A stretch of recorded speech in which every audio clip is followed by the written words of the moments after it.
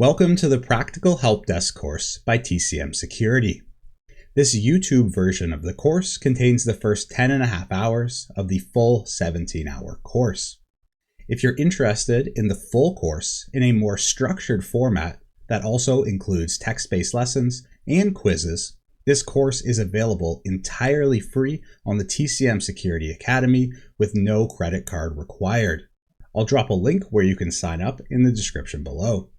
Without further ado, let's get started with the course. Welcome everyone to the Practical Help Desk by TCM Security. First off, I just want to say a really big thank you for both choosing to take this course and also to use the TCM Security Academy. We're really excited for you to be here. This video is going to serve as an introduction for the course where we will go over some of the prerequisites, a curriculum for the course, and also some housekeeping notes. Since I have been chatting for a little bit though, I should also probably start with an introduction for myself. My name's Andrew Bellini and I'm going to be the main instructor for this course. If you're linking up with me on social media or the TCM Security Discord, I go by the handle Digital Andrew. I'm a content creator here at TCM Security, and you might actually know me from my previous course where I teach about IoT hacking and created our IoT hacking certification. My background is actually in engineering, and I have a bachelor's of electrical engineering, and I'm also a licensed professional engineer here in the province in Canada that I live in. So just in case you're wondering what an electrical engineer who likes to do IoT and hardware hacking is doing teaching a help desk course, I'll go over some of my actual past experiences and the many different roles and jobs I've had over my career. So the very first actual position I held outside of school was about 4 years, and I worked as a project and support coordinator. In this role, I actually spent the majority, or at least 50% of my time, providing technical support for the product that we supplied, which was turnkey industrial data acquisition systems. This included everything from supporting the hardware, like the computers that we provided, all the way up to the operating systems and applications installed on them, like the databases, to actually supporting our own custom software, and even things like networking and all the basic stuff like having users call in and forgetting their password and needing resets. I learned a lot in this position providing support, including all of the soft skills and things like ticketing and what it takes to actually be in a help desk providing IT support. After that role, I took those skills and actually moved on to many other different roles, including working as an electrical engineer, being a technical trainer, and I've also worked as a software developer before making my way to TCM Security. If you want to link up with me or connect with me, then the best way to actually get in touch is through my website at andrewbellini.com. And if you want to actually connect with me, then the best way to do so is through LinkedIn. I love getting connection requests and seeing what people are up to, so please feel free to send me one. Okay, so enough about me. Next, let's actually chat about you, or what the course prerequisites for a student taking this course are. And there's actually none. So I'm being serious about this. This is designed to be an entry-level course. So there are no actual prerequisites for your knowledge or anything that you should have covered. We're going to go over everything that you need to know. We've specifically designed this course to prepare you for an entry-level IT position like a help desk technician or help desk analyst. Or even if you're not looking to actually land and work in a help desk role, this course has also been designed to give you the core foundational skills and prerequisite knowledge that you would need for a more advanced course like the Practical Ethical Hacking course or the SOC 101 course in the TCM Academy. If you want to get the most out of this course, there are some hardware requirements that you'll need to be able to follow along with the hands-on labs.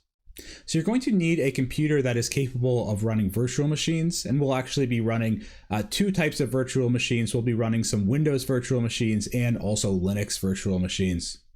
So there aren't any specific hard requirements that I'm going to go over for this. However, I will give some specific guidelines for what will at least give you a good experience. So I'd recommend a computer with a 64-bit processor that's at least running at 2.0 gigahertz or higher. In addition, I would suggest having at least 8 gigabytes of RAM. However, you'll probably get the best experience with 16 or more, but 8 should be okay. And then in addition to that, you'll need about 100 gigabytes of free disk space to be able to install those virtual machines. Of course, if you're not able to have a computer that meets these specs, then I would still suggest giving it a try. You may just not have the fastest experience with the virtual machines, but it's quite possible that they may still work. And also, you're more than welcome to just follow along and watch the videos as well if you're not able to run certain parts of the labs. So let's take a look at the course curriculum now. The first one is easy, that's what we're doing right now. The second section of the course will be an introduction to IT, where we'll talk about what IT actually means, the definition of it, and we'll also take a look at the role that IT departments play in modern businesses. We'll also take a look at some of the different positions within an IT department, and more specifically, we'll learn about what a help desk analyst or help desk technician does. After that, we're going to have an intro to computing section where we take a look at some of the core fundamentals of computer science and how computers actually work. Next, we'll take a look at taking apart a desktop computer so we can see all of the different parts that are inside of a computer, and we'll actually talk a little bit about troubleshooting and repairing desktop computers. After that, we'll follow it up by looking at laptops and seeing the differences between some of the parts and how we can repair or replace some of them. Next, we'll take a look at the main software that's installed on those computers, which is an operating system. We'll learn about some of the fundamentals of operating systems, like the difference between the kernel and user land, and also some key concepts like file systems and file types. Next, we'll learn about what virtualization is and how we can actually install our own virtualization software or hypervisor on our computer so that we can make use of it for the labs throughout the rest of the course. After that, we'll have a large section where we learn about Windows and some of the fundamentals of the operating system and how to perform some administrative and configuration and troubleshooting tasks. Next, we'll learn all about Linux, and we will also take a look at how to administer, configure, and troubleshoot Linux. After that, we'll have an in-depth section on networking fundamentals where we'll learn about all of the core concepts of networking like IP addresses and subnets and the different networking equipment like routers and switches. Next, we'll have a section learning about how to provide remote support and the different technologies that are commonly used in the IT department and help desk to actually connect to computers to perform remote support. We'll then take a look at ticketing and even install and self-host our own ticketing software so we can learn about some of the different features of how to actually create, close, comment, and assign tickets. Next, we'll have a section on security where we learn about some of the important topics for security that will be required in the help desk to keep our organizations and ourselves safe. Finally, we're going to wrap up with a lab where we actually set up an Active Directory environment and learn about performing some Active Directory administration on that environment. So that wraps up this introduction video. There's a few other quick housekeeping videos that are in this section of the course that I suggest you also check out. I'll see you over in those. I'm really excited to get started on this course. Welcome everyone. This lesson is just going to be a quick one highlighting the importance of note-taking and me making a very strong suggestion that you take a bunch of notes throughout this course. I actually wanted to do a whole separate video on this and not just include it in the intro video because I think it's a really, really important and core skill to have for anyone that's going to be working in IT or cybersecurity or really any tech field, and that is taking good notes. So it doesn't really matter what note-taking software you're going to use, and I'll actually link a video from our YouTube down below if you're having a hard time choosing the best one, where Alex Olson, one of our other content creators, just ranks through his favorite to least favorite note-taking apps if you want some inspiration. Personally, I use OneNote, so let's actually jump over to my computer and I just want to show you something here. So this is my personal OneNote here, and I have a lot of notebooks here. If I actually just open this up, you can see I create notebooks for like almost everything here. But one of the first notebooks that I actually created in OneNote here was for the Practical Ethical Hacking course. So that is a TCM course, and it's one of the very first ones actually that TCM released. And I took that course about 5 years ago. And you can see all of my notes here that I took, and this was at the suggestion actually of Heath, the instructor for that course. And I still actually go back to these notes frequently on a day-to-day basis. And so I'm so glad that I actually took them because they have been invaluable to me. So I'd really suggest that you go right now, pick a note-taking application, whatever that is, and just get it set up and be ready to take notes throughout this course. That wraps up this quick video on note-taking. I'll see you over in the next one. Welcome everyone. In this video, I want to introduce you to an awesome resource and community, not just for this course specifically, but also for cybersecurity or really just anything tech. and that is the TCM Security Discord server. So I'll drop a link to it down below where you can join through that. And let's just hop over there quickly because I want to show you a couple of channels. Okay, so I'm over in the Discord server right now, and in the main chat here, we do have a couple channels for chatting, and then there's also a Who Am I one. So I'd encourage you, if you're new to the Discord, then hop in here and drop a hi in. We've got a really friendly community. So it's nice to introduce yourself. And then if you scroll down into the channels, you notice we have this Academy free tier here. And then there is a channel for each of the courses. So we've got one here for the Practical Help Desk. And it's not quite open for chatting yet, but at the time of the release of this course, it will be, and you can go in here and ask questions. So just a heads up, for some of our other Academy courses in the paid tier, you will get support from the TCM security staff. However, for the free tier, we don't guarantee support. However, that doesn't mean that myself or someone else won't answer, and also the community here is excellent, so someone from the community may answer your questions or give you a hand as well. If you take a look down too, you'll notice that we've got all the other course channels here, but if you scroll down below them, there's channels for all different types of discussion, like computer networking, Linux programming, a bunch of info sections, even how to set up a home lab, or for careers and jobs. It's an awesome community. I really like being part of it. And if you're looking to get into tech or cybersecurity or any of those roles, I'd strongly recommend joining. That wraps up this quick video. I'll see you over in the next one. Welcome everyone. In this section of the course, we're going to have an intro to IT, where we learn more about what IT is, the definition of it, and what IT departments actually do inside of a modern business or organization. We'll actually start out by taking a look at a few definitions of IT and coming to an agreement on one kind of standard definition that we're going to use for this course. We'll actually take a look at some of the specific general responsibilities of most modern IT departments. And then we'll take a look at an org chart for an IT department and look at the different roles that make up an IT department and what some of their responsibilities are. After that, we'll talk more in depth about the role of a help desk technician or a help desk worker in an IT department and what they specifically take care of. That wraps up this quick section intro. I'll see you over in the first video. Welcome everyone. In this lesson, we're going to be learning about what IT means and the definition of it. And we'll also take a look at the actual roles and responsibilities of an IT department in a modern business or organization. So the definition of IT, or if you expand out the acronym, is that it stands for information technology. This is actually a very broad term, and it can actually encompass many different groups and roles across an organization. Generally speaking, the term can encompass all technological work at a company. So for example, a highly technical company that produces some sort of technology or software as an end product may actually consider or define things like their engineering team or software development teams to actually be part of the IT umbrella. In this lesson, and actually for the remainder of the course, we're actually going to focus on the more traditional IT department definition. So if you actually think for a second of businesses where they don't deliver a technical product as their end product, so things like, for example, a lawyer's office, maybe a hospital, a school, manufacturing facility, maybe even a call center or an insurance company, well, all of these businesses are still going to need a lot of technology, things like computers and phones and servers and their network to still function. And in these businesses, the IT department is responsible for administering, deploying, and supporting the technology that these organizations actually use to support their business functions, whatever that be. So of course, this can actually include a wide range of hardware and software, and you can probably just start to think of all of the things that an IT department would support inside of a business.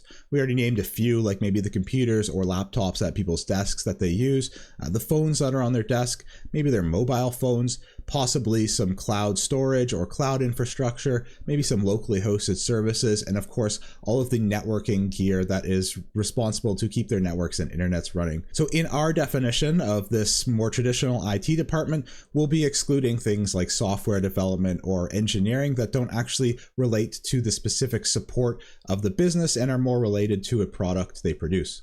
Of course, it's still valid to include these in the definition, but we're going to be looking at a more traditional IT department and focusing on the roles and support that they provide in this lesson. Okay, so what are those actual roles that an IT department plays?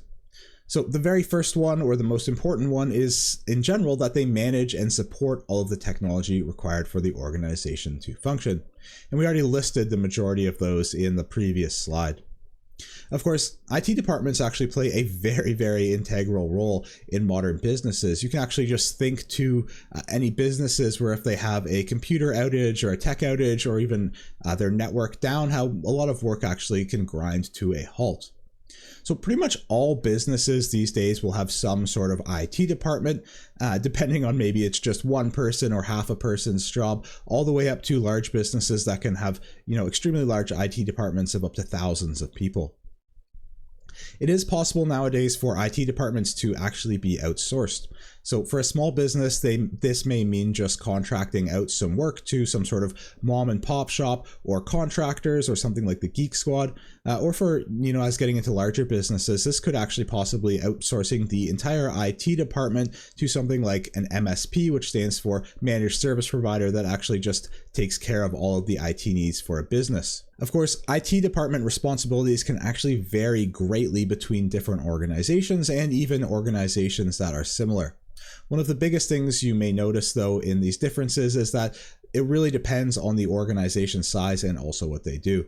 You could probably think of how an IT department's needs or responsibilities would greatly differ for a highly technical company that produces something like software or a technical end product versus a company like a law office or an insurance company where they're mostly just using the computers to support that business functionality. In this lesson, we're going to cover some of the very general responsibilities of an IT department, but please keep in mind and of note that these are just general responsibilities, and it's possible that they vary between orgs where some may have extra responsibilities or they may not actually take on the responsibilities here that are listed. So the very first one that pretty much all IT departments will do is infrastructure management.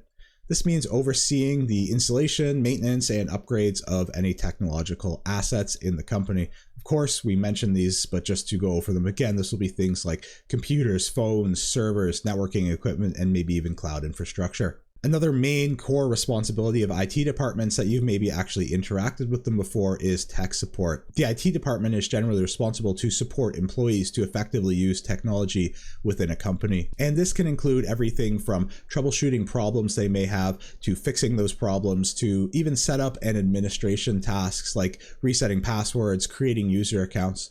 It can actually also include some training as well.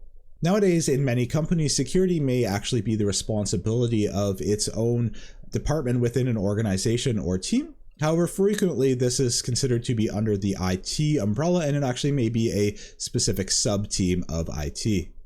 Of course, in IT itself, even if we're not specifically in the security organization or that sub-team, it's still going to be very important for us to keep security in mind, and we're going to still play an integral role in keeping the organization secure.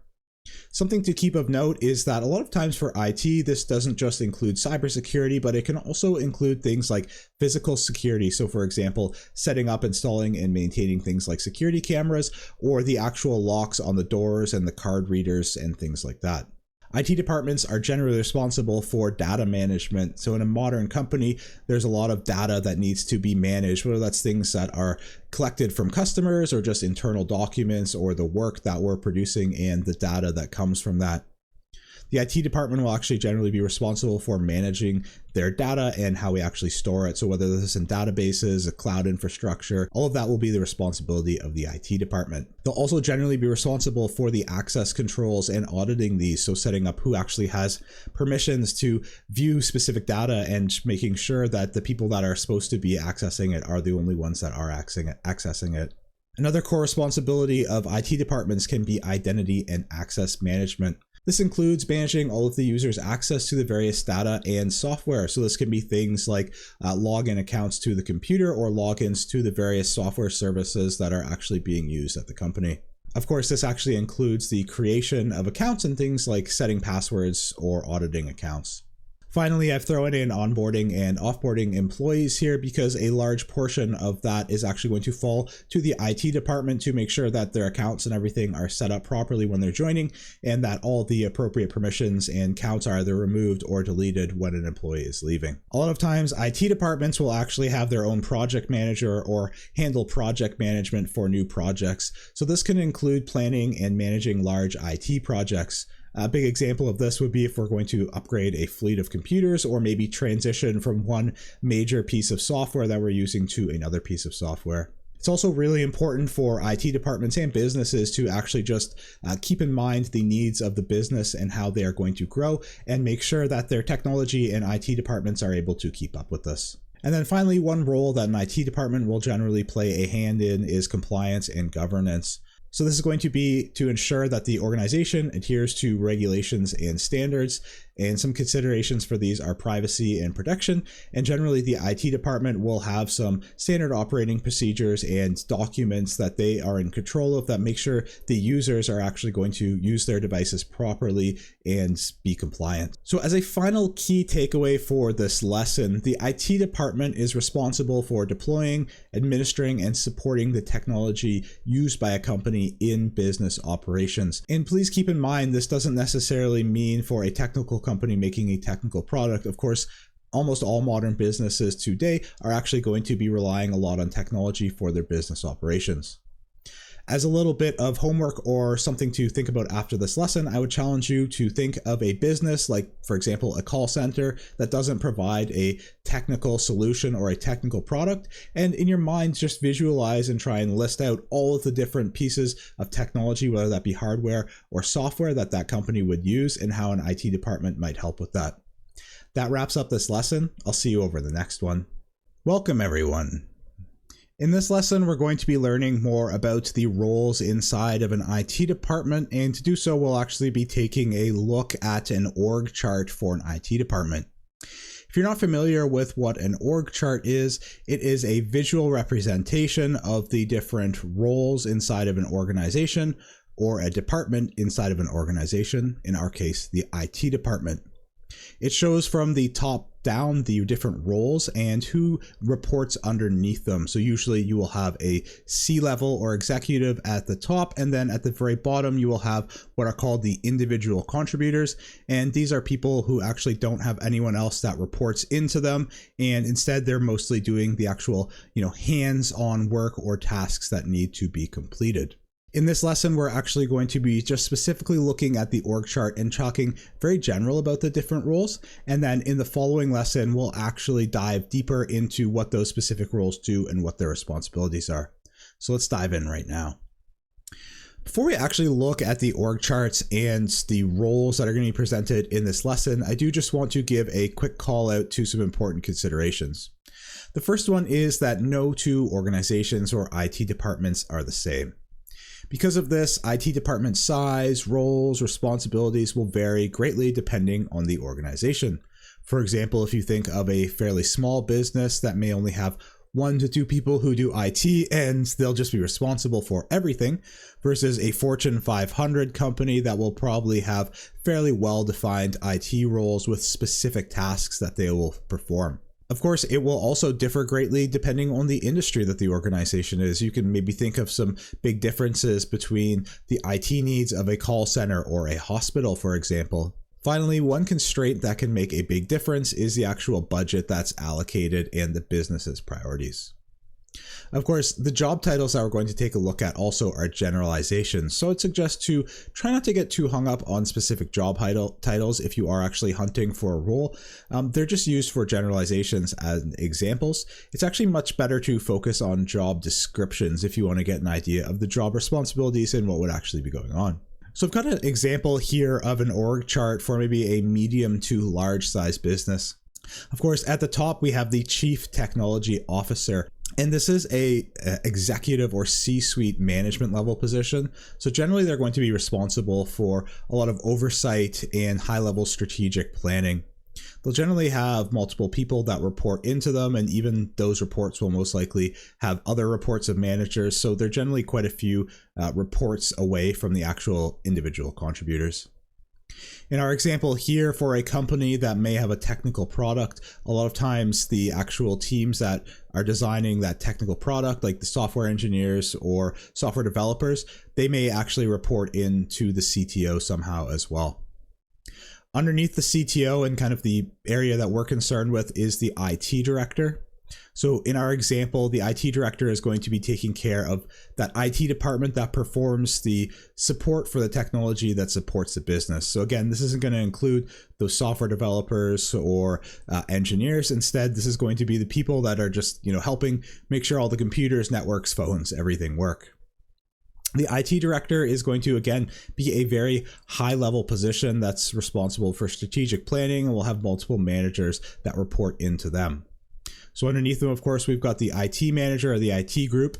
And the main thing that the IT manager or the IT group underneath the IT director is going to be responsible for is the actual infrastructure in the company. So you can think of things like servers and the network and any hardware. Underneath that IT manager, you'll see the more specific individual contributor roles that we'll take a look at further in depth. The other group or manager that reports into the IT director is the applications manager.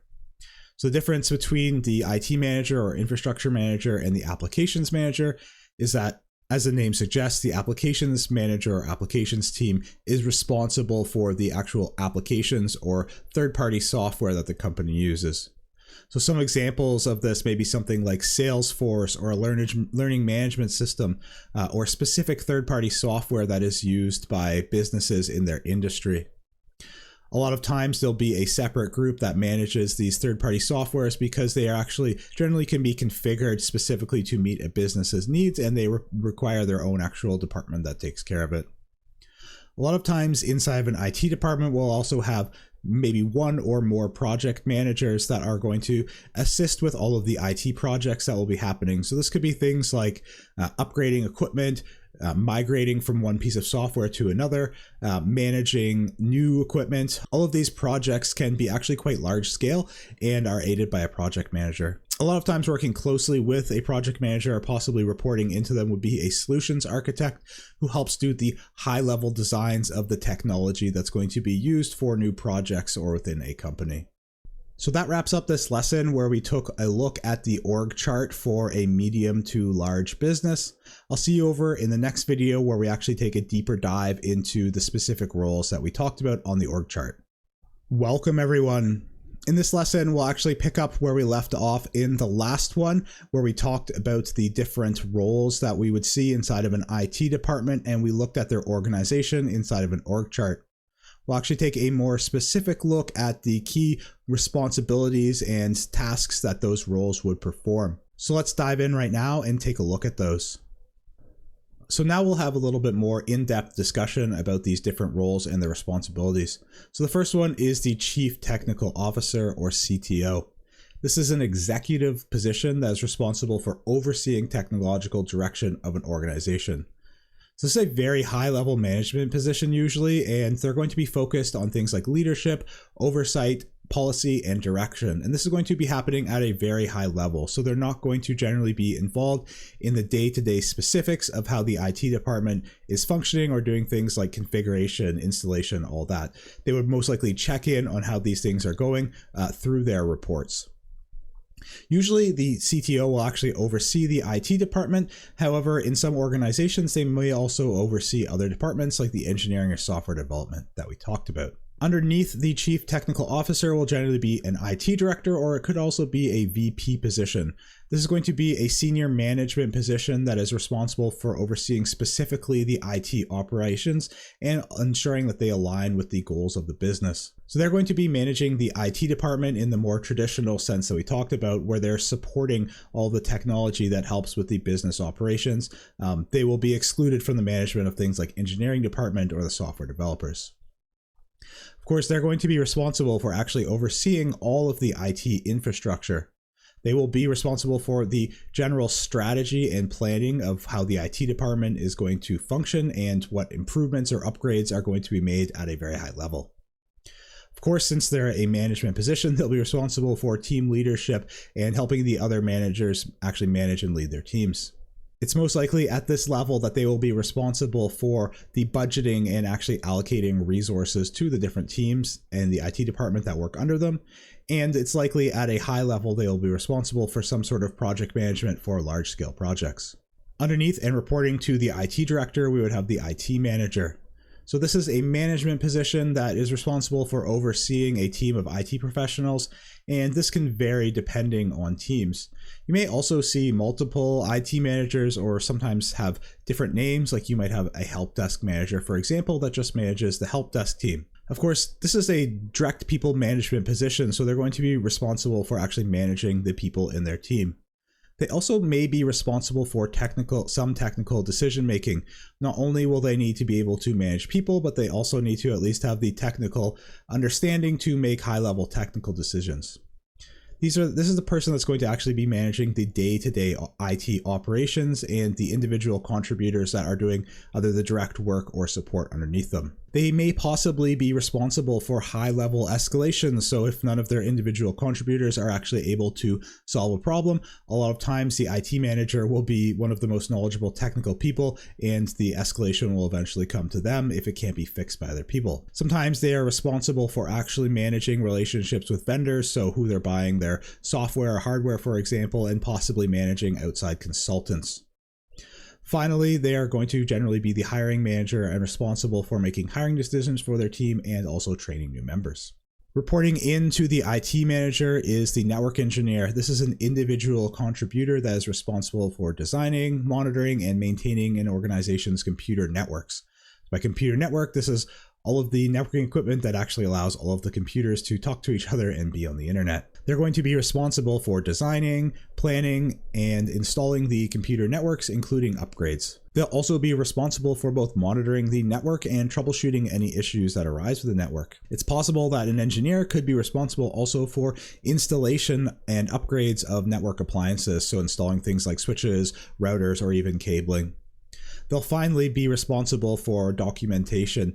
This is something you'll see in a lot of individual contributor positions, that I will include documentation because it's very important in IT to keep our documents up to date, and it's generally the role of most individual contributors to help out with this. Next up, we have the network administrator. This is a role that is generally more junior to a network engineer. However, it's likely that they actually won't report up to a network engineer. They'll probably still report to the same IT manager. This is, again, an individual contributor role who is responsible for maintaining and monitoring an organization's network. They're going to share a lot of the skills and responsibilities with a network engineer, with the main difference being that they are less focused on network design and implementation and more focused on the administration and monitoring of the network and any network maintenance that needs to be done. The next individual contributor position we'll look at is the system administrator. They're responsible for managing and monitoring an organization's infrastructure, usually excluding the network, as that would fall down to the network engineers and network admins. So they're responsible for managing, monitoring, and administrating infrastructure. So an example of this would be things like servers. They also will provide high-level user support. They'll generally be like a high escalation level for end user support for the infrastructure. They'll be responsible for things like system upgrades and patch management. They'll most likely also manage backups and recovery plans. They'll do asset management, so making sure we know what computers or asset we actually have and where they are. It's possible they may do vendor management, so working with vendors to purchase equipment or hardware that is required. And of course, just like all the other roles, they're most likely going to be having a hand in documentation and reporting. The next role is the IT technician. So this is generally a more junior role to the systems administrator, and they are an individual contributor who is responsible for supporting, installing, and configuring infrastructure and software. They will provide support for end users on hardware and software. They may do installations or configuration and updates of software and devices and hardware.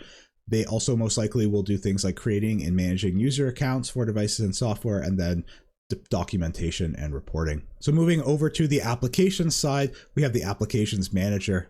This is a manager that's going to be responsible for overseeing management, installation, and support of software applications in an organization. They're going to oversee and manage third-party software applications. So for example, it could be things like an LMS, an ERP, something like, for example, Salesforce. They're going to be a lot of times the ones that manage vendors and contracts for the software. They also may have a hand in doing high-level support for escalation of problems that can't be solved by those reporting to them. A lot of times they'll be somewhat involved in the project management of new software or upgrades, and of course they're going to have a hand in documentation. Generally, reporting into the applications manager will be a database administrator. This is another individual contributor role that's responsible for administration, configuration, and support of the organization's databases. So they'll be responsible for designing, creating, and maintaining data structures to support the org's data and application needs. A lot of times you'll see the database administrator working in the applications team because these third-party applications are actually going to need a database to run on top of and store all of the data. They'll of course monitor and analyze database performance. They may also be responsible for implementing access controls for the data, and they're going to actually probably work with third-party vendors and other teams to actually integrate the databases to work with that software or the people that need the data for things like reporting. Also reporting into the applications manager and on the apps team is an application analyst. This is another individual contributor role that is responsible for configuration and support of those software applications, usually some sort of third-party software.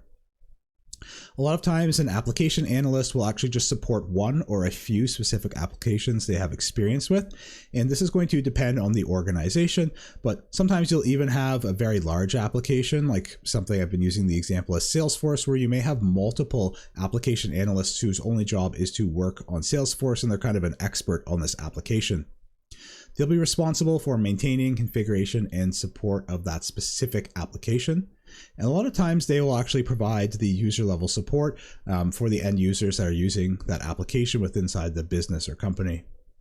They'll also most likely be responsible for training end users on how to use this software and perform advocacy for how that software can be used and making sure that everyone in the company knows about all of its uses and the best ways that it can support the business. They'll also most likely be tasked with writing documentation specific to that software and how the company uses it so that end users can rely on it. Next, we'll take a look at the project manager. So as I mentioned previously, large-scale IT departments can have a lot of somewhat large projects on the go for doing things like hardware upgrades or migrating to a new piece of software. And sometimes these large projects will actually require a project manager to help them run smoothly. The project manager is responsible for the planning and oversight of these large IT projects, such as deployment of a new application or infrastructure. So prior to the project, they're actually going to be responsible for planning the implementation of that project. They will be responsible for stakeholder management, so making sure they talk with the end users who are actually going to be using the software and all of those various stakeholders. They will also be responsible for resource allocation, budget and time management, so making sure we're not spending too much money or going outside of the schedule for it. And an very important part of their role will be the communication between teams. A large IT project may require some input or work from the IT team with installing some new infrastructure, and they may also have a third-party software which requires a database, so they would need some help from the apps teams in the various positions inside of that team. They will also write a lot of documentation, usually to make sure that everyone can keep track of what's going on in the project and get any of the details that they need. Finally, we have the solutions architect. This is usually an individual contributor position that's responsible for high-level design and oversight of an IT solution. Some things they'll be responsible for are requirements analyses, so making sure they understand what requirements and software and hardware and technology are actually needed by the business and the end users. They'll be responsible for high-level design of technology solutions, so they're not actually going to be the ones usually that are running the wires or configuring things, but they will be the ones making the selection of the technology that's used and how those are going to be integrated together. So again, this was just a really high-level generalization to give you an idea of some of the roles that you'll see in an IT department and what they do and kind of the progression of those roles. You may notice that there was one, really big role that was left off here that I didn't go in detail in, and that is the role of a help desk worker or help desk analyst. And that's because we're actually going to have a whole other video that's entirely just on what a help desk person does. So that's what we'll cover in the next video. I'll see you over in that one. Welcome everyone. In this video, we'll pick up where we left off in the last video, taking a look at the responsibilities of some of the different roles in an IT department. And more specifically, we'll be doing a deeper look into the roles and responsibilities and day-to-day tasks of a help desk technician or help desk analyst, as you might hear it called. Just a really quick reminder again that this is of course a generalization, and this is going to vary from help desk technician or help desk analyst job to job. We'll actually be taking a look at some job postings and job descriptions after in the next video. So if you really want to see what's going on in your area or the jobs you'd be applying for, then I definitely suggest checking those out. Let's dive more into the specifics now. So of course, the help desk role is an individual contributor, and they are generally responsible for providing technical support and assistance to end users, either within an organization or potentially sometimes outward facing to customers that require support for a product. They're going to be the frontline support for technical issue to end users. A lot of times they will be troubleshooting hardware, software, network, and other issues as required. Sometimes they will do password and account management, a lot of times things like password resets or helping users that have forgot their password. Customer service almost always plays a very big role in the help desk position because you are going to be the actual face of the company or face of your IT department that's going to be the first one and potentially the only one to actually interact with a customer, whether that's on the phone, email, or ticketing, or potentially even in person. And by customer, this can actually mean a direct customer to your business if you're providing support for a service. However, even on internal IT teams where you're providing support to another member of the company, they're still technically a customer of the IT department. And I think this is a really good thing to keep in mind or think about, that, you know, the other people in your business that are getting help from the IT department, they're still your customers, and it's best for us if we keep them happy. Another important aspect of working in the help desk is the escalation of support to higher levels. A lot of times help desk positions and even other IT roles will be tiered in such a way that you'll see them like level 1, level 2, level 3, or maybe in sort of a junior or senior role. A lot of times you'll see help desk labeled as level 1, level 2, and level 3. The level 1 help desk technicians will kind of be the front line and triage that get the majority of tickets or questions or support issues, and they will try to solve them, but they need to know when to actually escalate these up to the higher levels, and also to keep good documentation and their tickets up to date so that when they do escalate these, there is no need for duplication of work by the higher level roles that will pick up the ticket. A lot of times help desk users will actually be responsible for helping to install or configure software, and they'll generally be responsible for keeping good documentation and maintaining things like knowledge base articles, especially when they do something new or solve a new problem, work on something new. It will generally be the norm that they'll create a document that will help the next person that needs to do that. So taking a deeper look at this frontline technical support, the help desk is usually going to be that first point of contact when a user is having an issue or needs support. Regardless of how complex or easy that issue is or what it is, a lot of times it's first going to go to the entry level or the level 1 help desk positions. The support will generally be assigned or tracked via a ticketing system. So if they're calling in, then it's going to be the help desk's person's responsibility to actually generally create a ticket and put the information in, or it might come to them already through a ticket if it's coming through like a web portal or email or something like that. The support can be provided through a lot of different ways. So you might be doing it over the phone. We might be doing it virtually through a chat or maybe some sort of remote control software, or it could actually even be in person by walking over to the person's desk. A very large role of a help desk technician is performing troubleshooting. So a lot of times users will be calling in with a problem that they have and they're requesting assistance to fix it. So this can range from troubleshooting everything from hardware, software, networking, or even other like miscellaneous items that the help desk takes care of.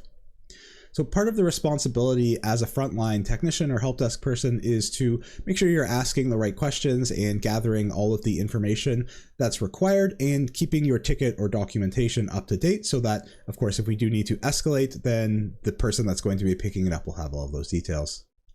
A lot of times there will be actually documentation created already that walks through what questions to ask or things to try based on symptoms you're hearing. One thing you will probably do a lot of if you end up working in help desk or that help desk technicians frequently help out with is password and account management. One of the big ones is actually just helping people who have either forgot their password or gotten locked out with password resets.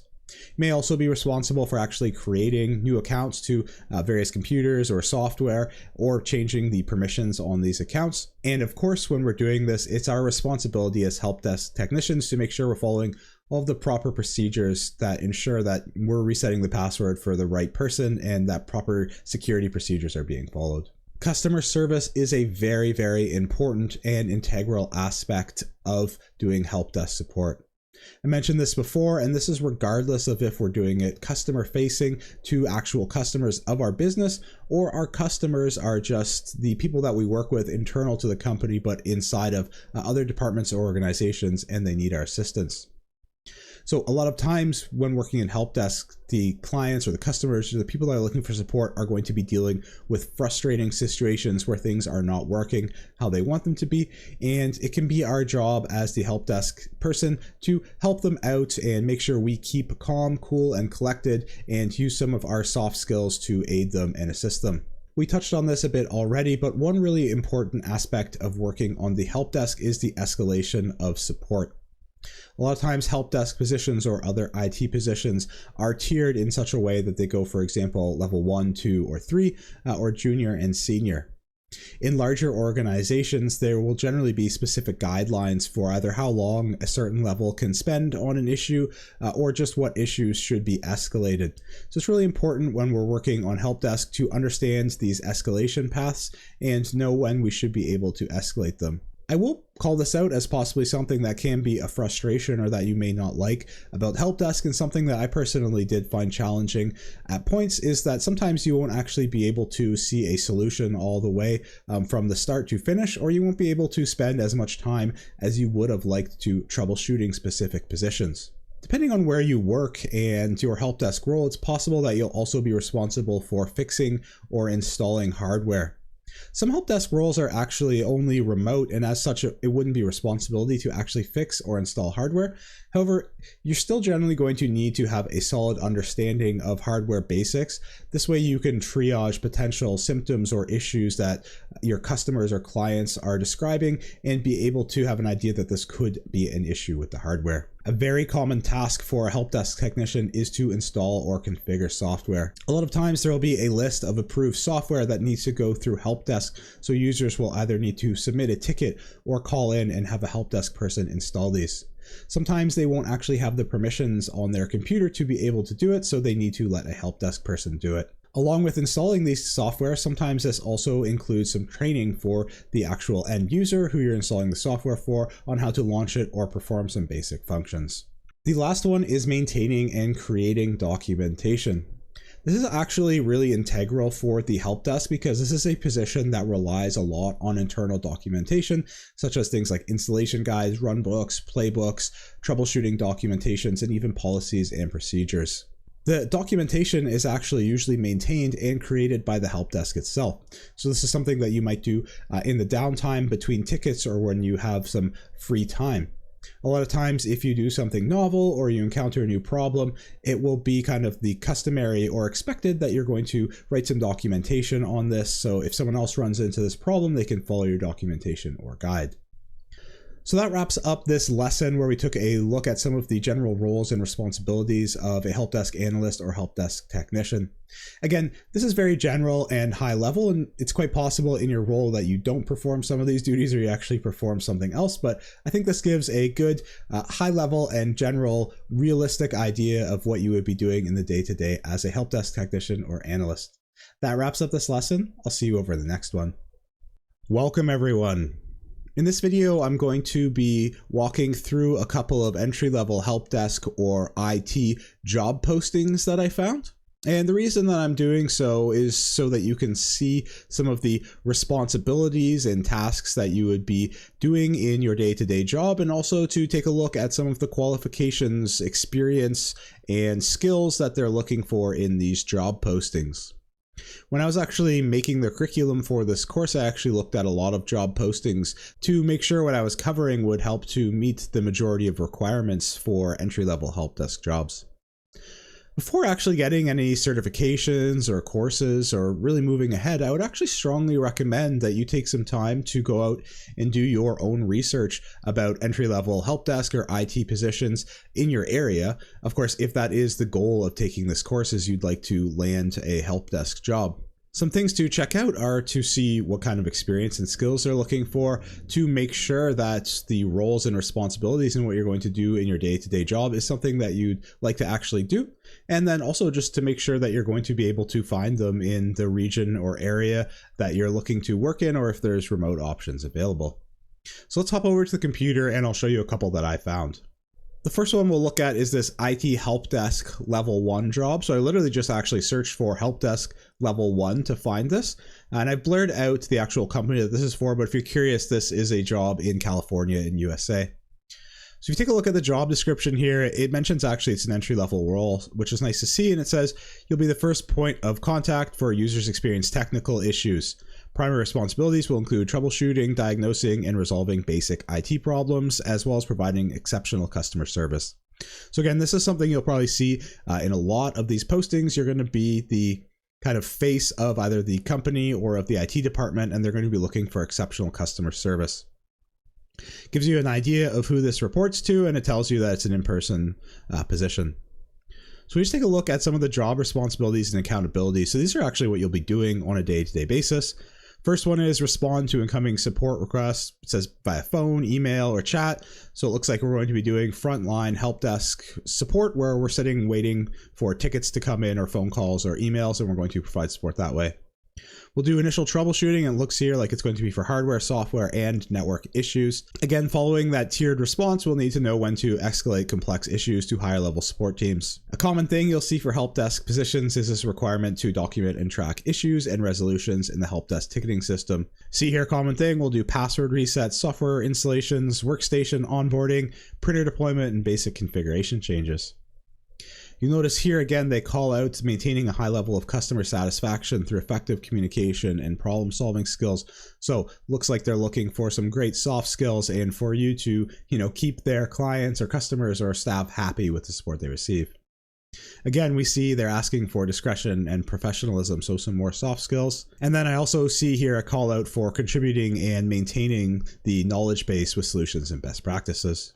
If we take a look at the qualifications, they're pretty entry level, which is nice to see. A basic understanding of computer hardware, operating systems, and software applications. Good problem solving skills. Again, we see these excellent communication, interpersonal skills, experience with customer service. Looking for some familiar with a help desk ticketing system and remote support tools. And it's asking for a high school diploma or equivalent and maybe some technical certifications. So these are just some common ones here. Of course, we get a few more details about where you're willing to work and legally authorized, but this seems like a very reasonable IT help desk level 1 position. And if you dig around, you can find lots like this. I've got another one here that's actually from Canada, not too far from where I live. And I thought this was another good representation of what you would see for a help desk position. So you see here, it's actually called desktop support technician. And this is another job title that I'll commonly see for entry-level IT kind of like help desk positions. So looking at the position summary here, we see that telling us who we're supervising and that we're going to be evaluating, troubleshooting, and providing technical guidance for hardware, software, desk phones, mobile devices, desktop, and application support. It just gives us an idea of all the technologies here. If we take a look down here, the major tasks, we have troubleshooting and support, again, very high up in this role. Going to be using the help desk software to track, monitor, and maintain. So again, we're seeing that help desk ticketing software. Replace, repair, deploy, and update end user hardware, software, and peripherals. Determine required course of action when resolving incidents. Providing support to users in a professional, timely, and efficient manner, ensuring completion. So again, looking for those soft skills. Assist with the maintenance of IT assets and inventory records, provide phone and voicemail support to all of the staff, and use IT resources as needed. And we see a few things here about working in conjunction and communication. So definitely looking for those soft skills.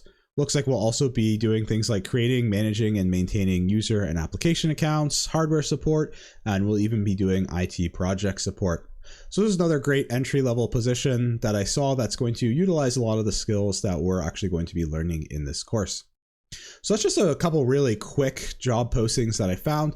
Luckily, there's a lot of need right now for entry-level IT and help desk positions. So if you search around on places like Indeed or LinkedIn or wherever your favorite job postings are, you'll probably be able to find a bunch of different postings, and they'll give you an idea about what's available in your market. That wraps up this lesson. I'll see you over the next one. Welcome, everyone. This video is just going to be a quick outro for this section where we had an intro to IT and learned about what an IT department does. More specifically, we actually started by taking a look at the definition of IT and learned about the definition of an IT department that we're going to use throughout this course and some of its core responsibilities. We then took a look at a generalized org chart for a medium to large IT department and started to identify some of the different positions and areas inside of an IT department. After that, we did a deeper dive into those specific positions and we took a look at what the roles and responsibilities of them are. We then did an even deeper dive, taking a look at the key responsibilities and daily tasks of a help desk technician or help desk analyst to help give us an idea about what that role would actually look like and what we would be performing in our day-to-day. After that, we went ahead and looked at some job postings for entry-level help desk positions to make sure that we're matching up our learning with the actual skills that are required and experience that's required in these job postings. Again, I would really strongly suggest, if what you're hoping to get out of this course is to land a job in help desk or as IT support technician or some other entry-level IT role, that you go out and actually do your own research about what job postings and what job availability there is inside of your region or regions that you want to work in. It's going to be really beneficial to see the skills and things that they're asking for so that you can actually line up any learning or courses or certifications that you take with those requirements. That wraps up this section of the course. I'll see you over in the next one. Welcome, everyone. In this section of the course, we're going to discuss computing and learn about the fundamentals of how computers work. Of course, as you're watching this video right now, you're interacting with a computer.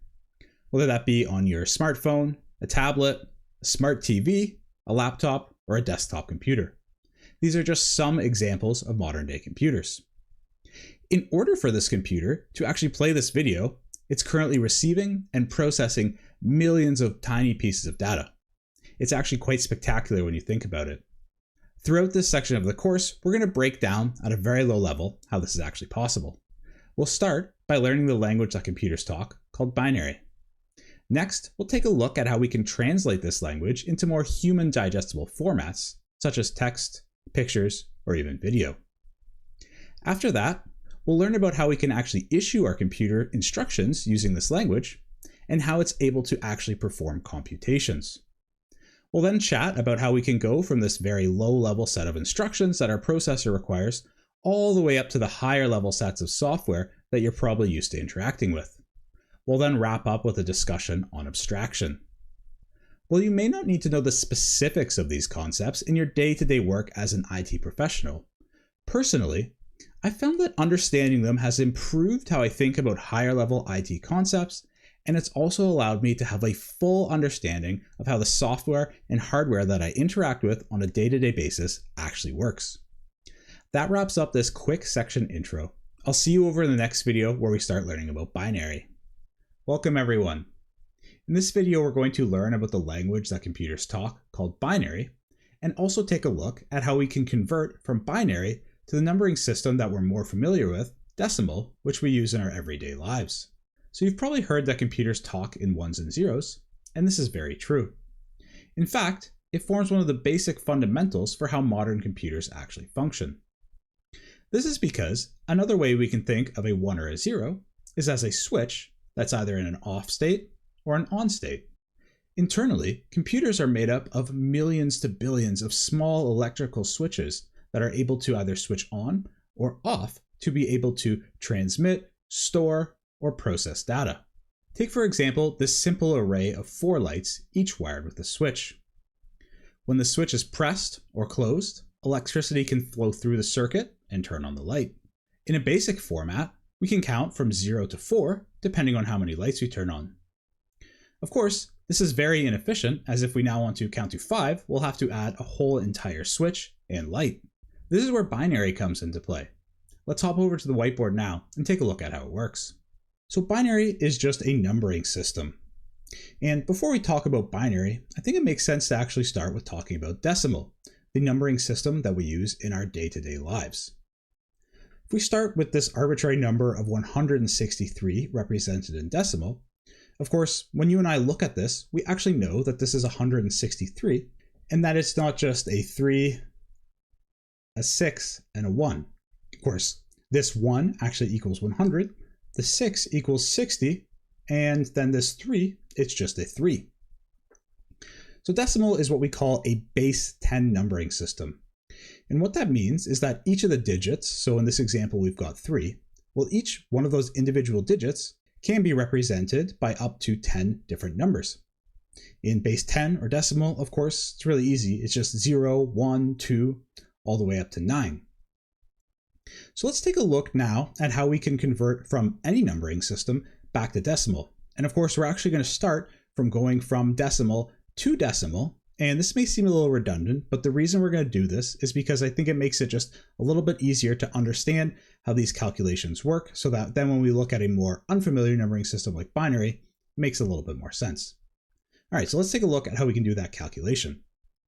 The first thing that we need to do is we're actually going to number the position of each of these digits.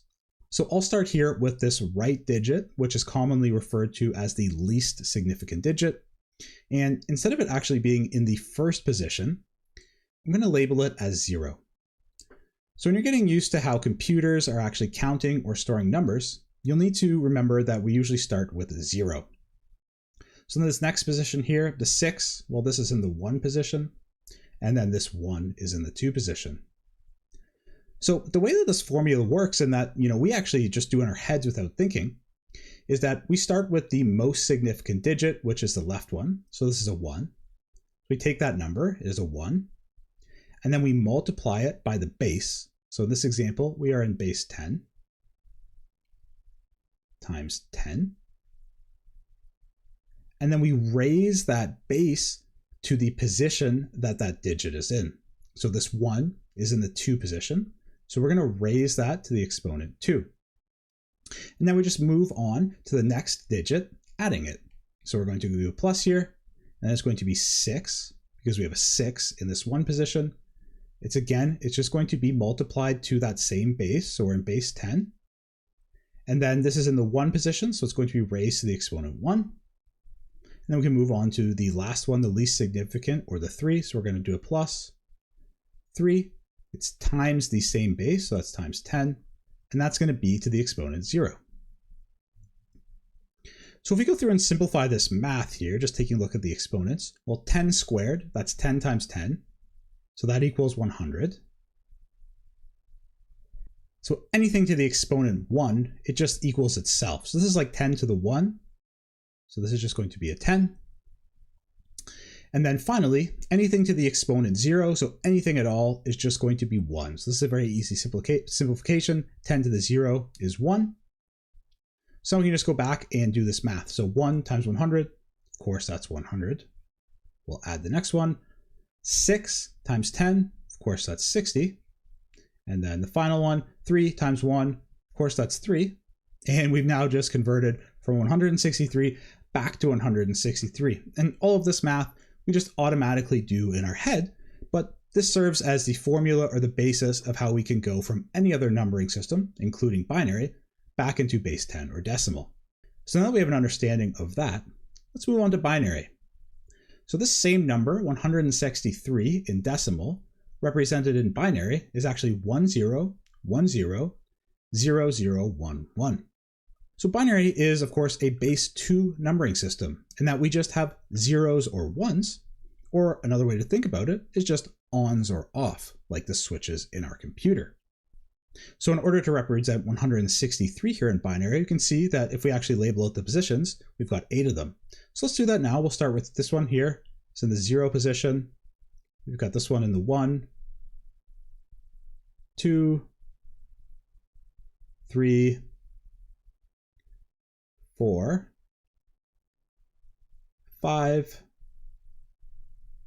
6, and then our most significant digit here is in the 7 position. So let's work through how we can use that exact same formula that we did above to go from binary back to base 10. So starting with this most significant digit, of course, we've got a 1 here. So we're going to go 1 and times 2 because we're in a base 2 numbering system. And that is to the exponent 7. So the nice thing with binary and that we just have these 1s and 0s is that anytime we have 0, of course, 0 times anything is going to be 0. So we can just disregard all these zeros. So I'm just going to cross them out because we don't actually even need to worry about them. All right, so the next one that's not 0 is the 5th position here. So we'll just do plus 1 times 2 to the exponent 5. We'll skip over the 4, 3, and the 2 positions because they're all zeros. So let's add that 1 position. So that's again going to be 1 times 2 to the exponent 1 plus 1 times 2 to the exponent 0 for that final 0 position. All right, let's go through and simplify these. So 2 to the exponent 7, if you actually punch this into your calculators, that's going to be 128. 2 to the exponent 5, well, that is 32. Of course, we know 2 to the exponent 1, that's just 2. It's like doing 2 times 1. And anything to the exponent 0 is 1. So 2 to the exponent 0 is 1. And then, of course, all of these are already just times 1. So it's very simple for us. We can just continue on with adding them up. 128 plus 32 plus 2 plus 1. And that adds up, of course, to 163. So we can now see how we can take that exact same formula and go back in from base 2 to base 10. So another way to think about this, and the way that I actually think about binary, is that each of these zeros or ones are actually switches, and they turn on or off the value that is represented by the placeholder of that digit. So for 0, of course, that's a 1. For this 1 position, well, that's 2. Then we go 4, and we just keep continuing going on, doubling like that. 8, 16, this one's 32, 64, and 128. And then when we're calculating back, if we have a 1, we just add the number that is represented by that place. And if we have a 0, we can just ignore it. And if we were to keep counting here, we would go 256, 512, 1024, and so on. So that shows how we can calculate from binary to decimal and what this binary number actually represents. Of course, we went from here 3 digits, 163, all the way up to 8 in binary. And it does start to get a little bit difficult when we have a lot of numbers that we're representing to actually read and make sense of these. So there is a shorthand that we frequently use and that you will see to represent binary, and that is called hexadecimal, which is another numbering system. If we take a look at 163 in hexadecimal, well, that is A3. And hexadecimal is a base 16 numbering system. And the way that works is we actually use all of the same numbers from decimal or base 10. So 0, 1, 2, all the way through to 9. But then when we get to 10, instead of flipping over to the next digit like we do at decimal, we actually have more numbers that we can use to represent. And that is A for 10, B for 11, C for 12, D for 13, E for 14, or F for 15.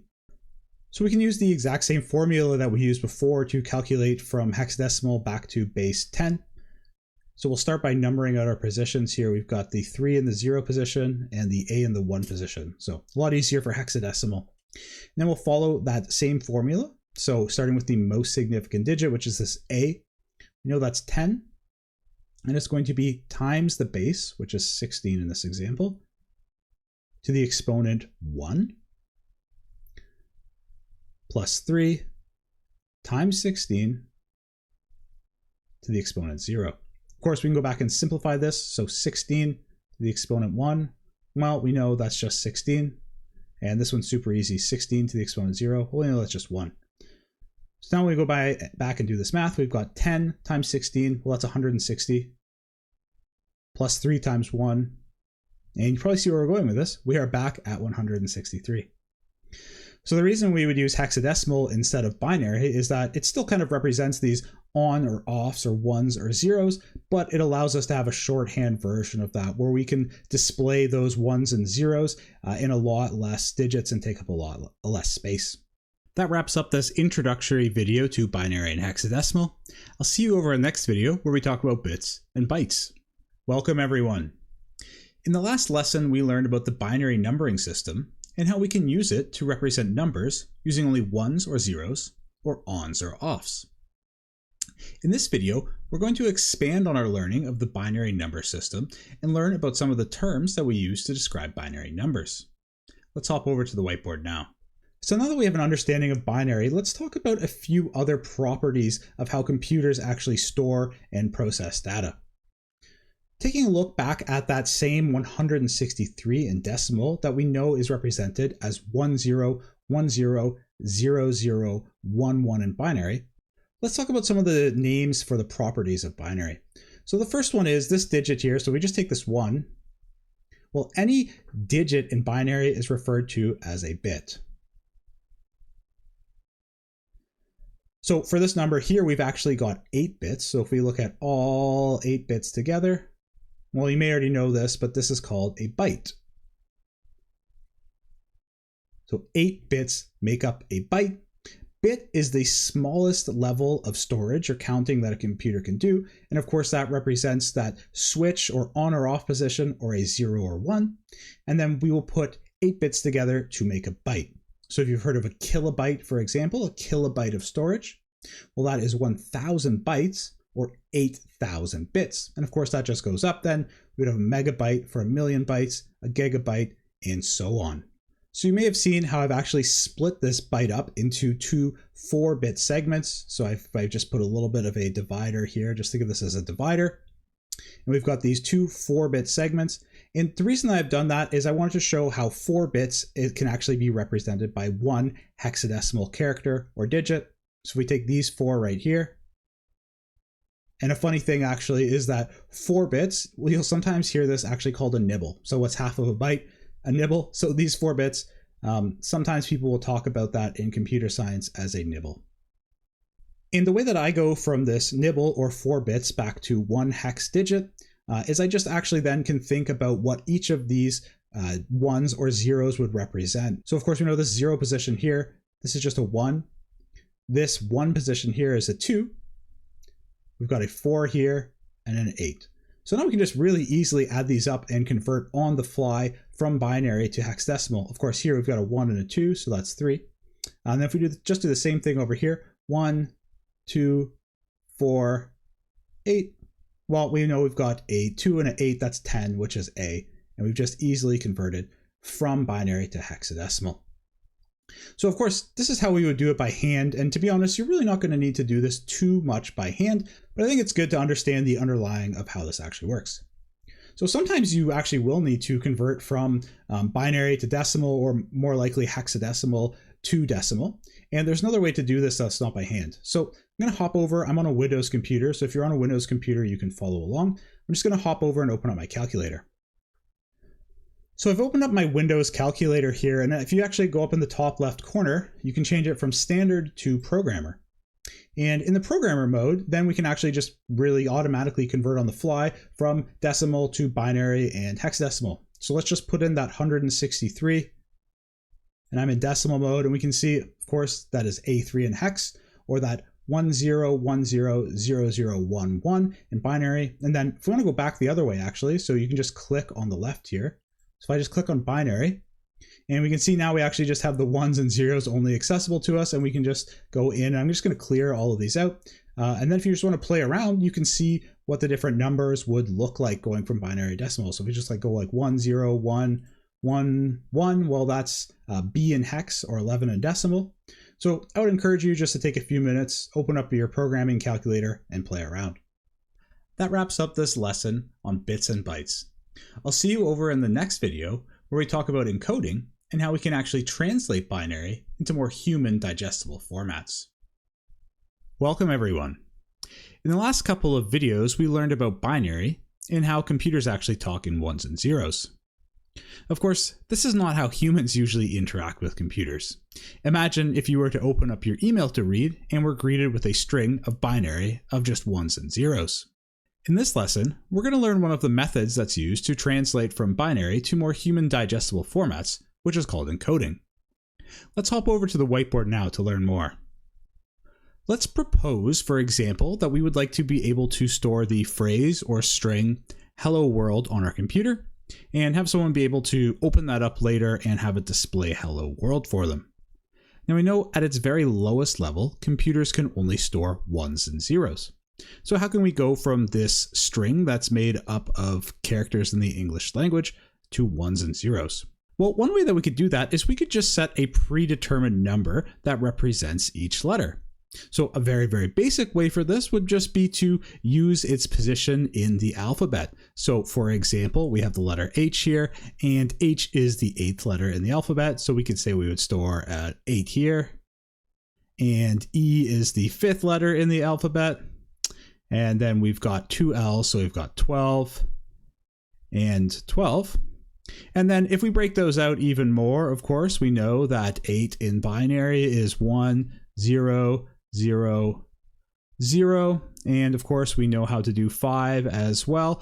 That number 5 is 0, 1, 0, 1. And then we could do so on for the 12s and, break out the O, and this would be a valid way for us to be able to store this, so long as the person or the computer that's actually opening up what would turn into this string of binary actually knows the format that we saved it in and is able to map those numbers back into the characters that we intend them to. So this method of mapping numbers, or what are essentially binary sequences, to different other formats is called encoding. One of the very first formats of encoding ever created was ASCII, which stands for American Standard Code for Information Interchange. And ASCII actually works in a very similar method to the theoretical encoding that we just took a look at on the whiteboard. Let's hop over to a table and take a look at how ASCII is actually represented. I've just hopped over to the Wikipedia page for ASCII, and if you do want to learn more about ASCII in depth, then this is a great resource to read through. However, what I'm most interested in is the table that shows how the encoding works. So if we just scroll down to the middle of the page,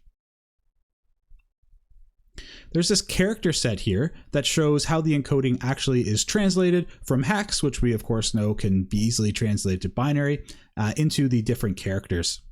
So just to give you a quick rundown on how this table works, it's actually a grid format, and we have 0x here. This denotes that it's going to be in hex and that it's in that first hex position only. So what 0x0, for example, means, well, that's 0 in hex. 0x1 is 1, 2, 3, all the way up to F in hex. And then when we hop up to this 1x, for example, well, that's just saying we're going to add a 1 in the most significant digit. So 1, 0 would be 1, 0 in hex, for example, 1, 1, 1, 2, 1, 3. As we go up to 2, it's the same. So 2, 0, 2, 1, 2, 2, all the way down here to 7x. That's the highest. So 7f is the highest character in ASCII. So ASCII functions in a very similar format to that theoretical encoding that we were just looking at in the whiteboard. The biggest difference is, of course, at the start, instead of starting with the letter A, we start with a bunch of various control characters. So we see here we have the null character. We also have characters to represent all the different punctuations that we could use. And of course, we have characters that represent actual decimal numbers. And then, of course, we do have a distinction here between capital letters and lowercase letters. So we can see, for example, the H that we started with in Hello World, well, this would be 4x8 in hex. And then if we go down here, well, we've got E, and this would be 6x5, and our L over here would be 6xc. So if you want to, you can go back to that Hello World, and I would encourage you to, and then you can translate all of that into the ASCII character sets. So ASCII is a fairly old format of encoding, and it's still kind of used today. Mainly we use another format called UTF, which is an extension onto ASCII so that we can add more characters and even things like emojis, but the concept and the principles are still very similar. So ASCII or UTF allows us to represent text using binary or hexadecimal, but how about for pictures and videos? Well, there's actually many encodings that we can use to represent colors using just binary or hexadecimal values. I'm going to hop over now to an interesting website I found that helps visualize one of these encodings. If you want to follow along, I'll link it down below. This website gives a really great visual representation of how RGB encoding works. So RGB stands for red, green, and blue. And the way that the encoding works is that we can make any color just by combining a certain amount of red, green, and blue. And the way that we actually encode that is we just give a numeric value to the amount of each color that should be included. So for example, in white, we actually just include all of the colors, which makes sense because of course white is just all of the visible colors on the spectrum. And if we take this slider here and go all the way down, well, we have black, which is none of the colors on the spectrum. So we have 0, 0, and 0. If we want to go somewhere in the middle or for a lot of red, we can see that if we go up in the top here, we add mostly red and very little green and blue. Of course, we can move this slider as well, and as we move this slider, our shade changes, and we can see the numeric values change. As we go more into the green here, we can see that our green increases, our red decreases, and our blue decreases. Of course, we can also represent these not just as their RGB values in decimal, but we can also represent these as a hexadecimal value. So this one, for example, is 18F010 in hex. And this is how then we can actually take colors and represent them in hex, which of course we can represent in binary. So RGB allows us to encode colors, but what if we want to turn those colors, for example, into a picture? Well, if we think of our monitors as just being a collection of pixels with where each pixel can display a color, and those pixels are arranged in an array, well, we can represent each one of those pixels with an X or Y coordinate, which can easily be translated into a number. And then all we need to indicate then is which color, which we can already encode, needs to be displayed at each array location.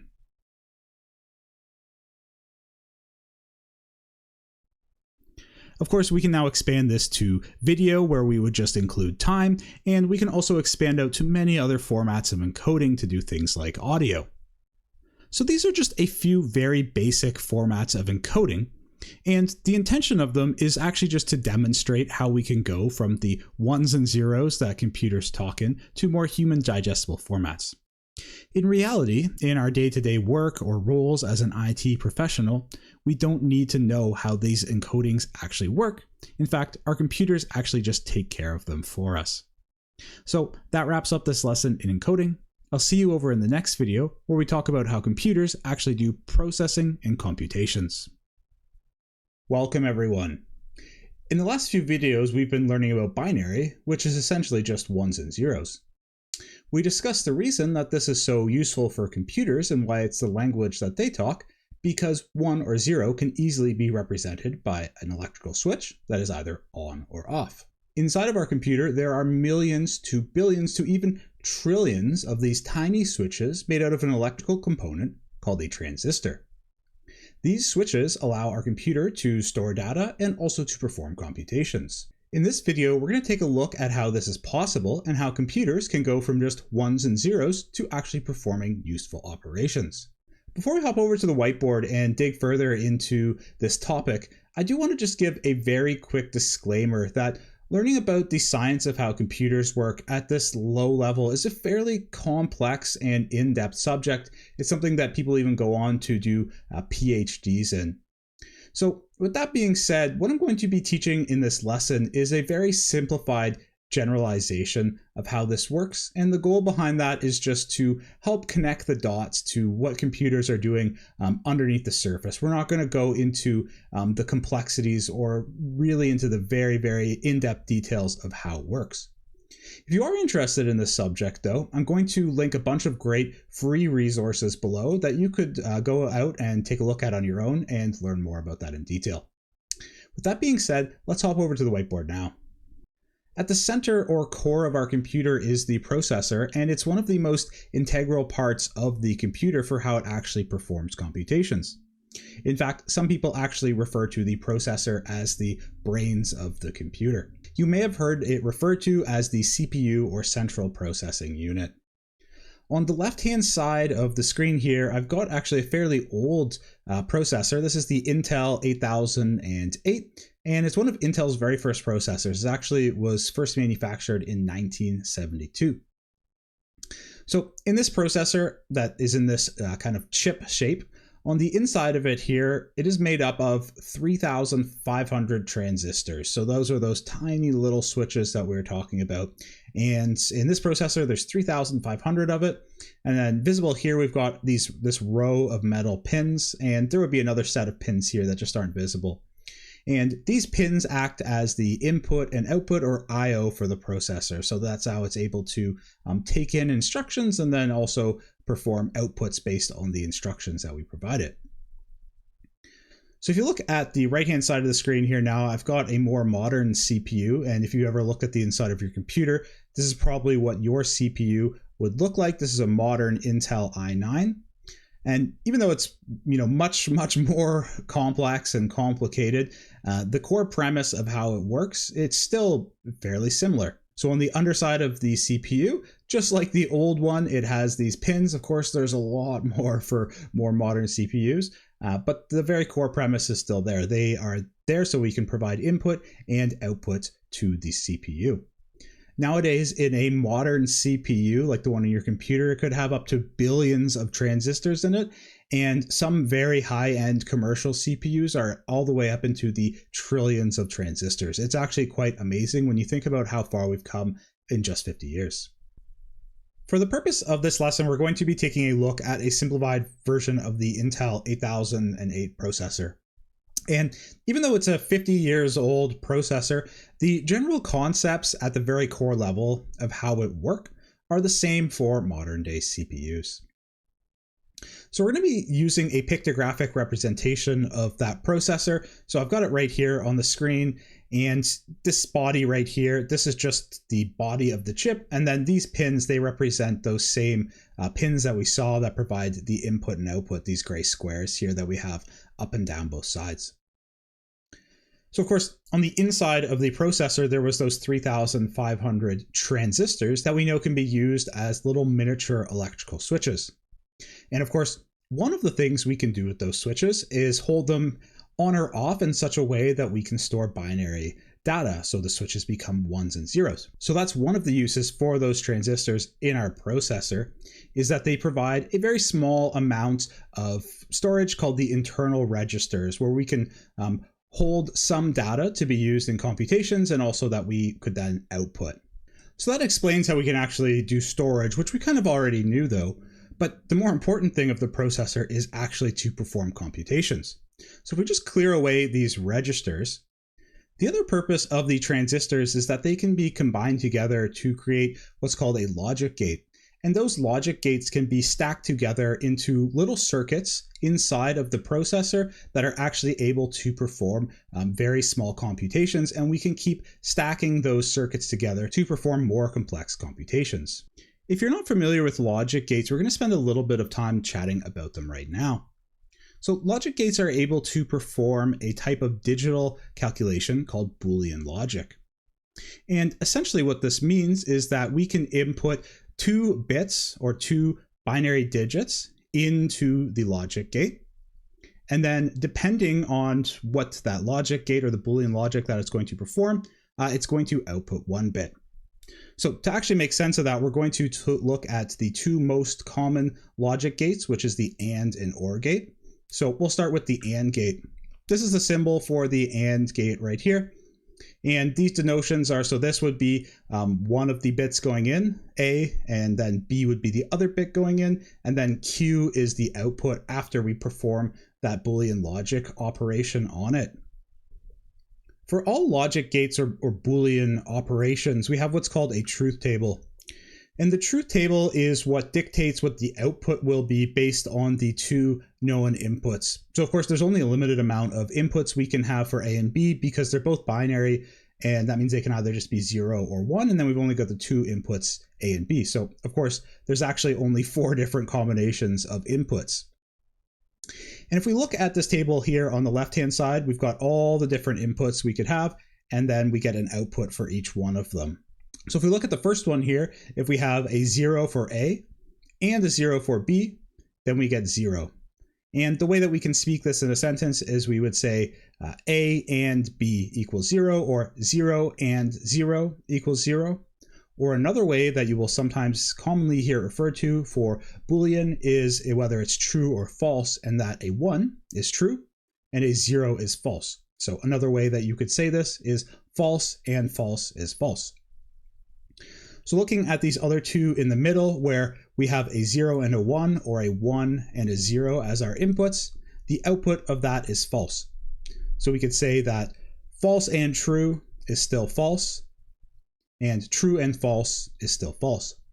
So one way that I like to think of the AND operator, and that helps me remember the outputs of it, is that it's like multiplication. So 1 times 0 is 0, 0 times 1 is 0, and 0 times 0 is of course 0. The only way that we can have a true or a 1 for an AND gate is if both the inputs are true. So we need A and B to be true for the output to be true.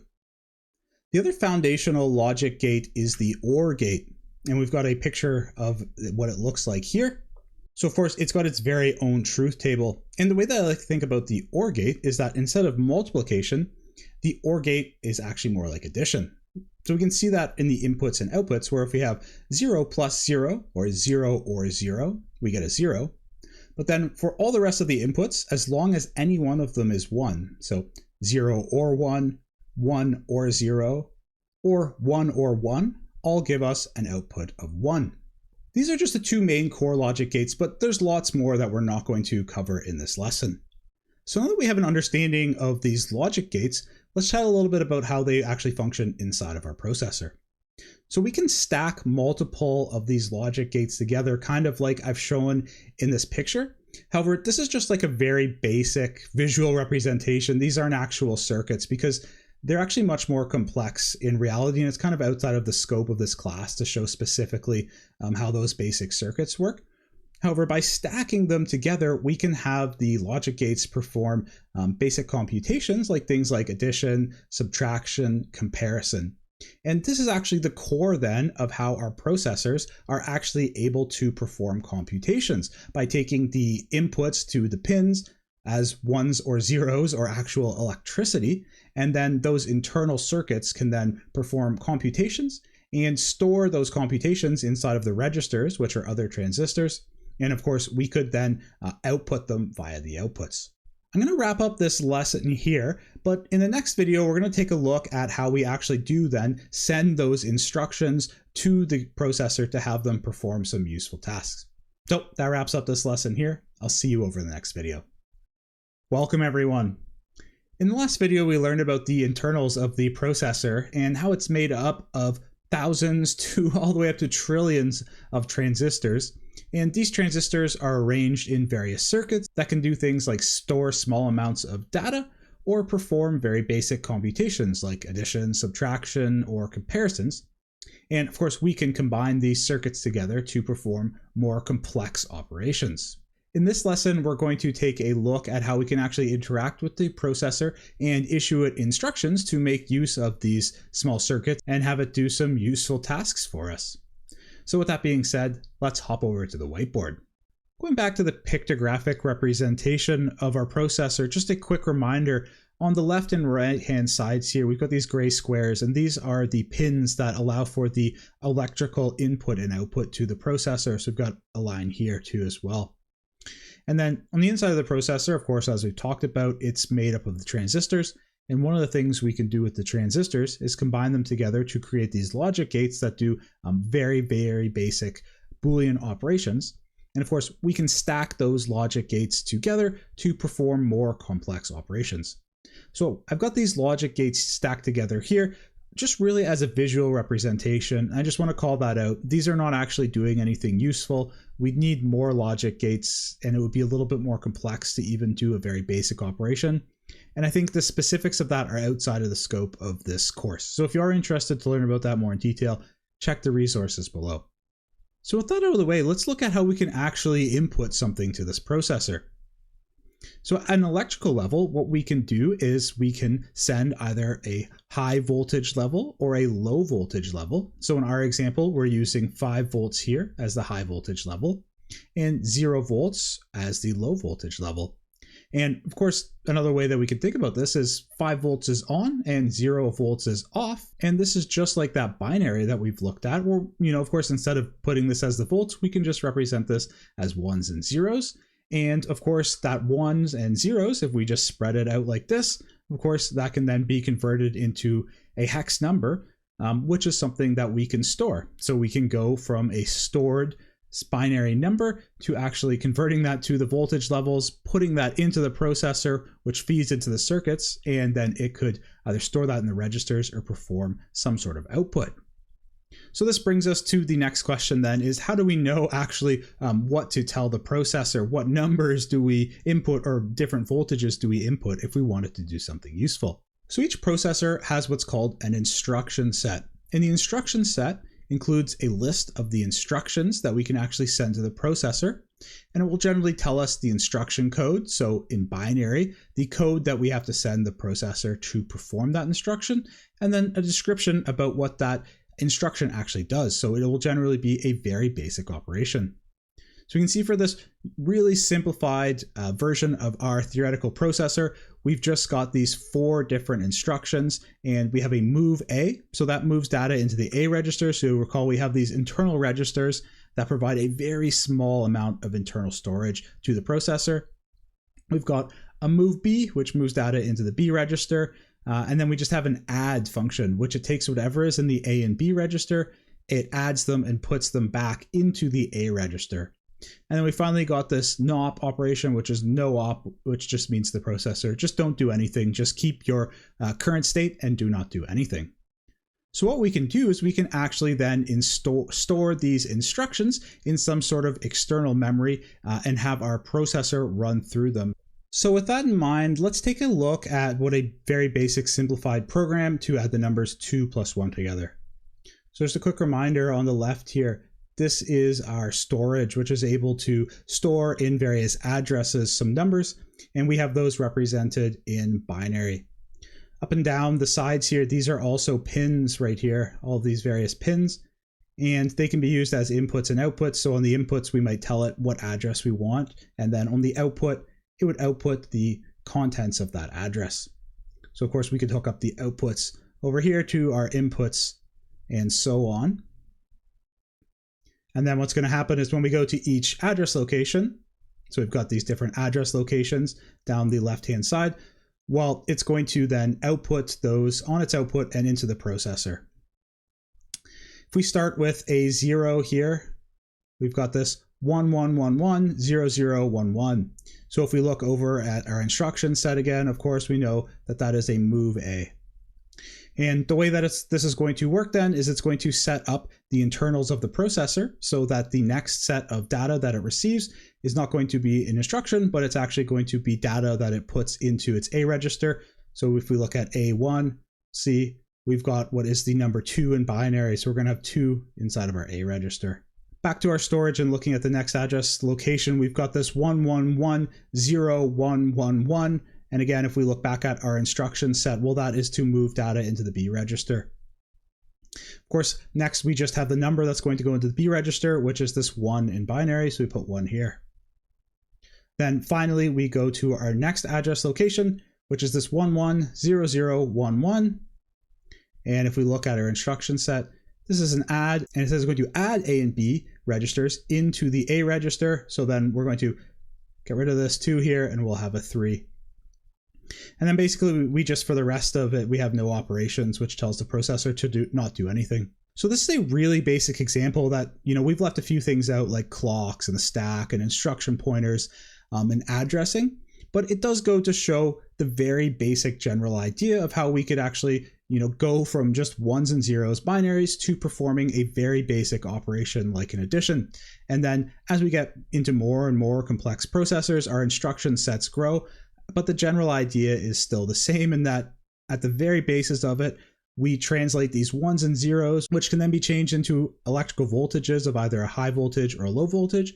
And they go through the circuits in the processor that actually then do something with those voltages and spit an output. It's actually, to me, when I think about it, quite spectacular. So that wraps up this video here. I hope that it was helpful for giving you an understanding of how processors actually work. I'll see you over in the next video where we take a look at compilation and abstraction. Welcome everyone. In the last video, we finished up learning how processors work, and we even went as far as writing a small program using that theoretical instruction code. And when we were writing that program, we actually just used the raw binary instructions. Of course, as programs got more and more complex, you can see how this would be a very difficult task to actually write programs in this instruction code. And of course, this is not what we do in modern day. So that's what we're going to take a look at in this video, is how we actually are able to create some of the software that we're used to interacting with, and talk about the abstraction that takes place between what actually happens at the very low level of our computer and what users see, and where we fit in there as IT professionals. So let's hop over to the whiteboard and take a look. In this lesson, I'm going to be using a Windows style program, so a .exe or portable executable file as the example, but in reality, we're just looking at this at a very high level. So it would really be the same process for any operating system's executable files. And I'm using paint.exe here just because it's a program that I was fond of using when I was a kid. And I think it was just a good example of thinking about what a program does as a very high level that users would interact with. So if we were to break down the actual executable for this down to its very lowest level, of course, it's all going to be ones and zeros. And we already knew that because, of course, that's all that computers are actually able to store at its lowest level is ones and zeros. Now, not all of these ones and zeros, of course, are all just going to be instruction codes for the program. So let's take a quick look at some of the things that might be in here. At the start of most files, we have what's called the magic number. You can think of the magic number as like an identifier or signature for what type of file it is. So portable executables will have a set identifier in that magic number, and there's a set amount of bits or bytes at the start of a file that is reserved for that magic number to tell the operating system or whatever's accessing it that, hey, I'm a portable executable, or a .txt file, or whatever type of file it is. We're also going to have some data in the file. So if you look, for example, at our paint, we've got things like maybe we need some images, or we've got various strings, things like strings. And some of this is going to be stored actually as data inside of the executable. And then the final piece is, of course, all of the instructions that are actually what allow the program to run and to tell the processor what to actually process and compute. This is the code that actually lets the program do what it's intended to do. So when we click on various things, it performs the actions that we expect. And of course, we know that those instructions are made up of the instruction codes from the instruction set for the processor that we intend to run our program on. So when we take all of the instruction codes like this and we put them together, that's generally referred to as the machine language. So these actual ones and zeros, or sometimes they'll be shown in their hex value, that's called the machine code or the machine language. So there is also an intermediary to machine language that kind of puts some human readable text to an operation instead of just saying like, oh, this is just operation 1111100011. And that is called assembly. And I actually put it in the description here. So you would maybe see something like MOVA or maybe just MOV. And that's what we call assembly language. Nowadays, we're not really programming, of course, in the instruction code or machine language or assembly language because it would be very complex and difficult. So these days, most software is written in a higher level language. Like for example, here I have one that is C, but there's many other examples, like for example, C++ or Java or Go are just some examples of higher level languages. And these languages, they look more and read kind of similar to English, which makes it a lot easier for developers to write and troubleshoot and debug them and read them later. However, of course, our computers, they're looking for the instructions at the very, very base level. Remember, we need to be able to convert them into ones and zeros so those can be converted into actual electrical pulses that make our computer do something. So in order to actually turn this high-level, human-readable programming language into something that our computers can run, we use something called a compiler. And what a compiler does is it reads through that high-level code and it converts it, back into the format that we need, so an executable, or maybe if it was on Linux, an ELF file. So now that we have a little bit of an understanding of how this process actually works to get an executable and what that executable is actually made up of, I want to discuss a little bit the concept of abstraction. So if we just think about, for example, the paint.exe, as a user of that program, we don't need to know about any of the underlying software or hardware or anything that actually makes that happen. We just need to know how to use the software. We need to know what buttons to click in the software, maybe how to save a file, that kind of things to operate the software. But we don't really even need to know that it was created in a programming language or the contents of the executable. All of that is what's called abstracted away from us. So if we go down one layer of abstraction lower, maybe to the level that the developers of that software worked at, well, of course, they're going to need to know about the programming language that that software is coded in. And maybe they need to know a little bit about the compiler and its options, but ultimately they didn't have to design the compiler, most likely. Someone else did that. So if we go down one more layer of abstraction, maybe the compiler developer, and they would need to know, of course, about the higher level language that they're going to be compiling down. And then they would also need to know about the instruction set on the other side for the processor that they're compiling to. So they would need to know at that level. And then, if we go even deeper, of course, for like the processor manufacturer, well, then they actually need to know about the transistors and the silicon and everything that takes place to make that processor. And of course, abstraction is really beneficial to us and crucial for how we use software, because it's not realistic for someone to actually have to know the whole chain of how it works just to use a piece of software, right? However, as IT professionals, it's important for us to understand these layers of abstraction and how sometimes we may need to peel them one layer deeper to help troubleshoot problems that may arise and to understand just the different layers that take place for certain pieces of hardware or equipment to operate. So that wraps up this lesson here. I'll see you over in the next lesson where we just do a quick wrap-up discussion about this section of the course. Welcome, everyone. So first off, congratulations on making it through this section of the course. I know that it was quite theoretical and we spent most of the time on the whiteboard talking about some fairly complex technical topics. Just as a recap, we learned about binary, the language that computers talk. We then took a look at encoding and how we can use that to translate binary into more human digestible formats such as text, pictures, or video. We then went on to learn actually how processors work and how we can issue them commands using binary and their instruction sets. We then took a look at how compilers work and how we're able to turn high-level programming languages back into those ones and zeros that processors need. We also talked about the concept of abstraction and how this is crucial for users of software to be able to operate that software without having to know about the various underlying technology or concepts that are taking place underneath for it to work. So when I was creating this course, I actually debated about whether I was going to include all of these topics or how in-depth I wanted to get with these specific topics, because of course, this is a practical help desk course, a beginner level course, and in your day-to-day work as a help desk analyst or IT professional, it's probably not necessary for you to actually know all of these concepts. To give you some of my reasoning why I decided to include it, I just want to share a little personal anecdote. So you may recall from my introduction that my background is not actually in IT or computer science or software development or anything like that.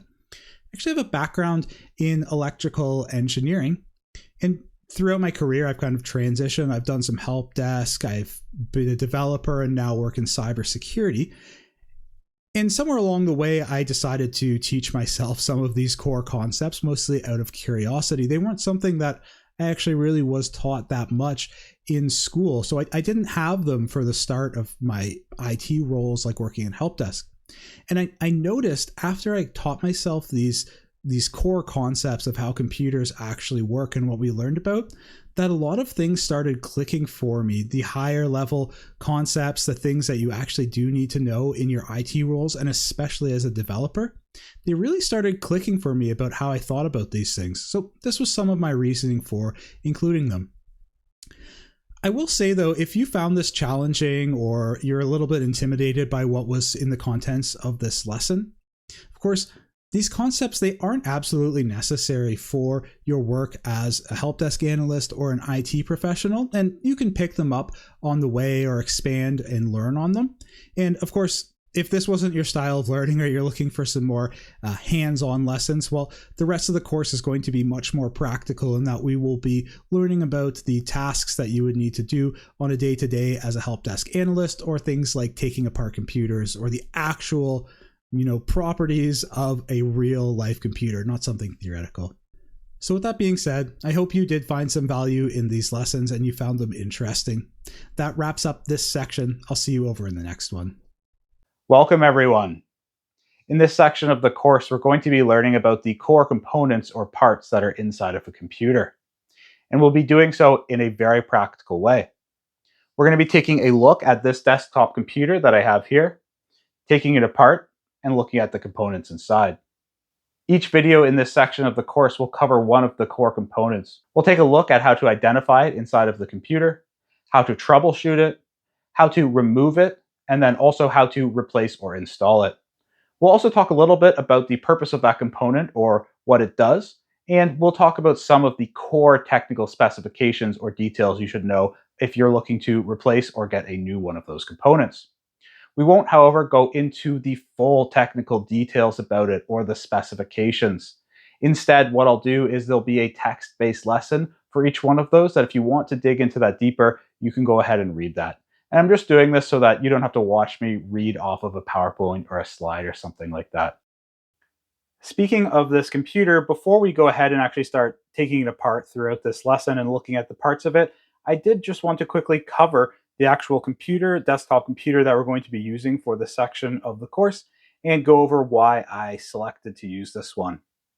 Before I get into that though, I do just want to say if you're following along with this course and or you're planning on taking the certification afterwards, there's absolutely no requirement for you to go out and purchase this desktop computer or in fact purchase any computer. Of course, if you do have one that you have access to that you can open up and work on, or you have the means to purchase one, then I definitely do suggest doing it as it's a great hands-on experience, but there is zero requirement for this course or the certification to actually go out and buy one.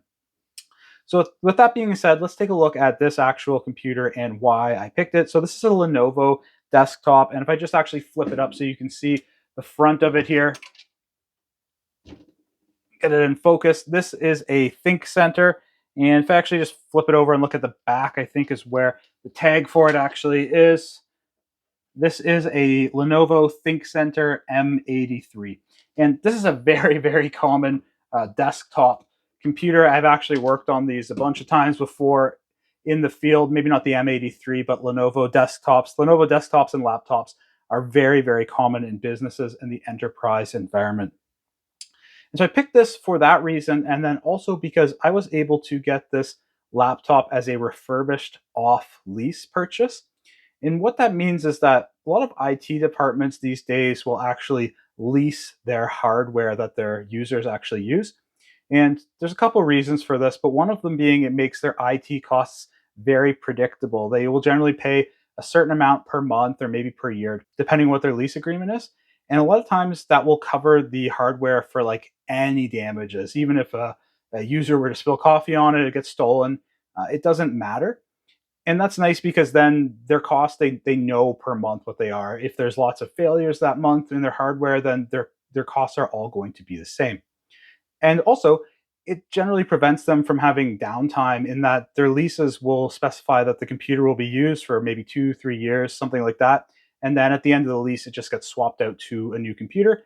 And they don't have to worry as much then about unexpected downtime from running things until their end of life. The company just takes care of it and replaces it. And that's where I got this one, is that generally when that happens, there's a lot of life left in these computers. You see this one actually looks like it's almost brand new. And the companies will then take them and they'll sell them after they refurbish them. So I picked this computer up for about $200 American. And you'll actually see once we start opening it up that it's actually a pretty reliable computer and will be a great home desktop. Maybe not for gaming without putting an extra GPU in it, but this is a very capable computer. And at $200, it's a very good price for it. So if you ever are on the market for equipment to use in a home lab or to experiment or learn on, then I would definitely suggest going out and seeing what you can find in the off-lease refurbished market. I'm really excited for this section of the course, and I can't wait to get my hands dirty teaching you how to take apart this computer. I'll see you over in the next lesson. Welcome everyone. In this video, we're going to take a look at how we can actually open up this desktop computer so we can get to the parts inside of it. And I'll chat a little bit about things that differ between cases and what to look out for. However, before we go ahead and actually open up this computer, we're going to do a brief discussion on electrostatic discharge precautions. You'll commonly hear this referred to as ESD.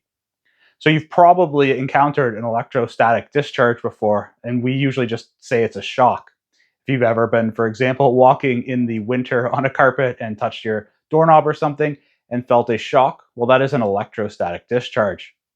And for humans, while it can be a little bit uncomfortable, it's not dangerous or damaging. However, for these small parts inside of a computer and on the circuit boards, it can be extremely damaging.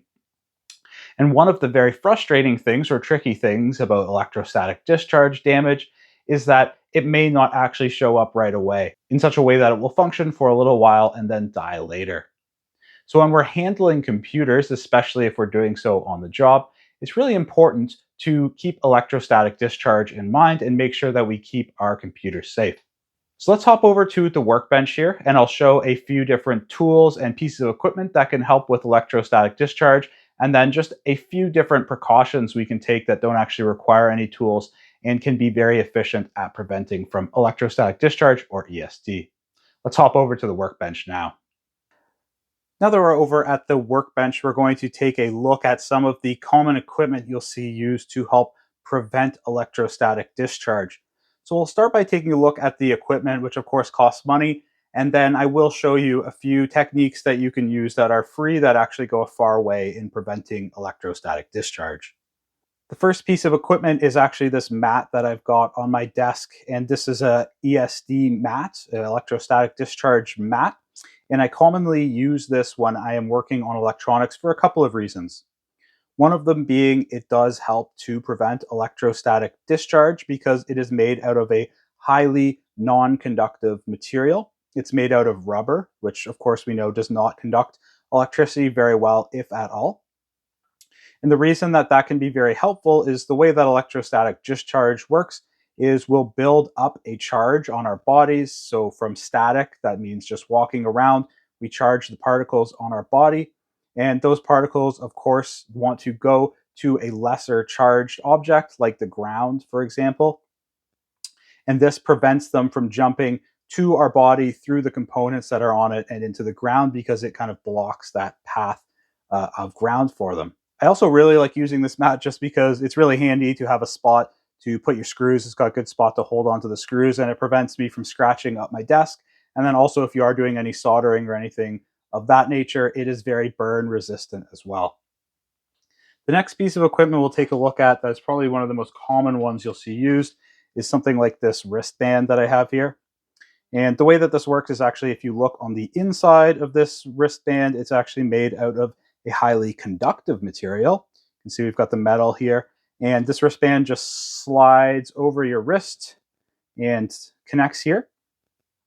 And then on the other end of it, we have this clip here. So what we can do is we can clip this to something metal, like for example, the chassis or the case of the computer, or if you've got anything else metal close to you. And what this actually does is it keeps our body grounded. So it keeps us with that constant connection to ground. And the reason that that's good is that it doesn't allow our body to actually pick up a charge because that charge will just constantly be dissipated into the ground. So it actually prevents us from ever having that charge that we could discharge. The other way that you can use this without the clip is actually if we just pull this clip off of mine, you can see it's got this, what's called a banana connector. And that can plug into one of these clips here. You can see this only has the grounding pin on it and plugs into a standard North American outlet. And this has a spot for two of those here. So you plug this in here. And then I've just got a power bar here that I keep on my desk. And what we would do is you plug this into the power bar. And of course, this is only connected to the ground pin. And if you're not familiar with how that works in at least North American electricity, the ground connection, it doesn't actually take any electricity. It just provides a path to ground. And this is done for safety so that, for example, say you plugged in a extension cord to this and it was frayed, and you were receiving some kind of shock, well, it still provides a path to ground to be able to hopefully dissipate most of that charge. So that's why this one, it's only connected to the ground, so you're not going to be actually receiving any electricity from this. If you plug this into here, so now we have a very, very strong, good path to ground from our body, and we can't build up any charge. So you'll very commonly see these used in computer or electronics repair shops. So the other thing we can do also is this kit, it comes with another one with a clip, and we could even go as far as, if we really wanted to ground our mat, we could even plug this in, and then we could clip this to the mat. So this clips on anywhere to this mat. Or we could also clip this to the chassis of the computer we're working on as well to ground that. And bringing everything to ground, or being connected to ground, including ourselves, is probably the best way to prevent electrostatic discharge. So these are just some of the common tools that you'll see used to prevent electrostatic discharge. And if you're doing computer repairs at a work or for a business, they're probably going to lay out what tools and have procedures that you should follow for that. And of course, they could actually even be more stringent to this depending on what you're working on. Like if you've ever seen, for example, inside of a silicon chip manufacturer, then they're going to be even more extreme with needing to wear special equipment or shoes or even special suits. So of course, all these things cost money, and I do think they can be reasonable. And sometimes I will wear them when I'm working on electronics, especially if it's something small like a phone. But the majority of the time, I think you can get away actually with just some techniques, and I'm going to go over those next. So I'll just move this stuff out of the way. So to demonstrate some of those techniques, I've actually got a circuit board right here that I'll be showing. And this is not a computer part, it's actually the circuit board for a router, but it's really going to be the same for any computer part. The first thing is that you see it's actually inside of this bag, and you've probably seen these bags before. This is a special type of bag that is electrostatic resistant. So when you crinkle this bag, for example, it doesn't allow electrostatic to build up on it. And these are great. So if I'm transporting or shipping or even handling any type of electronic components, I try and do so in these bags. This is a really good way to prevent electrostatic discharge. Now, of course, eventually we are going to have to take them out and handle them without the bag. So I just want to show the way that I like to do that.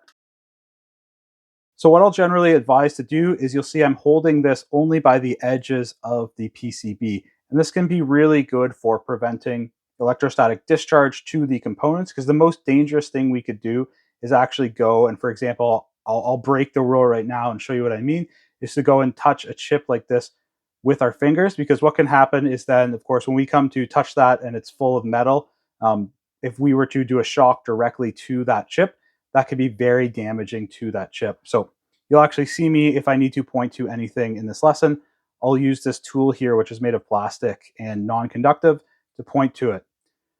So anytime I handle PCBs, I always do so by the edges, and I would try and do that with any computer components as well. So I've brought the desktop over now just to show one last really good tip or trick you can do to prevent electrostatic discharge to any of your components, and that is to ground yourself before you actually start working on anything inside the computer. And one of the best or easiest ways to do that without any equipment is just to touch something large and metallic. So sometimes the best thing for that can actually just be to touch both hands to the actual case of the computer. It's mainly made out of metal. And this is generally one of the best things you can do, because now we're walked up to this area, we would have built up any electrostatic discharge, and we can touch the case, and we'll do that before we actually go to open it up. You could also do this to something like a doorknob, or if you're near a metal bed frame or anything like that. You may also notice I actually have the computer not only just powered off, but I also have it completely unplugged from the wall. This is best practice that you should follow anytime you're going to be working on the interior components of a computer. So now that we've gone over some of the precautions to take for electrostatic discharge, let's take a look at how we can actually open up this computer case. So one of the nice things about working on desktop computers is you'll frequently need very little tools, if anything, just a Phillips screwdriver. So to open this case up, there's actually two screws on the back here, so I'll just flip it over to show what those look like. And we've got these two screws right here, and you can generally they're Phillips screws, but you can usually just release these thumb screws on the back by twisting with your hand. So I'm able to do that just by twisting these with my hand. Sometimes you will need a screwdriver to open them up. But most of the time I find on the back of these cases, they can just be undone by hand. And then you'll see we actually have this handle to pull the side of this case off. So what I'm going to do is I'll just flip it on its side here. And then on this computer, there's just this one button to pull this open. So sometimes computers won't even have this. They'll just have the screws on the back. But sometimes you'll see there'll be some sort of button you push that'll disengage it. So all I'll do is I'll just push that button, and then this top just slides off and we can put it away. And now we are able to work on the interior of this computer. So I'll wrap up this lesson here, and I'll see you over in the next one where we take a look at some of the components inside. Welcome, everyone. In this video, we're going to be taking a look at the Central Processing Unit, or CPU. This is the actual brains of the computer that we talked about in section 3 of the course, and we'll be taking a more practical hands-on look in this lesson at what they look like and how they're actually installed or removed from the computer. Let's hop over to the workbench now and take a look at it inside of the desktop. I've got the computer open still, and before we actually do any work, I'm going to just first ground myself onto the case or the chassis of the computer here. So now that I've done that, let's start by identifying actually where the processor usually sits inside of a desktop computer. Now, you're generally going to see it somewhere close to the center of the computer or the motherboard itself. So the screen PCB in the back here is the motherboard. We'll talk about the motherboard more specifically in the next lesson. So the CPU is generally going to be seated under some sort of cooling mechanism. And in a business desktop, that's generally just going to be a heatsink and a fan. However, of course, you could have water cooling or some sort of liquid cooling as well. That's not as commonly seen in a business computer. And the reason for this is that CPUs actually, they generate a lot of heat and they need to be kept cool in order to function properly. So one of the best ways to do that is with a heatsink and a fan. So what we'll do is we'll actually start by taking off this heatsink, and I'm just going to zoom into it right now. So you'll see in the 4 corners here, there's actually 4 Phillips screws, and that's all that's holding this in place. And those are screwed into the motherboard underneath. So I've got a Phillips screwdriver here, just a basic number 2 Phillips screwdriver, and I'm going to actually just unscrew these.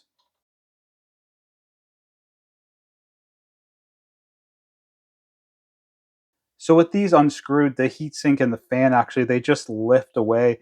And the one thing you will see though is it's actually powered from the motherboard. So it's actually clipped into the motherboard right here. And in order to actually take this away, I'm going to unclip it from the motherboard here.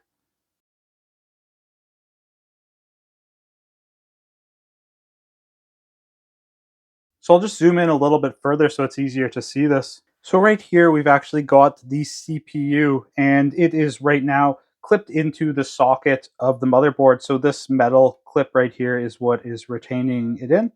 And to take it out, we can actually just unclip it with this pin here. This is what holds the pressure down and actually holds the CPU in place. So you can actually just push this down here, and then it swings out of the way.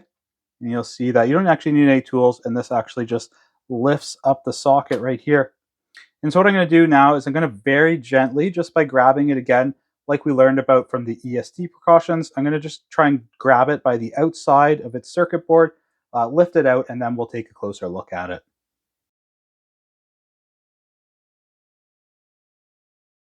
So I've got the CPU here on my anti-static mat, and before I actually take a further look at it and I clean off this gunk on here that's on the top of it, I just want to explain what that is. So this is what's called thermal paste. You'll notice it's actually spread out kind of in this interesting fractal pattern here. And the reason for this thermal paste is that it's very thermally conductive, and it just provides a really good thermal connection between what's called the lid or the top case of the CPU and the bottom of the heatsink, so that when it's working and generating heat, it's able to dissipate and flow up into the heatsink and out through the fan. So what I'll do is I'm just going to take this away, and I'm actually going to clean this off right now so that we can take a closer look at the markings on the top of this lid. Now that I've got the thermal paste cleaned off of the CPU, we've got this zoomed in view on it, we can take a look to identify the manufacturer and the part number. So this is an Intel i5 4570 CPU. In desktop computers, you're generally going to see one of 2 CPU manufacturers. It's either going to be Intel or AMD. Now that we've got the part number for this Intel one, let's head over to their specifications on their website and we'll talk about some of those key specs. Looking at this specification page, we are going to identify some of the key specs that you should take into consideration when either looking to purchase a new CPU or replace one. Of course, if you want to learn more about the rest of these specifications or CPUs in general, then check out the text-based lesson at the end of this section of the course. Just looking at the essentials section here, we can see this is a 4th gen Intel i5 processor, and the codename for that was Haswell. If we scroll down to the CPU specifications, the two main ones in here that are of our consideration are the total threads, which you'll sometimes hear referred to as the cores or the number of cores, and then the processor frequency. The greater the frequency and the more cores the processor has, or the more threads it has, then the higher its processing power is going to be and the faster it's going to be able to perform computations. The final specification we'll talk about, which is very important if you are planning to replace a CPU or you are purchasing a motherboard separately from the CPU and you want to make sure it's compatible, and that is the socket. So if we scroll down to the bottom of these specifications, there is a package section for the package specifications, and it outlines the sockets supported. And so this one is an FC LGA 1150, and you'll generally just hear this referred to as LGA 1150. In personal computers, there are 3 main different types of sockets. The first one is LGA, and that stands for Land Grid Array. You'll generally see LGA sockets for Intel CPUs. And the key identifying factor for an LGA socket is that the pins are actually on the socket itself, and the processor does not have pins. Instead, it has pads or mating connections for those pins. The second one is a PGA, that stands for Pin Grid Array, and you will generally see these on AMD processors. And essentially, they are the opposite of the LGA, where the pins will actually be sticking out of the processor and the socket will have the mating connection or receiver or pads for those pins. The third socket type is a BGA, which is a ball grid array. And these are generally for mobile processors, or maybe you would see in a laptop processor, where there is actually balls of solder that are installed on the bottom of the processor, and then it gets soldered directly to the motherboard. So this makes them much more difficult to replace and is outside of the scope of this course. Now that we have an idea about the socket types, we can look to put this CPU back into our motherboard. So for us, we don't need to be as careful about this because we know that it just came out of this motherboard. However, if we were putting a different CPU in, or one that we were purchasing, then it's very, very important to check and make sure the socket type on the motherboard actually matches that of the CPU. If it doesn't, then you can actually damage the CPU or the motherboard socket, and they can be very, very hard or sometimes impossible to repair. Let's take a look at how we can install this processor back into the computer. So I've brought the desktop computer back here and we've got the socket ready to install the processor back in. Before we do, I'm just going to zoom in quickly because I want to show one of the notations on the socket. If you look in the top left-hand corner of the socket here, you'll see there's this white triangle, and that helps us to orient the socket with the processor because it has to go in the proper orientation. So if I just grab the processor here and bring it into focus quickly, you'll notice that in the top corner of the processor as well, we've got a gold triangle here, and this is going to match up with that socket, and this allows us to make sure that the pins in the socket are going to match up with those pads on the bottom. So what I'll do is I'm just going to very gently, and you'll notice I'm holding it still only by the edges, I'm going to gently place this back into the socket. And if you just do it gently and properly, it almost just kind of falls right into place, and it shouldn't have much wiggle to it. Now we can actually go ahead and clamp it down here into the socket. So I'll just pull down this metal case here, and these tips here, these 2 pins, they'll go underneath this screw here, and we just push this lever down. It will take a little bit of force, so if you just do a gentle continuous force, and then it slides under this hook here, and that's good enough to install the processor. Since we cleaned away all of the thermal paste, though, we will need to reapply it, and I think it's better to actually reapply this inside of the socket, especially if you have an AMD processor, for example, that PGA, where you have the pins on the processor, then you're not going to be wanting to try and install this on the desk. So it's a lot easier to do it actually in the socket. So I've got it in the socket here, and let's take a look at putting the thermal paste on now. So here's the thermal paste that I'm going to be using. This is one that I just picked up online. There's a lot of different brands of this one. And this one's nice because it comes in this syringe applicator, which makes it really easy to install. It's got this orange cap that screws off. And what I'm going to do is I'm actually going to unscrew this cap, but I'm not going to do it over top of the PC and the motherboard, because you do want to try your best to avoid getting this thermal paste anywhere but on the top of the CPU. It can be conductive, so it could cause shorts, or also it'll just muck up your computer. So best to keep it off of the motherboard or any component. So I'll open it up off camera here just to make sure none squirts out by accident.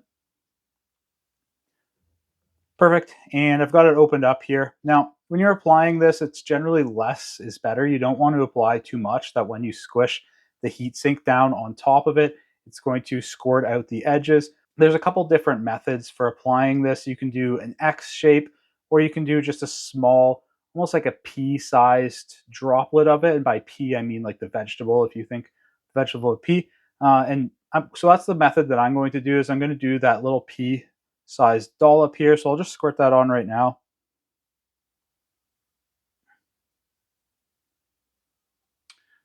Perfect. And I'll actually even zoom this in if we want to see closer just how the size of that is. And this thermal paste, it actually came with this applicator here. So what you can do also is you can make sure that you have a really nice thin layer of it by just using this applicator. It's almost like a squeegee, and just spreading this out over the top of the CPU. And what you want to do is have a nice thin, even layer, as thin and as even as you can get.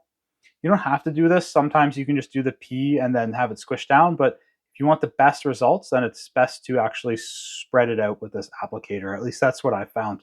So I'll just do that right now.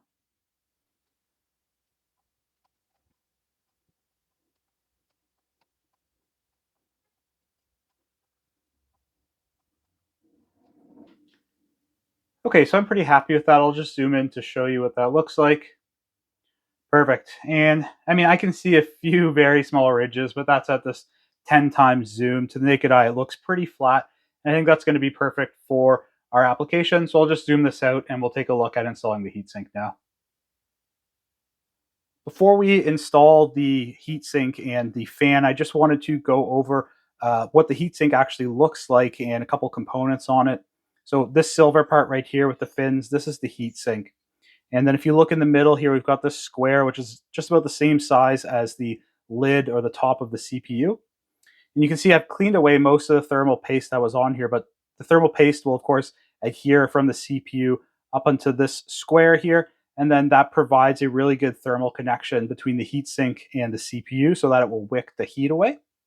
And then on the other side, of course, we've got the fan here that helps bring the heat up off of the heatsink, which essentially cools the processor. If you look back at the motherboard, and if I just zoom in a little bit here, you can see that we've got 4 receiving screw holes that are on the motherboard right here. And then the screws on the bottom of the heatsink, these are going to screw into those. So what I'm going to do is I'm just going to gently place it back into those receiving holes. Before I install this, I am also going to just plug back in the connector for the fan to the motherboard. So that connector is right here, and that's just because it's going to be a little bit difficult to do it after I screw this in. So I'm just going to plug this back in, and it only goes one way, which is nice.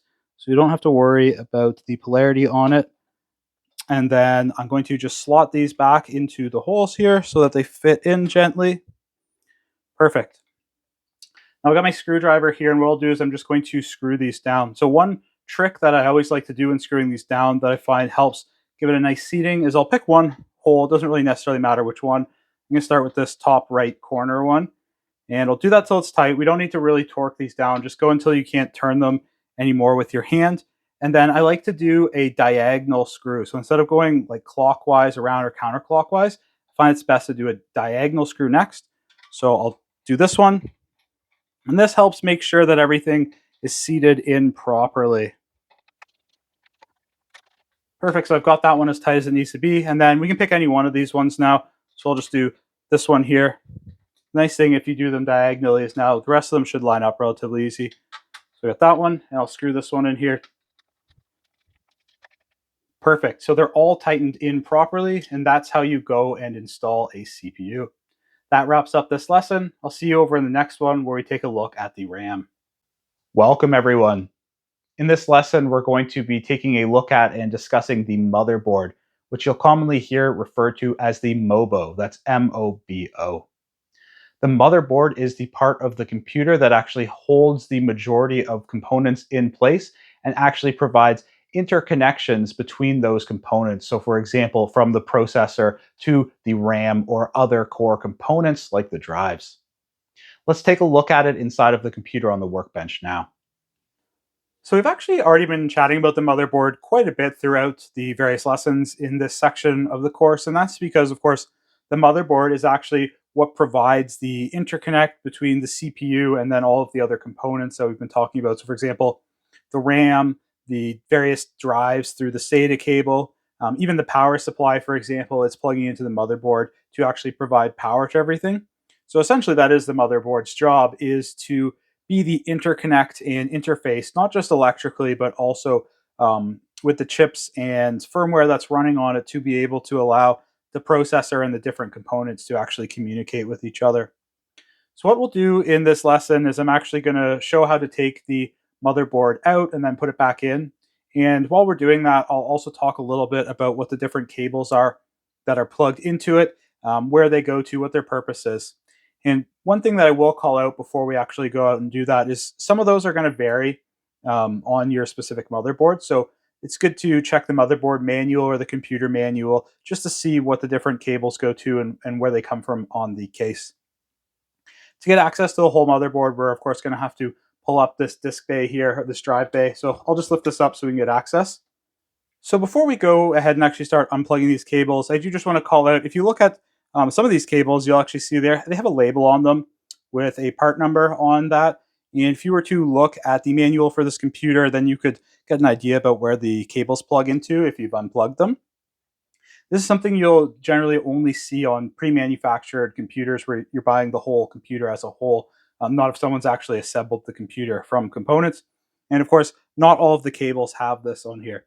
So one thing you can do, and I'll do this sometimes just for electronics other than desktop computers as well, if it's going to be hard to remember where the wires go, where the cases go, is you can actually just label the wires with a little bit of masking tape. It comes on and off really easily.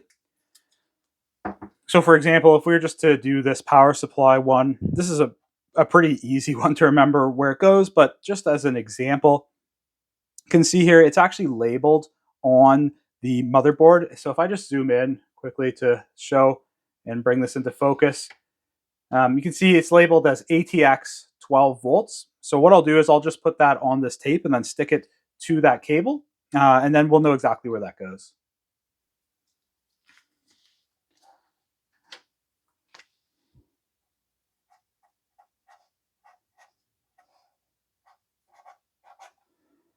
Perfect. And then if we just stick this onto this cable, like so, and now we'll know exactly where it goes. This is just a little tip or trick that I like to do. You don't necessarily need to do it. So I'll go ahead and unplug this one now. This is actually the power from the power supply to the motherboard here. So we can unplug that one. And I'll just go kind of around in a circle here and unplug them. So a lot of these are actually labeled on the motherboard, which makes it nice, but this is the next one right here. And this is actually the system fan. So if you follow this cable, this blue and yellow cable all the way through, there's a fan on the front of this computer that's supposed to draw air over like all of the parts. And that's what this is for. So this is the system fan. So we can just unplug that one. It's got maybe a little clip. This one has a little clip on them. So some of these components, they have a little clip that you need to depress to actually get them off. This one's just being a little sticky here.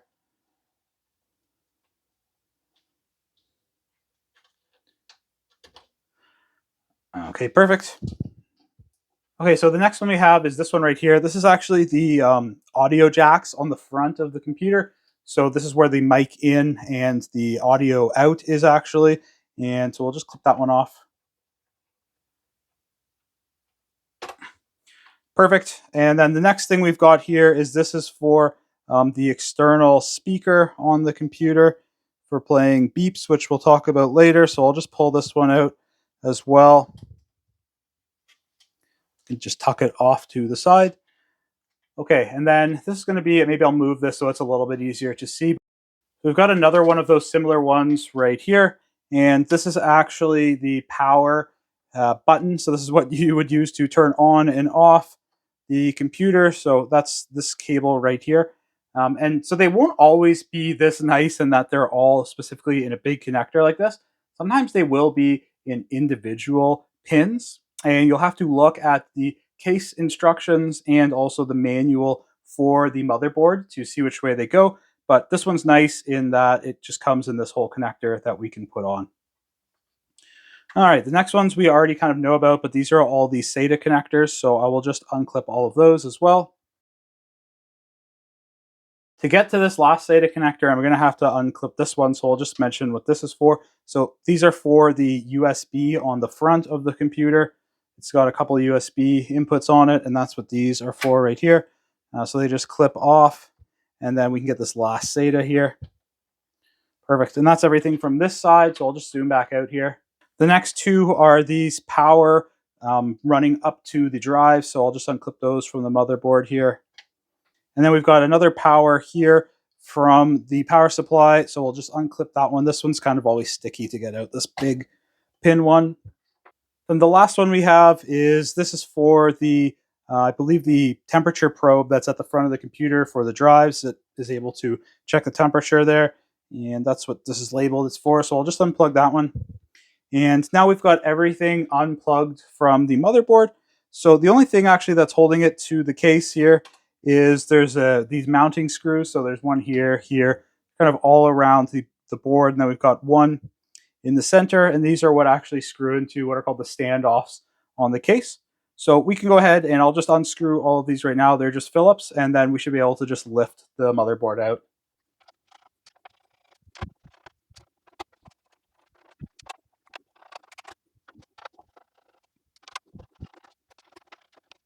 Okay, so I've got all these screws out and just to the side, and now this motherboard should just lift off here.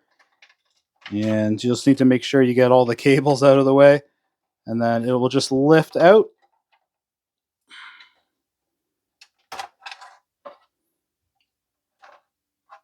Perfect, so I'll just set this aside and then we can take a look at it a little bit closer up.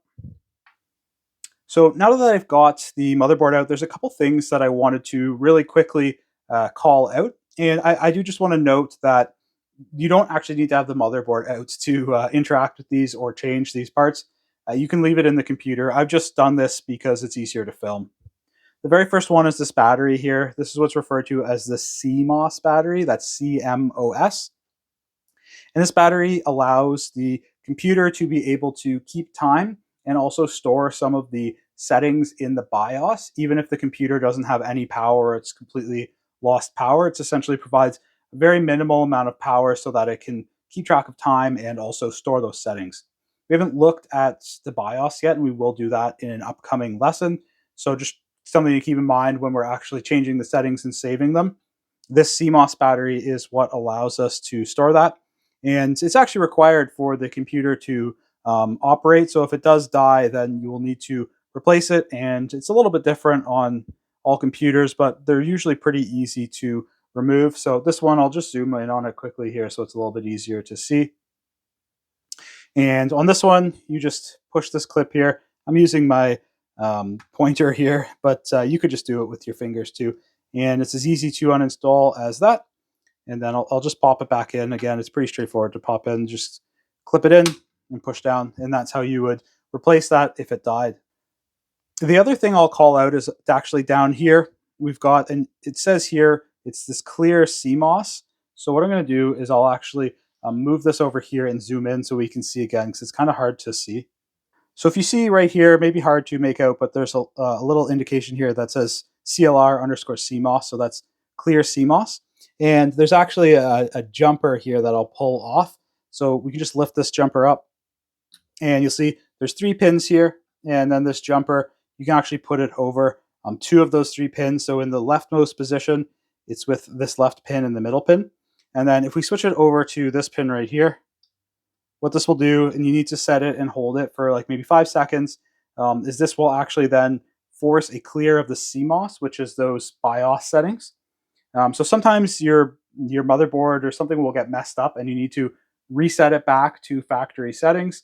And so to do that, you would either clear the CMOS with this jumper, or alternatively, we would have already cleared it by taking that battery out as well. So usually you need to read that. You can look in the motherboard manual for about 5 seconds, and then you'll just want to put it back to the position here, the normal position.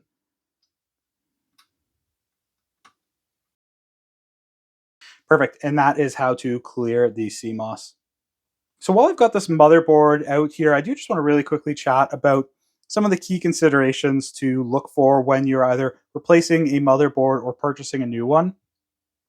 So the very first one is going to be to make sure that it has the right socket for the CPU that you're looking for. So whether that's an Intel or an AMD, and then also which generation of CPU that is, so that you'll make sure you have the socket that's actually going to accept that CPU. The second one is going to be the chipset for the motherboard, and that it is both compatible with the CPU that you have, and that it also provides the functionality that you need. So that chipset is what's designed to help the motherboard actually be able to communicate with the CPU and interface with the other components. And if you have a socket that matches your CPU, then generally the chipset is going to work for that CPU. However, there will be different chipsets for a CPU that are all compatible. And the difference between these chipsets is just the peripherals or the options that they have. So, for example, some chipsets may support onboard Wi-Fi that's actually built into the board, or some may support things like overclocking your CPU. So you'll want to look into that chipset and make sure it has the features you want and is also, of course, compatible with your processor. Again, if you have the right socket, then most likely the chipset on the board is going to be compatible. And then the other considerations are just to make sure it's got the right ports that you want. So the amount of SATA ports that you want, for example, RAM slots, and then also if you're going to be using the back connectivity, that it's got all of the different back ports that you need. One final consideration to keep in mind for the motherboard is the actual form factor of it. So the form factor will dictate its actual size and also where the screw holes are on it that line up to the case. So you want to make sure it will fit inside of the case you're working with. And that form factor also dictates, for example, how many expansion ports it's going to have and the location of some of the components. So the motherboard in this computer here is a micro ATX, but you can also get bigger one, which would be a standard ATX. And then there are also ITX form factors as well that get even smaller and smaller. So with that being said, we can now take a look at how to install this back into the PC, and it's pretty straightforward, so I will go high speed through most of this. Before I can go and put this motherboard back in, I do just want to call out one quick thing, and that's the back plate for the motherboard here. So you can actually see, like, I can move this plate, and that's because the cases actually, this is not part of the case. These will generally come with the motherboard, and it has these specific cutouts to actually allow the ports that are on the back of the motherboard to go through the case, because generally the case will be wide open where the motherboard is going to be, and these just help keep those in place and then also prevent dust from coming in to the computer. So it's one thing that you want to make sure if you're building out a computer and the case doesn't have it. Well, don't forget to put these in, because you have to put this in before you put the motherboard in. I made this mistake many times where I put the motherboard in without putting the back plate for the motherboard into the case, and then you have to take the whole motherboard out, put the plate back in the case, and redo it. So just something to quickly call out here. I'll flip this back over and we'll take a look at putting this motherboard back in.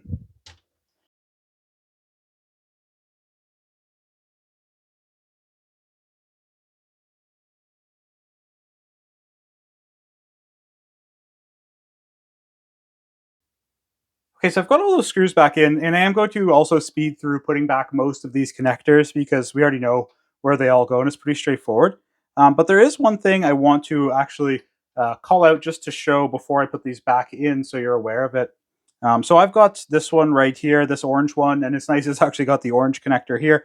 So it makes it really easy to know where this goes. But if I just zoom in on this one, you may see or notice there's no actual clip. So In that sense, there's nothing to prevent me from putting it in the wrong way. However, we actually have this one pin here that's missing, and it's actually blanked out so that no pin can go in there.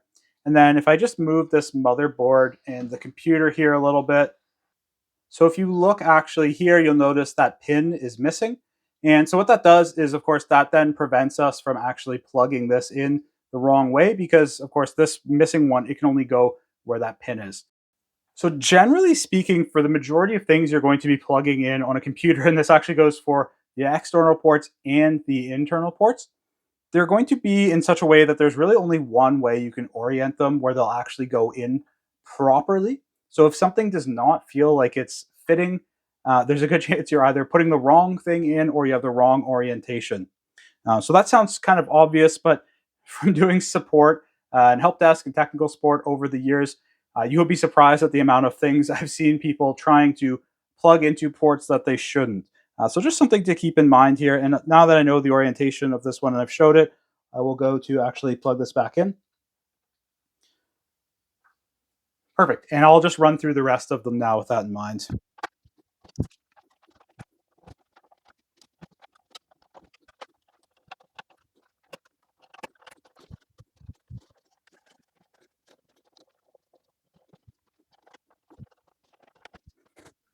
So I just did a really quick visual inspection there to make sure everything's good, and I don't think I've forgotten everything, so I'm all good in that sense. Of course, we would need to also plug in the CPU fan up here once we go ahead and put the CPU cooler back in. So that wraps up this video here. I'll see you over in the next one. Welcome everyone. In this section of the course, we're going to learn about RAM, or random access memory. So the RAM is the temporary memory that's used in the computer to actually store the variables and different things that are required for the processor to run software and the operating systems while the computer is powered on. So this memory differs from the actual drives on the computer because it's temporary. Let's hop over to the computer now and take a look at what it actually looks like and where it's located. Over at my workbench, the first thing I'm going to do is ground myself by touching the case of the computer, so the metal case of the computer. And now that I've got that done, let's take a look at the RAM inside of this computer. First thing I'll just quickly call out is you can see that I've actually got the heat sink and the fan for the CPU removed. And the only reason I did that is just in this computer, the fan covered up one of the sticks of the RAM. So this is the RAM right here, actually. And the first thing we'll do is actually just take a look at how we can take it out of the motherboard. So it's actually quite simple to do. They just clipped in with these two white clips right here. So what you do is you just push down on these white clips and the RAM will pop itself out. So I'll take this one out.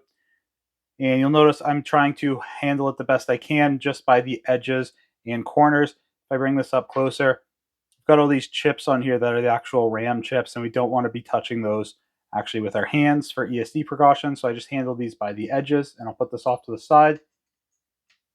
And what I'll do is I'll just zoom in so you can see a little bit easier how it works to clip out one of these. So I just put my fingers down and push. And you can do them one at a time or both at the same time, and that releases the RAM. So I'll just unclip the rest of these ones here.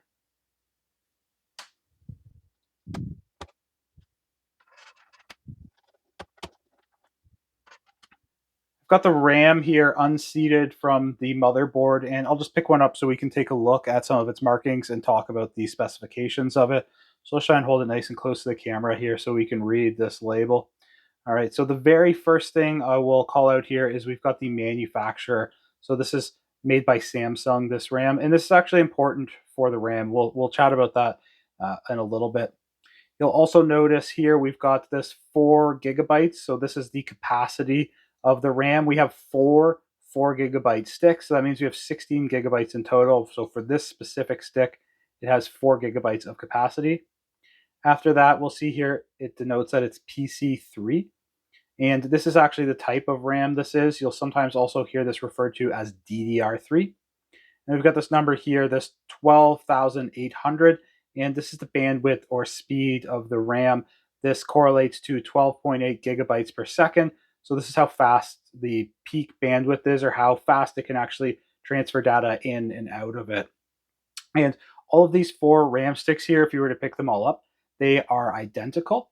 And that is the best practice when you are installing RAM into a computer, is that you should try your best to have it all be identical, even down to the manufacturer if you can. So you'll want to get same manufacturer, same capacity, and same speed. And then we'll talk a little bit more about the PC3 or DDR3 and what that means, but they're all definitely going to have to be the same with that, because the motherboard is only going to be compatible for one specific type of RAM. So you may actually be able to get it, for example, working if you use different manufacturers or different capacities or speeds, but RAM can be really finicky, and that can lead to issues down the road of like random crashes or things like that. So best practice is always use the same identical 4 sticks of RAM or 2 sticks of RAM, or however many you're going to use. You should try and make them the same. So let's chat a little bit now about what DDR means. So it actually is technically DDR SD RAM, and that stands for double data rate synchronous dynamic random access memory. And that is the type of memory that is generally used in desktop computers. You'll just usually hear it referred to, though, as DDR. And then within DDR, we have different increments or levels of the DDR, and those have just been how it's progressed over the years and improved. So we started out with just plain old DDR, or you maybe hear it referred to as DDR1.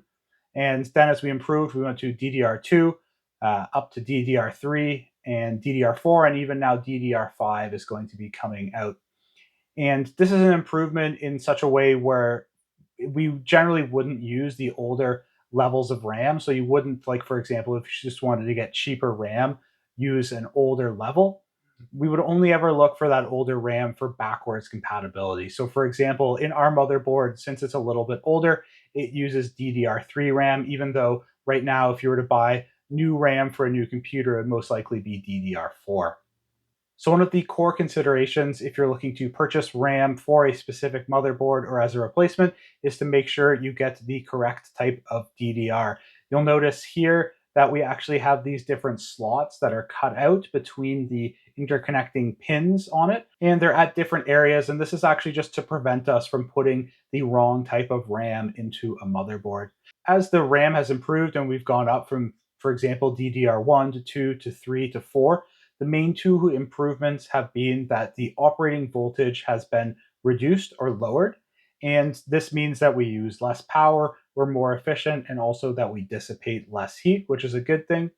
And then also that bus speed, or the speed of the RAM, has increased as we've gone up in versions, which is good because faster speed means we can access it and read and write to it faster. Before we go to actually reinstall those memory modules or the RAM back into the motherboard, I'm going to actually consult the manual for this computer.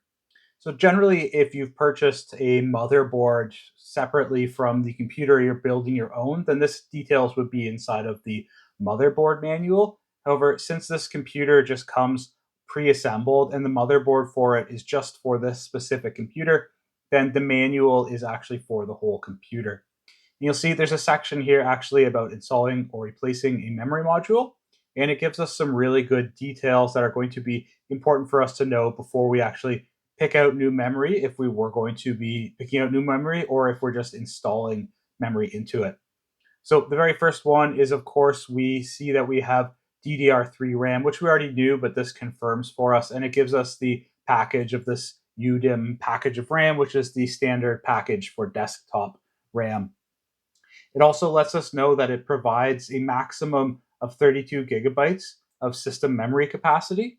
So right now we have 16 in our computer. So if we wanted to, we could actually go out and increase the amount of RAM. And this can actually be a really good first upgrade if you're looking to extend the life of an older computer or improve it. And that can be to up the amount of RAM. However, you are going to want to check in the manual like this to make sure that the motherboard and your computer are actually going to be compatible with that higher capacity of RAM. So you will want to check the motherboard, and you'll also need to double check actually the processor and see the maximum amount of RAM that it can use. So we would be good in this computer though, because both our processor and the motherboard can handle 32 gigabytes. It then tells us about the different modules to use. So we can use a minimum of 2 up to 8 for the module. So if we wanted to, for example, 32, we could do 4 times 8.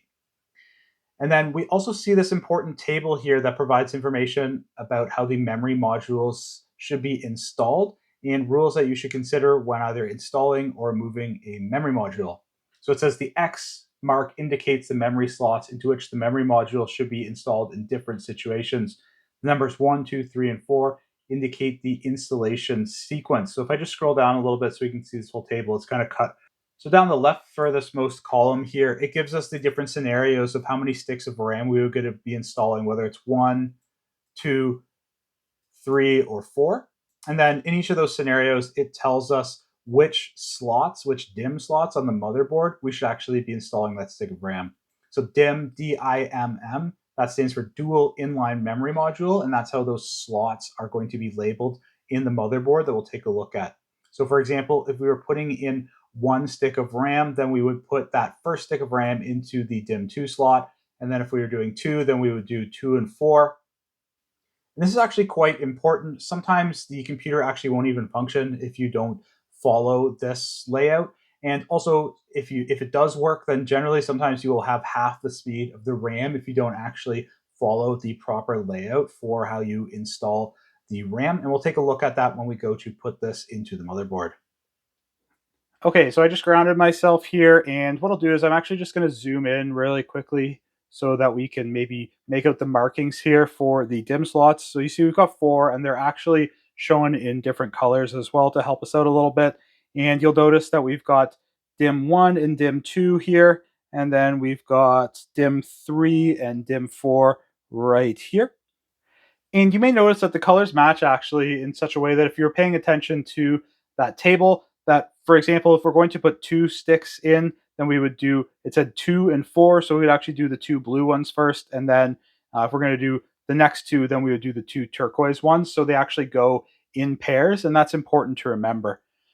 So installing this RAM is pretty straightforward. If I just grab a stick here and bring it up again, so of course we've got these 2 sets of pins here, and these line up here. And if I actually hold this one up, you could just see, for example, that this is the wrong orientation. The wider of them goes here. So it's just as easy as making sure you've got those lined up. And then we can just push down here. And you don't necessarily even need to clip these tabs. If you just push down, I usually use my 2 thumbs and just push from the edges. And you can hear there, it clicks into place.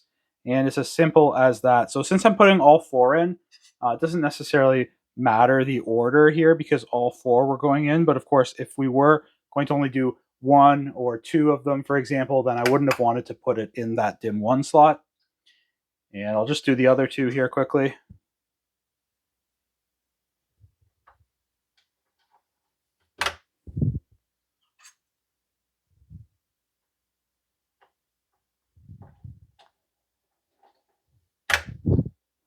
Perfect. And I just like to give a quick double check to make sure all of these are tight, and it looks like they are. So again, not too much force, just a firm push down with a continuous pressure, and they'll clip into place for us. And that's how we can get the RAM back in. So like I mentioned before, upgrading the RAM can actually be an excellent first step if you have an older computer that you're looking to get a little life out of. Definitely will want to consult with the manual for the motherboard or the computer to make sure you actually can add more RAM and that you pick a compatible stick of RAM to upgrade to. That wraps up this video. I'll see you over in the next one. Welcome everyone. In this section of the course, we're going to be learning about the graphical processing unit, or the GPU. This component of the computer is responsible for actually rendering the graphics and outputting them to a display. If you've ever played video games, then this is a very core component of the computer for those games, as it's responsible for actually generating the images that will be shown on the monitor. Let's hop over to the computer now and take a look at what it looks like inside of the PC. So I've actually got my personal computer back here again to start this lesson instead of the desktop we've been working through, that business or enterprise desktop we've been using. And the reason for that is that computer, the business or enterprise one that we've been using throughout this lesson, it did not have an external GPU. So this is a GPU in my computer right here. It's got an external one. And you may have actually seen or recalled when we were looking through the CPU specifications, I didn't touch on them, but it actually did have some graphical processing capabilities or a built-in GPU to the CPU. And that's actually the case with most modern CPUs these days is they have a graphical processing unit built into it, and that can actually handle the majority of what a standard user would need to do. So, things like using desktop applications, word processing, even watching videos, going out and browsing the web. All of that can be handled by the internal GPU inside of the CPU itself. However, if you want to start doing things that are more graphically intensive, so in a business example, maybe something like 3D rendering or computer animated design or editing videos, then the GPU that's inside of it or internal to the CPU, it may not be powerful enough.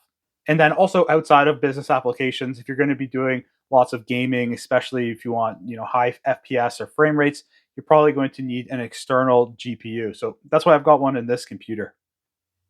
And before I actually go and show how to take this out and how it's powered, I do just want to flip this computer over so we can see its back here. So I'll just flip this case over here.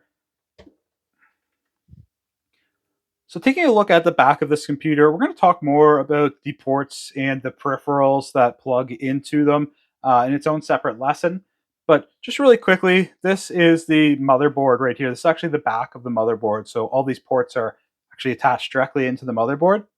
And there's these two right here, which are for hooking up an external display or a monitor.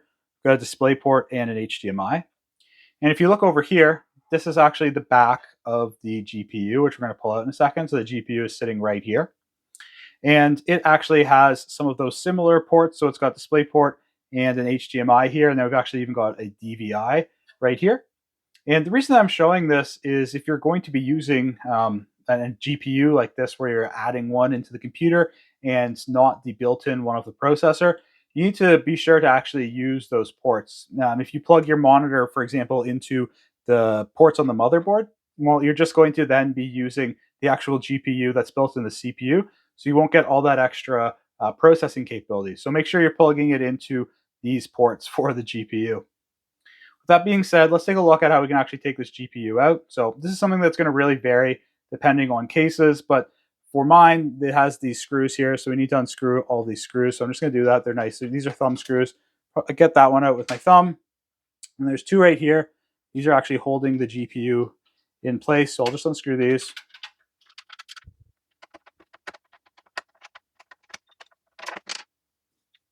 And I'll just flip my computer back on its side gently here. Okay, and then the GPUs, they'll go into the PCI slots on the computer. So that's this slot right here on the motherboard. And we'll take a look actually at those in more in depth once I get it out. But you'll see there's a clip right here that actually holds this in place. So I'll just clip this down.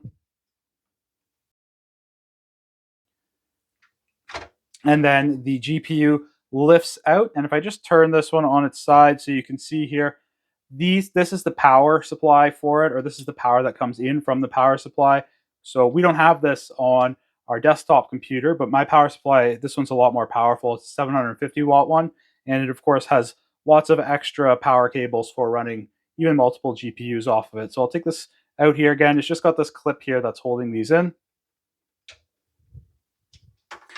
Perfect, and I've got it out. So actually the majority of this power supply, what's taking up the space of it is these fans and the heat sink, because it's also very important to keep these cool. So I'll set this to the side and I'll actually take a look at showing you those PCI ports.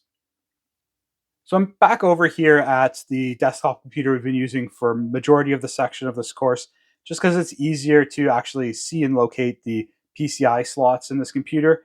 And they're down here in the bottom left corner. So these are called PCI Express slots. These ones, that's nowadays what you will generally see as these PCI Express. And they're in two form factors. So we've got this one right here, which is a PCI E16X. So it's kind of hard to see. I'll just zoom in on it. You can see the labeling here. So this top one here is in the 16X form factor, and they've actually got a smaller one here in the 1X form factor. And the PCIe or PCI Express slots, as they're called, are the main expansion slots you'll generally see on a motherboard for adding external components, like for example, the GPU that we have. If it were to be able to fit into this case, it's too big to fit in this case. Well, it would fit into this PCI slot here. And some other common external components you might add would be things like an additional network card or a wireless card, and those come in the PCI form factor, and they would just slot into here. So if I just zoom out, I'll show you how you would install those on this computer. I don't have one, but just I'll give you an idea of how that would work. So on this computer, you lift up this tab here. So generally there'll either be a tab or these will be screwed in. And then we've got these blanking plates here. And if we just pop one out, they just pop out. Then we can just, it's as easy as literally just clipping the card in here. And then it will line up in here, and we just pull this back over and it will hold the card in place. Some of them will have screws that you can also use as well. On this computer, it's nice. It's just got this clip here that clips them back in. So I'll put the blanking plate back in here.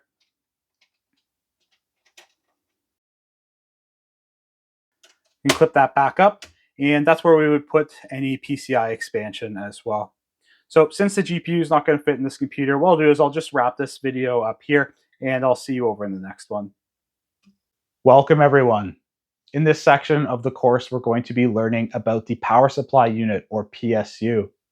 The PSU is a very integral and core component to the computer, as it's responsible for being plugged into the wall and then converting the power that comes from our wall into the different voltages and power levels that are required for all of the different components inside of the computer. Let's hop over to our PC now and learn more about it. Over at the workbench here, of course, I'll just ground myself to start off. And now we can take a look at identifying the power supply unit, or PSU, as you'll frequently hear it referred to. And it's this large metallic rectangular box up here in the top right hand corner of the computer. So one thing to keep in mind with power supply units, or the PSU, is that sometimes they are actually supplied with the case. And in that event, sometimes in cheaper cases or in cheaper models of computers, unfortunately, the power supply cannot be removed from the case. So if it were to die, then you are not able to as easily replace it. Luckily, in this computer and in most of the ones you'll encounter, you actually can swap out the power supply unit, which is good because if it does die, it's something that can die on your computer, and it's fairly easy to swap it out and replace it and get your computer back up and running. So with that being said, let's take a look at how we can actually remove this from the computer. So I'll flip it over onto its side here because it's attached to this case with some screws in the back, and that's commonly how you'll see them attached to the case.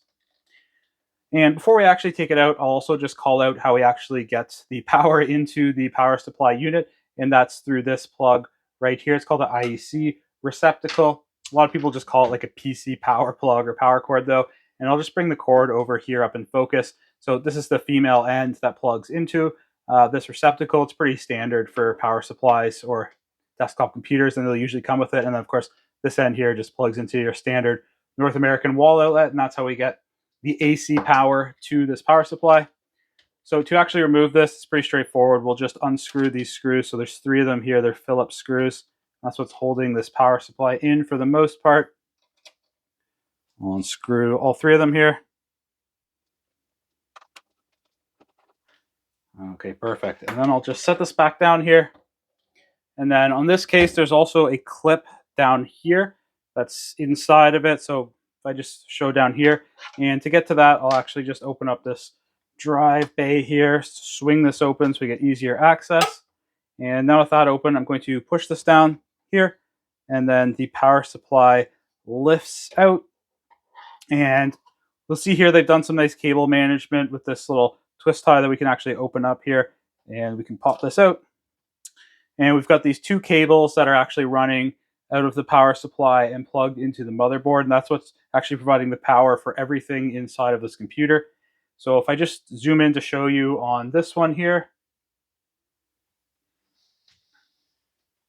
you can see there's actually a clip that holds this in place. So to take that off, we just push this clip and we can just pull it up and it unclips. And then there's another one over here. If I just zoom out and center it, we've got this big one right here, and we'll just unclip this one, and then we can get the whole power supply out. Perfect, so I've got it out. I'll just slide the computer away and we'll take a look at this power supply. Okay, with the power supply out here, let's just take a closer look at it and talk about some of the specifications. So the very first thing I'll actually call out here is we can take a look at the DC output, and it gives us some details about the various outputs that we have. So we can see here we got this 12 volt here, another 12 volt CPU, 5 and a 12.0, a minus 12.0, and this symbol right here, this represents that they're in DC. And then of course it gives us the amperage of it. And we can then multiply those to actually give the total power output. And you can see here it's 240 watts maximum. So that's the max amount of power that this power supply could output. And that's actually quite a small number. This is a fairly small power supply. So it probably wouldn't allow us to do very much expansion at all if we wanted to add other components. And the other thing you'll notice here is that we have this sticker here, and this says it's an 80 plus bronze. And what this is, and you'll see this on all power supplies, is this is the actual efficiency of the power supply. So how well it can actually take in that AC power that it gets through here. So we get, a certain amount of power from the wall, and then it converts that obviously to the DC.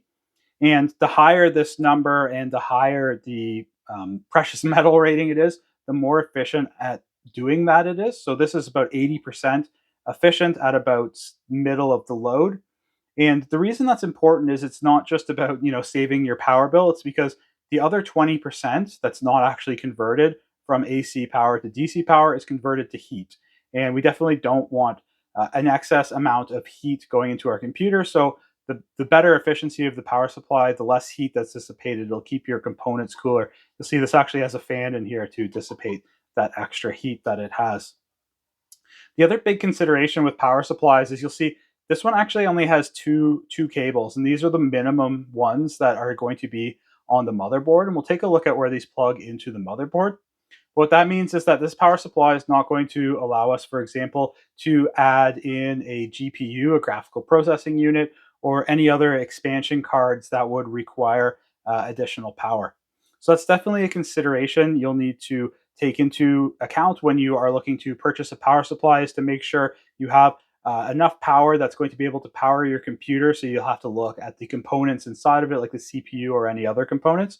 And you'll also want to make sure that it's got the various connectors that you're going to need to actually power those components. So with that being said, let's now take a look at actually how we can install this back into the computer case.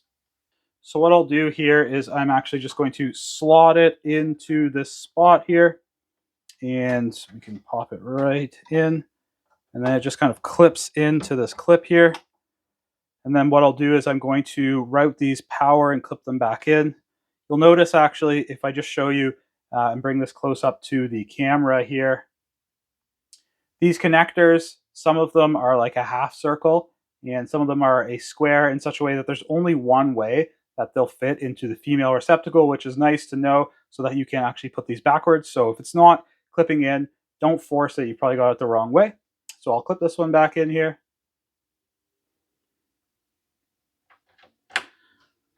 Perfect, and then we've got this big one, and it's the same actually. It's only going to go on one way, so I'll clip this one back in here. Just need to move this cable out of the way, and we'll clip that back in. And then before I go to screw this back and put this bay down, I just want to call out one thing here that's interesting. Is on this motherboard, we're actually getting the power. These are the power for those disk drives, and it's being pulled off of the motherboard. And this is something that you won't always see. Sometimes they'll come off of the power supply as well. So just wanted to call that out to show that the power is actually coming from the motherboard to these, but of course it's going to be getting that still from the power supply. It's just indirect. So I'll push these drive bays down. Actually, before I do that, I'm going to remember to clip all these cables back in with this little twist tie here that they give us. Perfect, and we can put this drive bay down now. And then it's as easy as just kind of holding this in place, and I'll screw it back in.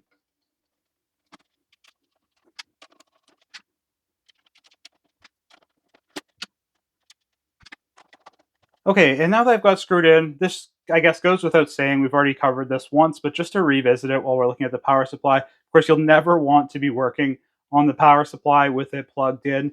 I think it's just safest just to completely unplug it like this. Even if you got it unplugged at the other end, then you know for sure there's not going to be any power coming to it. So definitely best practice is to unplug this before you work on it. And I would recommend never opening these up. Don't even worry about opening it up. If it's damaged, then you should just take it out and replace the whole thing and discard of the damaged one.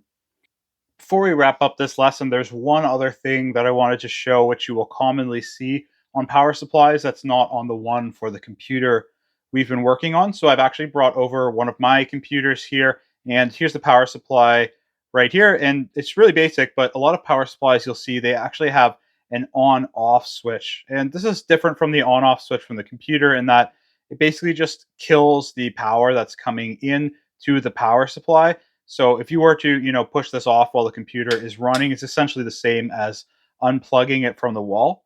And it can be nice to have this to be able to completely make sure there's no power coming into the computer while you're working on it. Personally, I still think it's best practice to actually unplug this because it's a good visual indication to you that you actually don't have power, but you can use this switch here. So the main reason I'm showing it though is that sometimes this switch will get turned off, or if you're installing a new power supply and you aren't aware of this, it'll come in the off position and your computer won't turn on at all. And I've had that happen before to me where I was scratching my head, but why the computer wouldn't power on is because this switch was powered off. So something just to keep in mind on some power supplies that you'll have this, and if you're having power issues, make sure to check and ensure that it's actually powered on. That wraps up this lesson. I'll see you over in the next one. Welcome everyone. In this video, we're going to learn about the permanent storage inside of our computer, also sometimes referred to as drives. Inside of our desktop computer, we have a hard disk drive and also a solid state drive. And we'll take a look at both of those, and also we'll touch on some other form factors. Let's hop over to the computer now and see what they look like inside there. Over at the workbench, the first thing I'll do here is I'm just going to ground myself to the case of the computer like we've been doing. And now we can take a look at the different drives that are installed in this computer. So there's 3 of them in this computer. We've got 2 storage drives here that we'll look at in this lesson. And then we've actually also got a CD DVD drive here that we'll take a look at as well. So if I just lift the computer up so we can look at the front of it, again, you can see here that it's actually got this DVD disk drive. And you will actually not see this too often anymore on modern desktop computers, and especially laptops. It's getting quite rare to see these, but this is a little bit of an older computer, so it's still got it in it. And we'll take a look at how to actually take this out and what it looks like. So this section of the computer here that actually holds the drives in place, commonly referred to as the drive bays. And this is something that's going to differ from case to case. And that's especially true if you were comparing a case that you would go out and buy as an end user, where you're planning on building your computer almost from scratch by sourcing all the different parts and then putting them in the case, versus a case for a computer like this one, where it's been specifically built with all of the components already in mind, and the case is purpose built to hold those components.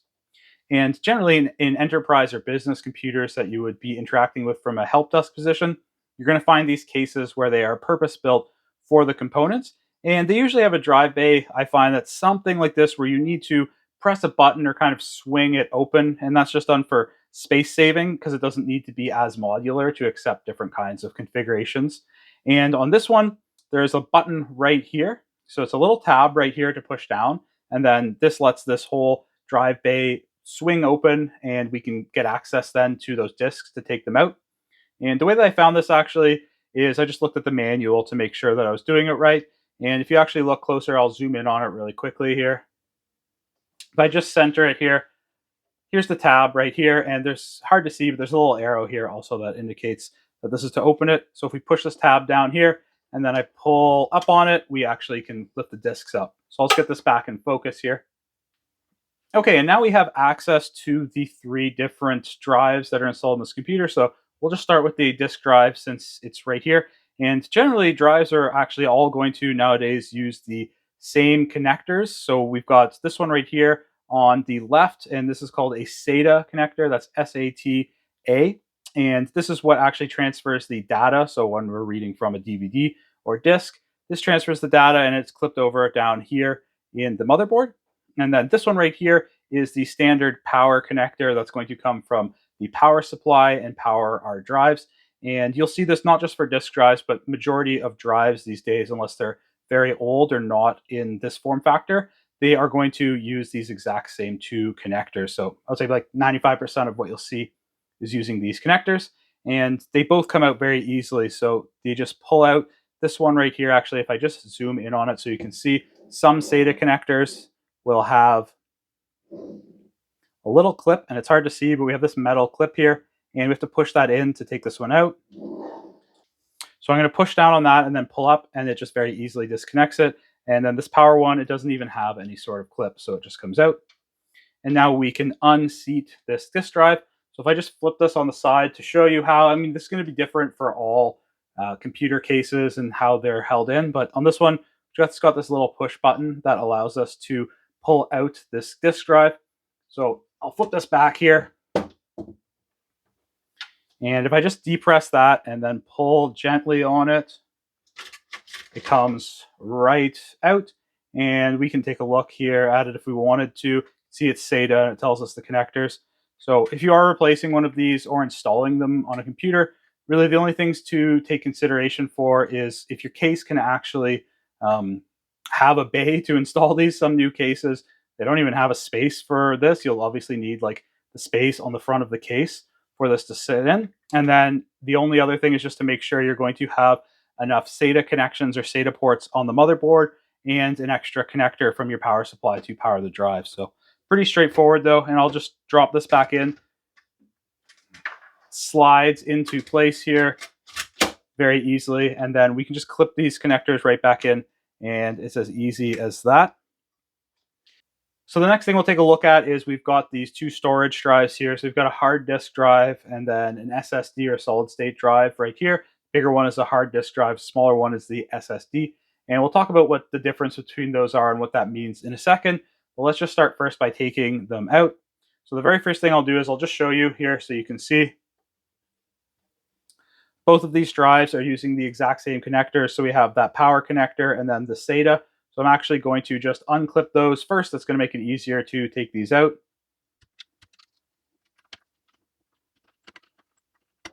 Now I can remove these drives. So the easiest way actually with these is, and they'll all be a little bit different, but if you just look at the manual, they mention you just kind of need to pull up on this tab, and you might need to gently push these in because there's some clips, and then they just slide right out. And I'll just untuck this cable here, and then we have our SSD out. So I'll just set that to the side here, and we'll take the hard disk drive out. This one's even easier. If we just kind of pull up and give it a little wiggle, it pulls right out. And then we've got our hard disk drive out, and I'll put this to the side. We'll move the computer case out of the way. We can talk about these two different drives. Okay, so now that we've got these two drives out, just the very first thing without talking about either of these drives specifically is I just want to call out that we have on both of these, we've got these blue retainers that are what hold the drive into place. And this is something that you'll commonly see inside of cases is they'll have some sort of special mechanism like this blue one that actually attaches to the drive itself. And this one, it just, on SSDs, if I hold it up close to the camera here, it's actually just held in place by tension. And there's these little pins that fit into the mounting holes on the SSD. It's a very common way. And then on this hard disk drive here, we've got these little slots that hold this in place here. And this is what then allows these drives to be able to adapt to easily be installed into the bays in the case. So let's start by taking a look at the hard disk drive here. So you'll notice if we take a look, first thing is the capacity. So this is quite a large drive. It is 3 terabytes large. And then if we look down here, you can see that it is a SATA. And we also get this, which interesting, the RPM. So with hard disk drives, there's actually a disk inside of here that's kind of somewhat similar to what you would think of a DVD or CD. And there's actually something that reads and writes to that disk, and the disk has to spin for that to work. So there's actually moving parts in these drives. So before SSDs, this was kind of the best thing that we had for storage. However, there are some drawbacks to it, specifically that it's much slower for reading and writing because it actually has to spin that drive, and they are more prone to failure because there's of course mechanical parts that can fail or die on these drives. Nowadays, you'll commonly see them used for large storage applications because they're a lot cheaper to get large storage, and for doing things like storing files or things that aren't accessed as frequently on your computer. And it's really common to see a kind of dual drive setup like this one where you'll have one hard disk drive, or maybe even more hard disk drives, and then one SSD. So with that being said, let's take a look at the SSD here. And if I pull this one up to the camera here, you can see, so it's much smaller. This is 256 gigabytes. So it's about 1/6 the size of the hard disk drive. And SSD stands for solid state drive. So that means this is not actually a drive that moves or anything like that. It's all solid state in that it uses flash memory. And this makes it a lot faster to read and write from. And it's also a lot more reliable because we do not have any of those moving parts. They are, however, a lot more expensive than the HDDs are. So that's why you'll see a tandem approach where we'll put things like the operating system or any applications that would be frequently accessed or used. We'll put those on the SSD, and then we'll use the hard disk drive to store things like videos or files or things that are less accessed. If you're going to put one thing on the SSD, the best thing to do is put your operating system. One other quick thing I will call out is you'll see here that it gives the dimensions here as 2.5 inch. So that's the standard size for SSDs. You'll usually see them in this 2.5 inch size. And then it didn't actually say it on this hard disk drive, but then these are generally 3.5 inch. You can actually get 2.5 inch hard disk drives as well, but the form factor you'll usually see them in is this one, which is the 3.5 inch. So now that we have an idea about these two different drives and the scenarios you would use them for, I'm going to move them out of the way and we'll take a look at how to install them back into the computer. Okay, so I've got the computer up on the side here, just going to be easier to get access this way. And I'm going to just start by installing these drives here. So the first thing I'll do is I'll actually put in the SSD. And you'll notice these cables, the way they're routed, they're not long enough to actually plug it in outside and then put it in. So I'll just slot this in first. And then I'm going to go ahead and route this cable through here first so that it's not going to cause us issues later. And then we can just install this one. So it's as easy as just lining it up and then pushing it down for these power supply cables. Make sure I got it on the right side here. Perfect. And then the SATA one is right here. And this is as easy as just clipping it in. Perfect. And that's all clipped in. So now I can go ahead and do the hard disk drive.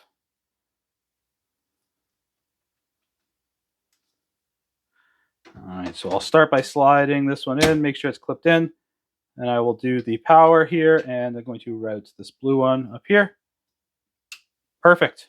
So now we can just slot this down, and there's a release here, which is holding this in place, which is kind of nice for when you're working on it. So if I just tuck this back in here, and we can clip these down, and that's how we would then go about adding or removing or installing any drives. So the key considerations, of course, when you're going to be looking to install a drive is to make sure that they're actually going to physically fit inside of your case and the drive bays, and then also that you've got the open SATA ports or connectors from your power supply to be able to power them. That wraps up this video. I'll see you over in the next one. Welcome, everyone. In this video, we're going to be talking about some of the ports that are actually on the back of the computer and what kind of cables we can plug into them. Let's hop over to the computer now and take a look. So we'll start this lesson by taking a look at the back of the desktop computer we've been using throughout the majority of this section of the course. And what we'll do is we're actually going to walk through the different connections or ports on the back of this computer, talk about what they're used for, and also the cable that they would have plugged into them. And we'll actually be swapping out this computer as well with a couple of other computers because there are some missing ports or connectors that are not on the back of this computer, but I think you'll still come across quite frequently, so I'd like to demonstrate.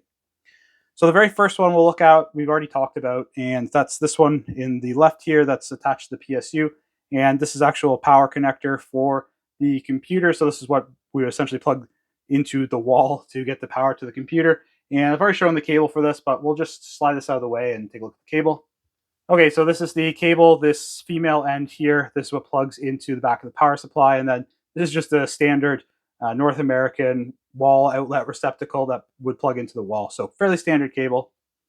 The next one we'll take a look at is this green connector in the top left-hand corner. And this is for a serial cable. This connector is called a DB9 connector. and this is the male end of it.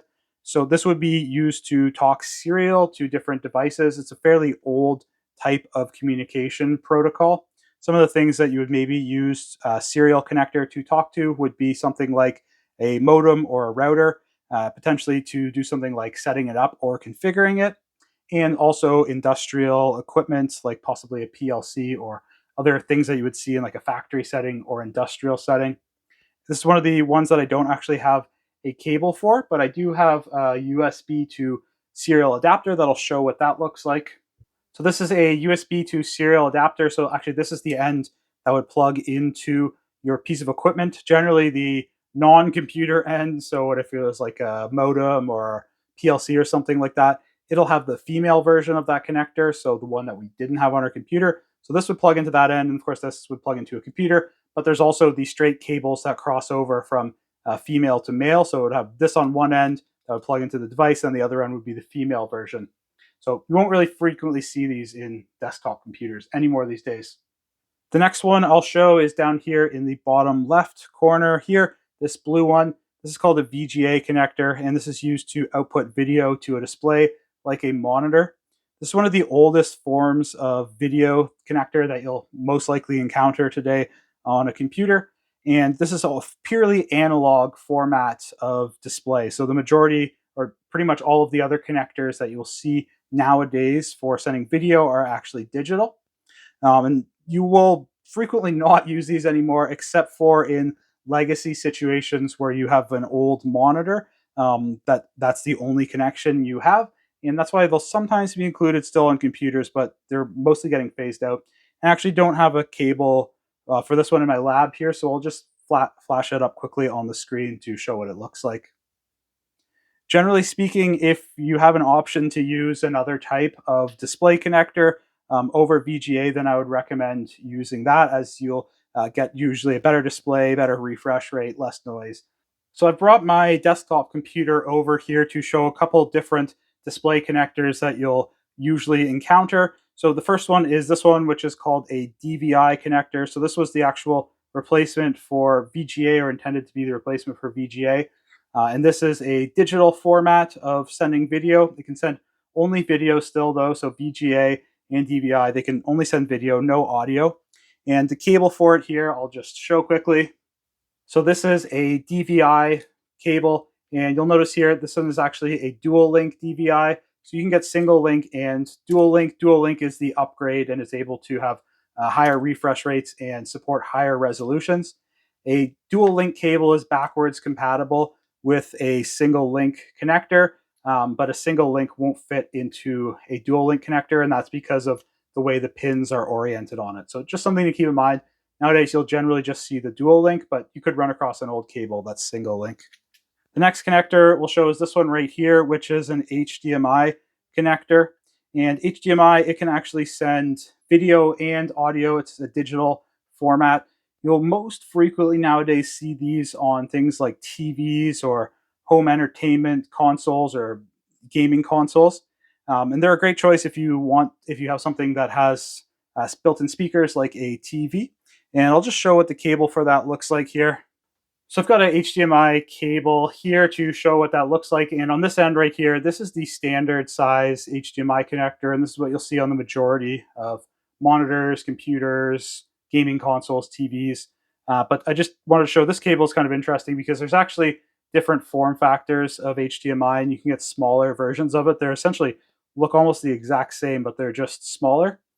So there's a couple different smaller form factors that are used, and generally that's just for devices that are very small form factor and don't have the space for a big connector. So just something to keep in mind with HDMI is it has those other form factors. So the next display connector that we'll take a look at is this one right here, which is called DisplayPort. So this is the most modern of all of the different types of cables and connectors for doing video output. It's another digital format, and it can do both video and audio. And if you have an option of all of them, then I would generally recommend using DisplayPort because it's going to support the highest resolution and highest frequency. So you want to make use of DisplayPort. If you have it on both the monitor and your video card, I would recommend using DisplayPort. And we can take a look at a DisplayPort cable now. So here is a DisplayPort cable here. Both ends of this are the same on this one. And the only key thing that I'll call out for the DisplayPort cable is if you take a look at here, if I can get this in focus, we do have these two pins that are here that are used just to help the cable remain seated in place.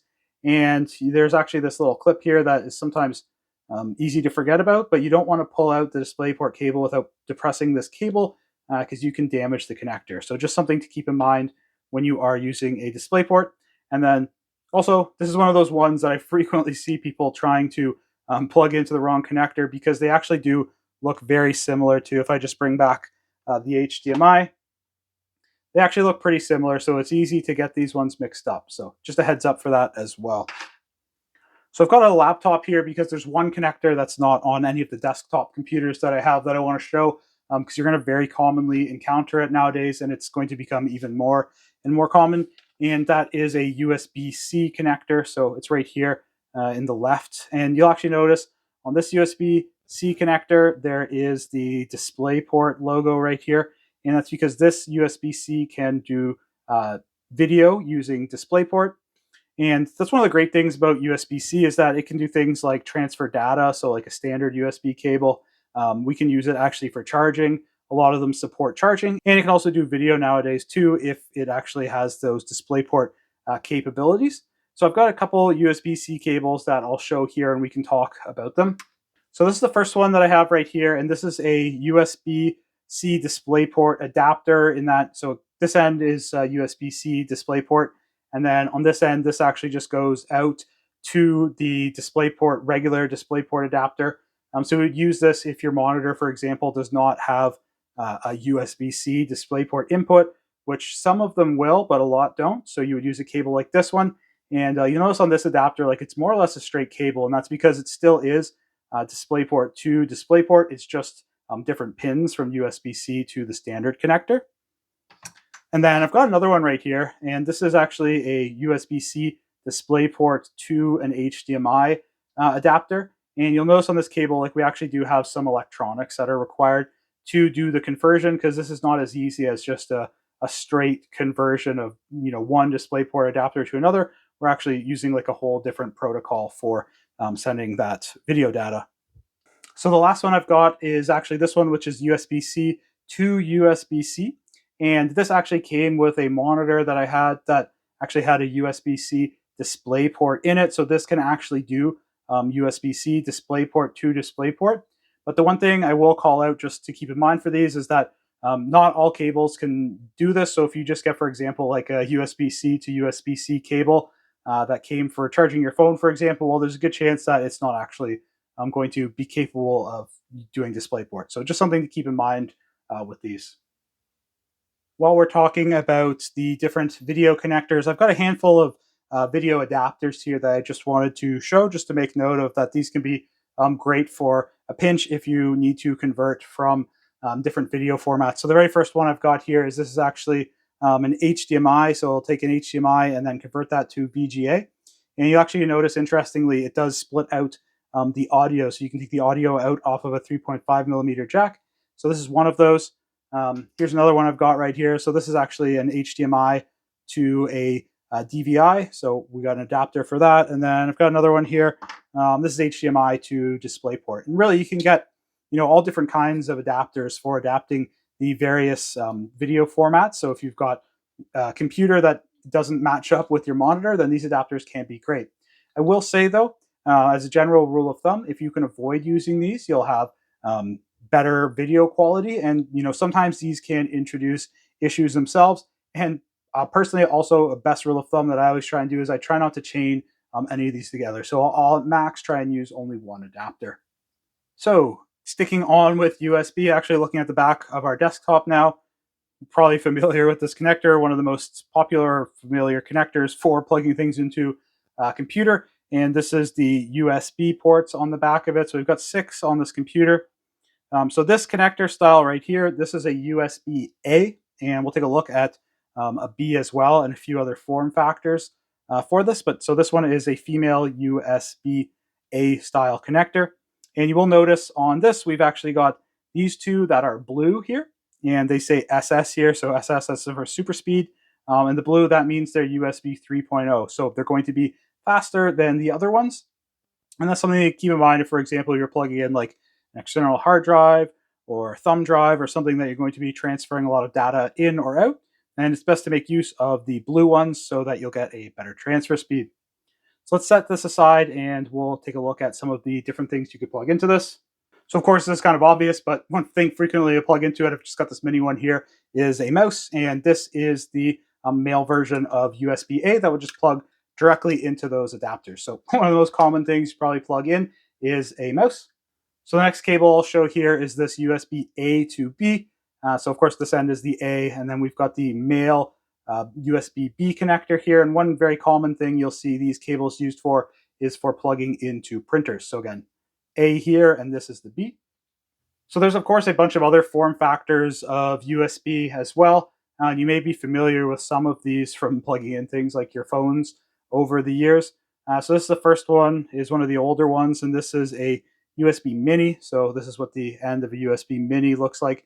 You won't really encounter these anymore, but I remember me plugging my first BlackBerry in with this one. And then you'll still sometimes encounter these. So this is a USB micro here, or micro USB. So it looks a little bit different, a little bit smaller. And I still come across phones these days that are sometimes using these phones or tablets. And then, of course, we already talked about USB-C, but I've got a USB-A to USB-C here. So you'll really commonly come across these days, as most devices are transferring over to that USB-C. So I've brought my desktop here while we were talking about USB, because I wanted to actually show one thing that's not USB, but that we used to actually use to plug in keyboards and mouse. And that's this connector right here. It's called a PS2 connector. So that's PS and then the slash and then a 2. So not like the video game console. And this is the old way that we used to plug in a keyboard and mouse. And there used to be two of them, a green one and a purple one. So this can either take a keyboard or a mouse. And these are for very, very old school keyboard and mice. And generally the only reason you'll see this, and for example, this is on my gaming PC, is that sometimes people like using the old school keyboards and they'll only have a PS2 connector on them. So that's what you would see that for. I don't have a PS2 keyboard and mouse to show, but in case you ever come across that, I just want to show that's what that's for. So the next one we'll take a look at right here is this port right here. So this is for plugging in an Ethernet cable, and this is for the network interface, for a wired network interface. And this actual connection here is called RJ45. So this is an RJ45 port. That's the female end of it.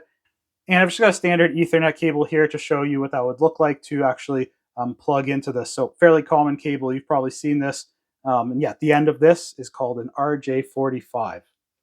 So the last ones we'll talk about are these three right here, and they are for audio. These are 3.5 millimeter jacks. And we'll talk about the green one first. It's the most commonly used one. So this is just for audio out. So you would plug in things like headphones or speakers into this one. Then we'll talk about this pink one. So this is actually for a microphone in. So you can plug microphones in using a 3.5 millimeter jack if the microphone supports that. And then the last one is this blue one right here. And this is for line in. So this would be potentially for something like if you're recording an instrument. To be honest, I've never used this on a computer before, but that's what that's for. So I'll just bring over actually two of the connectors here so you can see what they look like. So I got a standard pair of headphones here. Nothing too fancy about them. And then, so this is what you've probably seen it before, but the 3.5 millimeter jack looks like. And then if I set these to the side here, I've also got this very basic microphone here, and you'll see it's got this pink jack. And so this is what you would plug into the actual microphone input. So that almost concludes our lesson here on the different ports and connectors. However, I will say, we covered, I believe, the majority of the most common ones you'll come across. But that being said, there may be connectors or cables or things like that that you come across and you're not familiar with, or you're trying to plug something in and it's not fitting. And for that, I would say Google is your friend. It's really impossible to, memorize every single one of them. So if there's something you're not familiar with, then Google is your friend there. With that being said, I'll wrap up this lesson here and see you over in the next one. Welcome, everyone. In this lesson, we're going to be talking about how our computer actually boots up, the BIOS, or basic input-output system, and also what posting is. And that is POST, all in capital letters. So let's boot up this computer and take a look at what that boot process looks like. So I've got the computer here and it's still opened up, but I've actually got it plugged into the power and I've got it connected to two peripherals, a keyboard, and then this here is just actually a little miniature travel monitor that I use for when I'm working on my bench on computers. I find it really handy just to have something quickly laid out that I can plug into and just check to make sure computer's working and everything is all good. So with that in mind, the first thing we're actually going to discuss in this lesson is what happens directly after we power on the computer and when it runs the post. So post, that's an acronym. It's POST, and it stands for Power On Self-Test. And it's essentially a set of tests that the uh, BIOS, or the firmware for the motherboard, runs when it powers on to make sure that everything in the computer is okay. It's got all of the hardware connected that it needs. So some of the things that the BIOS will check is actually make sure the RAM and the CPU are okay, make sure the power supply is okay, and it's got the various different power levels that it's supposed to from it. It may even go as far as checking some of the peripherals, like if it thinks that a keyboard is required, then it may give you an error if you don't have a keyboard. Um, and some of the things that the post checks for, if it can't recover from that, so for example, like if there isn't memory or something like that, then it may not even be able to start the computer. And in that case, generally what it will do is it will either give us a display error on the screen, or if it's severe enough, then it might just give us a series of beeps, which is something we look for. And then we can look in the user manual about those beeps so we can try and diagnose them. So the post is an excellent tool for helping figure out if anything's wrong with the computer. And it's generally one of the first things you'll want to check after you make any changes to the hardware or try and troubleshoot the hardware, is to make sure that it can post. And there's nothing you need to do to run a post. It's just always going to happen as soon as you power the computer on. So with that being said, I have the keyboard plugged in here, and I'm actually going to unplug the keyboard. And let's just take a look and see what happens when we power on this computer without the keyboard in.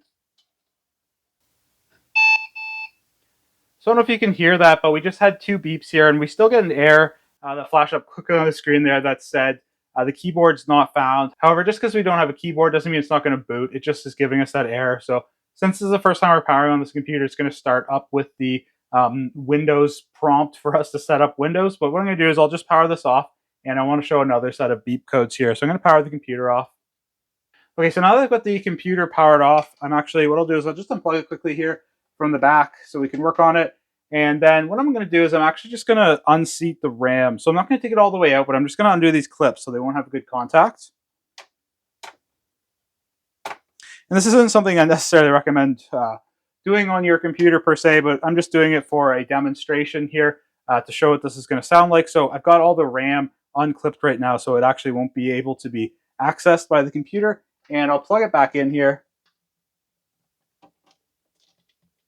Okay, and what I'm going to do is I'll power it on. And I immediately start hearing this beep code here, which is 3 short beeps followed by 1 long beep. So I'll power this off. So what we could actually do now is go take a look at the manual for this computer or the motherboard, and we can take a look at what those beep codes are, and they would really help us to diagnose what the problem is. So for a lot of these errors that come up on the post, there's going to be an associated beep code, and especially if it's something that's going to actually prevent it from even being able to load up the monitor, at least then we get some information about what's going on, like if it's faulty power supply, RAM, CPU, that kind of stuff. So that's definitely something to keep in mind if you are troubleshooting hardware. You get a ticket for someone and they're telling you that their computer is beeping when it's powering on. It's trying to give you useful information about what is wrong with it. So what I'll do is I'll put this RAM back in, we'll power up the computer, and then we'll take a look at the BIOS.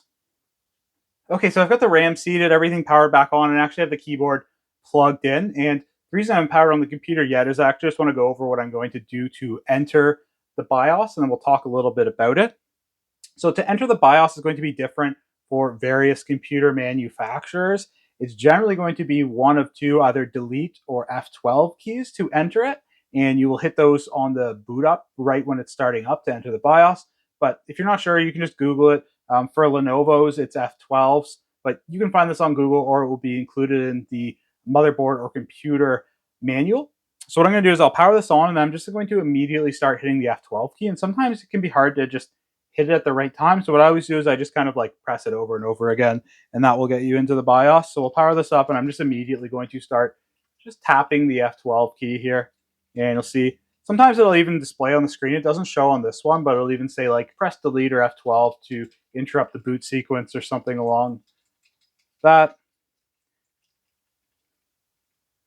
Perfect. So we're now in the startup device menu, and this is something you'll see that differs on computers and motherboards is that sometimes you'll have two options, one to enter the BIOS and the other to enter to select the boot menu or where you want to boot from.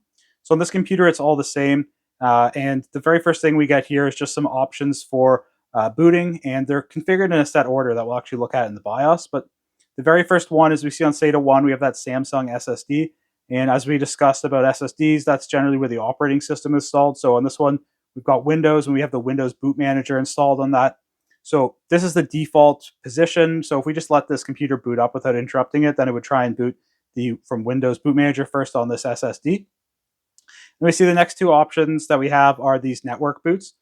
So what we could do is we could actually overwrite the boot order, and manually, if we use the up and down keys, we could select to attempt to boot from the network. However, if we go down to the very bottom one here, we get this enter setup. So that's what we're going to go into now so we can take a look at the BIOS. So I'll just hit enter setup. And perfect. We can see here we're actually in the Lenovo BIOS setup utility.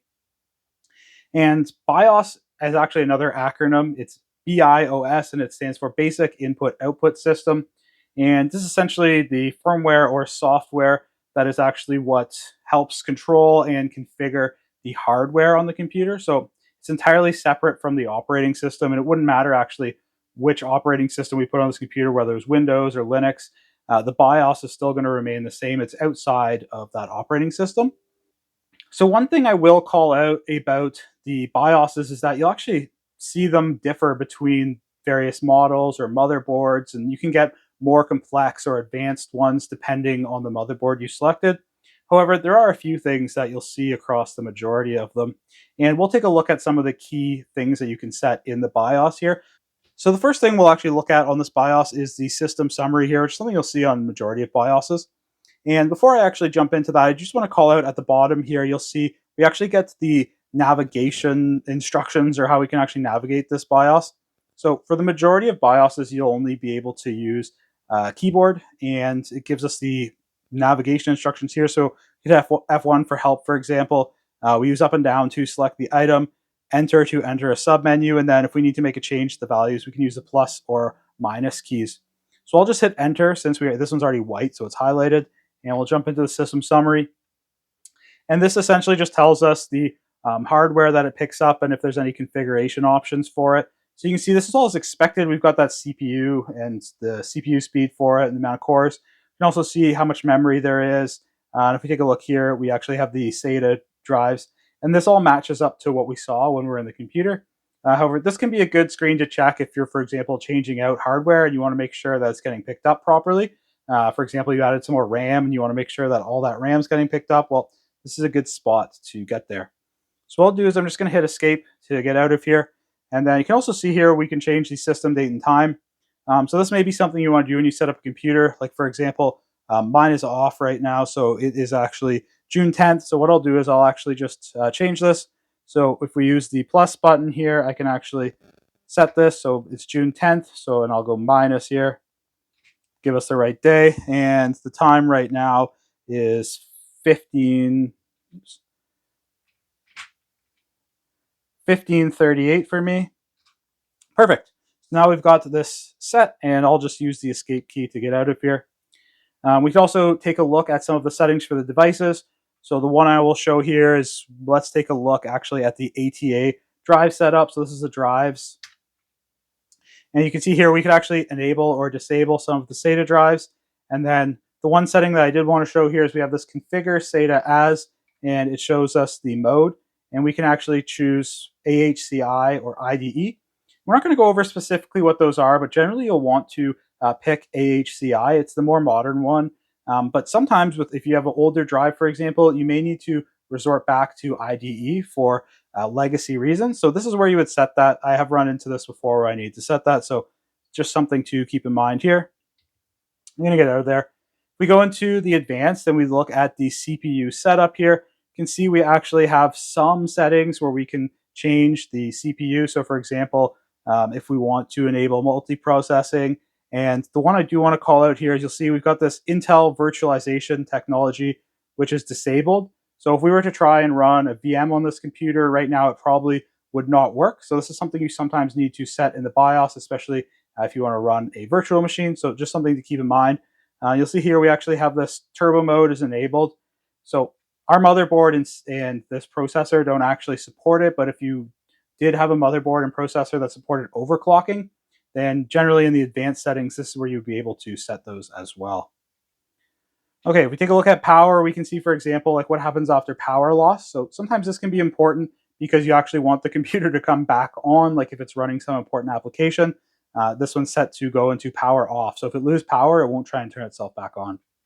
At the security tab, we've got some security settings, like we could set passwords, and sometimes you can actually set a password even before it gets to the operating system just to get past the BIOS. So that's where you would set this. And then the last one I'll show up here is the startup. And what I actually want to show is we've got this primary boot sequence here. So if we go in there, this is that boot sequence we actually saw before. So it's going to try SATA 1 first. It'll check SATA 2 and SATA 3. The reason it didn't show anything for us before for those is because there was nothing actually installed on them. And then after that, it's going to do the network. So we could change these, for example, like if we had our another OS on SATA 3, which is that other hard drive, and we wanted to boot from that first, well, we could move these up and down. So just something to keep in mind here that you can change these. Of course, if you're just doing this temporarily, then you can also access the boot sequence or the boot order and manually override it for that one boot up by using the delete key. So what I'm going to do since we're done here is I'm actually going to come down here and I'll hit F10, save and exit, and ask me if I want to hit save the configuration. So I'm just going to hit yes. And then it's going to reboot the computer, and we could just let it boot up now and go into Windows. So what I'm going to do is I'll actually end this lesson here, and I'll see you over the next one. Welcome, everyone. So we're at another ticket interrupt here, and just a quick reminder for the format of this type of lesson. I'm going to pop up on the screen here an example of a ticket that I've actually received in the past doing help desk or technical support. And we'll go through the ticket itself and read it out. And then what I'll do is I'll throw up a pause here screen. And what I would encourage you to do if you want to follow along is actually just pause the video at that point. Go out and take a shot at solving the ticket yourself. And even if you aren't able to, get all of it or work through it, even just the process of trying to solve it yourself, I think is really valuable. And then when you're ready to, come back and unpause the video and I will go through my solution. So with that being said, let's hop over and take a look at this ticket. Okay, so we get this ticket, computer won't power on here, and the comment says, hello, after returning from the weekend, my computer won't power on. When I press the power button, it doesn't do anything. It doesn't make any sounds, and there is nothing displayed on the screen. I can't even try turning it on and off again, so I don't know what to do. Please help. So before I pause it, this is just a little bit different of a ticket interrupt in that, of course, I'm not expecting you to have a computer that's not going to be powering on or anything in this state.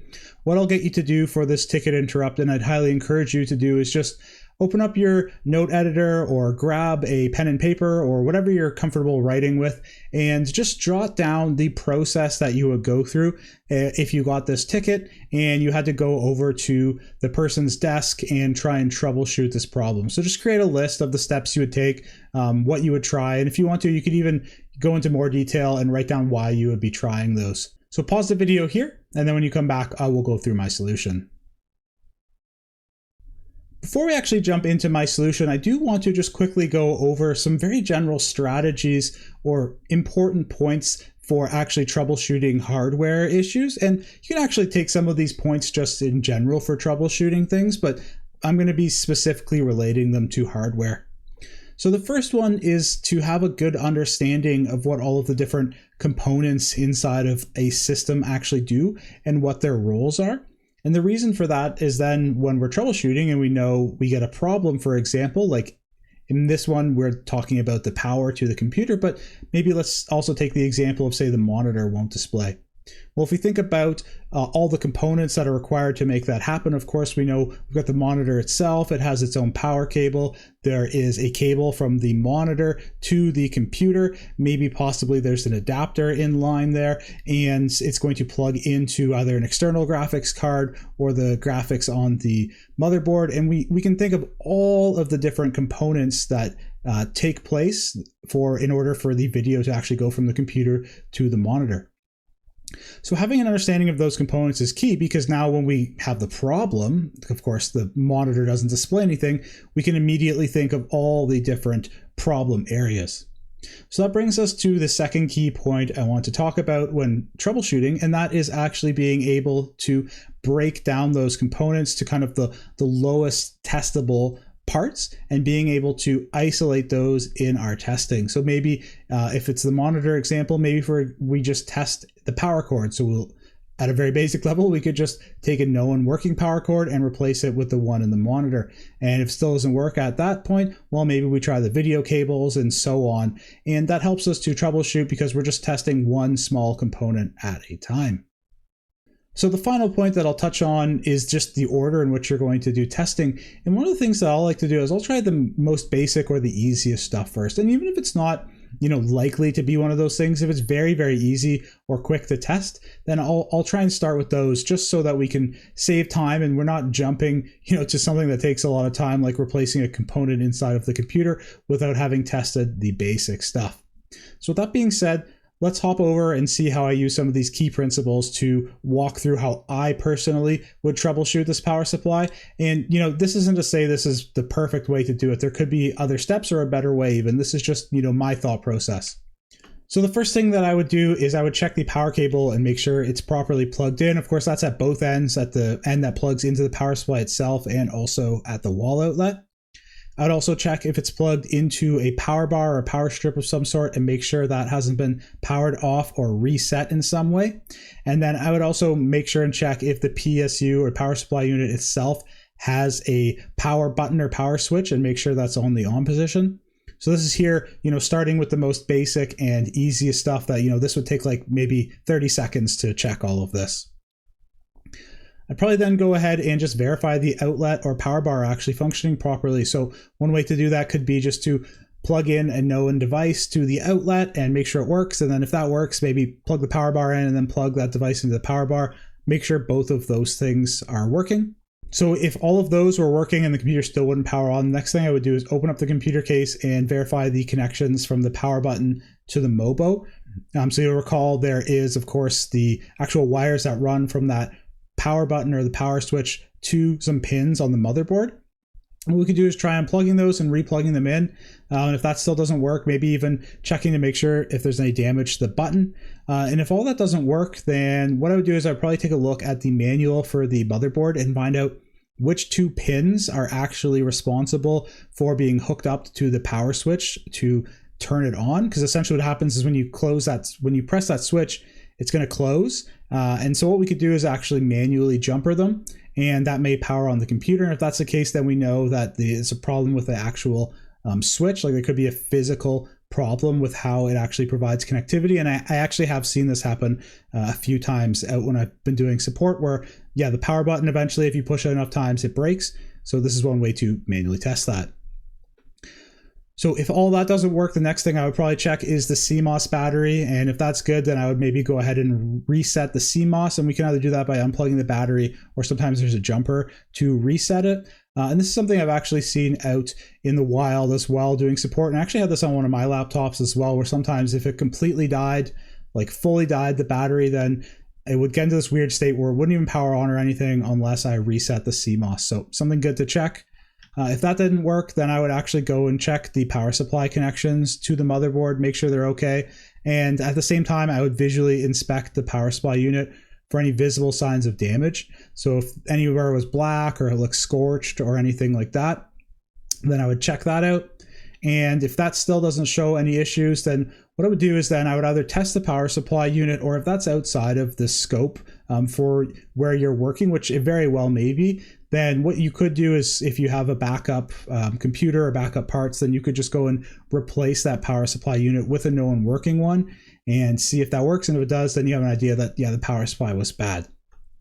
And then if all that didn't work, then the last thing I would check in this scenario is probably the motherboard to test it. And again, if testing that is outside of the scope, which it may be, depending on the capabilities of your help desk and the tools you have, then you could also just try and replace it with a known good Mobo.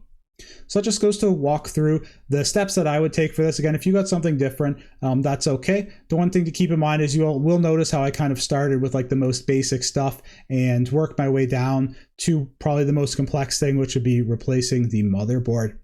That wraps up this video here. I'll see you over in the next one. Welcome everyone.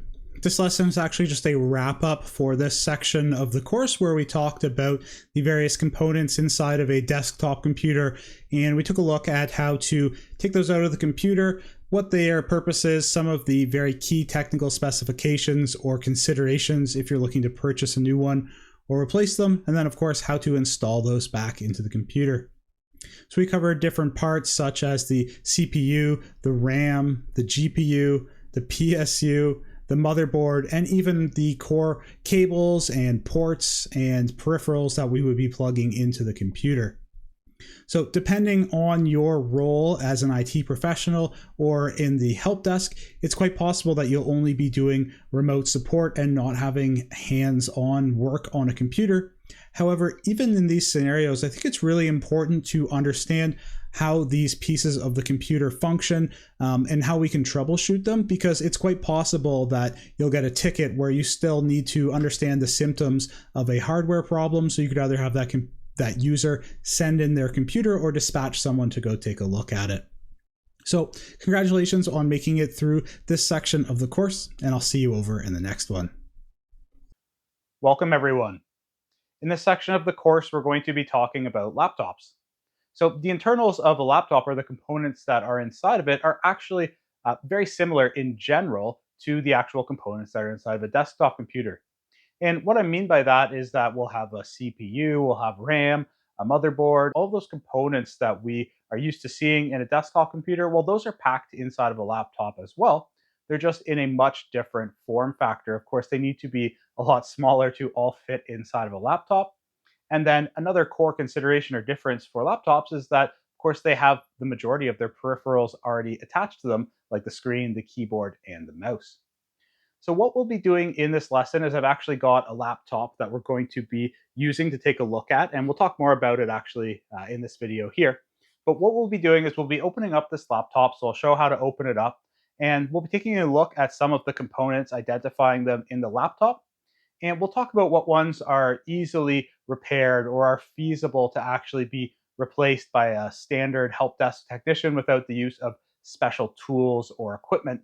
And we'll also talk about some of the ones that you would maybe want to send away back to the manufacturer or repair shop to actually have them repaired or replaced.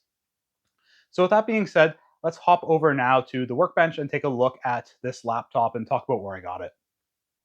So this is the laptop that we're going to be using in this section of the course to take a look at some of the internal components for it.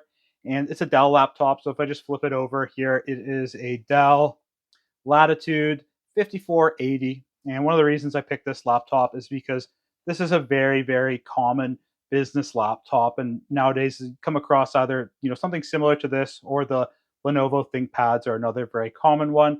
And then their form factor and functionality are going to be pretty similar to this laptop. So this is another off-lease laptop that was probably part of an IT department somewhere, and I picked this up off-lease refurbished for $200 US. So definitely an affordable way to get actually a half-decent laptop these days. With that being said, there is, of course, zero requirement for you to go out and purchase this laptop or any laptop for this section of the course or for this course. And I'm also going to be showing some tools that I'll be using to open this up. And of course, there's no requirement to purchase any of that. If you're working at a help desk, then they should be providing the tools that you need anyway to repair any part of computer or really anything. So with that being said, I'll wrap up this lesson of the course, and I'll see you over in the next one where we take a look at opening up this laptop. Welcome everyone. In this lesson, we're actually going to be taking a look at how we can open up the laptop computer that we're going to be looking at, and we'll talk about some of the tools that I'm going to be using to actually open it up. So let's hop over to the workbench now, take a look at opening up this laptop. Before we actually go ahead and start taking apart the computer, I just wanted to quickly go over some of the tools that I'm going to be using. So again, just a quick call out in that you don't need to go out and buy anything for this course, including this kit.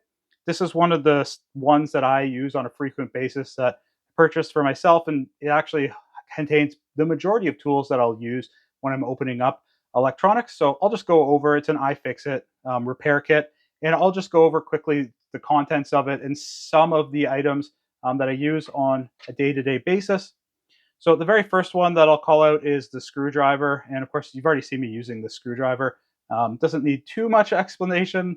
It takes bits in the top here, which is kind of nice. So you can just swap out the bits.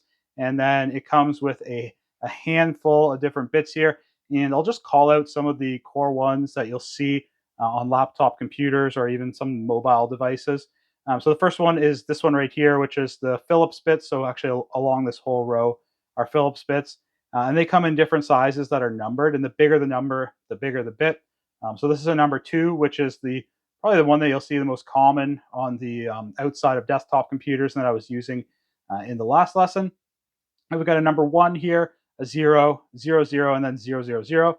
And yeah, so you've probably seen these a bunch of times. These are just like the star-shaped bits. The next most common one that I'll see in mobile devices or in laptop computers, and it's becoming more common, is this style right here. So I'll just take one out. So I'll just try and get it in focus for the camera here. So this is called a torque style or TRX. And it's kind of hard to see, but it's essentially like a Phillips, but it has some extra um, spines on the star of it. And I commonly see these on laptops. And this one's also got like sometimes they'll call it a security style where they'll put something poking up from the middle of the screw, and this one has a hole in it so that you can work on those. And you'll see this abbreviated generally, and I'll see if we can actually pick it up on the camera here as a TR, and then the size. So that one we were just looking at there, that was a TR10 size one. So those are the most common bits that I see. And then I'll just show a couple of the other tools that we've got here. So this tool right here, this is like a metal spudger tool. So this is used for actually opening up the laptop, and I'll show it how we actually use these when we are opening up the laptop. Essentially, this is just for prying and opening pressure fit electronics. And I'll use it to pop this one out. You've seen me using this as well, just as a pointer, but this is also another spudger tool. So these are called spudger, and essentially we just use these for prying open pressure fit electronics, and I'll show how to do that. And this one's nice in that it's all plastic, so we don't have to worry about shorting anything out when we're actually working on the computer or any electrostatic discharge or anything. Okay, it comes with a suction cup also, which can sometimes be handy for opening up mobile devices or if we're doing a screen repair or something. Then comes with these plastic shims, which you'll sometimes need for opening up the computer cases or mobile cases, and I'll show how we use those. We also get a set of ESD tweezers, and then this is just another spudger tool as well here in a different shape. So what I'm going to do is I'll actually take out this spudger because we're going to need it, and I'll grab a few of these shims here. You just pop out a handful of them, and we're going to need the screwdriver, and I believe we'll need the Phillips 0 size bit. Okay, so I brought the laptop back over here, and what I'll do is I'll just flip it over, and we can see how they're held together. So pretty much on all laptops, you're going to see there's a bottom panel that comes off, and it's just held in place with screws. So I'll just hold this up close to the camera so you can see. This one's just using Phillips screws, and they're all around the outside, so it's pretty easy to take this off. First thing I'll do is I'm just going to go around and loosen off all of these Phillips screws. So one thing you'll commonly see actually in these laptops, and I'll just show it quickly on this one, is that they'll use retaining screws. And what that means is that even when the screw is all the way loose, there's like a little lip on it that holds it in place. And that's kind of nice because it means that we can't actually lose these screws. They stay in place. So just something to keep in mind, like if you keep screwing this forever, it's never going to come out, but it's all the way loose. So I'll just do the rest of them now.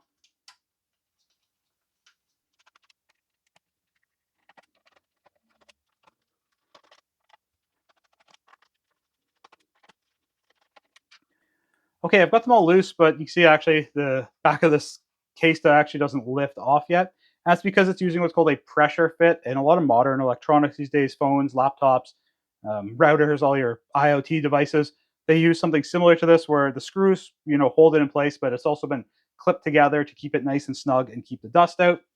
And so we need to use a tool like this spudger, or sometimes an even more heavy duty one like the metal one, to open it up. What you'll generally see on these devices, if I just show here, is that there is going to be somewhere that we can get our device in to start opening it up. And on this one, if we can just take a look, it is right here. There's just this tiny, tiny little hole here. I'll see if I can get the light on it so it's in focus. We've got this tiny little hole here that we can actually just fit our tool in and start working that way. So that's what I'm going to do right now is I'll just start gently prying it open.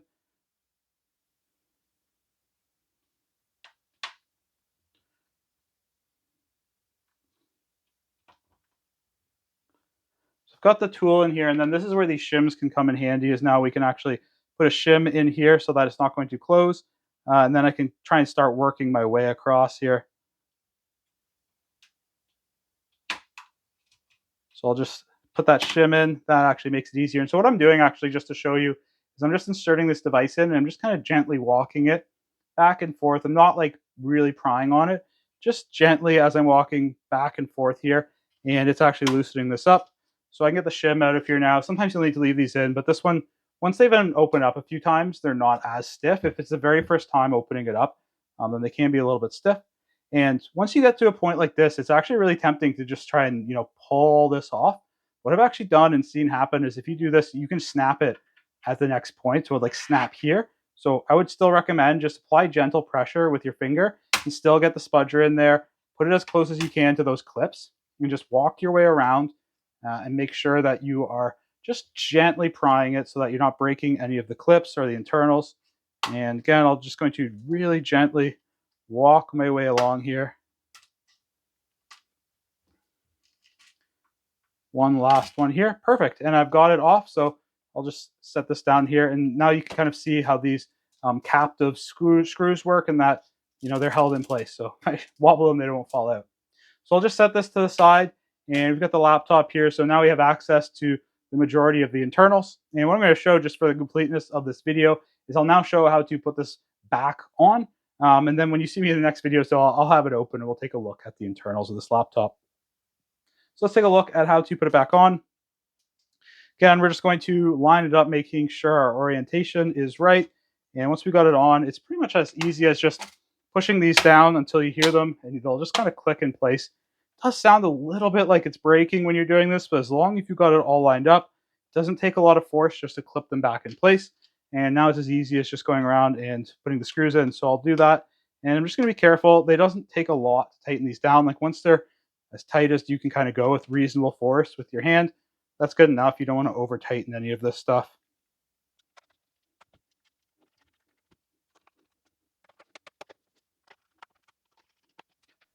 Perfect. I've got them all back in here and it's back firm, and we're all done taking the lid off this and then putting it back on. So that wraps up this lesson. I'll see you over in the next one where we take a look at the RAM. Welcome everyone. In this lesson, we'll take a look at replacing the battery for the laptop. And this battery is the one that actually is what powers it on or keeps it powered on if we have it unplugged from the wall. So let's hop over to the workbench and take a look at how we could either replace, remove, or install one of those. Now that we've got the laptop opened up, we can actually start taking a look at working on the inside of it. And this laptop, of course, it doesn't have a case like the other one that's metallic. It's actually a plastic case, so I don't have anything to ground myself on. So what I'm actually going to do is I have that grounding strap still. I have my wrist strap here, but I'm not going to use this because it's a little bit hard to film with, and I find it sometimes gets in the way.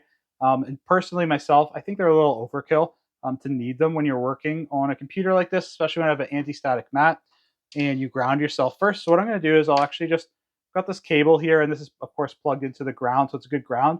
And I'm just going to ground myself on this. And for myself, I think this is sufficient grounding to then work, especially since we've got the anti-static mat here.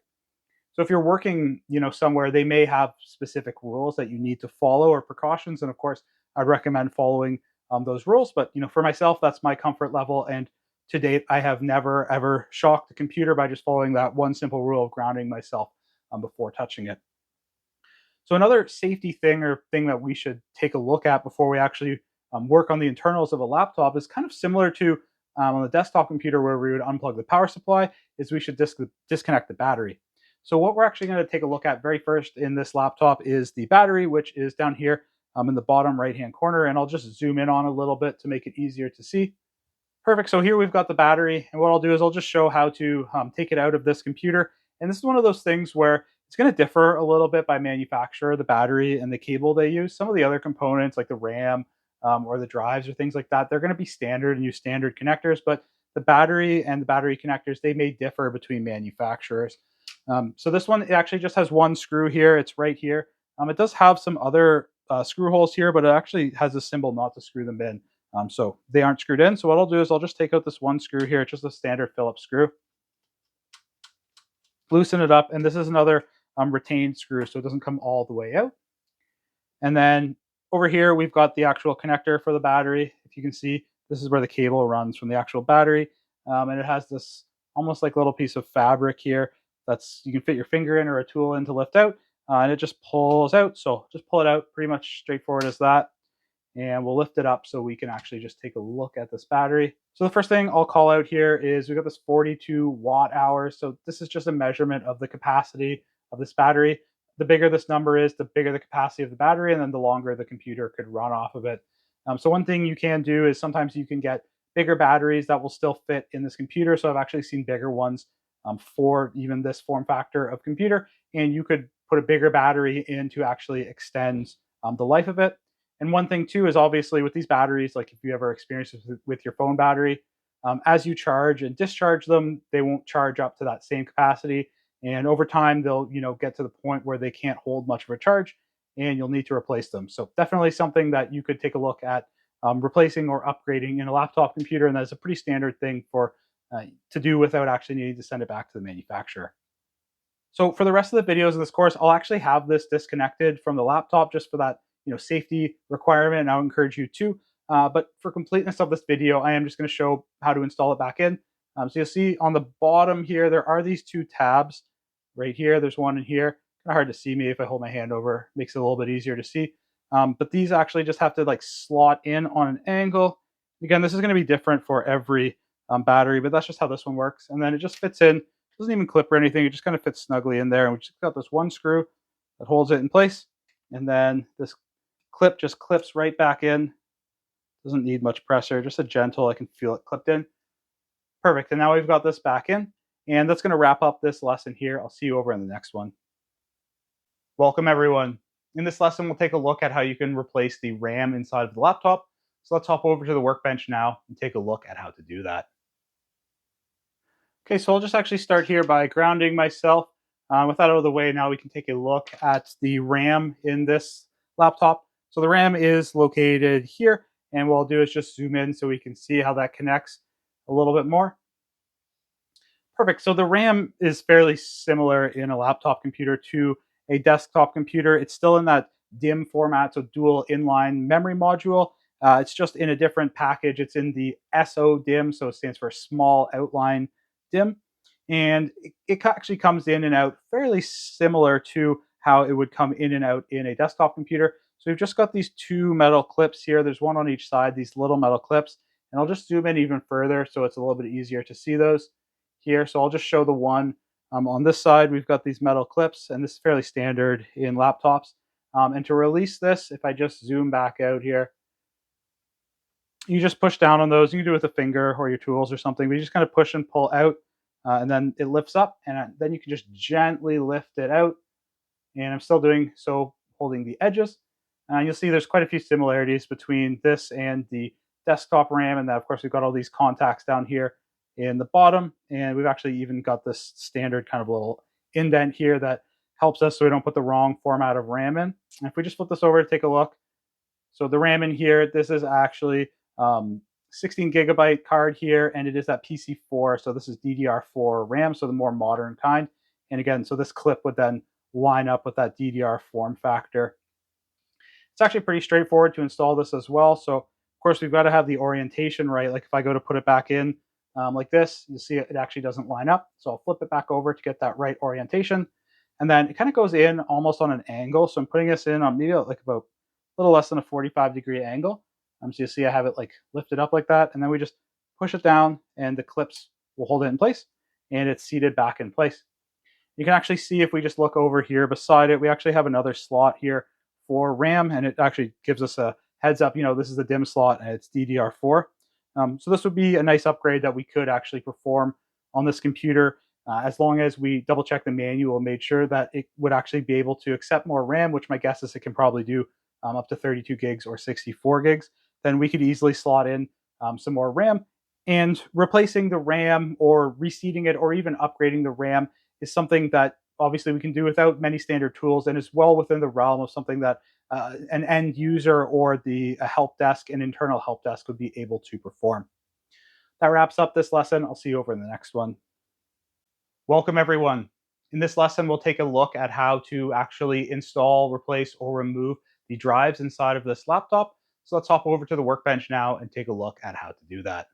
Okay, so I'll start again by grounding myself here quickly, and then we'll take a look at the drives inside of this computer. So this computer can actually accept two different formats of drives, and the drive bays or the area where they're stored is actually down here in the bottom left corner of the computer. So I'll zoom in so we can get a better look at that. So just zoomed in, this is the section here where we could put the drives, and we actually have two different form factors of drives that are accepted in this computer. So the first one is that 2.5-inch, either SSD or HDD. You can actually see it just says HDD right here. And so I've just got that form factor right here. So we could actually install a drive. You can see how it would fit right into that section. And the connector then for that drive is this one right here. So it's still a SATA, but just with a different style of connector.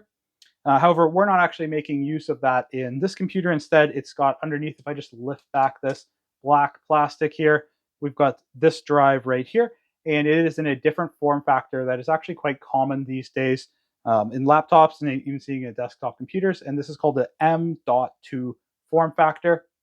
And that's the actual form factor of the drive, and also it's an M.2 connector here. And generally, these are all held in place the same way. They've just got one screw at the back here, and it kind of like there's like a half moon cutout almost, or half circle cutout right here where this copper is.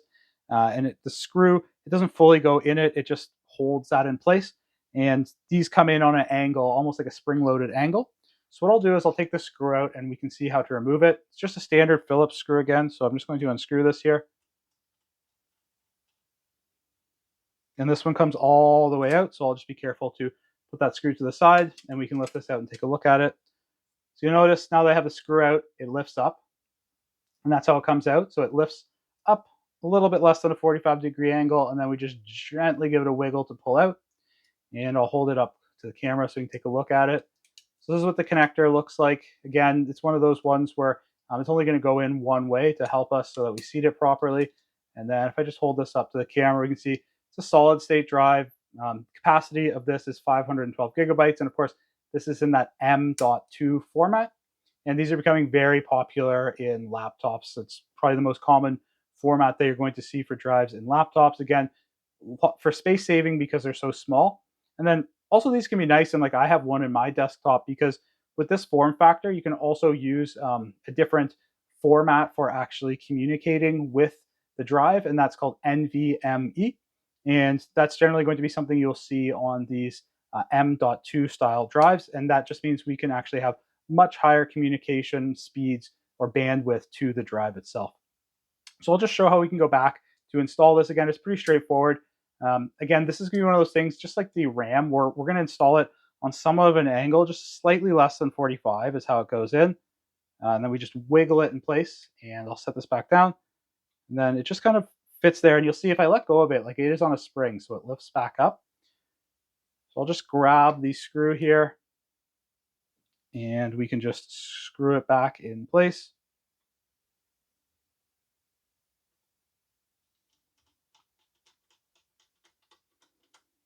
This is another one of those items where you really don't want to super over tighten it because you don't want to put extra strain on it. So just till it feels tight, and we don't need to over tighten it.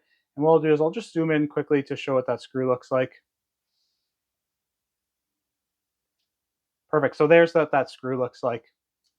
So both of these formats of drives, including either the 2.5 inch or this M2 format, they're both examples of something that's fairly easy for us to get in and replace or remove without the need of any specialized tools.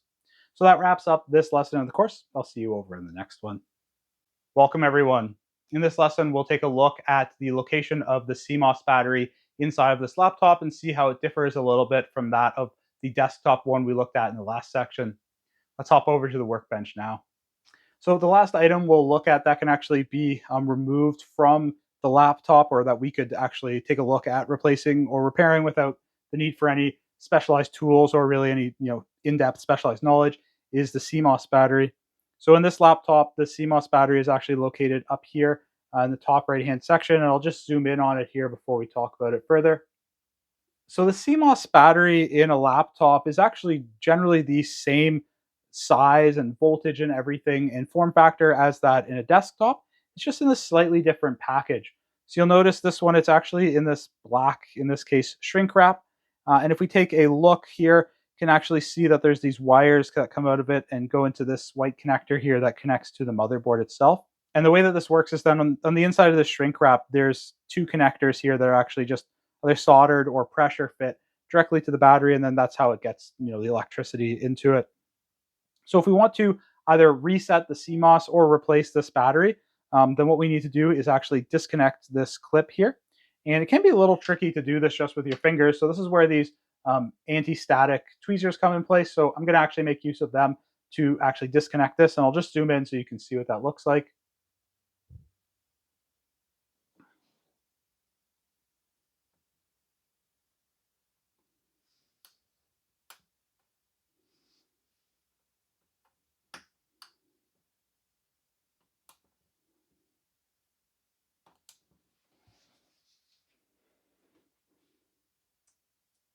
Perfect. So I've got this one disconnected, and then this battery is actually still kind of like stuck in place, and I don't want to take it off for this one because it's still working. But what we would do is we would just actually take this back, and then we could use some adhesive to stick a new one down if we wanted to. But what we have done here is at least we have reset that CMOS here. So I'm going to use these tweezers actually just to pop it back in place again.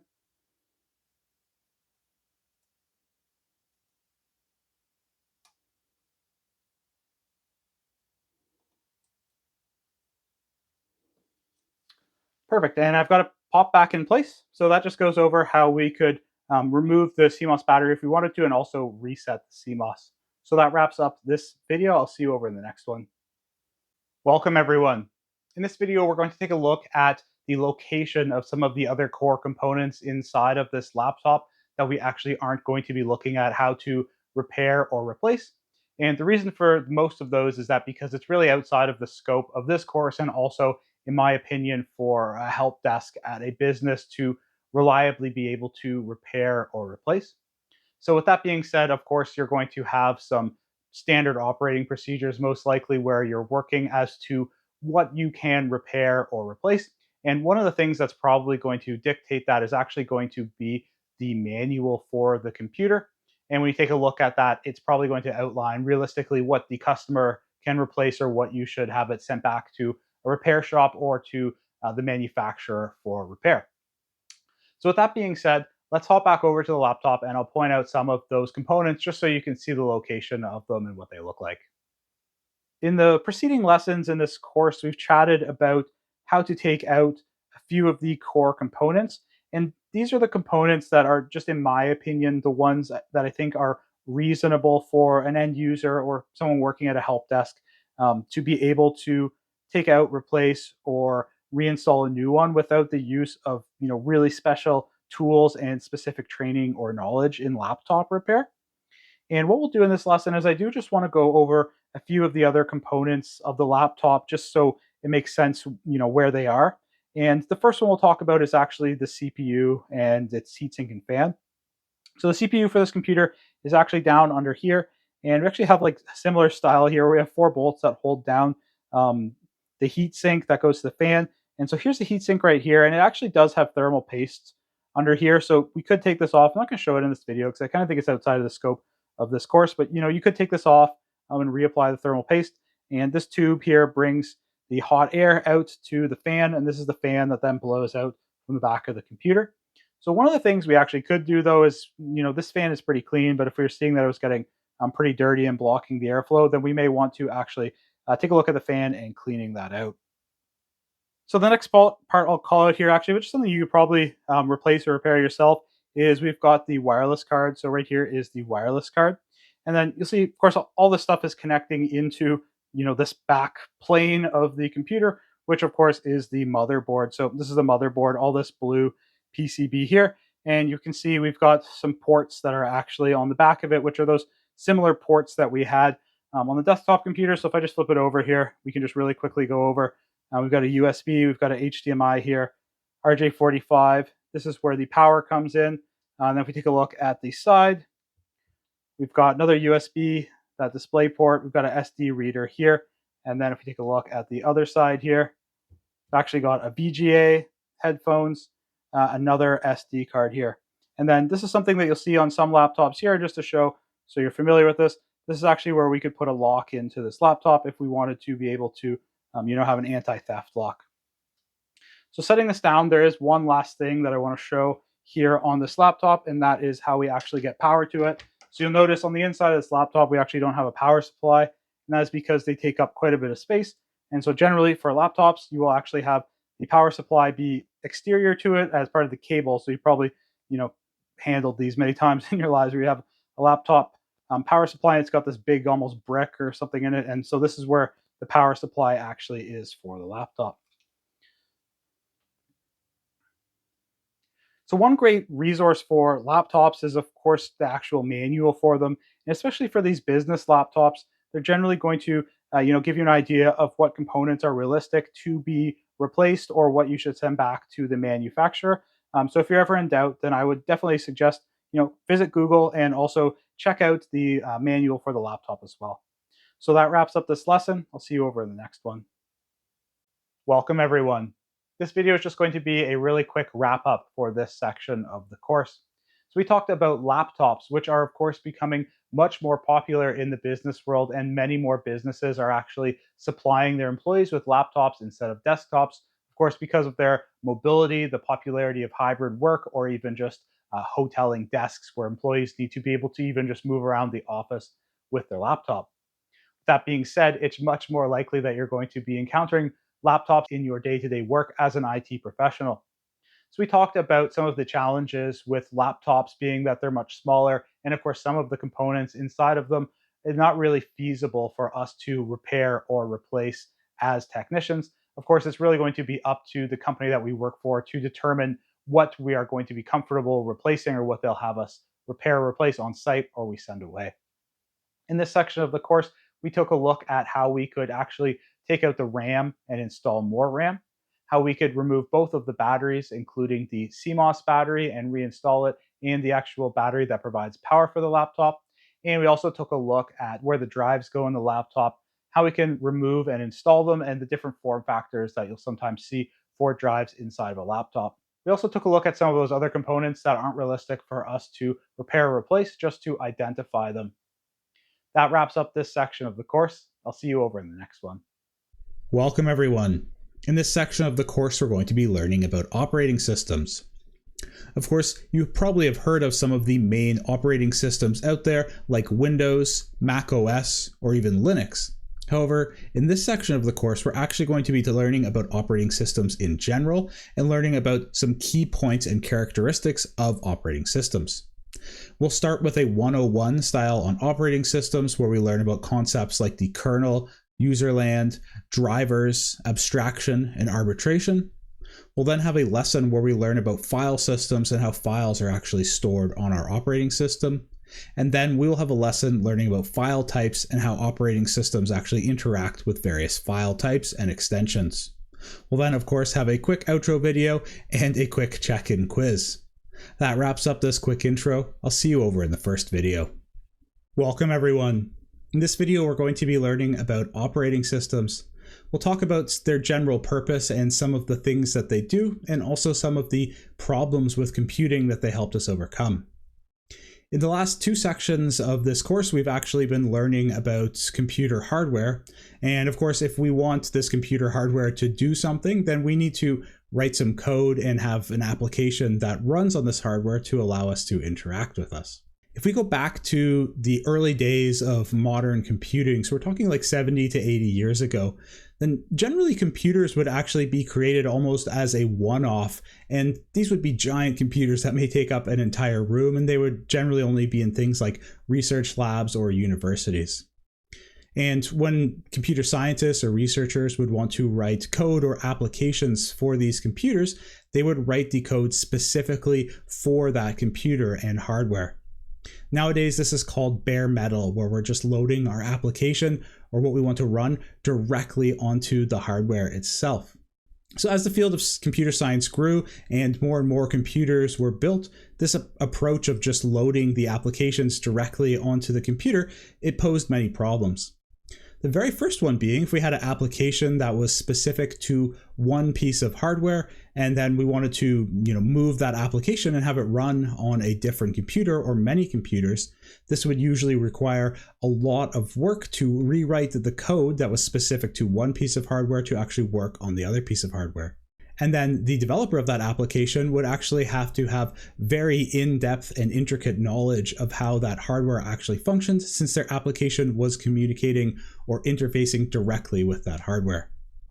In addition, a lot of times we would want to queue up applications so that one would run after another, and this involves someone actually having to go and manually unload the one application and then load another one in. Also, sometimes there would be times where the computing resources of the computer wouldn't be used while it was waiting for some external hardware, maybe like a printer or something like that, and we would want to use the computing resources for another application. However, that wasn't possible because we would actually have to unload the one application and reload the other one. So these are some of the first problems that necessitated the early operating systems to be created, and they're actually still some of the main reasons why we use operating systems today. So to learn more about that, let's actually hop over to the whiteboard now. So I've broken down a modern computer into the three main components that allow us to actually interact with it and have it do useful things. So at the very bottom here, we've got the hardware, and this would be things like the CPU, the RAM, of course, maybe the disk,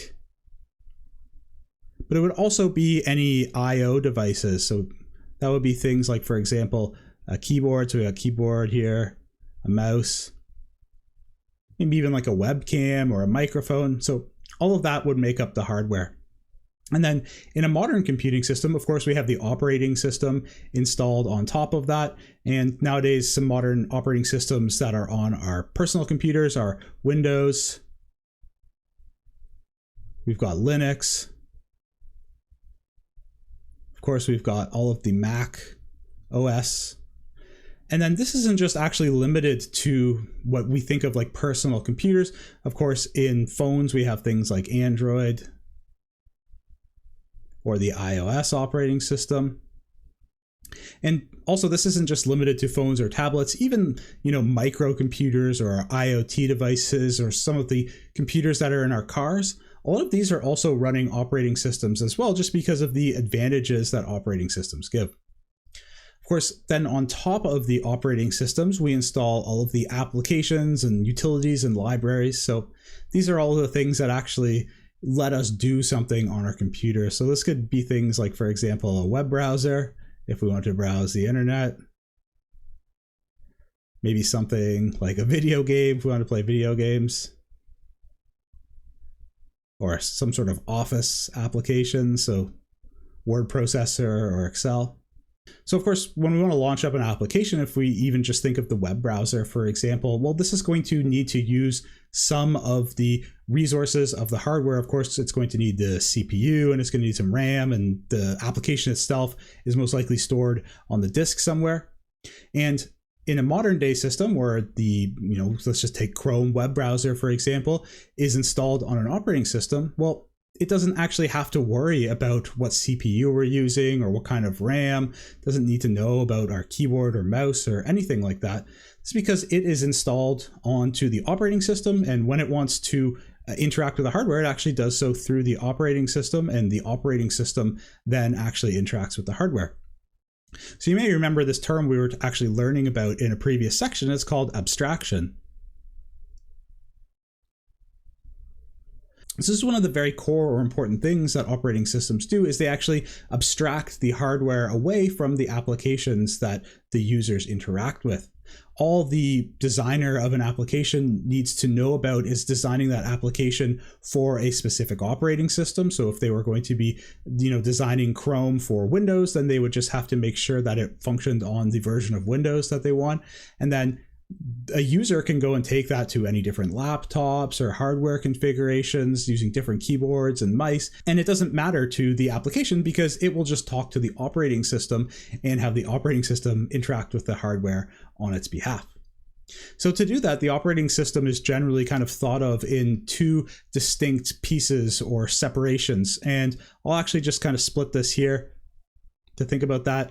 And sometimes it'll actually be talked about as the top half and the bottom half. And at the top, we have what's called userland. So this is where the applications actually run. So things that we install on the operating system, they run in what's called userland. So the bottom half here then is what's called the kernel. And the kernel of the operating system is actually what's responsible for interacting with the hardware. So when an application that's running in userland actually wants to access some of the hardware, it of course needs to do so through the operating system and more specifically through the kernel. And the way that it actually kind of bridges this gap between userland and the kernel is through what are called API calls. API stands for Application Programming Interface. And essentially what this is in an operating system is it's a set and agreed upon list of functions or commands that we can call to the operating system and then have it perform some interaction with the hardware for us. So then the kernel actually goes and interacts with the hardware. And this is what allows us to have that layer of abstraction between the applications at the top in userland and the hardware that's running below the kernel, because every operating system, of course, has this agreed upon set of instructions that the application can interact with. And then it doesn't even need to know what the CPU is or what the RAM is or keyboard or mouse. The operating system actually just takes care of that for us. So there's another key thing that the operating system does for us, and that's called arbitration. And we'll just talk briefly about what that means. So to give an example, something that I sometimes like to do is I'll spin up my web browser and I'll be browsing Reddit, and then maybe I'll also have my Office application open and I'll be, working along, but I'll also have my web browser open and I want to actually, glance over at that. And so I've actually got two separate pieces of applications running. And, realistically on our computers, there's probably dozens to maybe even 100 different applications or processes that are running in userland at any set time. And each of these applications does not actually have to worry about the other application, doing things like overwriting its memory or accessing disk space that it's allocated or having to share the CPU resources. This is something actually that the operating system takes care of, and it's called arbitration, in allowing us to run these multiple processes at the same time and just take care of sharing the resources on their behalf. So there's a lot of other things that operating systems take care of. And this is, of course, a very complex topic. And you could probably take an entire university course on this or even go further in the design of operating systems and how they function. My intention for this lesson is just to give an idea of some of the purposes they fill. And if there's one main takeaway, it's just how the operating systems allow us to load applications on top of them and make those applications more portable between pieces of hardware. And they also prevent us from having to have the applications communicate directly with the hardware. That wraps up this lesson. I'll see you over in the next one where we talk about file systems. Welcome everyone. In this video, we're going to be learning about file systems. File systems are a really integral functionality of operating systems because they're what allow us to actually easily interact with and lay out and manage persistent storage and allow us to actually, store files on that persistent storage and be able to easily recall those files when we need to use them. Let's hop over to the whiteboard now to learn a little bit more about their purpose. So first, let's actually just talk about the persistent storage that file systems live on top of.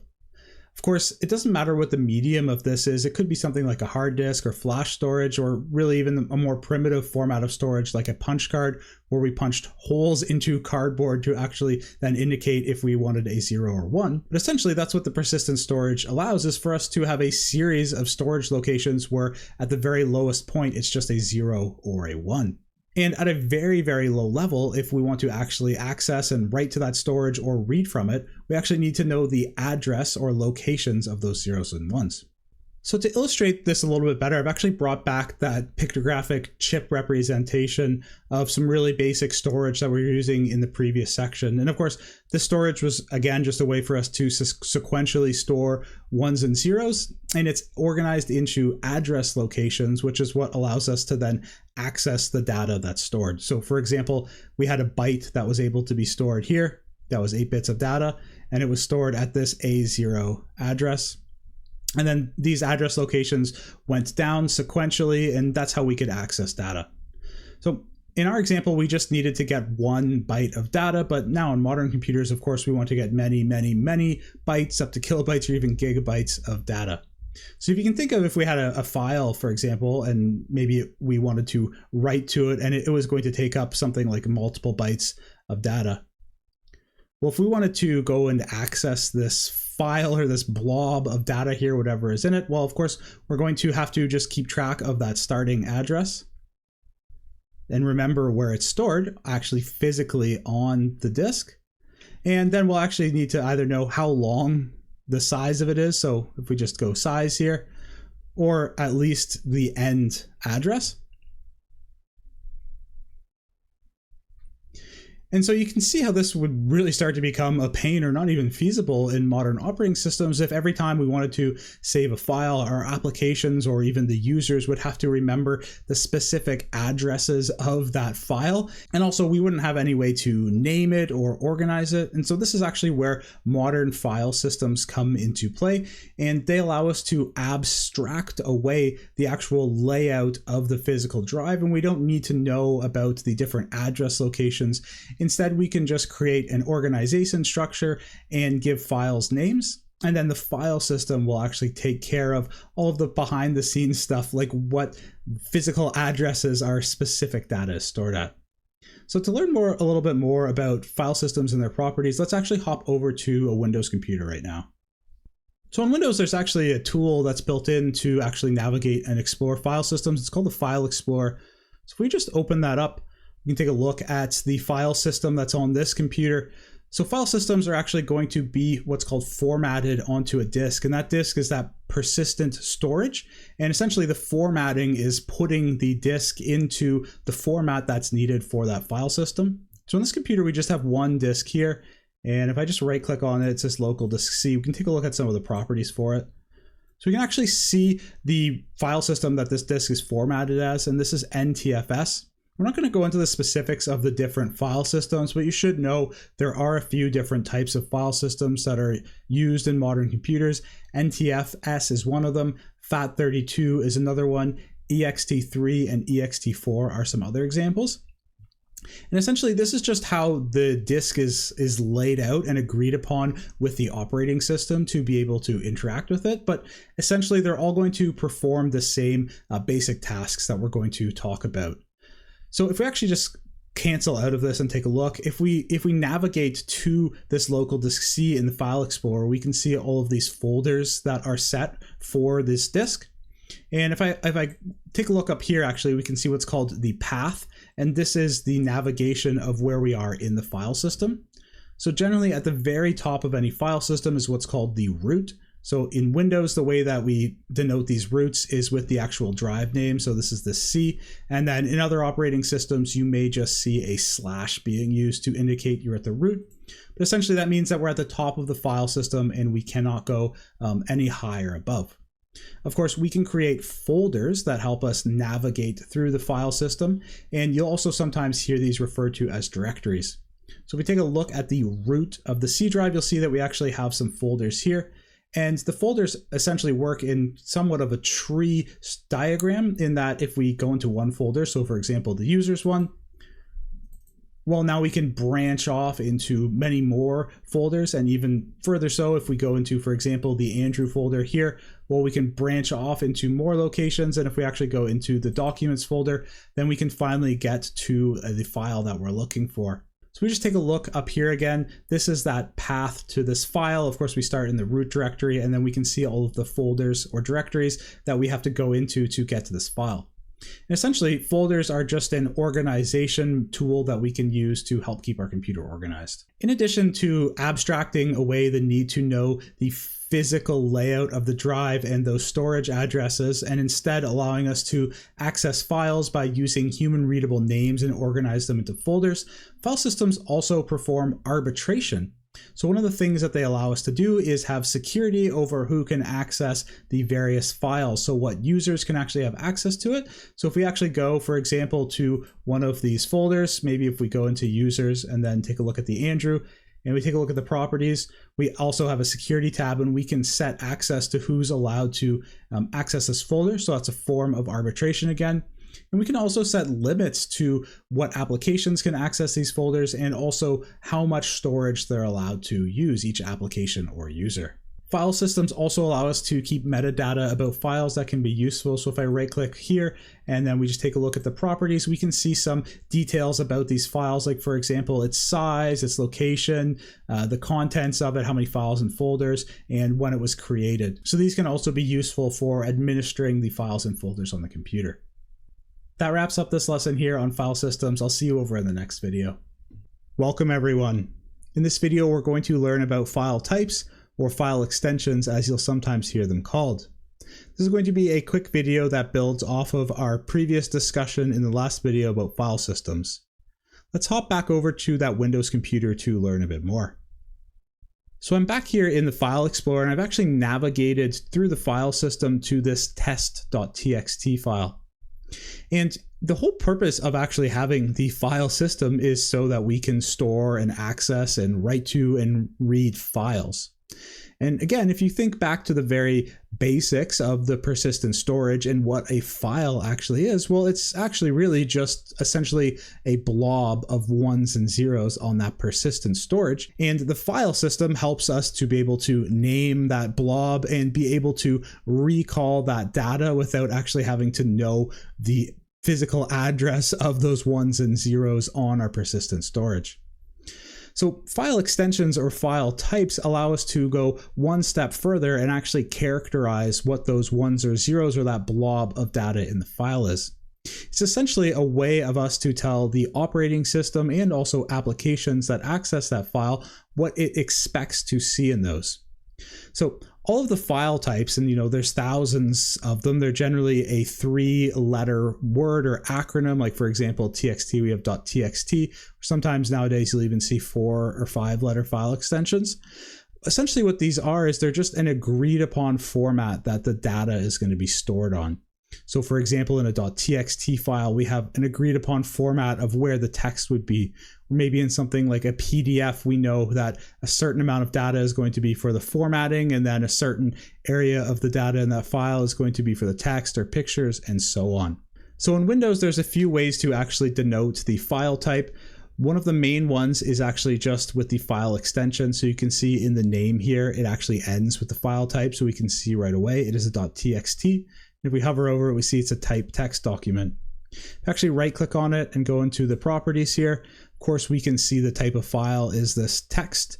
And also another thing that operating systems will allow us to do with files is to just set what program is actually going to by default interact with that file if we click to open it. So in Windows for text files, it's Notepad. You actually can create files that don't have a file extension. Of course, it's not required by the operating system to have those. At a minimum, it just needs a name. However, the file extension is what helps the operating system know what to do with that file. So if we don't have an extension, it's generally not going to know what to do with that file. There are some other ways that indicate actually what type of file it is, and this has to do with how the first set of bytes are actually stored in the file. So we already talked about this a little bit, but essentially there is usually a byte called the magic byte or magic bits that are at the start of a file that also tell what is the contents of that file and what the file type is. That wraps up this really quick discussion on file extensions or file types. I'll see you over in the next video. Welcome everyone. This lesson is just a outro or wrap up for this section of the course on operating systems. We learned about the 101 on operating system and some of the core functions that operating systems perform, including the abstraction that they allow for between the applications running in user land and the hardware through the kernel of the operating system. We also learned about the concept of arbitration and how this allows us to actually divide up the resources on the computer to different applications and not have to have applications worrying about other ones taking their resources or crashing them. We then learned about the importance of file systems and how we can use them to abstract away the need to know about the physical layout of disks and how they can be used to organize files in folders and subfolders on our computer. We then wrapped up with a quick discussion on file types or file extensions. Hope you enjoyed this section of the course. I'll see you over in the next one. Welcome everyone. In this section of the course, we're going to be learning about virtualization. In future sections of the course, we're going to be relying on virtualization to help us study, experiment, and learn about different operating systems without the need for an additional computer or extra hardware. It's also going to allow us to play around and experiment with these operating systems and install different software on them without us having to worry about breaking or messing something up on our main computer. In addition to needing to understand virtualization for our own practice and studies, it is also a critical piece of technology that is heavily relied on by modern IT departments and businesses, whether that be internally or also to use virtualization to move resources off premises and into cloud virtualization platforms. We'll start this section of the course by learning how virtualization works, what a hypervisor is, and what some of the core benefits of virtualization are. We'll also discuss the different types of hypervisors and some of the different brands and software products that are available on the marketplace and commonly used for virtualization. We'll then discuss what a container is and how it differentiates from a virtual machine. And finally, we'll wrap up by installing our own hypervisor VirtualBox on our computers so that we can make use of it in future lessons to install virtual machines. That wraps up this quick introduction video. I'll see you over in the next one where we start to learn more about virtualization. Welcome everyone. In this lesson of the course, we're going to be learning about virtualization, what a virtual machine is, and also what a hypervisor is. Let's dig right in. Virtualization is the process of creating a software-based version of something that would typically require its own hardware. We can virtualize many things, like for example, network equipment or even storage mediums. However, in this lesson, we're going to be mainly focusing on virtualizing an entire computer, which are often referred to as virtual machines. A virtual machine, commonly referred to as a VM, is a software-based virtualization of an entire computer, including its operating system and any applications we'd like to install on it. Personally, I prefer to use Windows as my base OS. However, when I'm doing programming or coding or software development, I prefer to do it in Linux. To avoid needing to have two different pieces of hardware or two computers, I make use of a virtual machine so that I can have another computer almost essentially running inside of my Windows computer. So let's take a look at what that looks like here. I'll launch up my virtualization software. You can see when I open this up, it opens up just like any other application, but inside of it, I have a Linux distribution called Ubuntu running that is essentially running like its own separate computer. So if I want to, for example, I can open up applications like the browser or the terminal inside of this computer. And then if I want to return back to working in my Windows OS, I can just minimize this like I would any other piece of software, and I'm back to my Windows OS. If I want to, I can even run multiple virtual machines from my computer so long as I have the resources to handle it. Let's hop over to the whiteboard to take a look at how this all works. So when talking about virtual machines, of course, we do still need some underlying hardware and an underlying computer that is going to host or run those virtual machines. And that computer is generally referred to as the host. So I've got this picture of a server here just to represent that. And then what I'm going to do is I'm going to bring up this square here, and this is just going to represent the various different things that are either installed or pieces of hardware that are on that host computer in order for virtualization to work. So of course, one of the main or core components of the host computer is its actual underlying hardware that the virtual machines are going to rely on to be able to run. So we're talking about things like its CPU or processor, of course, its RAM, its storage, so its internal disk space, the various drives it has, and maybe its networking capability. So those are just a few of the core underlying pieces of hardware that the virtual machines are going to rely on in order to function. So in order for virtualization to take place, we do need a piece of software installed on the host computer that's able to split up and allocate those hardware resources to the virtual machines. And that piece of software is referred to as a hypervisor. So I'll write that here. So the hypervisor's responsibility is to actually then partition up and allocate out the resources of the host OS to the virtual machines. Now there's two main types of hypervisors, and that's the reason that I've kind of written this one up here in the middle. So we'll just kind of separate it like this. And the first type of hypervisor that we're going to talk about is called a type 2 hypervisor. Type 2. A type 2 hypervisor is actually installed on top of another base OS. So I'm going to put base OS here. And this could be something like Windows, Linux, or even Mac OS. And the reason I'm starting with the type 2 hypervisor instead of the type 1 is that's what we actually just looked at. So in my example where on my personal computer, I'm running a hypervisor that acts kind of like an application that's installed on top of Windows. And then inside of that application, I can then interact with the virtual machines. Well, that is an example of a type 2 hypervisor. So generally, you're going to see type 2 hypervisors be used for personal use, or also just as the end user would use it. So what do I mean by that? It's generally not going to be something that is managed. It's going to be more something where the actual end user who wants to spin up a VM would do that on their own personal computer, or for like individuals outside of a business, like we're going to be using in this course to experiment with the OS.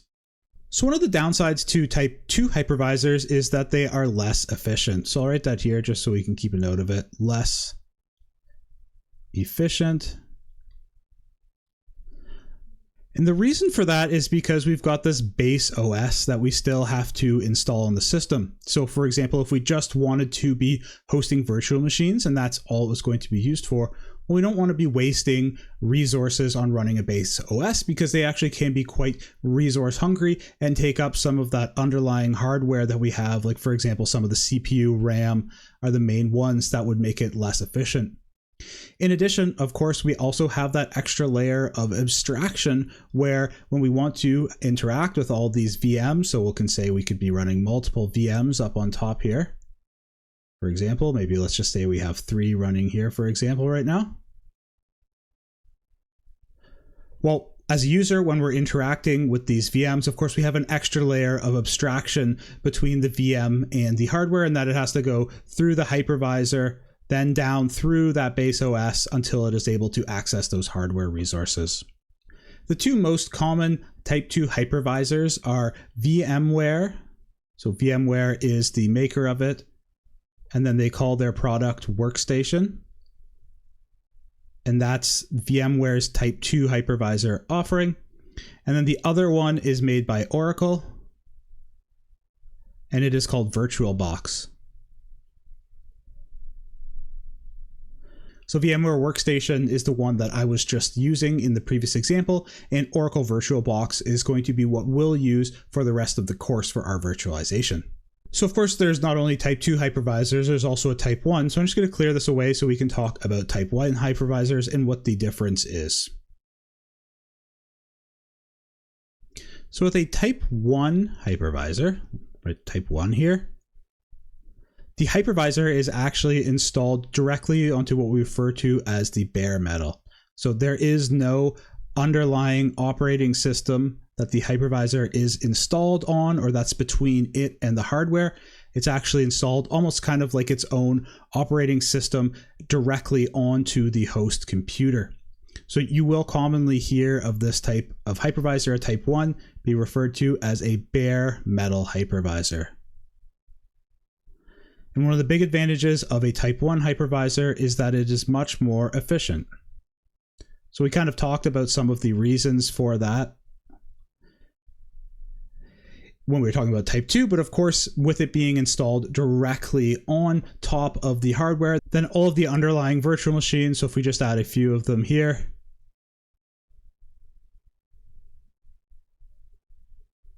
of course, there isn't that extra layer of abstraction between it and the hardware, and we're also not wasting any resources to run a base OS.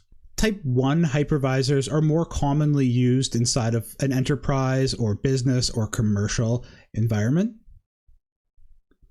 And the reason for that is they would like to be able to stand up multiple or a cluster of virtual machines on a server, and that server's dedicated purpose is just to host those virtual machines that multiple people can interact with and can be spun up or spun down or deleted as needed.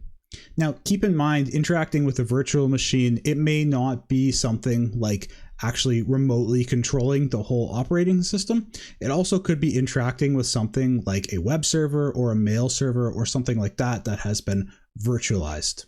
So there are a few common Type 1 hypervisors that you'll come across. The very first one is VMware. So VMware, again, that's the manufacturer name. And their product is called ESXi. The second one is Microsoft's operating. So Microsoft has its own Type 1 hypervisor.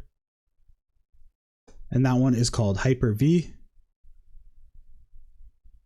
And then the other one that's gaining a lot of popularity right now is called Proxmox.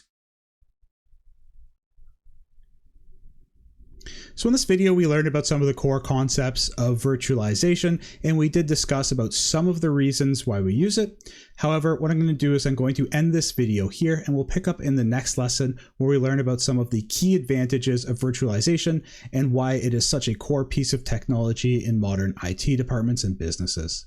I'll see you over in the next video. Welcome everyone. In the last lesson, we learned about virtualization and what a virtual machine and hypervisor actually are. In doing so, we actually inadvertently discussed some of the advantages of using a virtual machine. However, in this lesson, we're actually going to dig deeper and learn more about some of the main advantages and scenarios when using a virtual machine is beneficial. Before we dive into that though, I'd encourage you to actually pause the video here and just stop to think about what you think some of the main advantages of virtualization and using a virtual machine are. And even better if you actually go ahead and write those down. So pause the video right now, and I'll wait here and see you back when you're done. Okay, awesome. Hopefully you came up with a few, and I bet you some of the ones that you came up with are going to be the ones that we're going to discuss in this lesson. The first advantage that we're going to talk about is the ease and speed that we're able to spin up new resources, such as computers that require new operating systems or just resources to run additional applications. And also the ease and speed that we can tear those down when we're done using them. You'll sometimes hear this referred to as agility. Let's start with a personal use scenario. For example, let's say you've heard of a new Linux distribution called Arch Linux that you would like to try out. Without virtualization, you would need to have a computer that you're able to actually install the virtual machine on. And if you don't, you're going to have to buy one or order it. However, with virtualization, you could stand up a virtual machine to test out that operating system in a matter of minutes. And if you find out that you don't like Arch Linux, you could of course easily spin down that resource so you're not using any of those compute resources or just entirely delete it. Let's round this out with a business or commercial example. Let's say, for example, you work on the IT team at a company that has a software development team. And the software development team is rolling out a new piece of software, and they would like to test and make sure that that software is able to work properly on a whole different variety of operating systems. So maybe, for example, Windows 10, Windows 11, maybe even Windows Server, a few common distributions of Linux, and maybe some of the common versions of Mac OS. Of course, without virtualization, we would need possibly dozens to maybe even hundreds of different pieces of hardware to run all of these different operating systems. However, this becomes a much more simple task when we use virtualization, as of course we can spin up all the different VMs with the different pieces of operating system, potentially on just one virtualization server. The second big advantage can be cost savings. So let's hop over to the whiteboard to take a look at an example. So for this example, we'll be using a very basic corporate environment. So let's just say we are Evil Corp. And we can imagine ourselves being on the IT team, and at the Evil Corp HQ, the IT team is responsible for managing 3 servers.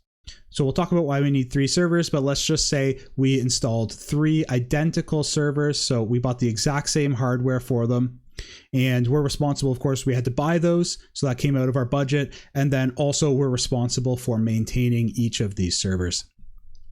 And the reason we need 3 is the first one is going to be an email server. So it's going to run email, and it's running Microsoft Exchange, which is a common Microsoft product for running a on-premise email server. And of course, it needs to be running Windows Server to be able to install this. So we need Windows as our base operating system. Our second server, it's actually hosting a web server. So maybe it's hosting our website or something. And in order for that to run, this is something that's very common, it requires a Linux operating system. So of course, we can't have just one server that handles these. We need a Windows and a Linux. And then let's also just throw on top of there something that will commonly host is a database server. And we'll say that it needs to be on top of a Unix operating system. So it's another operating system that is comparable to Linux, but of course it's actually a different OS.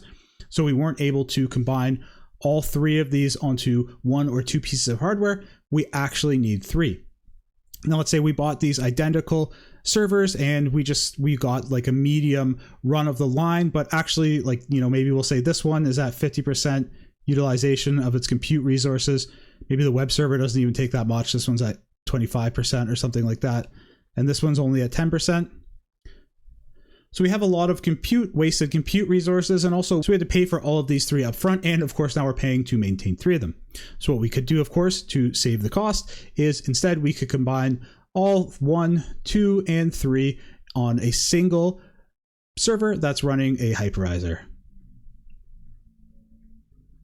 And this can give us great cost-effective savings because now we are just responsible for buying the 1 piece of hardware and maintaining only 1 piece of hardware. Of course, in this example, we've only got 3 virtual machines, but you can see how this can greatly scale as we're able to add more and more virtual machines onto a single hypervisor. The other cost saving that ties into the agility is, of course, with virtual machines, it's a lot easier to spin them up or spin them down as they are needed. So if we no longer need them, we can spin them down and use those resources for something else. And then if we need it again, of course, it's very easy to re-provision. Whereas with hardware, it would be a lot more difficult to actually free up that hardware to be used for something and then put it back to what it was originally being used for. The third advantage that I'm going to talk about is the ease of backing up virtual machines and how that can be very beneficial in disaster recovery. Of course, since virtual machines are just software based and there's no hardware tied to that, it's actually very easy for us to just back up and make a copy of the virtual machine. And not only can we do just backups, we can create what are called snapshots, which allow us to revert back to various states of the virtual machine at different times. So one example or scenario where this could be very beneficial is, let's just say we have a very mission critical server that we're relying on and it's virtualized. And of course we have a backup of that server. However, we need to run some important updates on that server as the IT team, and we're concerned about what these updates might do and if they might impact some of the critical software on it. So what we can do is we can create a snapshot of a known working point before doing the updates and then run the updates. And if the updates do cause any issues, then we can know we can almost immediately revert back to or fall back to that known snapshot that was working. Of course, this can also be really beneficial for things like hardware failure, where if we have backups of the virtual machine, it's a lot easier for us to stand up or recreate a virtual machine than it is to re-provision hardware. In addition, it's becoming quite common nowadays for companies to actually move their virtualization off-premise and into cloud resources, so they have no reliance internally or very limited reliance internally on actual hardware servers that they need to worry about maintaining or replacing. And this allows us to get rid of unexpected costs like hardware failure, and it also makes the failover for things like hardware failure happen behind the scenes from the cloud providers that we don't even need to worry about. So in this lesson, we just discussed some of the main key advantages or scenarios where you may use virtualization. However, of course, there's many more, and you may even have thought of some different ones yourself. That wraps up this lesson here. I'll see you over in the next one where we talk about containers. Welcome, everyone. In the last few videos, we've been learning about virtualization, and more specifically, we've been learning about virtual machines and hypervisors. And of course, in the last video, we talked about some of the advantages of virtual machines, with one of the main ones being that we can run multiple operating systems on one piece of hardware. So in my example, of course, on my personal computer, I'm running Windows as my host OS, and then I have a Type 2 hypervisor VMware workstation that is installed. So if we just open that up right now, and then one of the VMs that I'm running on there is the Ubuntu Linux. So just a quick piece of terminology here that we didn't get into. When we're talking about a virtual machine and its operating system, we generally refer to that as the guest operating system. And if we were talking about properties specific to that VM, then we would refer to it as the guest. So in my case, the host operating system is Windows, and then in this VM, the guest OS is Ubuntu. And of course, you'll recall that this virtual machine, it essentially acts just like any other computer. And we can go as far as even if we open up the settings and we take a look at the about of this computer, well, you can see that it actually can tell that it has memory just like any other computer. I've set my hypervisor to allot it about 16 gigs of memory. You can actually see that it even picks up the processor. This is the same processor that I have installed in my laptop. And through my hypervisor, I've allotted it to have access to 6 cores of it. We can also even see it has a disk capacity. So it sees that it has a disk here, and I've allotted through the hypervisor 100 gigs. So this VM essentially acts and behaves just like if it were a regular computer installed on hardware. Of course, I could go out and change the settings or properties of it. I can customize it to make it my own. I can install applications as I need them. I can do all of those types of things that you would do on a regular computer. And of course, there's lots of advantages to this.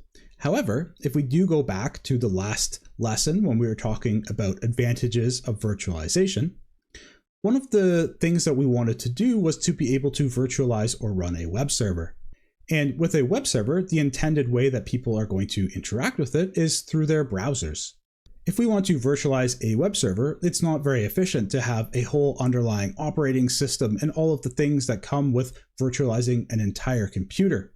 If we want to spin up multiple versions to expand our capacity for that web server, well, it's going to take longer and be more resource intensive. And this is where the next virtualization technology that we're going to talk about in this lesson comes into play, which is called containers. So the topic of containers and how we can create them and administer them, it honestly could be an entire course on its own. So my intention of this video is to just give an idea about where they're used and why we have this technology. The main difference between containers and a virtual machine is a virtual machine is intended to virtualize an entire computer, where a container is intended to virtualize just a single application. And inside of that container, we only contain the things that are needed to actually run that application. So this would be things like the actual code for the application, or its binary or executable, and any underlying things like libraries or frameworks or dependencies that are required to be installed for that application to run. So to give you an idea of what that looks like, I'm going to hop back over actually to my Ubuntu virtual machine, and we will launch up a container. We'll do some nested virtualization where we're actually running a container inside of a virtual machine. So I'm going to pull up my terminal here, and before we actually spin up a container, I just want to tell you about the reason why I created this container. In one of my other courses that I'm working on, I am teaching about assembly, and I wanted to have an emulator of an old school processor to teach about how assembly works. So not all too different from the one we were talking about in section 3 of this course. And I actually found a really cool open source web app that is an emulator. And in the back end of that emulator, it's all coded in Rust, which needs to be compiled. And then the front end is using NPM and some JavaScript. The reason that I bring it up, though, is that in order to actually stand up a local version of this web server and get it running, it required installing a bunch of dependencies and running a bunch of commands to compile the code. And it actually took me about an hour just to get it running locally for myself. And I wanted my students to be able to avoid that. So what I did is I actually then created a image, which is something that we can then build a container from. And the image you can almost think of as like the blueprints to launch up the container. And inside of that image, all of the dependencies are already installed, all of the compilation is already taking place, and it can just start up and host that web server. So I'm going to use Docker to spin up this container. It's the most popular container software out there and the one you're most likely to come across. However, there are other pieces of software that can do containers, including even hypervisors. So to spin up this container, it's as easy as actually just one line of command. So we're going to use docker compose up. And if you don't know what any of this that is, that's okay. But we can see here it's actually already starting to spin up this container, and it's giving us some details back from the container, including that it's up and running, and it gives us the IP address that it's running at. So what we can do now is I can actually just open up the browser here. And I was already navigating to it. So we can just go to that IP address, and we can see now we've got this web application that I can interact with. So as a user, I can now go and try this compiler online and play around with it. So as a user, if I wanted to spin this up, all I would need to do is just grab that code and those configuration files that I created. And then instead of, an hour worth of work to set up everything in the background, it's literally just one line in the terminal as long as I already have Docker installed. So my intention for this video wasn't to go into the nitty-gritty of how we actually create containers or how we administer them. It was more just to give a general idea about how they work and what they're used for. Containers have gained a lot of popularity recently, and they're only becoming more popular, especially in cloud services and for microservices where we have migrated our services into the cloud. Using containers allows us to be very flexible. We can easily spin up multiple containers to scale as we have more demand for our web applications. And then as that demand decreases, it's very easy to spin or tear down those services so that we're not wasting compute resources. Hopefully this video gave you a general idea of when we use containers and what they are for. If there's one thing to take away and just remember about containers, it's that containers are for virtualizing an application and not an entire computer. That wraps up this video. I'll see you over in the next one where we take a look at installing our first hypervisor, VirtualBox. Welcome everyone. In this video, we're going to look at how we can install our first hypervisor that we're going to be using throughout the rest of the course for when we need to spin up virtual machines. And the hypervisor that we're going to be using is VirtualBox. This is a free hypervisor that was created by Oracle, and it's a type 2 hypervisor. So we're just going to install it on top of our host operating system or our base operating system. I'm going to hop over to my computer and let's get started. So I've just opened up my browser and navigated to virtualbox.org, and then I'm going to go to the download section at the website. And you'll just need to pick the package for the different host OS that you have. So I'm running on Windows, but if you are on Mac OS or a Linux distribution, then you'll need to grab these ones. I'm going to walk through how to do it for Windows in this video, and then down below in the description, I will show any differences for Mac OS or a couple of the popular Linux distributions. So I'll choose Windows hosts here, and I'll just put it on my desktop and save it, and I'll come back when it's done. Okay, so my download is done, so I'll just navigate over to my desktop, and I have the installer here. So I'm just going to double click to run it, and then you won't be able to see it on my screen, but I've got a UAC, user account control, asking me for permission, so I'm just going to hit yes. And then we can just walk through the installation. So I'm going to hit next. I'm okay with this location, but if you want to change the location, you can. I'm going to hit next. I'm going to hit yes to this, proceed with the installation. Going to hit yes to install this, and then just finally install.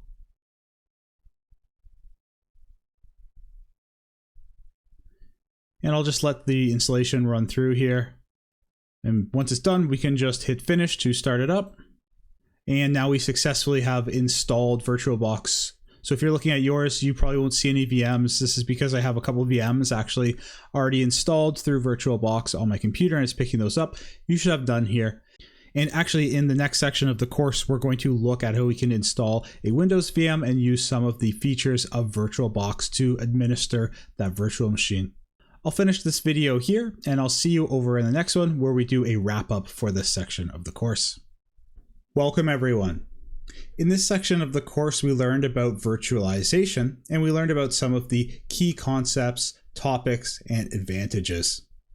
We didn't get that deep into actually using and administering virtual machines, and that's because throughout the rest of this course, we're actually going to be relying on using virtual machines and other virtualization technology to be able to experiment with other operating systems, install different applications, and even create a miniature lab ourselves.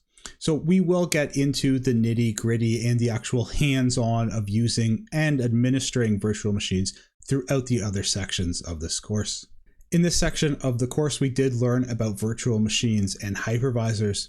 We talked about some of the advantages of virtualization and when we should use virtual machines. We then discussed about what containers are and the difference between them and virtual machines, where a virtual machine is used to virtualize an entire computer, and a container is used instead to virtualize just a specific application. In the final video, we actually looked at how we can install our own hypervisor VirtualBox, and we will use this later on in sections of the course. So that wraps up this section of the course. I'll see you over in the next section where we start to learn about Microsoft Windows. Welcome everyone. In this section of the course, we're going to be learning about the Windows operating system. Windows is definitely by far the most popular and common operating system that's used in business and enterprise environments. So if you're going to be working in IT or even security in any role at all, it's really imperative to have a very strong understanding of Windows, because this is what the majority of end users are actually going to be using on their day-to-day basis, especially in a help desk where we are interacting with the end users. The majority of them are going to be on Windows operating systems, and they'll be facing issues with Windows that we need to understand how to tackle and administer. In this specific section of the course, we'll be taking a look at a local Windows installation and how to use and administer just a single local Windows computer. However, in a further section of the course, we will take a look at setting up an actual Active Directory domain and taking a better look at how Windows is generally administered in an IT or business setting. However, we're going to kick things off just with the basics in a local install. We'll actually start by installing Windows onto a virtual machine so that we have a system to test and play with. We'll then take a look at some Windows basics and navigating the operating system. After that, we'll go a little bit deeper into discussing the difference between local user accounts and domain accounts. And then we'll actually take a look at setting up and administering some local user accounts. Next, we'll take a look at how we can both install and uninstall software on Windows. We'll then chat about how local file permissions work in Windows. After that, we'll learn all about Windows updates and how we can administer Windows updates locally. We'll then take a look at a few core Windows utilities, such as the Event Viewer, the Task Manager, and the Device Manager. We'll then learn about Windows services, and after that we'll learn about the Windows registry. We'll then have a lesson on using the command prompt in Windows, and we will wrap things up by learning about how to schedule tasks in Windows using the Task Scheduler. That wraps up this introduction video. I'll see you over in the first lesson. Welcome everyone. In the next two videos, we're going to be taking a look at how to install and set up a Windows virtual machine. We're going to be making use of this virtual machine throughout the rest of the videos in this section of the course, and we'll even return to it at a later section in the course as well. We'll be using a virtual machine for a few different reasons. One of them being, I think it's good to practice the virtualization and to practice setting these up. The second being that it's actually going to be a lot easier in case we break something just to go ahead and revert it, and we don't have to worry about messing anything up on our host computers. And also, this isn't specific to just virtual machines, but I think it's good to see the installation process for Windows as well. A lot of people watching this video right now may be doing so on a Windows host computer or use Windows as your daily driver, and it may be tempting to just use that for this section of the course. And I would really strongly advise against doing that. Of course, there's all the benefits that I listed, and then also just, for their own safety of your machine, so that you can always revert back on a virtual machine if you mess something up, whereas it's not that easy to fix on an actual physical computer. With that being said, let's actually hop over now to where we can download a free evaluation version of Windows, which is what we're going to be making use of for our lab environment and for our virtual machine. So Microsoft provides free downloads of a bunch of their products for evaluation purposes, and that's what we'll be using for both our lab and also the virtual machine in this section of the course. So I'm just over at their evaluation center right now, and I will link this down below. Here's the link right here. And we'll just start actually by going to the Windows section, and we're going to use Windows 11 Enterprise for our machine. So I'll just click there. Perfect. And then we can just download the ISO here. You can get it for free. So this is an evaluation version. That's, exactly essentially what we're doing is just evaluating it. Even though we're learning it, we're checking out some of the features of it. And there are a few restrictions with that really would only hold us up if we were going to be putting this into a production environment or trying to license it. But for what we're doing and running it in this virtual machine, those features won't limit us. You are limited, I believe, to 90 days before you start losing access to some of the features. And it actually may start restarting on you if you're not using it after those 90 days. So just something to keep in mind. But generally, it's going to work just great. And I use these in my labs, and they're really good for learning and evaluation. In order to download, you do need to fill in some details here. You can put whatever you want here. You don't necessarily need to specifically give their details. So I'm just going to be A, B here. We'll do a@b.com. You do have to fill something in here for everything.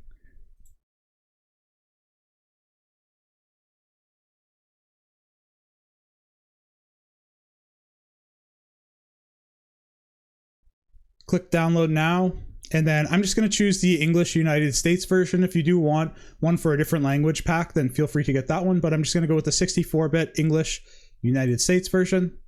I'm going to save mine to my downloads. Feel free to save yours wherever you would like. So this is about a 6 GB download, so I'm just going to let it run, and if you let yours run as well, I will see you over in the next video where we actually take a look at installing this in a virtual machine. So that wraps up this video here. I'll see you over in the next one. Welcome everyone. In this video, we're going to take a look at setting up a Windows 11 virtual machine, and we'll be doing so using VirtualBox, the hypervisor that we installed in the last section of the course, and also that Windows 11 ISO that we downloaded in the last video. Let's hop over to the computer now and get started.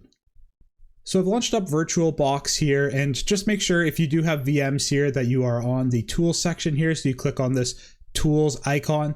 And then what we're going to do is click New to add a new virtual machine. So the first thing we'll do is just give it a name. So I'm going to call it Windows 11 for PhD here. So for the Practical Help Desk course.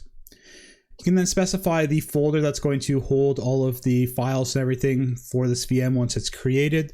So I have one for my VirtualBox VMs already created. You're welcome to create a folder if you want, or you can just run with the defaults here. The next thing we'll need to do is choose the ISO image that we want to install. So for us, it's going to be that Windows 11 one we just downloaded. So I'm going to click on the drop down here, click Other, and then mine was in the downloads. So I'll just grab the one that I downloaded. Your file name might be a little bit different, so just keep in mind to grab whatever ISO you downloaded. Click Open here. And then it's nice, this picks up the edition for us and does a little bit of the setup for us. So you should see here Windows 11 Enterprise Evaluation version. And then the last important thing here is we need to click this Skip Unattended Installation. And what this is going to do is it's actually going to allow us to step through the Windows 11 installation process. And you'll actually need this for creating a Windows 11 VM. I don't find that the unattended installation actually works. And it's a bonus that we also get to see how the Windows 11 installation process works and what it looks like. We can click Next here.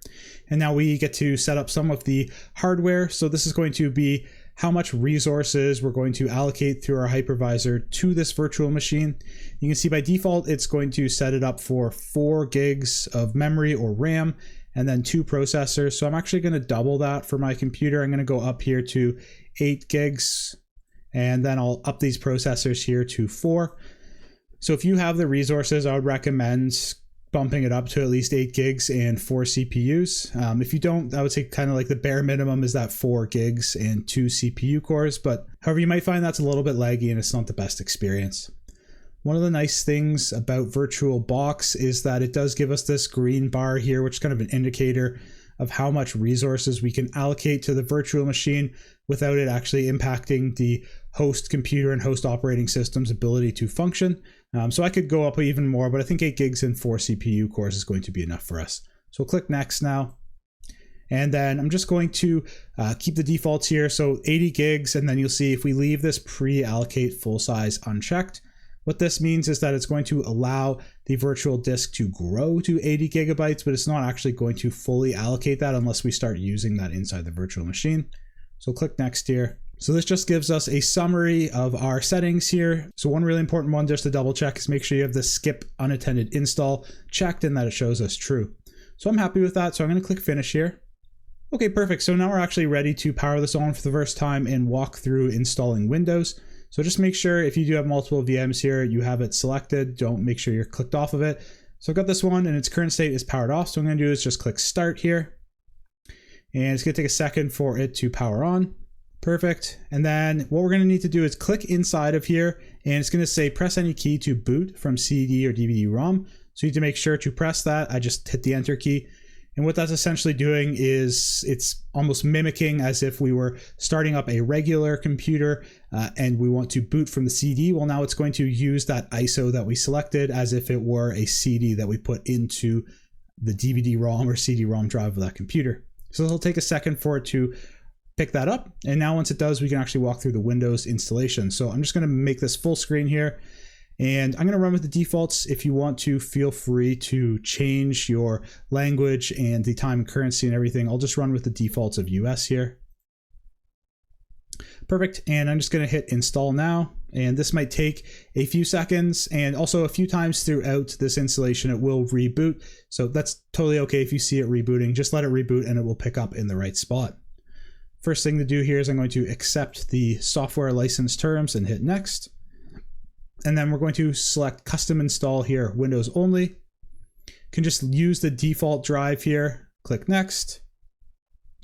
And then this is going to take a little while to run through and it is actually probably going to restart a couple of times as well. So what I'll do is I'm just going to pause the video here, let this run through, and then I'll pick up at the next spot where we need to intervene. Perfect. So as long as your installation went successfully, you should now be at a similar screen here where we can continue with the setup. So what I'm going to do is I'll just run through with the defaults here and use United States. You're welcome to change this up if you would like. I'll hit yes. I'm going to run with the US keyboard layout as well. And then I'm going to skip to add a second keyboard layout. I'll let it run through checking through these updates and it may actually reboot in this process as well for you. Perfect. So now we can go ahead and actually create our user account. So instead of doing this Microsoft account or putting in our email, what I'm going to do here is we'll click sign in options, then scroll down and we're going to go domain join instead. And if you don't know what a domain is, that's okay. We'll learn about that later on in this course. What we can do is we'll just go domain join instead. And we can just enter in our name here. So this is going to be actually our username of the account. So what I'm going to do is I'm just going to go Andrew, and I would suggest just make it a 1, your first name or whatever you want your username to be. Hit next, and then it's going to ask for a password. So I'm going to put the horrible password of password for mine, just so it's easy to remember on this VM, but you can put whatever you want for your password here. Click next, and then it's going to make us do these security questions. So we'll do all 3 of them. What was my pet's first name? Kitty cat. Not actually my pet's first name, but I'm just going to answer these. What was the name of the city where you were born? It was my hometown. Next. Finally, what was your childhood nickname? Nick. And I'll hit next. Perfect. And now it's just going to actually run through and do the rest of the setup. Okay, so I'm also going to uncheck all of these options. Up to you if you want to. I usually check off like all these privacy settings so that we're not sending any extra data.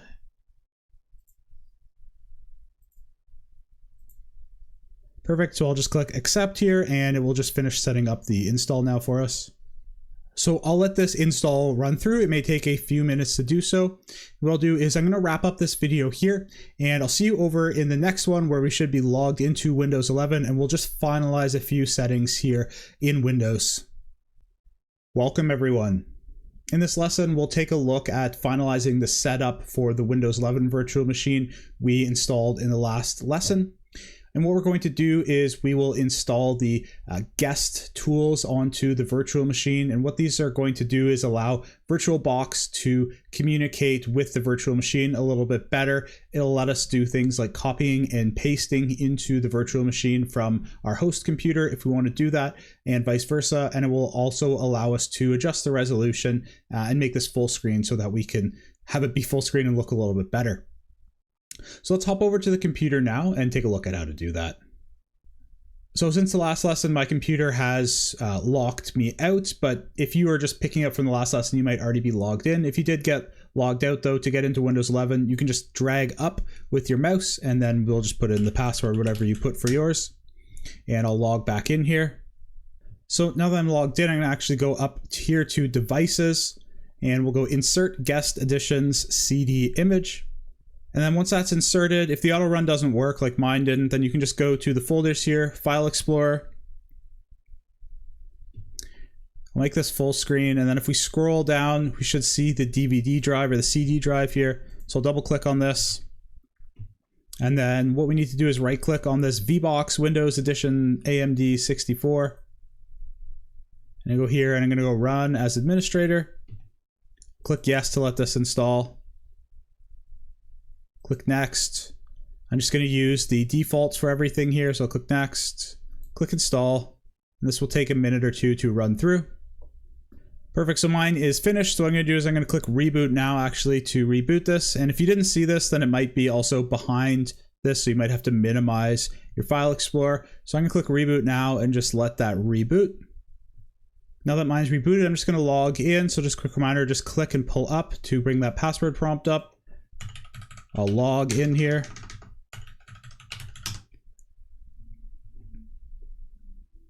All right, now that I'm logged in, to actually change the resolution automatically, since we have that guest editions here, we can go to View and then click Auto Resize Guest Display. So make sure that's checked. And then I'm going to make it full screen here. And then what I'll do also after checking that is I'm going to go View here and I'm going to go full screen mode. Before I do go full screen mode though, I do just want to call this out. So you'll see here the shortcut or the keys to go into full screen mode or out of it is Host plus F.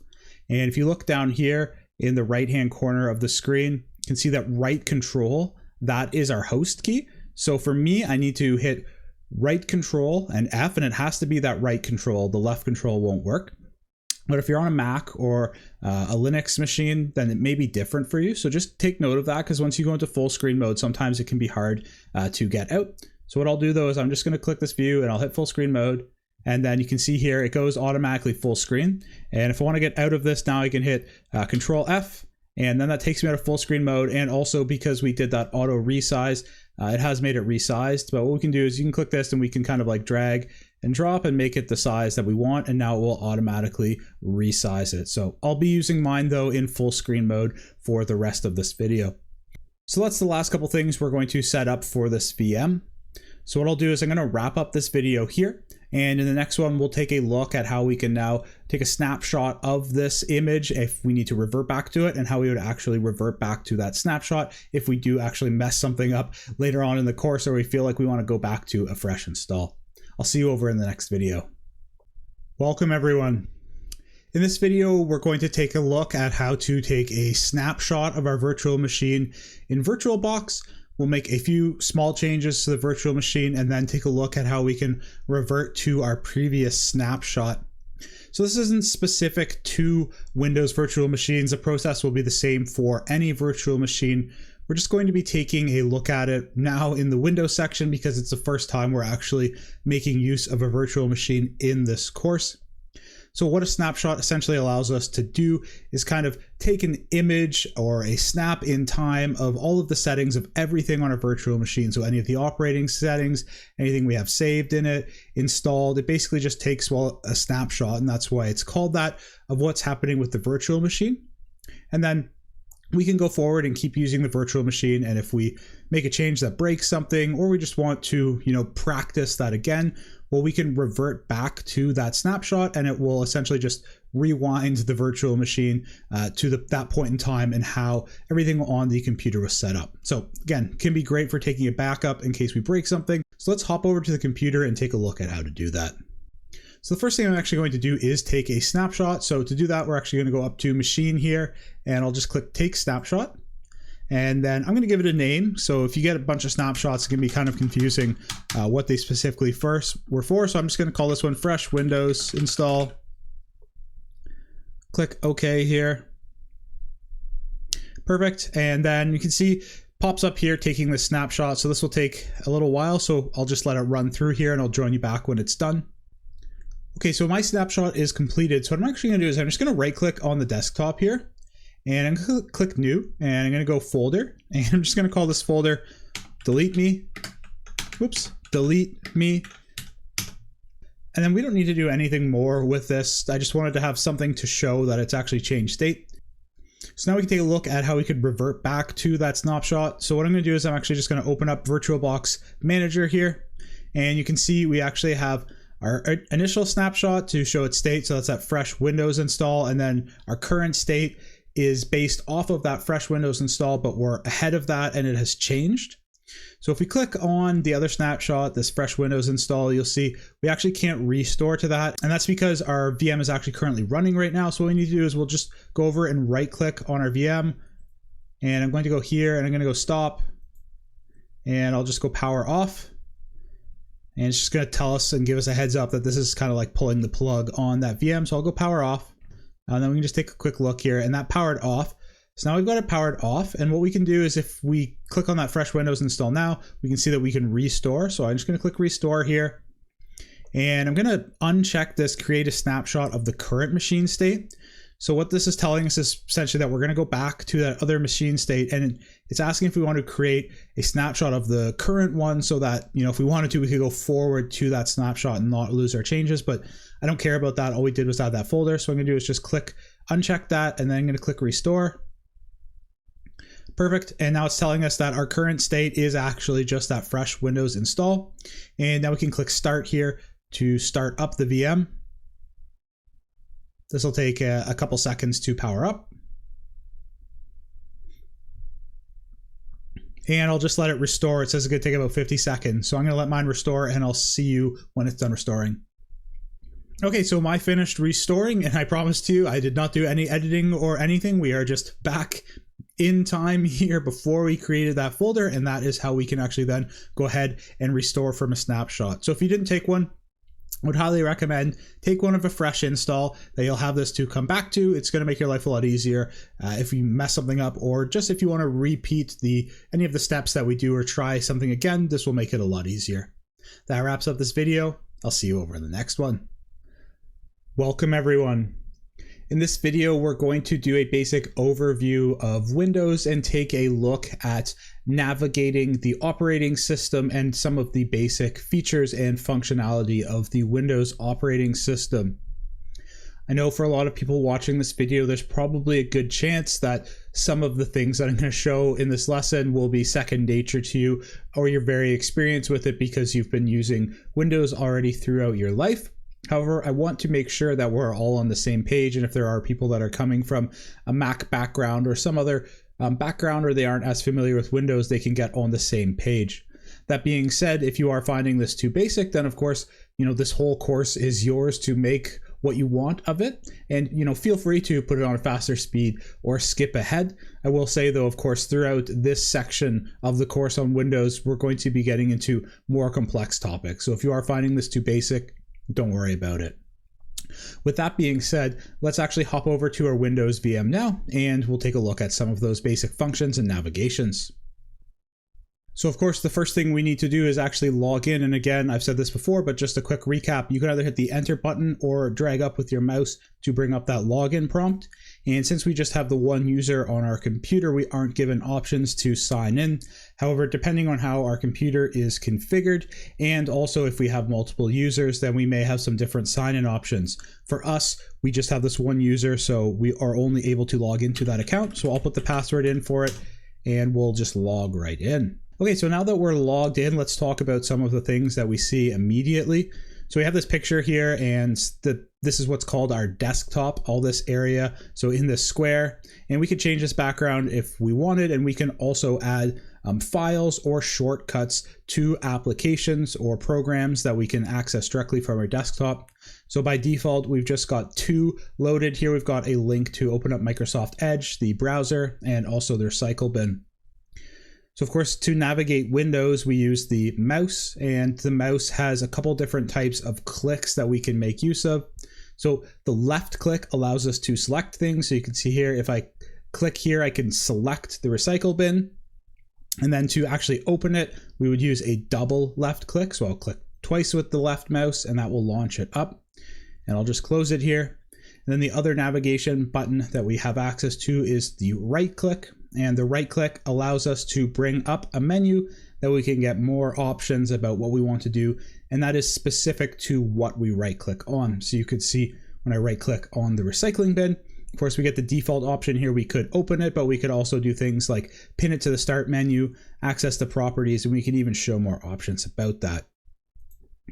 The right click again is specific to what we right click on. So you can see actually I can just right click on the desktop itself, and then that brings up another menu. And for example, we could choose to personalize our desktop. So do things like change the background, for example.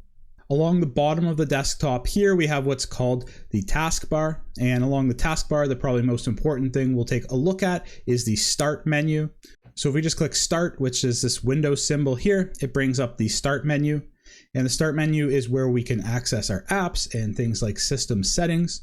It has a powerful search built into it as well. So if we want to search, we can search for things like applications, or we can even search for system settings. So if we just type in configure here, for example, and you can see, well, first thing that pops up is configure taskbar features in the system settings. However, we could search for other configuration options, or if we wanted to do things like format a disk or any of those administrative tasks, you can actually access a lot of them now in Windows 11 just directly through the search. So it can be a powerful feature. Of course, we can also search for apps. So for example, one of the apps that comes built into Windows is the snipping tool. And if we search for that app, we can actually just launch it directly from the start menu.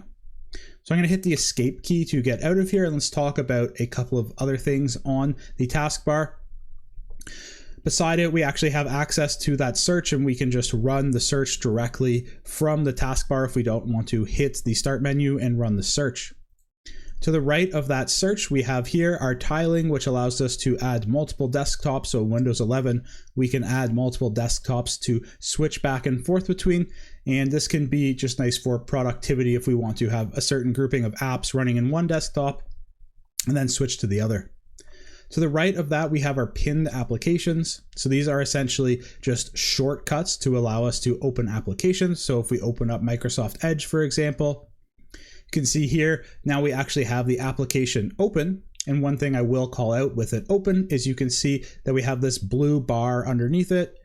So just underneath here, we have a blue bar, and that's showing us not only that this is pinned to the taskbar, but we also have it open, and you can see. So if I just get rid of this pop-up by saying start without your data here and then confirm and continue. If I now close this out, you can see that the blue bar goes away and it's now just pinned here. If we want to get rid of these pins, we can go right click and then go unpin from taskbar, and then this will remove it from the taskbar. However, if we go into the start menu and we launch up Edge, you can see that this application is now in the taskbar, and then this is how we can access it. We can also do things like minimize this and change the size of the display. So in the top right hand corner, we actually have this dash symbol, and then this is going to minimize this down into the taskbar. So if we click that, you can see it's now in the taskbar, and we have this little gray smaller line underneath us, and that's showing that it's still open. However, it's minimized. So if we just go back, we can click on it to relaunch it. If we want to resize it, we can click this almost two squares cascaded over each other. So if we just click it once, it's going to make it smaller, and then we can actually drag and resize it. Another option that is nice about Windows 11 with tiling, or how we resize the windows, is you can actually just hover over it and it will give us some options for tiling. So if we want to do like a split screen, for example, we can hover and click and it's going to split us to the right.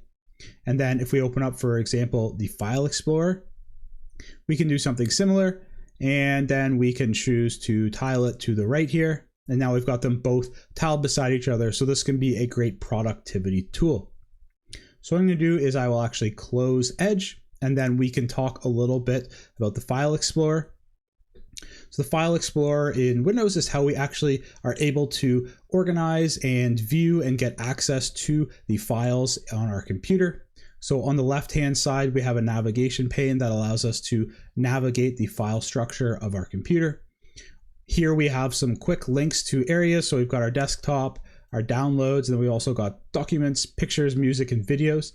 If we want to not use these shortcuts, we can also just go directly to this PC and we can see the actual disks that are installed. So of course we've got that local disk C, that's that 80 gigabyte hard drive that we set up in VMware. And then of course we also have that mock CD drive, that's the VirtualBox guest editions, because those are still inserted.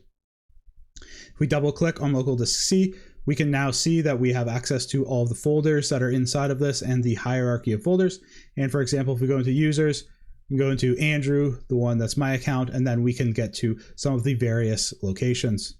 Of course, we can add folders and move files around. So one of the ways that we could do that is if we actually just go, for example, to my desktop, and we can right click, create a new folder, and we could call this test folder 1. And then if we actually create another new folder and we call it test folder 2, then we can actually move this folder inside of that folder. So one way to do that is by dragging, and we can do the move that way. The other way we can do it is if we right click, we can right click and go copy. So the copy is right here, or we can use the cut. Difference between copy and cut is if we copy it, then we will retain this copy here, and if we cut it, then essentially we're going to move it, and then once we put it in its destination, it will delete it from the old destination. So let's take a look at how to do that right now. We can cut this, go into test folder 1, we have the paste option that's here, and then paste it. If we take a look back in the desktop, then that's gone. You can also do things like right click and delete it from here if we wanted to delete it. You may have also seen when I was hovering over here and right clicked on it that it did give some shortcuts for actually doing the copy and paste or cut. So we have Control+X. There's also some other Windows specific shortcuts. One of them is Windows+D. So the Windows key plus the D key, and that will take us to the desktop. And then if we actually launch this back up again, we can use Windows right key, for example, to move to the right, or if we want to make it the full size again, we can use the Windows up key and press that twice, and it gives us two different tiling options. So now that we have a few of the navigations down, let's take a look at how to change a few of these settings. So the very first one I'll call out is that we actually have access to some of the settings and some information in the bottom right of the taskbar, and we can actually click on each of these icons. And if I left click on here, it brings up the notifications and our date. However, you'll see if I right click on it, I get some different options, so we can adjust the date and time or change the notification settings.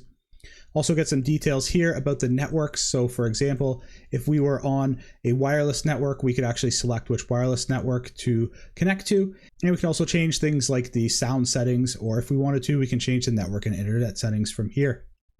The other spot where we can change settings is if we actually just go back to the start menu and we have the settings here.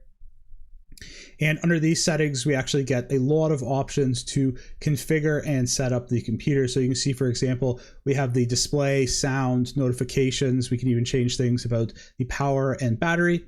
And then down the left here, we get even more options. So for example, to change the network and internet, we have options here to make changes as well. You will notice, for example, if you do something like right click here and then go network and internet settings, well, it's actually just going to bring up that same settings page. So these are mostly just shortcuts to somewhere in the settings. We'll take a deeper look actually at some of the different settings pages and how to change those in other videos in this section of the course. So this really scratches the surface of the basics of Windows. However, I just wanted to make sure that, all of the things that I'm just going to be doing without, talking about how to do them are covered in case it's not clear how I'm navigating or moving around in Windows. So that wraps up this lesson here. I'll see you over in the next video. Welcome everyone. In this lesson, we're going to be learning about local user accounts and domain accounts. And we'll be discussing some of the differences between those two types of accounts and how that actually impacts how we log into Windows computers. This lesson is going to be a whiteboard lesson, and then the majority of the rest of this section of the course will actually just be hands on the computer, following along and learning how to administer Windows. So with that being said, let's hop over to the whiteboard now. We'll start off by chatting about local user accounts, and that's actually the type of user account that we created when we were setting up the virtual machine and we've been using to log in so far. So for me, I created that user with the username Andrew, and I put that really bad password of just password. So when I go to do a local logon to that computer, so when we're at the login screen, I put in the username and the password into Windows login screen. And essentially what Windows is going to do, and this is a very simplified version of it, but it's going to take that username and password and it's going to check it against the users and their hashed passwords that it has stored internally or locally to itself. So it's actually going to be stored on the hard drive in that computer, or in our case, it's a virtual hard drive, but essentially that computer has all of the details about the user account saved locally to itself. So if we think about this one, we'll just call this computer A, and everything for this user Andrew, all of the settings, including things like, what my desktop images are, what shortcuts I have on my desktop, any files that I have in my desktop directory or my user directory, all of those settings are going to be stored locally to this computer A. So if we have a computer B, for example, here, and I wanted to try and take this username and password and log into computer B, well, the only way that that login would actually work is if there was a local user account created on this computer B that has the same username and password. And even if it did have the same username and password, it's still not going to be the same account, in that I wouldn't have the same settings or desktops or backgrounds. And if I went and made a change on this computer A, like I changed my desktop or anything like that, those would not be reflected in this other account on B, because all of those settings in that user is local to that computer. So that's what local means. So the key takeaway for local accounts is that it's just specific to a computer, and everything for that is not stored out on the network or anything like that. It is all local to the computer. So for something like a personal computer or a family computer, you can see how using just local user accounts would be sufficient, in that we just need to create a couple of users, maybe one for each of the family members, and it's really not that difficult to administer because we just have that one computer. However, if we scale this to a business or a school or some other type of large organization, we could have dozens to hundreds to even thousands of users and computers that need to be administered. And it's really not feasible or even possible or practical to just use local user accounts for all of these computers. So instead of just strictly using local user accounts, we'll use what are called domain accounts. And the main difference with domain accounts is that instead of the user accounts and their settings like passwords and permissions being stored locally on each of those computers, we'll have either a cloud computer or one on the network that's going to store a list of all of these users and their settings. So that's why I brought this server in here, because generally that computer is going to be called a domain controller. So we'll just label this computer as the domain controller, and you'll sometimes hear it referred to as DC for short. So this is our domain controller right here. And if we actually just go and maybe we'll just draw a big cloud around all of these computers to represent that they're all inside of this domain. And you've actually maybe already interacted with a domain login before. If, for example, when you're at work or school, you logged in with your email address instead of just specifically a username. So if we just take this domain and we'll give it a name, so let's just maybe say it's like sampleco.org is the domain here. So my username might be something like, if we just write it out, Andrew at sampleco.org. And of course, I would have a password here, some sort of domain password. We'll just say it's password again. And then if I go to log in to, let's just say this is computer A again, for example, and I go to log in with my domain account to computer A. And this process is really simplified. We'll talk about it a little bit more in detail when we're actually learning about domains and Active Directory in full. But essentially, the computer A is then going to ask the domain controller if this user exists and to check the password for us. And then the domain controller is essentially going to pass back if this user exists and any settings or permissions that it has.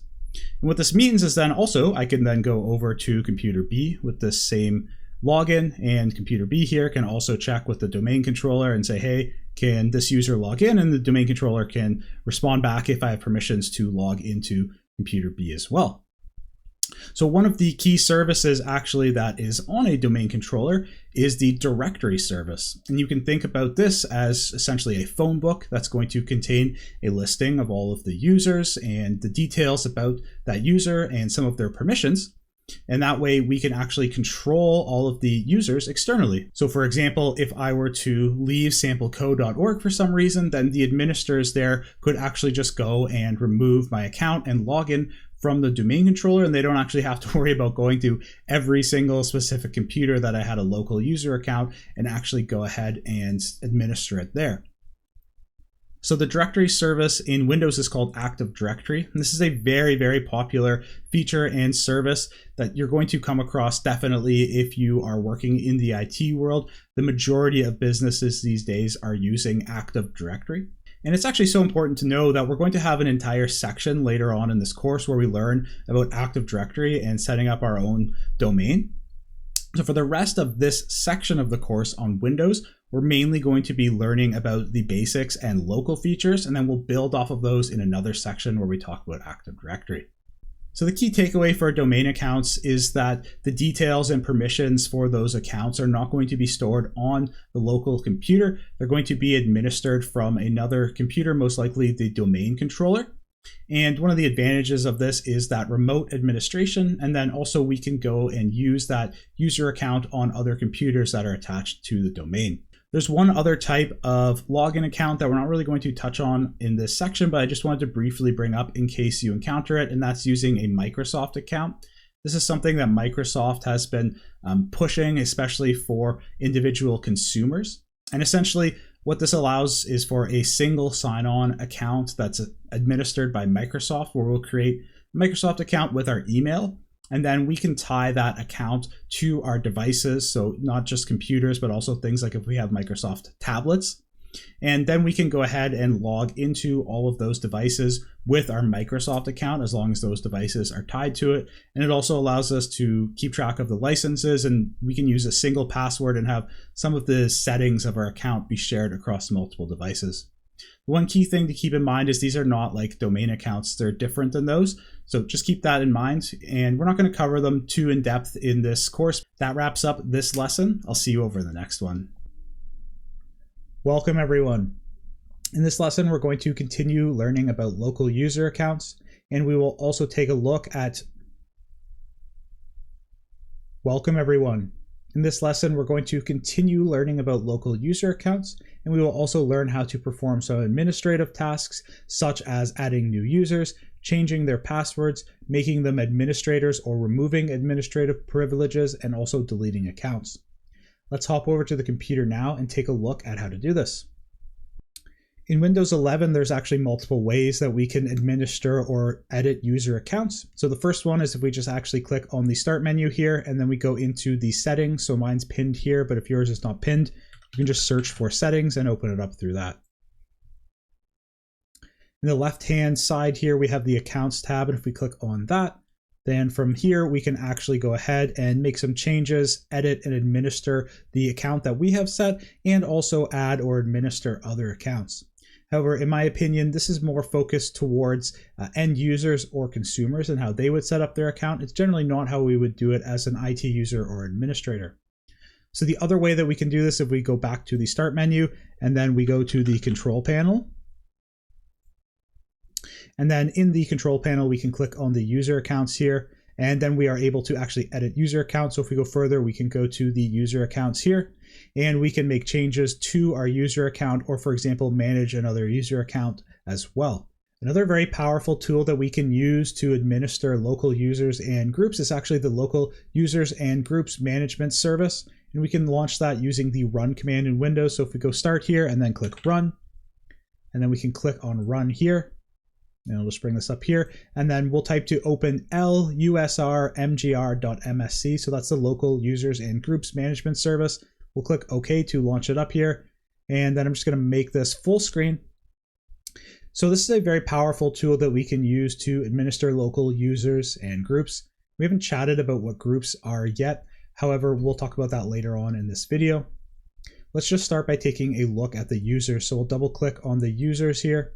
And this is going to give us a full list of all of the local user accounts on this computer. So you'll actually notice there are 4 accounts here that we didn't actually set up outside of the account that we created. And these are the default accounts that Windows actually sets up when we are installing Windows. Some of them are actually used by the operating system for its functionality. First one we'll take a look at is the local administrator account here. So if we just double click on this, it will pull up the properties for it here. You can see there's a description here that this is a built-in account for administering the computer/domain.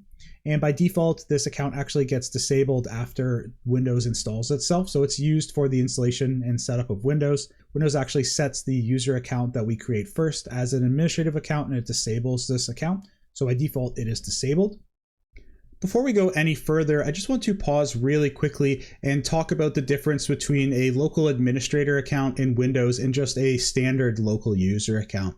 So a local administrator actually has full and unrestricted access to the local computer itself. And this means that they have access to all of the files on the computer, and also they can make changes to the computer, whereas a standard user is restricted in what changes they can make, and they also may be restricted in what files and folders they can view. Some examples of things in Windows that require an administrator account are installing and uninstalling software, installing some external drivers to be able to connect hardware to the computer, making changes to the majority of the computer's settings and the operating system settings, and also being able to administer and edit other users. So now we have an understanding of that. Let's actually just close out this administrator properties and we'll take a look at the account that we created. So for me, it is this Andrew. So we double click on it to bring up the properties. You can see under the general, we could add a full name and description if we want. And then we also have some settings here to administer the account. So if we wanted to, for example, disable the account or make it so they can't change the password or set expiration details, then we can do that here. However, the tab that I want to focus on right now is the member of tab. And this shows the groups that we are actually members of. And you will notice that we are a member of the administrators group. And this is essentially what gives our account the administrative privileges, so that makes us an administrator. So with that being said, let's actually back out of here and now we'll talk about groups a little bit. So we'll double click on the groups here. Groups in Windows are an administrative tool that allow us to have settings or permissions that are for a broad selection of accounts instead of actually having to perform administrative tasks or change settings for each account individually. Instead, we can create groups and put the permissions to those groups and then just add our users to those groups. So an example of one is the administrators group. So if we just double click on it here, and then we can see the members that are actually part of this group. So we have the administrator and myself. And then from here, we could actually add users to this group.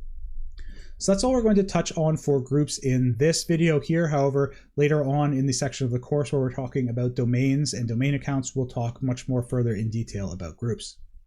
So let's go back to the users here and we'll just take a look at how to perform some administrative tasks for users. So the very first one we'll take a look at is actually how we can add another local user. I'm going to go right click here and go new user. And so this user we'll call it Dinesh. And I'm just going to leave the full name and the description blank, but I will set a password here. So I'm going to set it as PASSWORD1 for myself. So that's password with the number 1. You can set whatever you want here. And I'll just confirm that password. And then what I'm going to do is I'm actually going to check user must change password at next login. So this is a nice administrative tool for security, and that, us as the administrator, we now know this password. And we could provide it to them, but then when they log in, they'll be forced to set their own password. So then the administrator doesn't actually know that. And I'm just going to click create here. And then I can click close. So now we have this Dinesh account here, and we can take a look at how to change some of the settings and perform some administrative tasks for it. So the very first one is just let's double click on it. And if we wanted to add a description, we could add a description here. If we wanted to disable the account, then we could do so from here.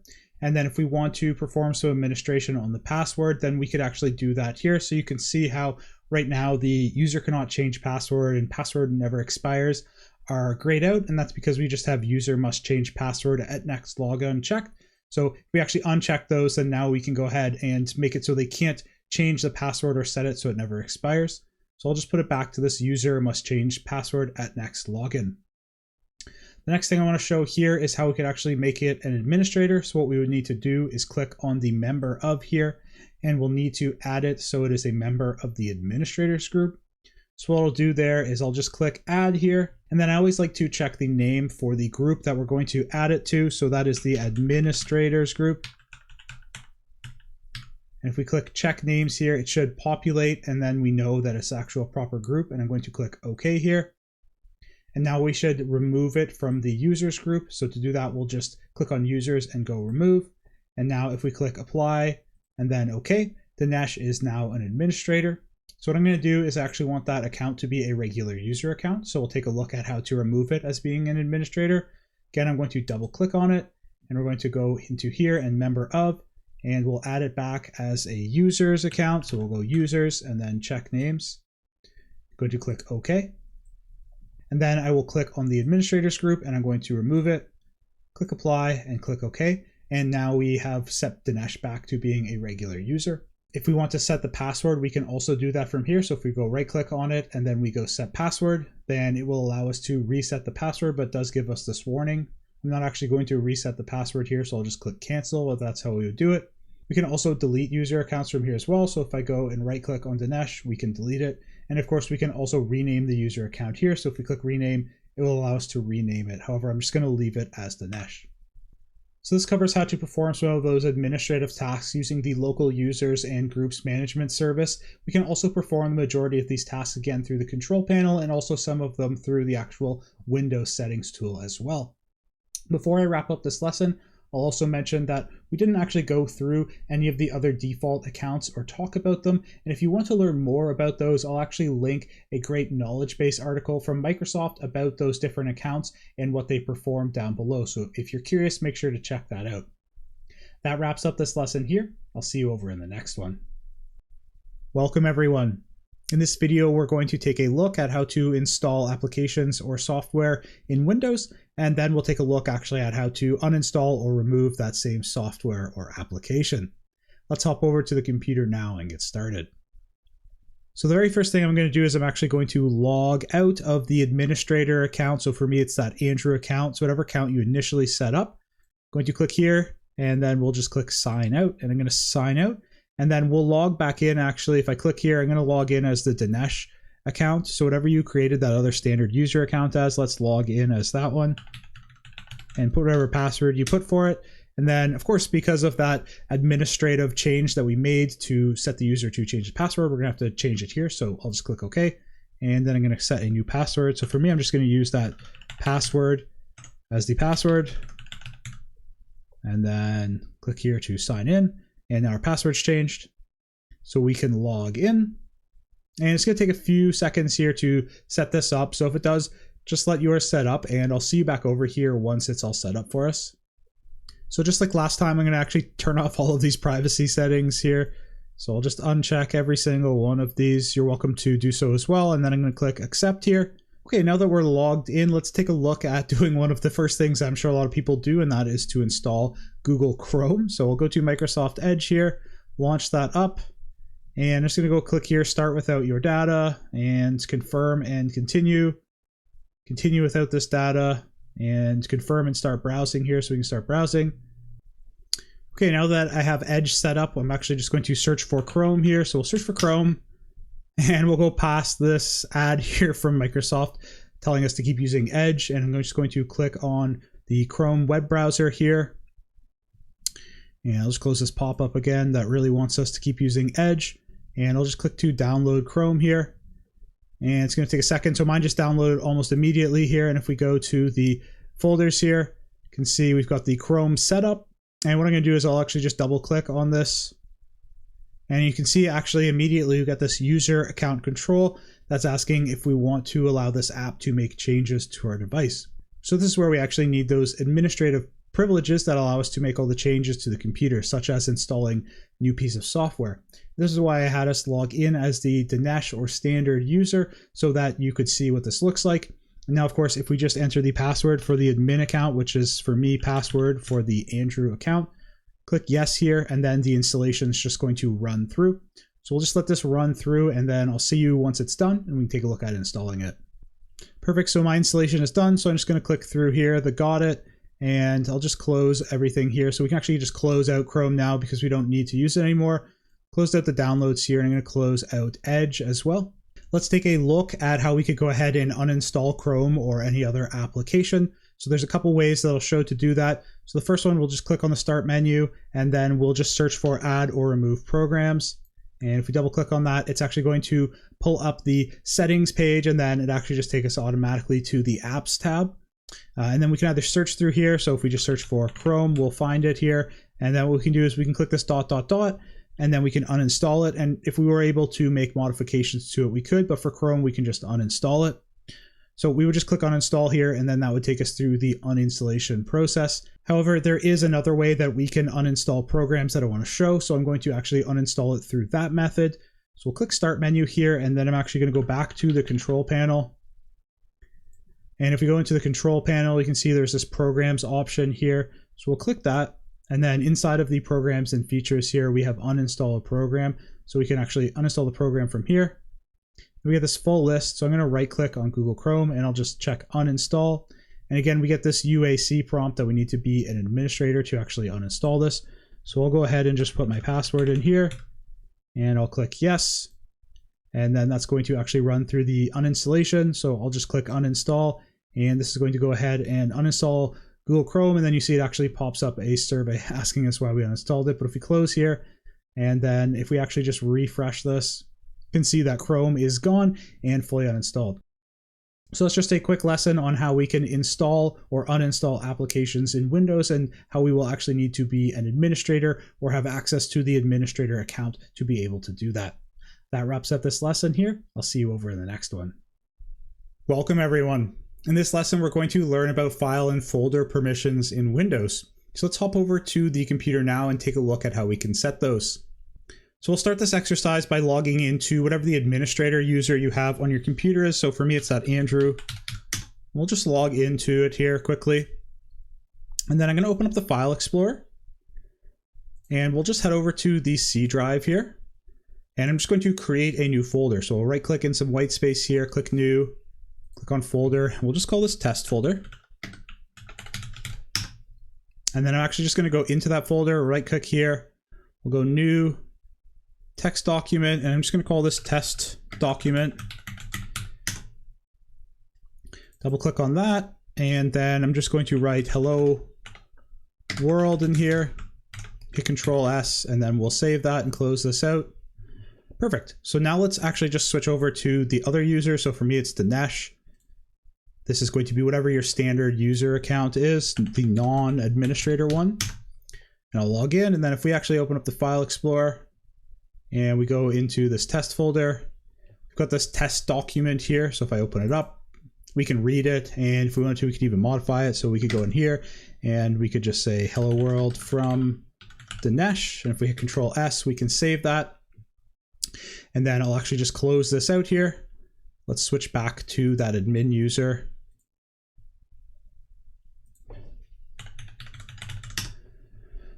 Okay, so what if we didn't want other users on the computer to have that local access to this file, or maybe even just this whole folder? So what we can do is we can actually edit the permissions for that file or folder and change who has the various access to that file or folder to do things like edit it or even be able to view it. So let's take a look at how we can see those permissions and also edit them. So if we go to local disk C here, and then we'll do it for the folder itself. So if we right click on test folder, we go properties, and then we look at the security setting. Here we can see the properties that are set for groups or users. So of course we can set these properties for both a group or a user. And just a quick reminder on the groups is that these are essentially an administrative tool that allow us to group together users and then set permissions for that whole group. So we don't have to set them individually for users. So if we set permissions for a specific group, those permissions are going to flow down to all of the users that are part of the group. However, that's only for while they're part of the group. If we remove them from the group, they will lose those permissions. So you can actually see we have 4 groups here that have permissions, and the top one here is this authenticated users. So essentially what the authenticated users group is, this is all users that actually are able to log in with a password. So things like the system accounts would not be included in this. And in my example here, this is going to include the Andrew and Dinesh accounts. So you can see that all the users in this group, they actually have pretty much almost full access to this folder. They can modify, read and execute, list the folder contents, read and write. We also see we have the administrators here, and they have this full control, and they also have the modify, read, execute, list folder contents, read, and write. So this authenticated users group is where Dinesh is actually getting the permissions to be able to go into the folder and view its contents. So we may be tempted, actually, since we have this administrators group here and the admin account is part of it, to actually just go into this authenticated users and try and add deny entries to deny those authenticated users from actually being able to access the folder. So let's take a look at what would happen if we try and do that. So if we click edit here, and then if we just go deny here and we click apply, actually going to get a warning that's giving us a heads up that we're setting a deny permissions entry and that deny entries take precedence over allow entries. So in Windows, those deny entries for the permissions, they do take precedence over allow entries. So if we actually just do this and click yes and ignore this warning, well, now we've essentially removed even our access to be able to go into this folder, because even though these administrators, they have all the access, the Andrew account is an authenticated user as well, and those deny permissions actually take precedence. So if we actually click cancel here and cancel, and then we try and go into this test folder, you see that we don't have permission to access this folder. So I'm going to click cancel here. If we go back into properties, of course, since we're an administrator account, we can't just go and now change those properties. So we'll go in here, edit, and we can just remove all of these, and that will give us back our access. So I'll click apply.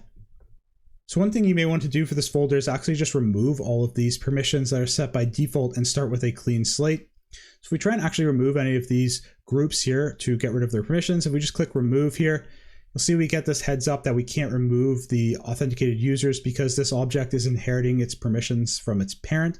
So in Windows by default, when we create folders, they're going to inherit the properties of their parent, and same with if we add any files to those folders.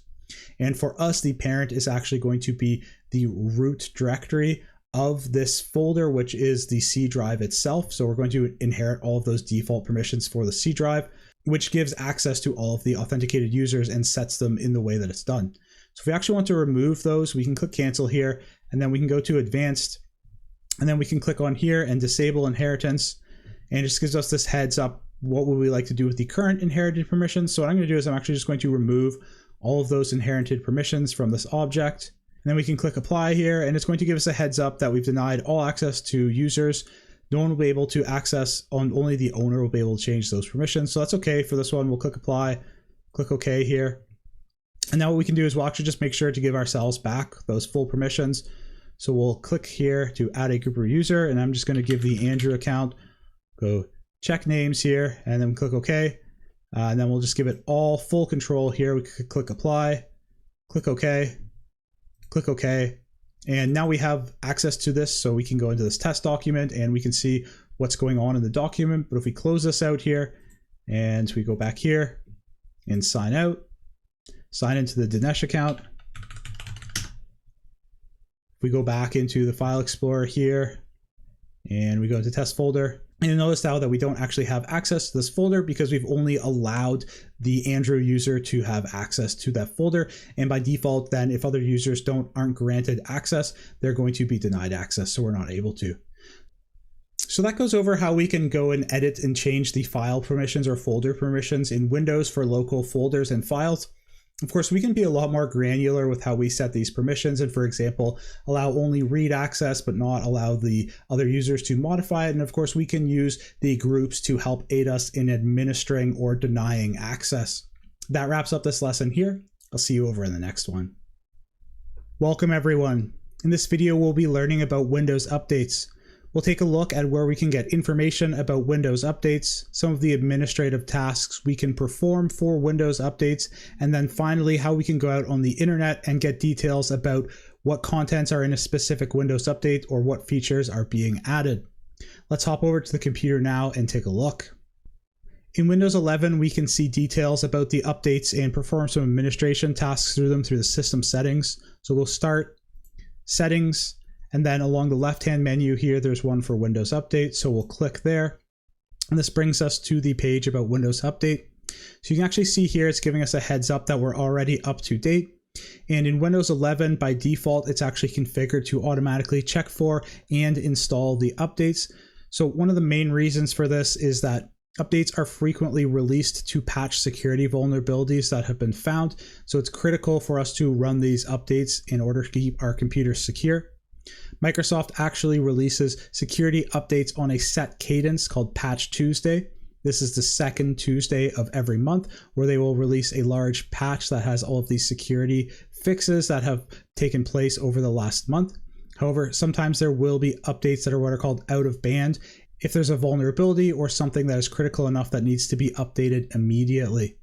So it's really important to be running these updates to keep our computers secure. You can see that we actually do have an option to manually check for updates. So if we do want to force it, we can click this check here, and that's going to force a check for updates. So I'll just let mine run through here. And you can see that actually we're already up to date. So there's nothing that's come through.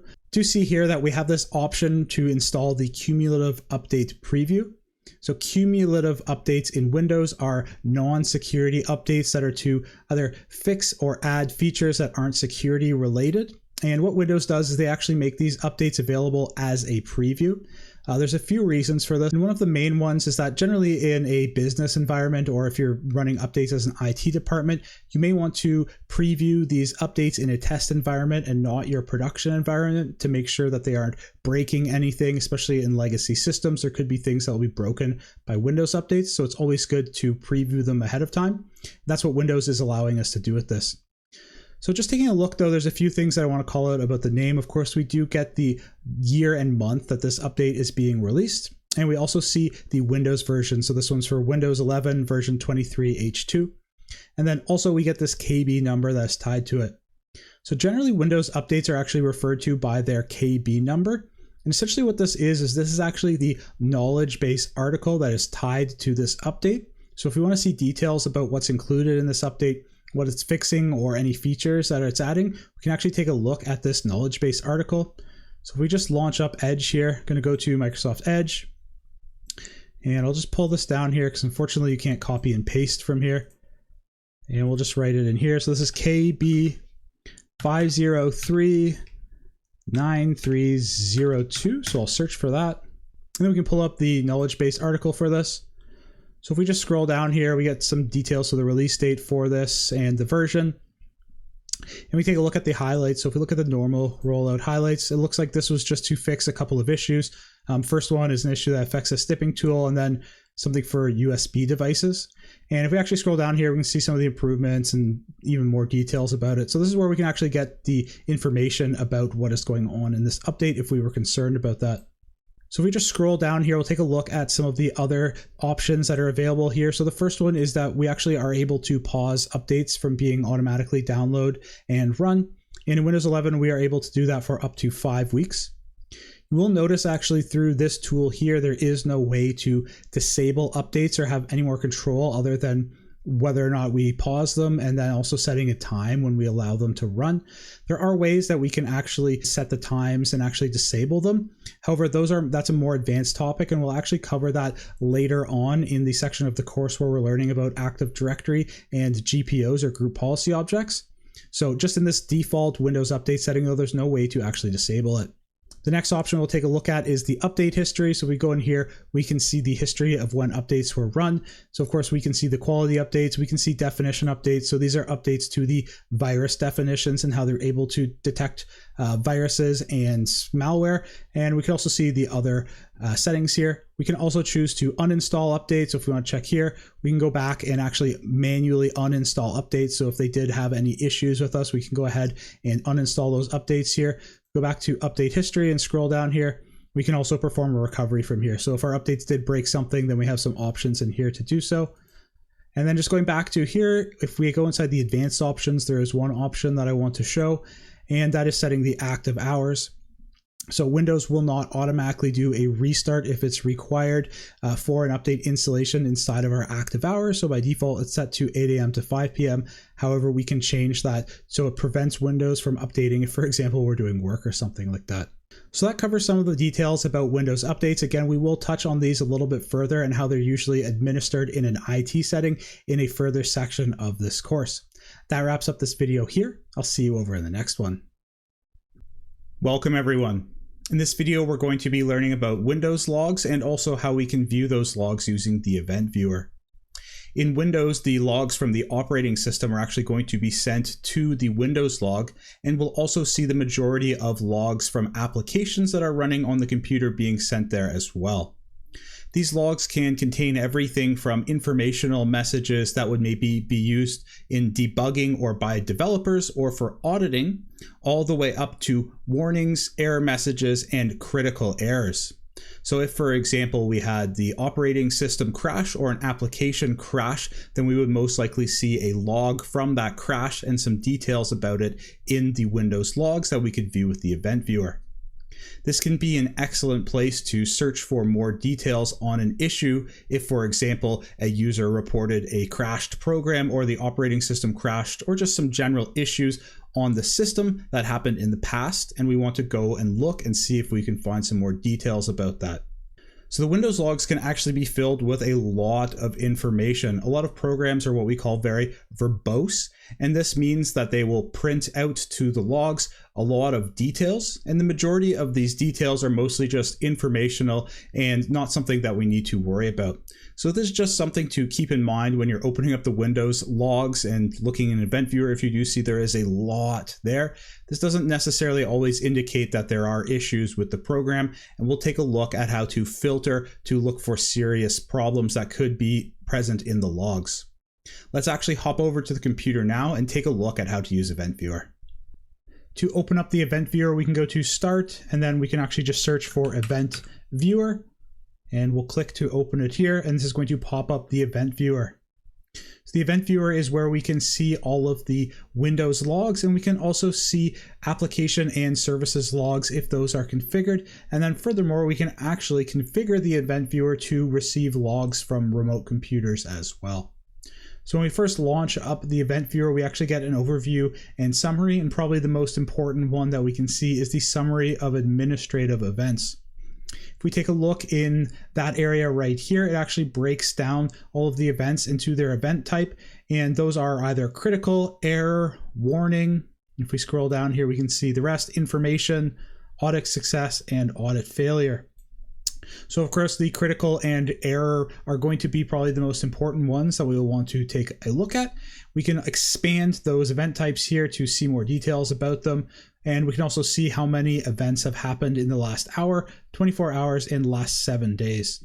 So if we want to here, we can double click to get more details about them. So if we just double click, it will actually bring up the summary of those events. So we can see that there were 4 critical events for kernel power issues, and we can see the date and time those happened. We can also double click on a specific event to actually bring up even more details about it.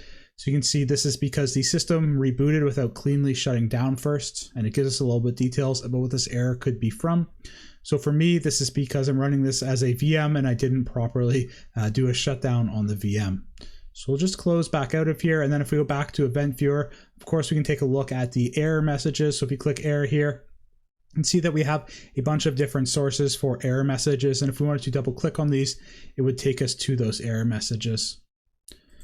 We can also take a look at all of the Windows logs through the view on the left-hand menu here. So if we click on this Windows logs and expand it, it then breaks us down to those log sources.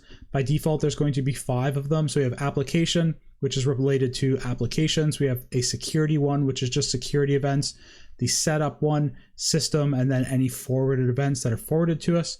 So let's just start by taking a look at the application one. And you'll notice if you're looking at Windows logs, they are very verbose. So you'll see we have a lot of logs coming in through here. Even in the last 10 minutes, there's been almost 20 logs here that have come through. So one thing that you may want to do when you're taking a look through these, if you're looking for something particular, or you just want to filter out some of the verbose information, is to add a filter. And we can do that on the right here by clicking on Filter Current Log. So I'll go here, click Filter Current Log, and then we have some details for how we can actually do filtering. The first one is we can set the time that we're looking for. So we can set it for even the last hour, last 12 hours, all the way up to the last 30 days, or we can even go so far as setting a custom range. So this can be a great feature if we have a reported issue that we know the time range that it happened, then we can look through the logs for issues that are related to that time range. We can also change the event level, so we may actually not be interested in any of these verbose or information. So we could change it, for example, to something like critical, warning, or error. We can actually change the event sources here, so we can see all of the different event sources we have. So if we're looking for a specific event source, we can actually just select that from here. We can select multiple ones.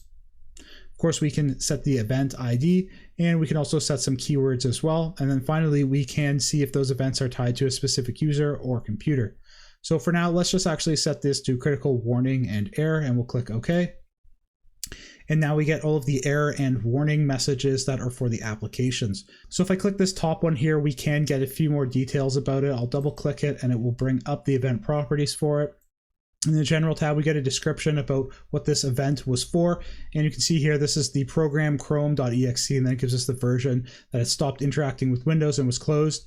So actually, when I was using Chrome, my Chrome actually started hanging and I had to kill the process. And this is exactly what this is from.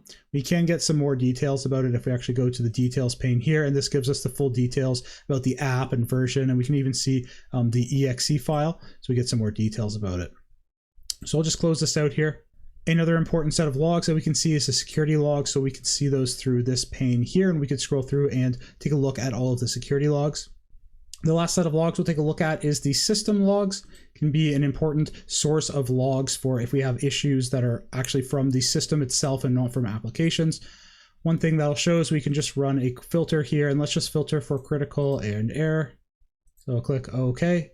And you can see now we have all of the critical and error logs. So if we take a look here, this is that, again, critical one for the kernel error. If we want to filter, we can actually change. So right now it is filtering by time, but we can filter by level, for example, or source. So we just click date and time here. You can see that we're now filtered actually in the opposite chronological order.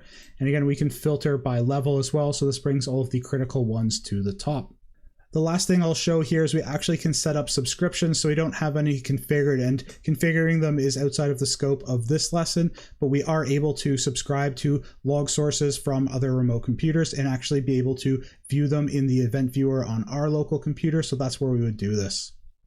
So the event viewer can be a very powerful tool for troubleshooting in Windows and allowing us to look at those logs.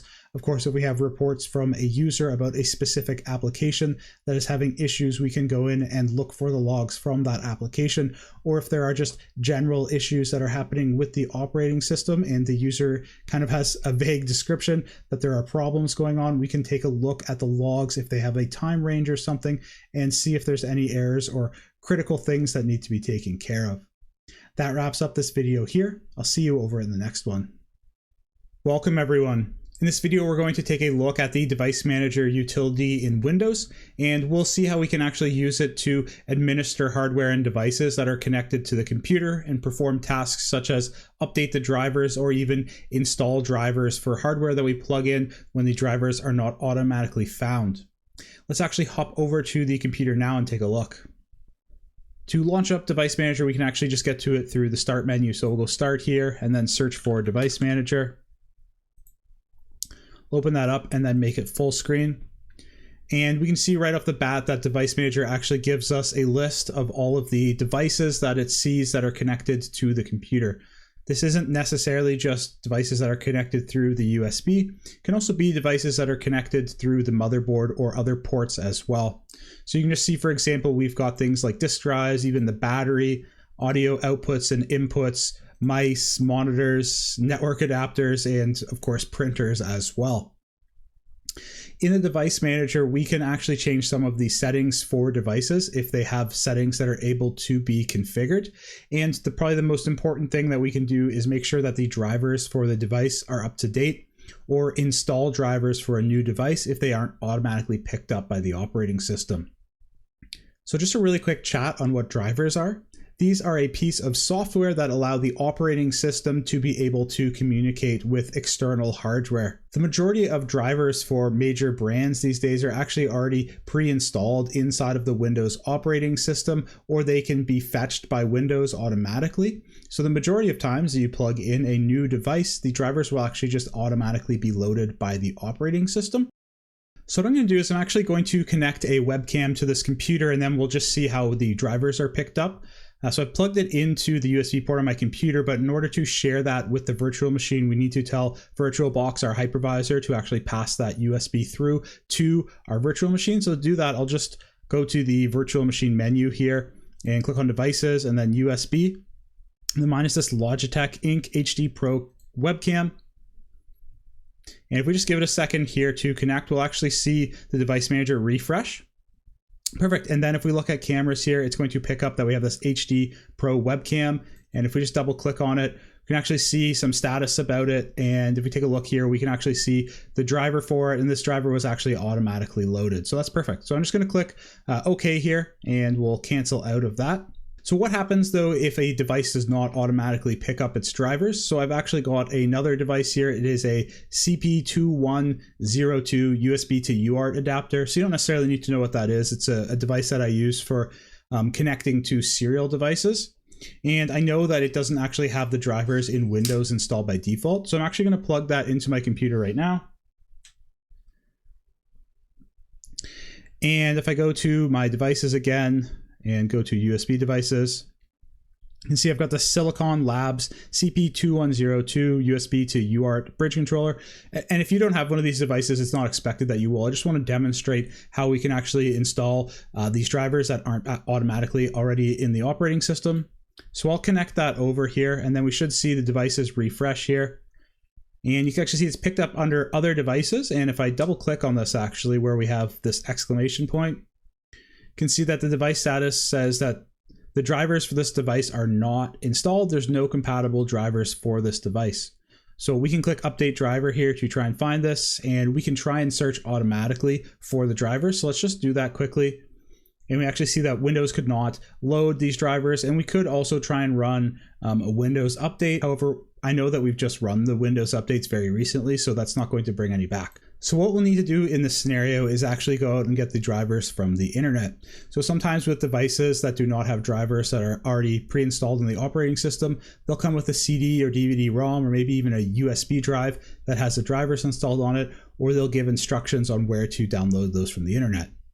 So what I'm going to do is I'll just show the process for that. So I'm going to go to Edge here, and then I'll just search for CP2102 Windows driver. And actually get the very first result is from Silicon Labs, which is the manufacturer. So one thing I will just mention when going out on the internet for drivers is just keep an eye on the sources. And I would recommend actually trying to avoid any promoted sources that you're seeing, because there are a lot of not so reputable websites that will offer drivers, and they'll also usually try and offer support for those drivers, and a lot of times these are scams. So just keep an eye out when you are downloading drivers from the internet that you're actually getting them from where you want them to be. So Silicon Labs is the manufacturer, and I actually recognize their domain here as SIL Labs. So I'm going to go there right now. And then here we actually have the CP210X USB to UART bridge driver. So I'll go to the downloads here. And if we scroll down here, I'm just going to get the universal Windows driver here. And it downloads almost automatically for me. So I'll open up this downloads folder here, and I'm just going to unzip it here.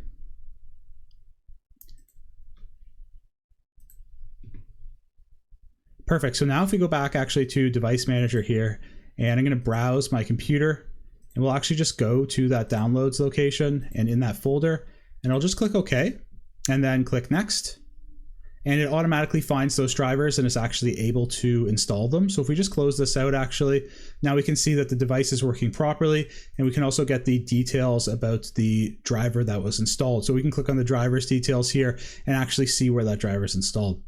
So that's how we would go and install them manually if they're not picked up. Again, majority of devices these days are just going to be plug and play, and the drivers will already be installed in Windows and just picked up and loaded. So let's close this out, and I'm going to close all of these back out, and we'll go back into Device Manager. Before we wrap up this video, there's one other process I want to show, and that's how to add a printer to a computer that's actually connected over the network and not plugged in through USB. So that's something that's quite common these days, is that printers will actually be on the network, and especially in a business setting, they'll be available to anyone that's connected to the network. So to do that, we can actually go into the action here, and then there's a devices and printers option. So we'll just click on devices and printers, and it will open up that devices and printers page for us. And then we can click here to add a printer, and it's actually just going to start looking and searching for devices. So it's found this one, and this is my printer. It's actually on my network, so it's not plugged in through USB. So we can just double click it here and it will start connecting automatically, and then it will actually go through and install the printer. So I'll just let this run through and do its installation.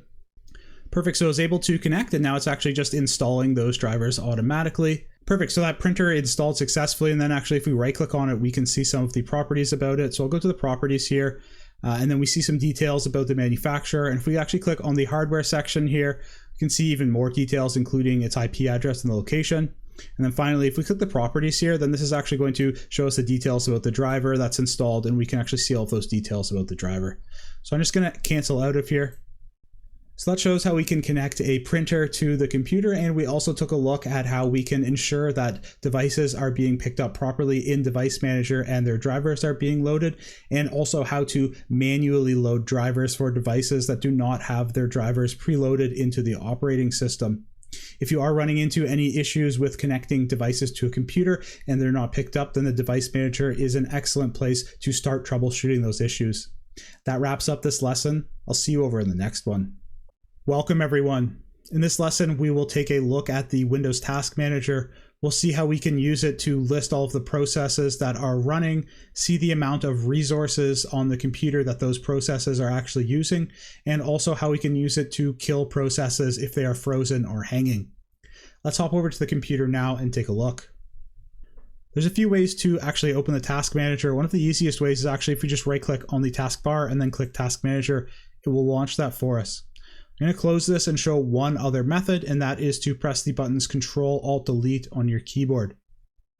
These are a special combination of buttons that will actually bring up a screen on your computer, and generally these will work even if your computer is frozen or an application has caused you to lose keyboard and mouse control.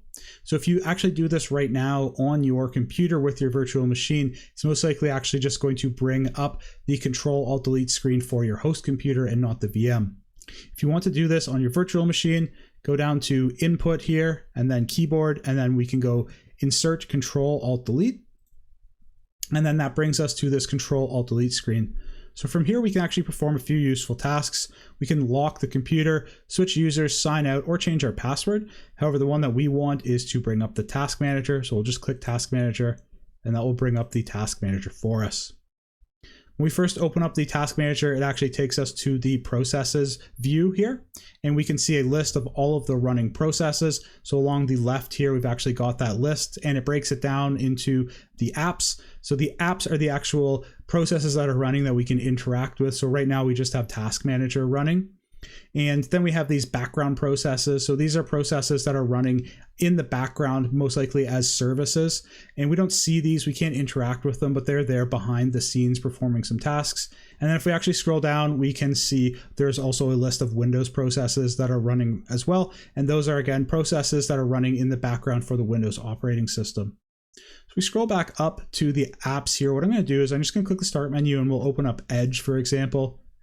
And I'll actually just minimize it, but now we can see that Edge has actually been added to the process list. And we can take a look at the amount of resources that it's actually utilizing. So along the top here, this is actually the total resources that are being used across the whole computer by all of the processes. So for example, right now, we're just utilizing 2% of the CPU. but we are using 38% of the memory that is allotted for this virtual machine or that this computer has. So one useful thing that you can do is you can actually sort the processes by the amount of resources they're utilizing. So if we want to sort by memory, for example, you can actually see that Edge is using the most amount of memory. So this can be useful if we're trying to track down programs that are actually, very resource hungry and try and figure out what is using up all of our RAM or CPU or something like that. Again, we can also sort by CPU as well, or even disk utilization or network utilization. So one other really important thing we can do from this list is if I just go back to sorting again by the processes, is that we can actually kill or end a task. So if I just click on this one, if we highlight it here, we can click end task here, or if we right click on it as well, we can go and click end task. And now you can see that it has exited Internet Explorer. This is kind of like pulling the plug on that process or application. So you may need to do this if, for example, the application has crashed and there's no way to close it properly and it's not responding to any other ways to close it. Then we can come into the task manager and actually kill that process or end the task. So the next screen we'll take a look at here is if we actually go to the performance screen, then we can actually see the performance for the computer and see a graphical representation of its utilization. So for example, we can see the CPU, memory, disk, and Ethernet. We can also see the uptime of the computer as well. If we click here, we can see an app history, and we can actually see the history of how much that's been running, how much network resources it's been using, and the CPU time. So the other useful tab we'll look at is the startup apps, which we can get to now through the task manager, and we can see all of the applications that are actually set to be start up when the computer runs. So sometimes when you install applications, they will actually install themselves to automatically start up right when the computer logs in. And if you want to actually disable these or set applications to be start up, then this is one of the easiest ways to do that from this tab. So the next tab we'll take a look at is the users tab, and here we can actually see the users that are logged in, and we can get a list of all the processes that are actually running for that user. So this can be handy if we have extra users that are logged in, and we want to see if they are actually eating up the computer resources. And then the last tab we'll take a look at is actually the services tab. So I just wanted to show that we can actually see the services through here and interact with them. What I'm going to do though is actually I will wrap up this video here right now, and then in the next one we will actually take a more detailed look at Windows services, what those are, and how we can interact with it. So I'll wrap up this video here and see you over in the next one. Welcome everyone. In this lesson we're going to pick up where we left off in the last one, talking about Windows services. So a Windows service is actually just a program in Windows that runs in the background, and it operates without any user interaction or having a user interface. So sometimes developers will want certain processes or applications to just automatically run, and they don't need any user interaction to take care of their task. So this is where services come into play. Services are unique in that we can actually have them be configured to launch at startup of the computer without actually requiring a user to log in at all. Services can also actually be started manually or triggered by an event. Sometimes we will need to be able to interact with services to stop them, start them, restart them, or configure how they're actually started to possibly disable them or set them to be started automatically or manually. So that's what we'll be taking a look at in this video. Let's hop over to the computer now. In the last video, we left off looking at the services section in the task manager, and we can actually interact with services through this page. However, there is another tool that we can use that gives us more options, and we're going to use that one. So you can actually get to that through Task Manager by opening the Services Management tool here. Or if we are not in the Task Manager already, of course, we can get to that through the Start menu and then just typing Services here.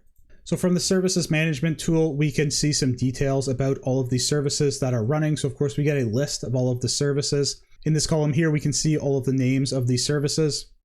We can then see a description of the services, which can actually be very useful because we can see what that service is used for, and it gives us an idea of the importance of that service.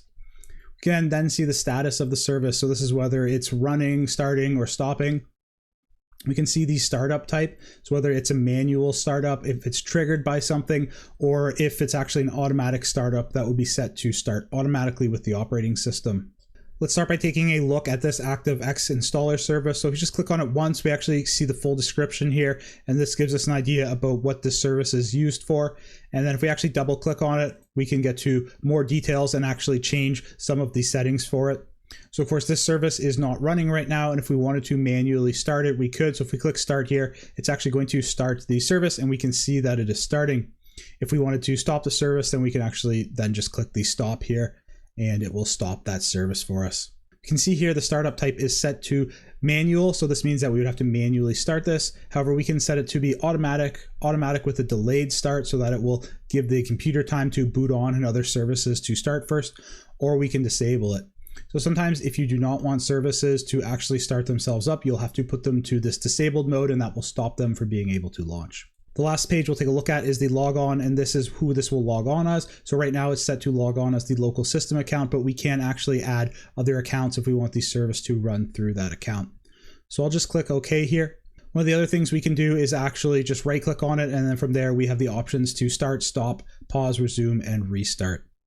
So one thing I will say with the services is that it may be tempting to stop services that are running if you feel like they are using a lot of resources on the computer. However, it is important to take a look at what that service is actually doing and what it's performing for the computer. If you stop integral services on the computer, then it may cause the operating system or other applications to not behave properly. With that being said, though, sometimes it is important to be able to restart services, especially if you believe that they are not working properly, and this tool is where you would do that. That wraps up this lesson here. I'll see you over in the next one. Welcome everyone. In this video, we're going to be learning about the Windows registry. We'll chat actually about what the registry is, what its purpose is, and also how we can go and edit the registry. Let's hop over to the computer now and take a look. I think the easiest way to actually start talking about the registry is to open up the registry editor, which will allow us to view the registry and also edit the values inside of it. So if we open up the start menu and then just start searching for registry editor, we can launch it up. And you'll notice you actually do need to be an administrator to make changes to the registry, and it's giving us this heads up with the user account control, making sure we want to allow the registry editor to actually make changes to the device. So we'll click yes here to open it up. And then this is actually going to pop open the registry editor for us. And I'm just going to close this so that it's not as intimidating to start taking a look at. Before we go any further, I think it makes sense to actually pause here and talk about what the registry is. So in Windows, the registry is actually a database that stores the configuration settings for the system, so things like the operating system, and also the applications that are installed. Some examples of settings that would actually be stored in the registry are things like where the desktop image is stored. Before we go any further, I think it makes sense to actually pause here and talk about what the registry actually is. So the registry in Windows is a database that's used to store configuration settings for the system and also applications that are installed on our system. Before we go any further, I think it makes sense to quickly pause and chat about what the registry is in Windows. So the registry is actually just a database that stores configuration settings for the operating system and applications that are installed. I've actually been making changes to the registry throughout this section of the course without maybe even actually knowing that. A lot of settings in Windows and applications actually have user interfaces that allow us to easily make changes to the configuration of the application or Windows. And then behind those scenes, those will actually make registry entries if they're needed or edit registry entries. A couple really quick examples of things that will be stored in the registry are the location of the desktop background or our wallpaper image, so what that wallpaper image is and where the image is actually stored on the computer, or what application is the default one to open up different file extensions. So for example, maybe a .txt would be by default opened up by the notepad. There's of course thousands of different configuration settings in the registry, and we won't be able to look over all of them. The registry is organized by using what are called keys and values, where the key is essentially the name of what's being stored, and then the value is, of course, the value that's being stored or the data that we want to store. The value can be anything from a decimal number to a hexadecimal number or even a string. Keys can actually store other keys as their value, and this is what is called subkeys. This may be confusing to think about, but if you visualize it, I think it makes a lot more sense. One way to kind of think about it is actually as a folder hierarchy structure, and that's actually how it's visualized in the registry editor. So we take a look at the left-hand pane here. You can see we've got these 5 top-level keys, and they're all denoted as HKey underscore, and then we get some more details about what those keys actually are for. We'll chat about that later in this lesson. Let's start actually by taking a look at the HKey underscore user. So we have this top-level key, and it's denoted as this folder here. And if we expand it, we can actually see there are subkeys that are tied to this. And we have all of these subkeys actually for the various users on the computer. They actually don't have their username. They're stored with the user ID, but this one right here is the one for Andrew. So if I open this actually further, you can see that we've got more subkeys, but it's starting to make more sense maybe what they would be for storing. If you go to the control panel one, and inside of the control panel one, we have further subkeys, and there's one here for the desktop. So if we actually scroll down and take a look, you can see that we have here a key for the wallpaper. We have the name, so this is actually what the key is storing. We have the type, so this is the type of data that's going to be stored in the registry. And then we actually have the data that's being stored. So if I just double click on this wallpaper one actually, and I'll bring this in the center, you can see that it actually gives us the value data, and this is the actual wallpaper image that's being displayed. So if we actually open up the File Explorer, and I'm just going to grab all this except for the image name here, and I'll just copy that. And let's open up the File Explorer. And if we navigate to that folder here, you can actually see we've got 2 pictures in here. So right now I have 19 selected. So I'm just going to use the Windows key plus D as a shortcut to look at the desktop. And you can see we have this Windows 11 default image with the black background. And if we just go back to the File Explorer here, you can see inside of the wallpaper, there's a bunch of other different ones that we could choose. So we've got, I don't know, maybe we look at the sunrise, and we've got some nice sunrise images. So what I'll do is I'm actually just going to right click on here, and then I'm going to choose copy as path, and we'll copy that path here. And I'm going to come back over here, select all of this, and then we'll paste that path in here. I'm going to get rid of the quotation marks here as well. And now if we click OK, and if we take a look at the desktop, you notice it hasn't changed. So a lot of times when we're editing the registry, we'll actually need to restart Windows for the changes to take place, or possibly just log in and out of the user. So for this one, I'm just going to quickly restart Windows. We'll run a quick restart, and we should see the desktop background change. So I'll just quickly log back in here. And we can see that my desktop background has changed by editing the registry. So let's actually just hop back into the registry quickly now that we have an idea of what it's for and how we can edit it, and chat about a few last things. So the first thing we'll talk about is actually just what's stored inside of these top keys here. So the very first one is this HKey underscore classes underscore root. And inside of that, we actually have mostly settings about the applications that are installed, and also the different file types or file extensions. So you can see here, all of these dots, these are actually file extensions. So if you scroll down, you'll probably start to see some that you recognize. So for example, we have .html here. And if you scroll further, you'll actually see some details about applications. The next one we have is the HKey underscore current user. So this actually just stores details about the current user that is running. Probably one of the most important ones is this HKey underscore local machine. And this stores details about how the actual local machine is set up. So you can see, for example, we have ones about the drivers, the hardware, software, and system. We then got the HKey underscore users that we already took a look at, and this stores details about the users. And then we have HKey underscore current config, which stores some details about the current configuration. So one thing to keep in mind with the registry editor is that, this is actually a fairly powerful tool to be able to go in and edit these registry values, or even add new registry values or delete them. And we should exercise caution when we're using it to make sure that we understand what the registry values that we're actually editing do, or if we're deleting them, because some of these can actually be integral to how the operating system functions. So you will want to keep that in mind when you are editing the registry. That being said, sometimes in order to make some configuration changes to the operating system or applications, they won't be exposed through a user interface, so we actually have to use the registry editor to do that.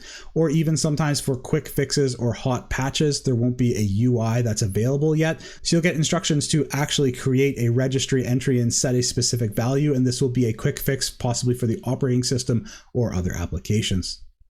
So that actually wraps up this video here about the registry. I'll see you over in the next one. Welcome everyone. In this lesson, we're going to be learning about the Windows command prompt. This is actually another one of those topics where you could probably take an entire course on the Windows command prompt and the scripting language that it uses, which is the batch scripting language. And you could go really deep into this, and we could probably have hours and hours of teaching about it if you wanted to fully master it. However, my intention for this video is to help you get comfortable with using the command prompt, some of the core and integral commands that you'll need to use to be able to navigate, and then also the syntax of most commands, so how we could actually get some help for those commands, and then the syntax of using commands in general. And the reasoning for this is so that you would be comfortable enough to follow instructions that require using the command prompt and be able to walk through and follow those instructions. Or if you wanted to go and read the documents for some commands or the batch scripting language, that they would make more sense and you would be able to follow along with them. I'll also link down below a good knowledge base article from Microsoft on using the command prompt as well. With that being said, let's hop over to the computer now and launch up the command prompt. There are a lot of ways we can launch the command prompt in Windows, but probably the easiest is just go to the Start menu, and then we'll search CMD to launch up the command prompt. So the first thing I'll call out in the command prompt actually is if we take a look at our prompt, which is where this flashing cursor is, to the left of that, it actually shows the directory that we're in, so the file path for the current directory that we are working in.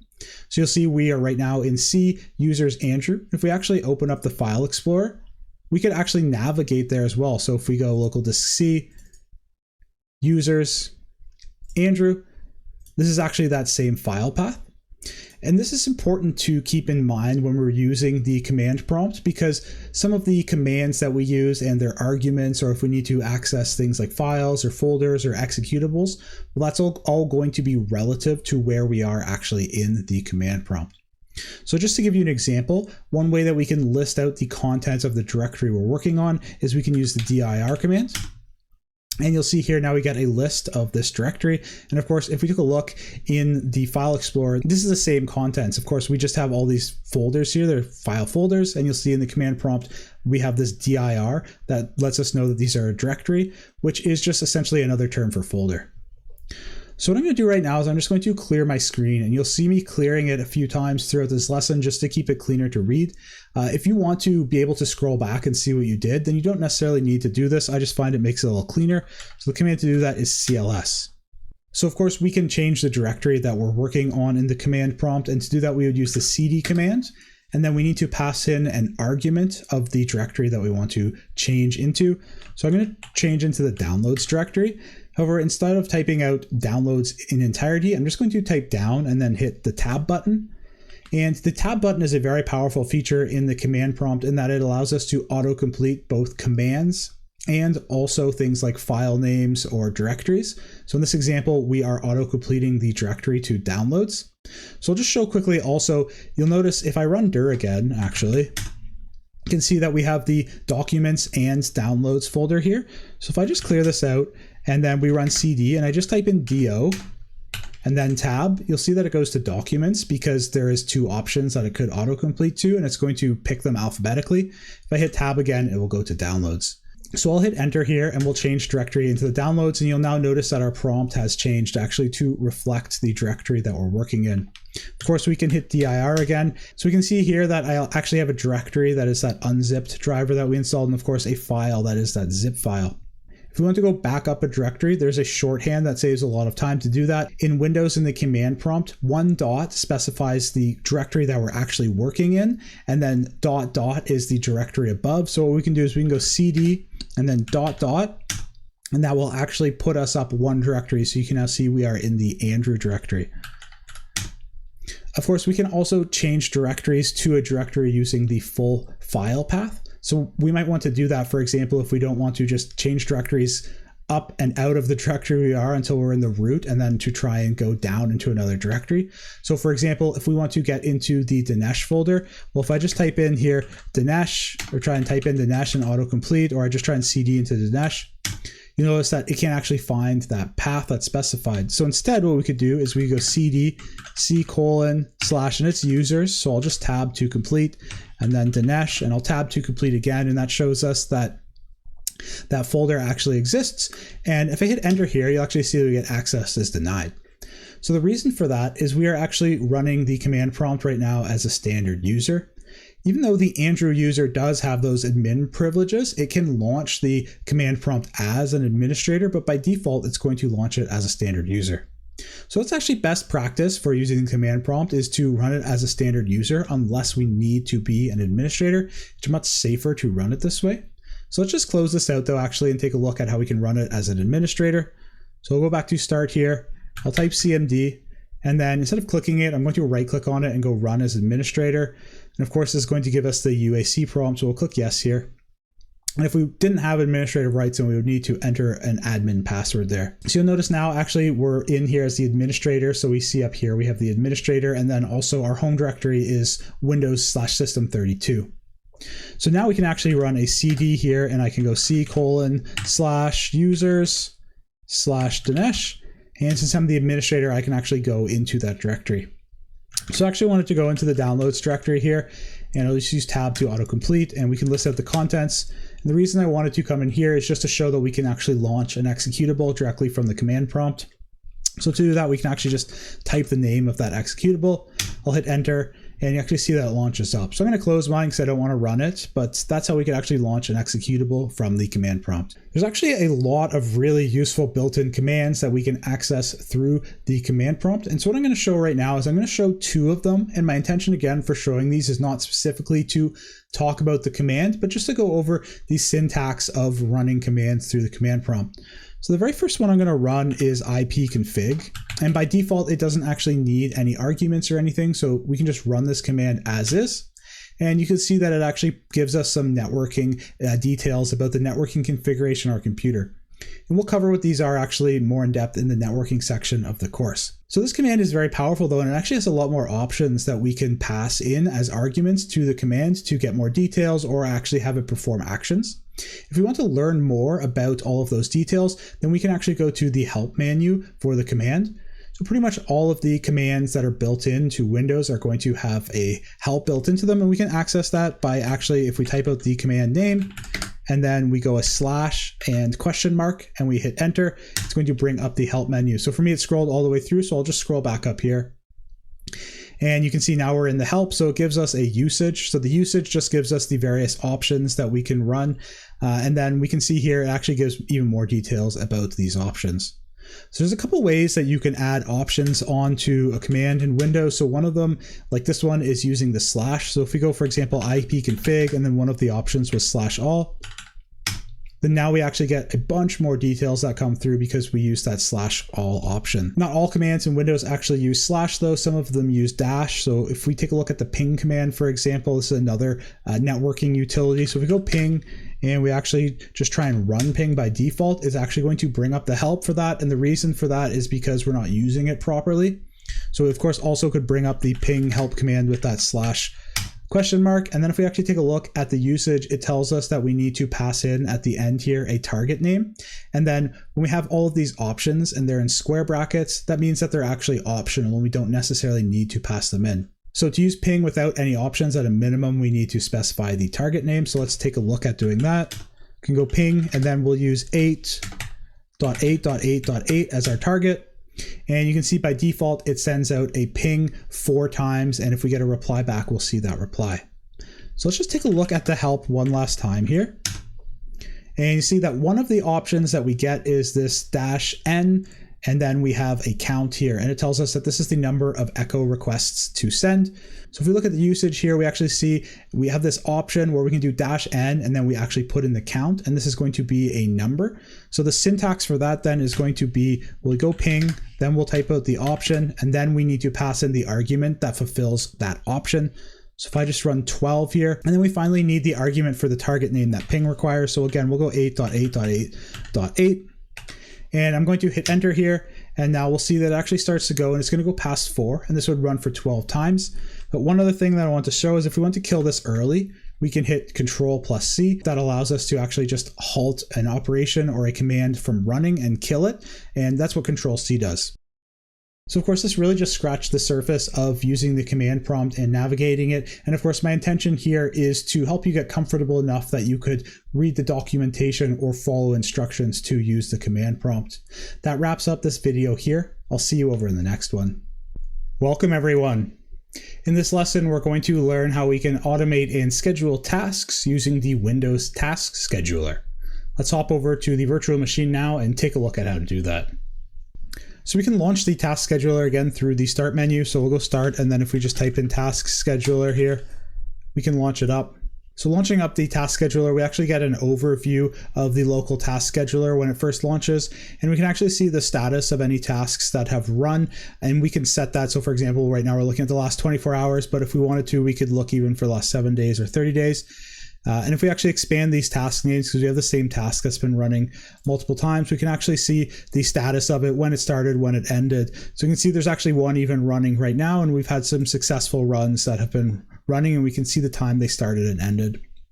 If we scroll down, we can also see the active tasks. So these are tasks that are currently enabled and have not expired. This doesn't mean specifically that they're running right now. It means that they're active to be triggered. So there's a bunch here that are actually potentially going to be run, and we can see what the actual triggers are for them and the next time that they would be set to run.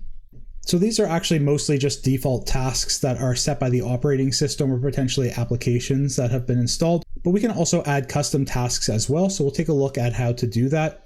So we're going to go on the right here under the actions and go create task. And actually what I'm going to show us how to do is a common task that some people may want to automate in Windows, and that is how to do a disk cleanup. So actually if I go start here and we just type in disk cleanup, you can see we do have the disk cleanup utility. And this is a tool that allows us to free up disk space. And one of the ways that it does is just deleting temporary files that are not required. So you can see right now, if I actually ran this, it would give us back 13.4 megabytes from temporary files that are probably files we don't need anymore. So instead of running it through this, I'll just show how we can actually automate that. So what I'm going to do is I'm going to name it. Actually, we'll call it disk cleanup. And we can add a description here. So we'll say runs a disk cleanup of temporary files. And then under here, we actually get the security options, so we can change who to run it as. So I'm just going to run it as Andrew. And we also get these options. We can run only when they're logged in, or if they're logged in or not. So I'm going to set here just run when users logged in, but we could also choose to run this as a different user or whether or not we're logged in. The next thing we'll need to set is the trigger. So it actually triggers the task to run. So go into triggers, and we're going to click new here.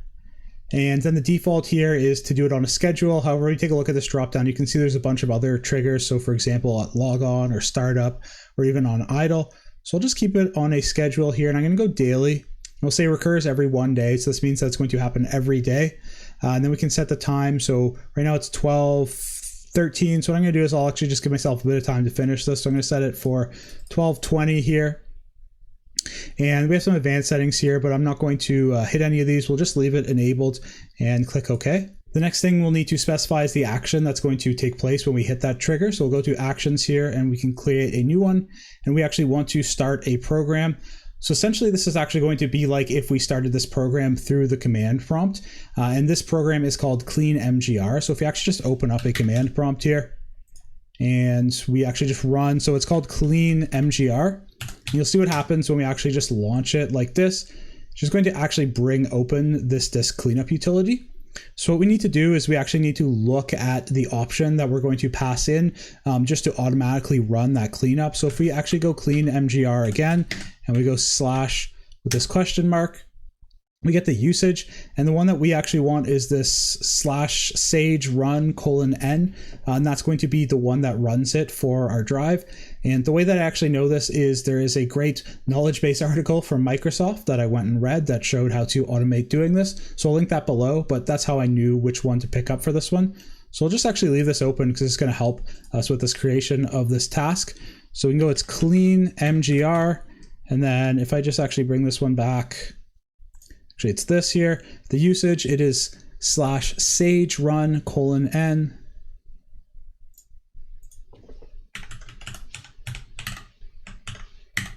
Perfect. And then I'll just click OK because we just need to add these optional arguments. We'll go OK.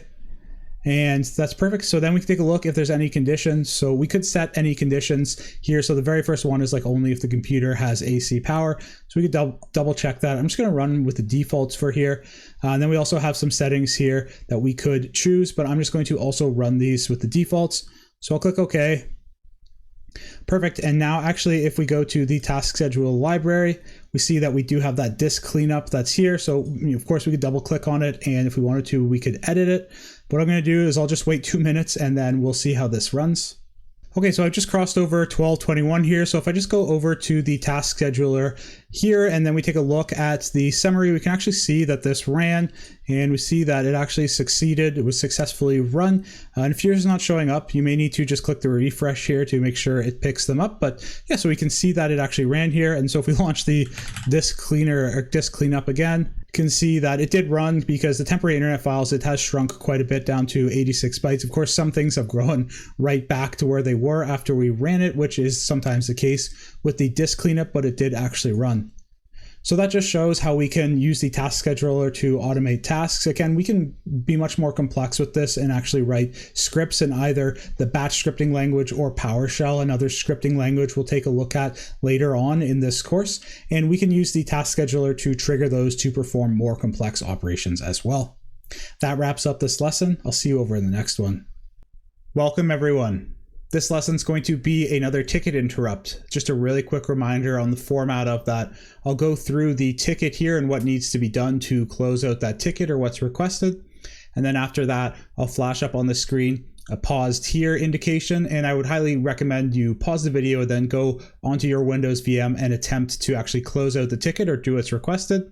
And then when you're done that, if you get stuck or if you complete it, unpause the video and I will go over the solution. So let's hop over and take a look at the ticket now. So you have this ticket where the subject is add user to Windows computer. And then if we take a look, it says, hello admin, could you please add a local user Richard to the Windows computer? Please create the account so that the user will have to change their password the first time they log in. In addition, please make the user a local administrator. If you want to take a shot at this challenge on your own, pause the video here and I'll see you afterwards where I show the solution.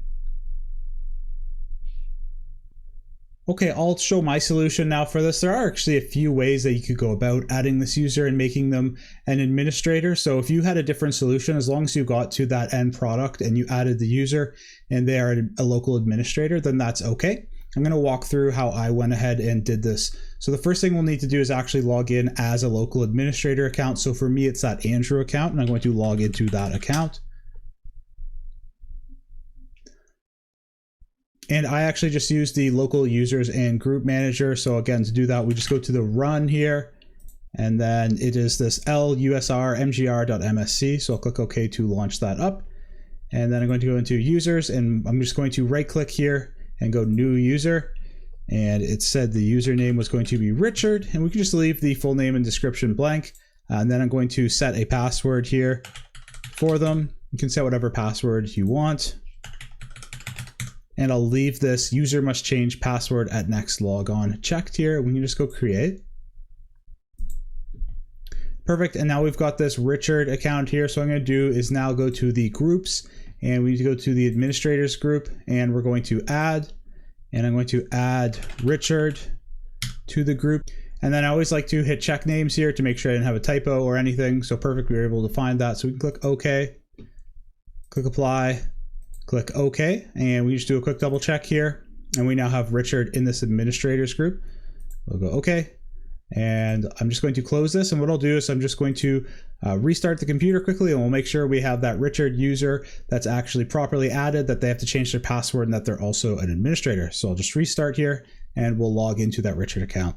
Okay, so I'm seeing the Richard account is showing up here. So I'll just put the password that I created. You can put whatever password you want.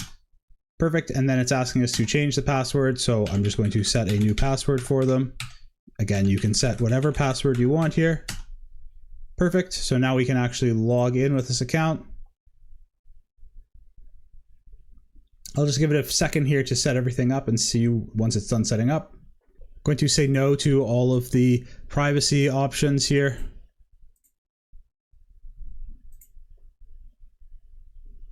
Okay, and we're set up. So one thing we could do is just really quickly, we could run a CMD and make sure we can run that as administrator. Perfect. And because it's the UAC prompt, we can just click yes, and we have pulled this up as administrator. So there's a lot of ways to confirm that we actually have those administrative privileges, but this is just one quick way that we can. That wraps up this ticket interrupt here. I'll see you over in the next lesson. Welcome everyone. This video is actually going to be a wrap up for this section of the course. First off, congratulations on making it through this section. I know it was one of the lengthier ones in this course, and that's just because of how important understanding Windows is to any role in IT, especially at the help desk level. We covered a lot of different topics about how to do local administration of Windows and the basics of the Windows operating system. This is going to wrap up this section of the course. However, we will be using Windows in later sections of the course, especially the capstone project where we look at setting up an Active Directory lab for ourselves. This wraps up this video and this section of the course. I'll see you over in the next section. Welcome everyone. In this section of the course, we're going to be learning about the Linux operating system. So as an end user, you may not be as familiar with seeing Linux installed onto a desktop or laptop as you would be with Windows or Mac OS. Those two operating systems are much more popular and common for end users on their laptops or desktops. Linux, however, is installed in a lot of places and is really integral to how a lot of technology functions today. A few common things actually in your house that are running Linux. If you have an Android smartphone or an Android tablet, those are actually a version of the Linux operating system. Also, a lot of smart devices and IoT devices are actually running miniature versions of embedded Linux themselves. And then outside of our households, there are millions of servers all around the world that are running Linux, and also outside of our household, the majority of the cloud infrastructures and servers that are running all of those core integral applications that we access on a day-to-day basis on the internet, those are most likely running Linux. In this section of the course, we'll cover some very core topics of Linux. We'll actually start out by learning a little bit of history about the Linux operating system and the Linux kernel. We'll then go out and install our own distribution of Linux, Ubuntu, as a virtual machine. We'll use that virtual machine to learn about the Linux terminal and get used to navigating it. We'll then learn about the different types of users in Linux, including the super user or root user, and how we can use the sudo command. After that, we'll learn about the Linux file system hierarchy, and then take a look at how file permissions in Linux work. Next, we'll have 2 lessons learning about writing scripts in Bash. We'll then take a look at how we can actually schedule scripts or commands to run with cron jobs. And then we'll wrap up with learning about how we can use the package manager to keep our packages up to date and how we can update the operating system in Ubuntu. I'll see you over in the first video. Welcome everyone. In this lesson, we're going to be learning about the GNU Linux operating system. You may recall from our section on operating systems that a very core component of any operating system is the kernel. The kernel, of course, is responsible for interfacing between the hardware and the applications and software that actually run on top of it. To make up a full operating system, we of course need the things like the applications, the software, the file system, and maybe some sort of desktop user interface that runs on top of the kernel. You've probably heard of the GNU Linux operating system just referred to as Linux. However, Linux is only the kernel of the operating system. The GNU portion accounts for the other parts of the OS, like the applications and file system that run on top of the kernel to make it a complete OS. These days, though, you'll mostly just hear Linux used to refer to as the entire operating system itself. I've included an interesting article down below about how GNU, which is spelled GNU but pronounced GNU, and Linux actually came together to be one whole operating system. So if you're interested a little bit more about the history, check out that article. For the rest of this course, I will use Linux to describe and talk about the whole Linux operating system. And if I need to talk about the Linux kernel itself, I'll call it the Linux kernel. And I'm doing so because realistically, this is how you're going to hear it talked about at your job or elsewhere on the internet. Most people just refer to it as Linux. Linux and GNU are both open source. And this means that the source code for it is available for anyone to read, audit, use, modify, or even contribute to. It's also free, however this does come with some restrictions. Linux is licensed under the GNU GPL, and GPL stands for General Purpose License. I've linked another resource below if you want to read the full details about the GPL. However, the basic idea behind GPL is that software that is licensed under it is open source and free to use, even for commercialization. So if you're profiting off it or using it as a business, it's free to use. However, you must make sure that the source code for it is open and readily available. So you can take the source code, for example, for Linux or for the GNU software, and you can modify this as needed. However, if you do this, you need to make the source code for all the modifications and everything open source and also available. Something you'll even see in the fine print of user agreements or licenses for software that are actually making use of GPL source code or modifying GPL software is that they'll actually even sometimes offer to mail you a CD of their source code, and that's so that they can comply with GPL. Because of the open nature of Linux, it has spawned hundreds of different variations of operating systems which are all built off of that Linux kernel. These variations are frequently referred to as distributions, and you'll commonly hear them called distros or Linux distros. A Linux distro is generally made up of the Linux kernel, packages, which are the software or application that run on top of it, a package manager, which is used to install, update, or otherwise manage the packages, and usually some sort of desktop UI so that users can interact with it. Many distros are purpose-built to fulfill a specific role. One example is Kali Linux, a Linux distro that has been created specifically for penetration testing in cybersecurity.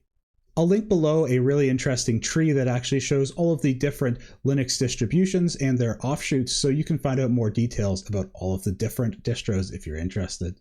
While Windows may rule the desktop operating system market in the corporate world, Linux rules the server world.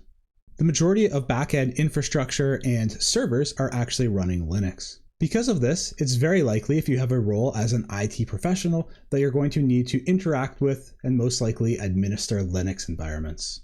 That wraps up this quick discussion about Linux. I'll see you over in the next video where we install our very first Linux virtual machine. Welcome everyone. In this video, I'm going to walk you through how to install Linux as a virtual machine, and we're going to be installing a very popular distro of Linux called Ubuntu.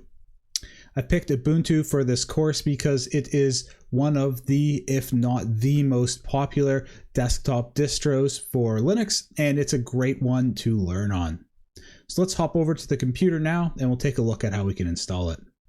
The first thing we'll need to do is actually download the ISO for the operating system. This is the disk image for installing the operating system. So I'll just open up a browser and you can go to ubuntu.com. And if you want to, you can learn a little bit more about Ubuntu from the website here, but I'm just going to go to Get Ubuntu, and then we'll go download Ubuntu Desktop. And then I'm going to download the 24.04 LTS. So LTS stands for long-term support, and this means that you're going to get 5 years of updates for it. So if you choose to use this version, you can use it for a long time and know that you're going to get things like security updates and whatnot for it. So I'm just going to click download here, and then you don't need to subscribe. Just give it a second and it will pop up the download window. Perfect, there's mine. And we'll just leave it named as is. I'm going to save mine to my desktop. So this should take a little while to download. I'm going to start the download, and I'll see you over here when it's completed. Okay, so my download's finished, so we can go ahead now and create a virtual machine from this ISO. So I'm just going to launch up VirtualBox here. Now that I've got VirtualBox opened up, what we're going to do is we're going to click Machine here. We're going to click New. We'll give it a name, so I'm just going to call mine Ubuntu for PhD Practical Help Desk course. And then I'm going to use this folder that I've created here where I hold all of the files and folders and things for my VirtualBox VMs. If you want to, you can create a folder yourself and use that, or just use the default for it is fine. Of course, we then need to pick the ISO image. So what I'm going to do is I'll just click Other here, and then it's going to be this Ubuntu desktop that we downloaded. So whatever version you downloaded, we'll pick that ISO. And then it actually picks up the type and version for us. We don't have to do that. However, what we will do is we're going to click to skip this unattended installation. And we're going to do that so that we can actually walk through the installation steps and see what they look like. So we'll just hit next here. Now we need to configure the hardware resources that we're going to allocate through our hypervisor. First one is the memory or the RAM. So if you have enough RAM on your computer or laptop, like for example, if you have 16 gigs, then I would recommend bumping this all the way up to 8 gigs. So it's going to be that 8192 megabytes. And if you only have 8 on your computer, then you can maybe run with 4. But I would bump it up to somewhere around 8 gigs. And then I'm going to bump it also up to give it at least 4 cores here. So bump up to, actually I'm going to do 6 for mine. So as long as you stay in the green, then you're probably not going to have any problems with running it. You'll leave enough resources for your host OS as well. So this is going to be good for me. Usually I find when I'm using a virtual machine, I don't really skip back and forth a lot between it and my host. So I don't worry too much about reserving a lot for my host. I'll take as much for my VM as I can, and that allows it to run smoothly. And then if I'm done with my VM, I just pause it or power it off so I can return those resources back to my host.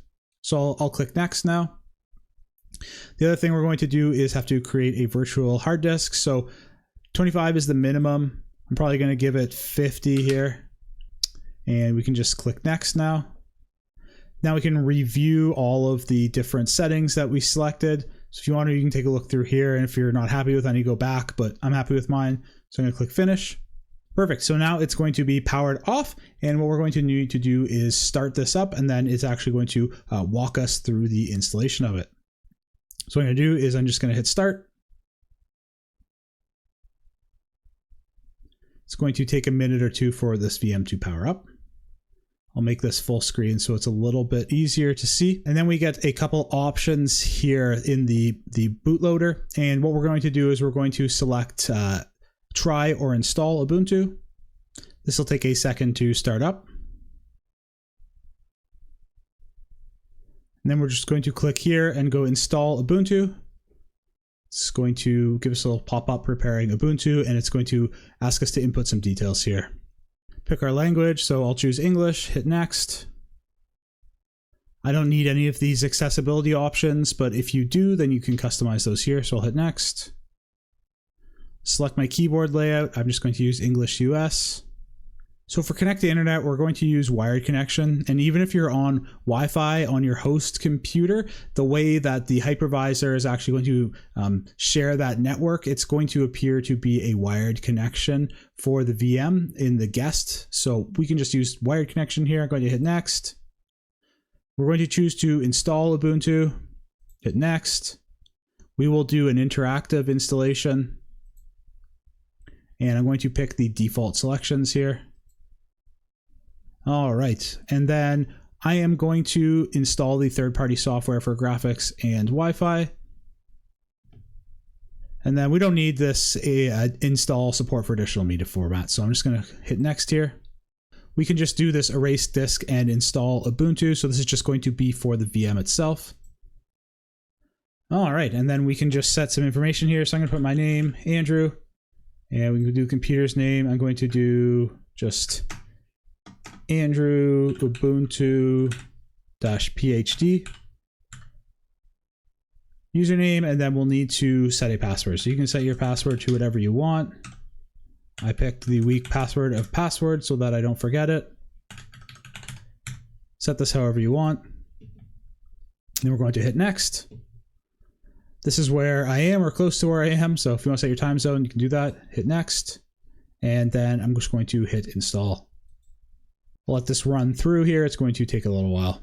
Okay, so that took a little while for me. Now the installation is complete. So what I'm going to do is just hit restart now, and we'll let this restart. Okay, perfect. So we've now got the virtual machine installed, and what we can do ahead is just go ahead and log in. So log in with whatever you set your password as.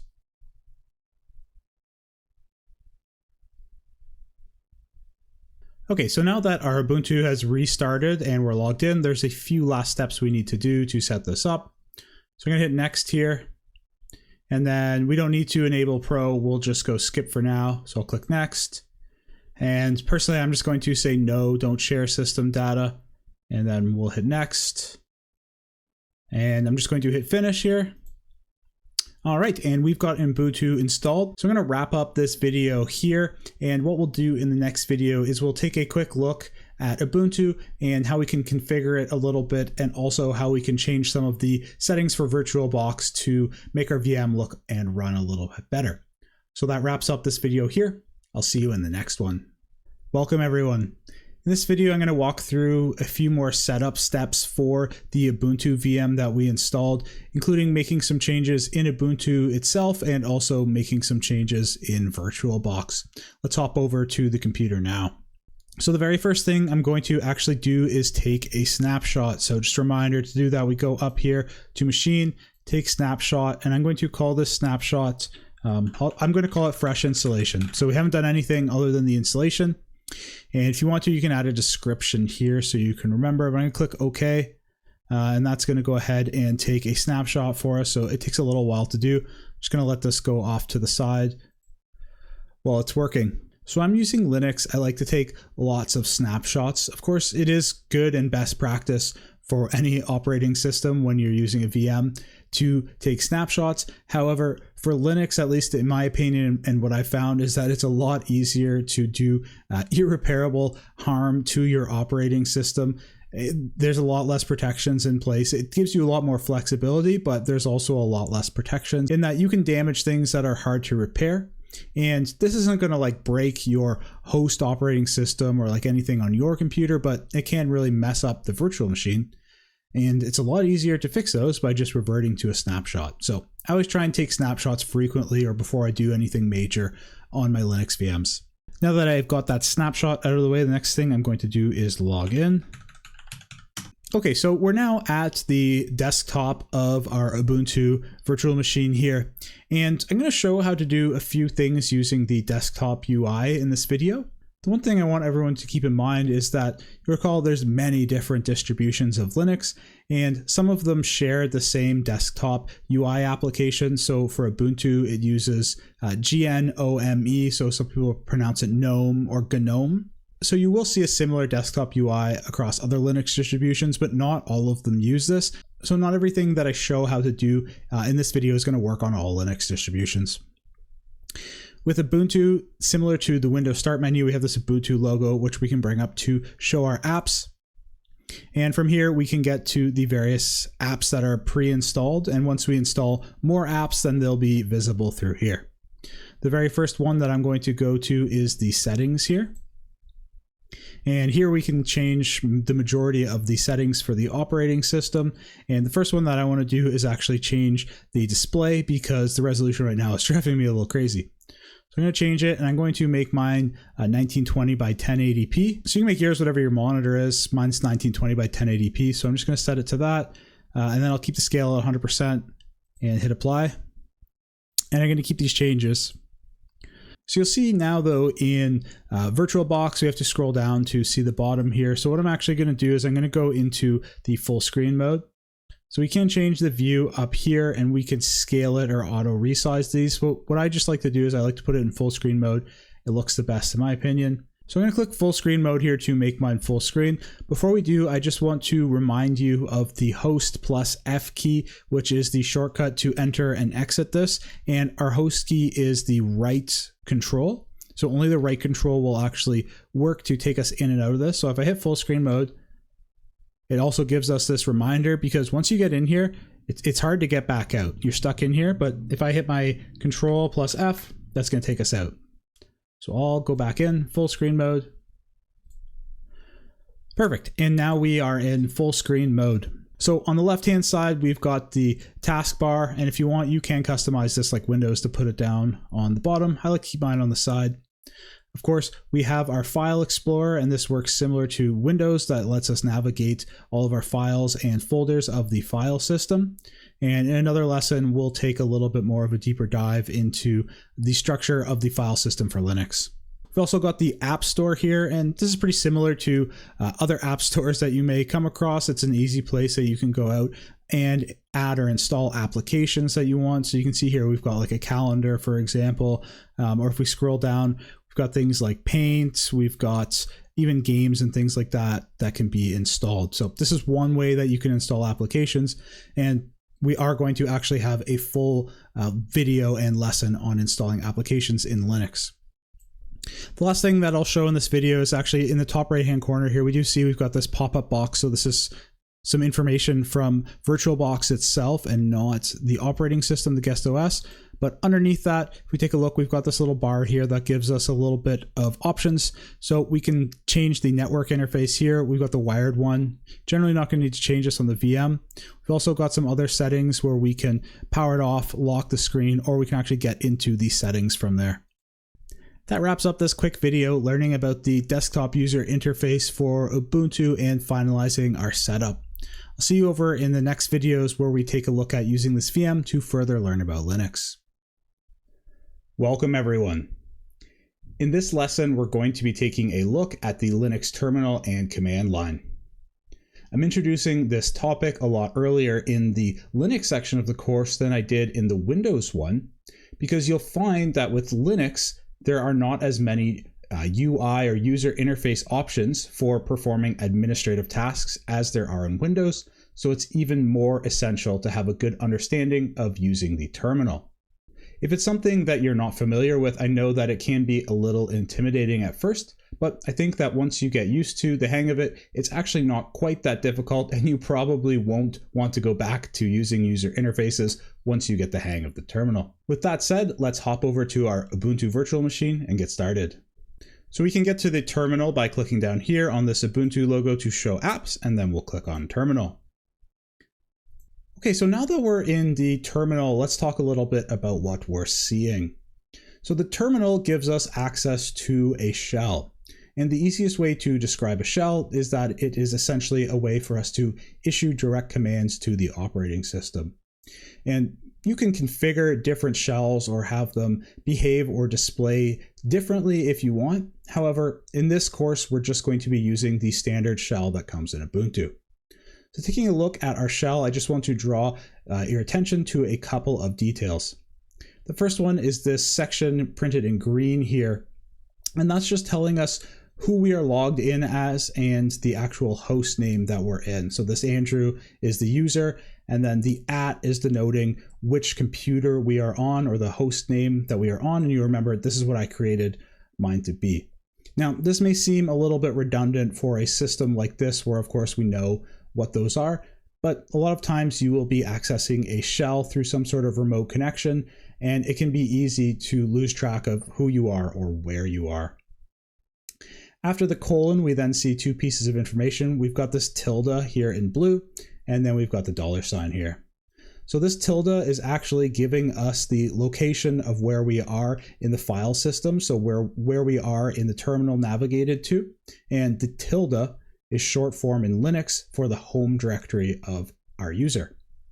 We then see this $sign, and what this indicates is that we are operating in the shell as a standard user and not a root or administrative user. So the next thing you'll see is this $sign here, of course, and that is indicating to us that we are operating in the shell or logged into this shell as a standard Linux user and not as the administrator account, which in Linux is referred to as the root account.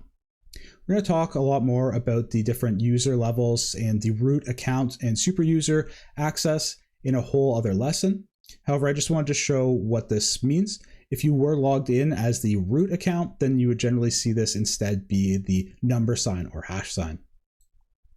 Okay, so now that we have an idea about those, I think one of the easiest ways to learn about how to navigate the Linux command line is to just start with a few commands. So the very first one I'm going to run is pwd, and that stands for present working directory. And it just shows us which directory we are in. So you can see here, we get the full name for this tilde, which is the home/Andrew. That's the home directory for my user account.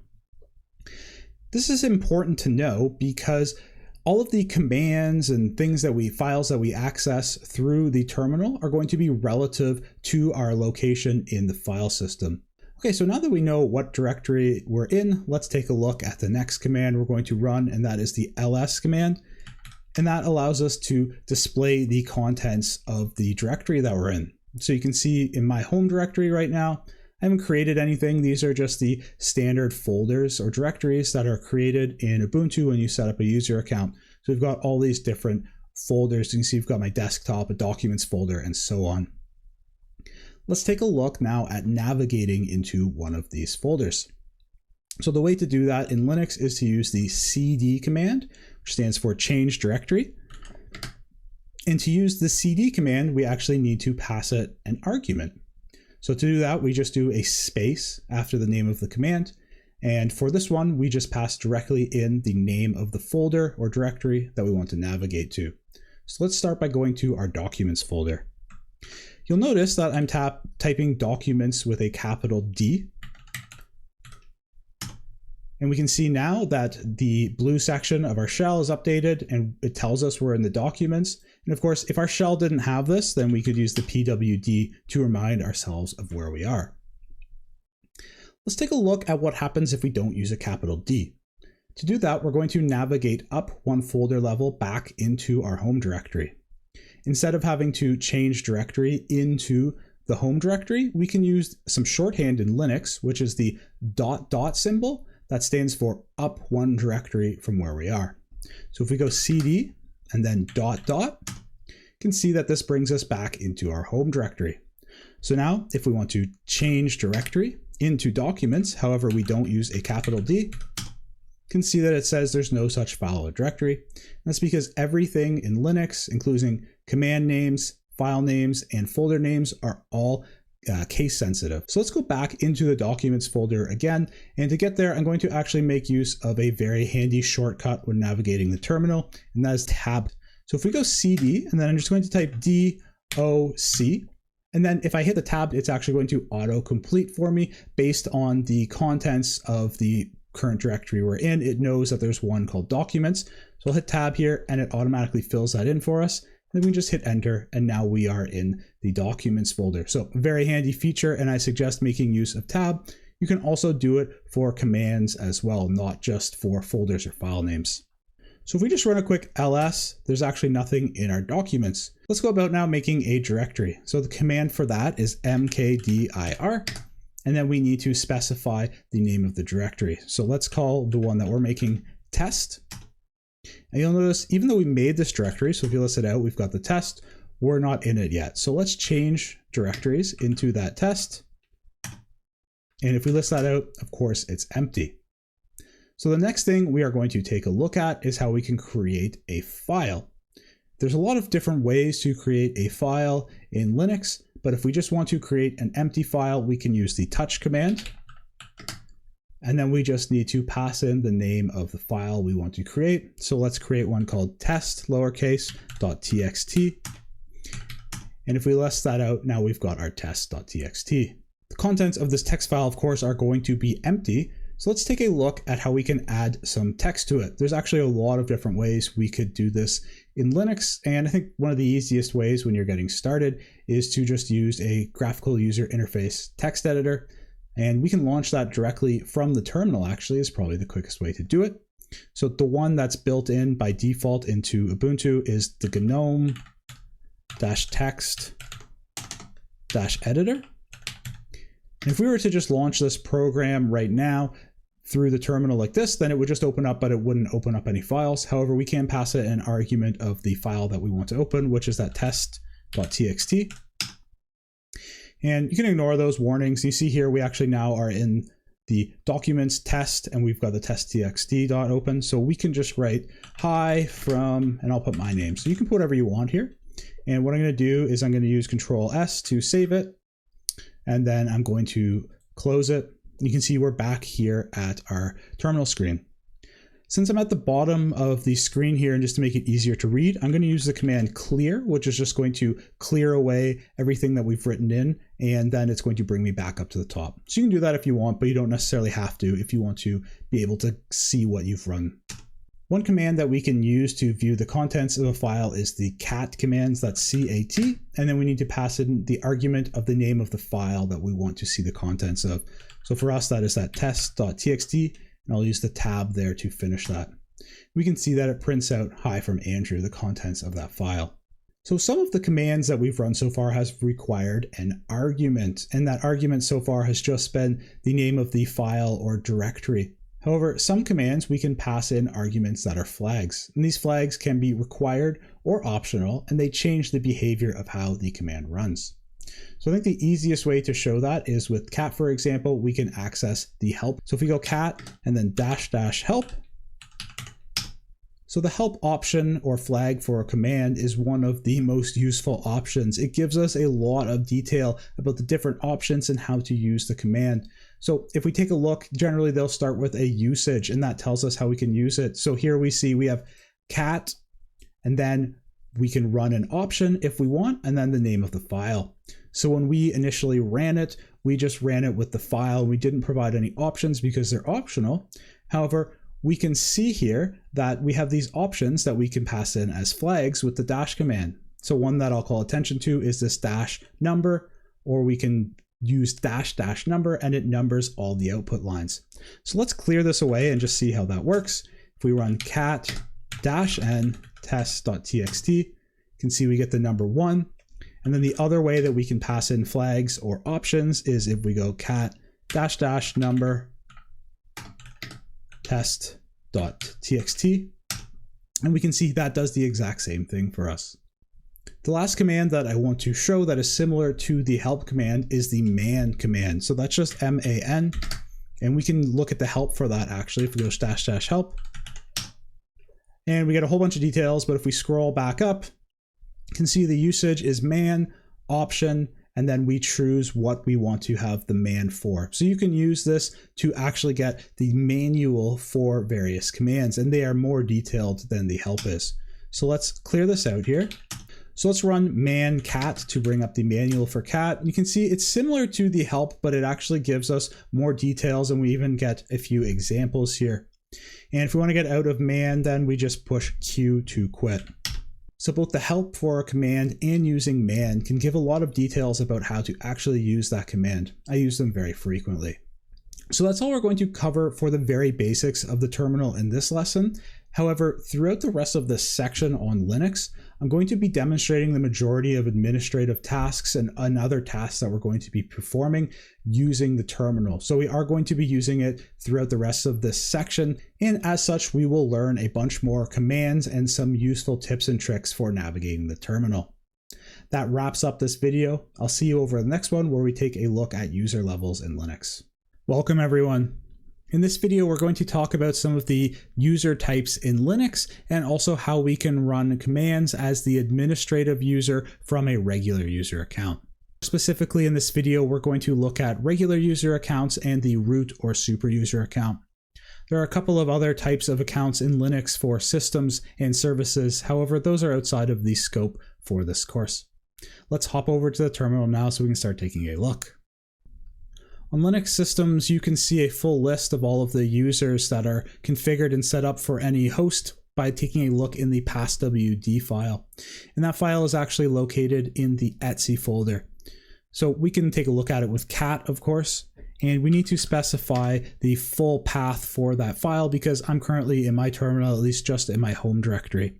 So to do that, I'm going to go cat and then the slash and then etc, another slash, and then passwd. So if I scroll up to the very top of the file, the first user is the root user. And in Linux, the root user is the administrative user. It's sometimes referred to as the super user, and that's because the root user essentially has all of the privileges. It has access to all of the files and to run any of the commands, which is why we call it the super user. If we take a look at each line in here, it gives us the name of the user, and then there are some configuration details about the account, which we're not going to get into in this lesson. The one thing that I do want to call out, just because we're going to take a look at it when we're looking at file permissions, is that where this X is in the passwd file, this is where the hash for the password for this account used to be stored. However, this was insecure because all accounts have access to this file. So this hash was moved to a file called the shadow file that only the root user has permission to. And we'll take a look at that a little later on in this video. Taking a look below the root user, we see we've got a lot of user accounts here that we didn't actually set up. And these are those system and service accounts that were created by default. So if we scroll down below those though, can see that at the very bottom, here is our user account that we're logged in as. Mine is this Andrew one. And of course, that's the account that I'm actually logged in. So I'm going to clear this away now. And I just want to show one quick command that can be really useful for determining which user you're logged in as, and that's the whoami command. If I run that, we can just see that I am logged in as Andrew. And again, this may seem redundant because of course in our shell we can see who we are, but this won't always be the case for all of the shells that you have access to. Sometimes if you're logged in remotely, then you won't know who you are. So this is a good command to get used to running. So in Ubuntu, the account that you create is not the root account. It actually has limited privileges to what it can access. So an example of that is if we actually go into the Etsy folder. So I'm going to cd Etsy here. And if I list this out, down at the bottom here, you'll see we have the shadow file. And that shadow file contains the hashes for the passwords. And if you're not sure what those are, that's okay. I just want to give an example of permissions here. So if we clear this away actually now, and we try and cat out the contents or list out the contents of the shadow file. So if we go cat shadow, you can see that we get permission denied. And that's because we don't have access as this regular account to read this file. Linux has a very useful tool that we can use in the terminal or our shells to be able to run commands as the super user or root user and get all of its access levels without actually switching to that user account. And that is the sudo command. So you might be wondering, why would we use this and not just switch over to the root account? And there's a few different reasons for that. The first one is for security reasons. It's generally best practice to not log in as the root account and be running things as the root account if we don't need to. There's a lot of different reasons for this, and we'll talk about this a little bit more in the security section, but best practice is to not log in as the root account and only run things that you specifically need to as the root user. The second is that outside of security reasons, it can also just generally be unsafe to be logged in as the root and running commands, because it's possible you could run a command that you don't intentionally mean to, or access or modify a file that you don't mean to. And these can be files like configuration files for the system that if you accidentally deleted them can be very damaging to the system, or even make it so it's not going to work. So what I always do is I never log in as the root user. And when I use sudo, I keep that as a reminder to myself that I need to be careful about what we're actually going to be running afterwards. The third reason is that the root or super user or administrator can configure which accounts actually have access to run sudo, so that not all accounts can. And it can also be more granular in specifying which commands or files can be accessed with that sudo command. So we could, for example, just give an account access to only run one command, for example, with sudo. To see actually what permissions a user account has with sudo, we can use the sudo-l command. So I'm going to type that right now. You'll see here it actually asks me for the password for my account to be able to run sudo. So I'm going to put that password here. And we can see here that the user Andrew may run the following commands on Andrew Ubuntu PhD, and that it is all. And that means that we can actually just run all the commands for all files. We essentially, when we use sudo, we have full access. But what you could see is that this could actually list out various commands that would be allowed. The way that it works on Ubuntu, though, is when you create the main user account, it gets this sudo all permissions. So essentially you can become the root user if you want to. However, it doesn't set you up by default with the root. In this way, it's trying to guide you in using some of those best practices. So just to take an example of how we can use sudo now, if we run sudo and then cat and then the shadow file, can see now that we actually have access to the shadow file. Of course, here is my account, and then there's the hash for the password that I've created right here. In the terminal, we can switch accounts. So if we did want to switch to that root account, we can, and we can use the su command to do that. So we go su and then root. However, of course, if you want to run this command as a regular user, you need to know the password for the account that you want to switch into. I just use Control-C there to exit out of that. Of course, though, we can use sudo as well with the su to just change into the root account without needing the password. So I'm going to run sudo su root. You can see now we are that root account. Of course, we've got the root denoted here, and also that $sign, well, it changed to the hash to let us know that we are running commands as the root user. So of course, if we run who am I, tells us we're root, and we can just cat that shadow file now, and we don't need to run sudo. So I'm going to switch back to my regular account here. So just as a recap, the best practices for Linux administration and when you're navigating in the terminal is to not be logged in as root, be logged in as a regular account, and then use sudo when you need to run things as the root user, and really try to limit when you actually need to switch users or be logged in as the root account. That wraps up this quick lesson on the different user levels in Linux and how to use sudo. See you over in the next video where we talk about the file system in Linux. Welcome everyone. In this video, we're going to learn about the standard file system hierarchy in Linux, and in doing so, we will learn about what some of the standard default folders or directories in Linux are used for.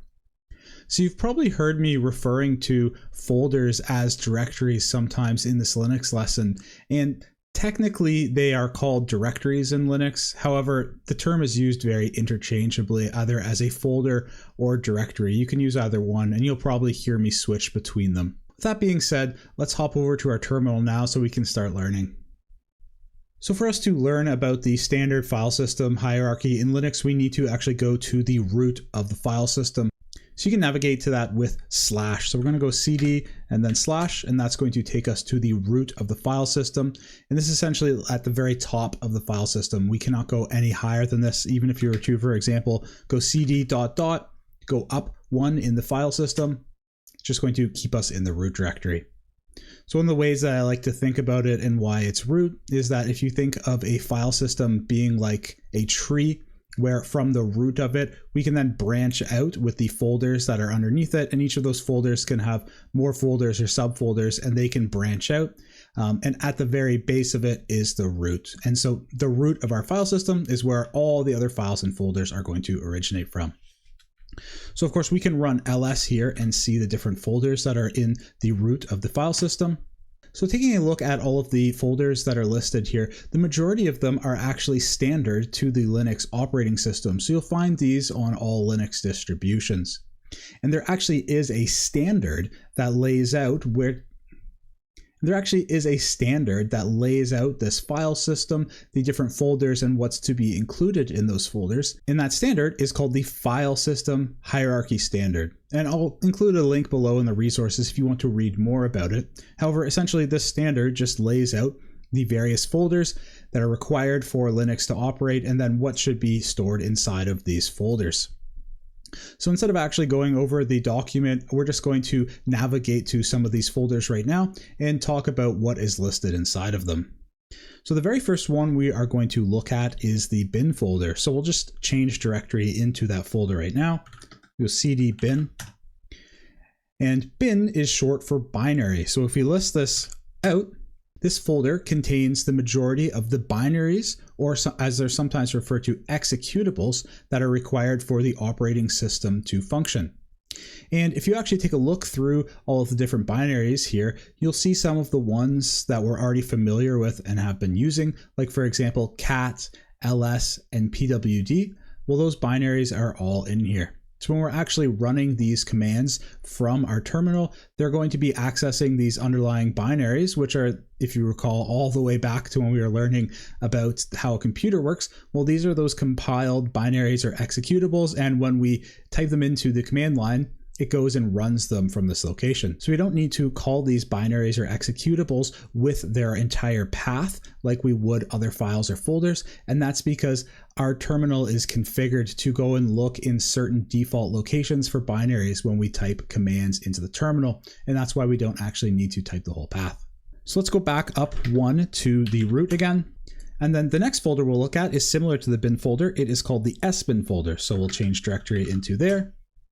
And if we list this out, This is actually full of more binaries as well. However, SBIN stands for system binaries. So these are binaries that are only expected to be used by the root or super user. So if you take a look actually at some of the binaries here, we scroll up, for example, one of them is the delete user. So this allows us to delete users from the system.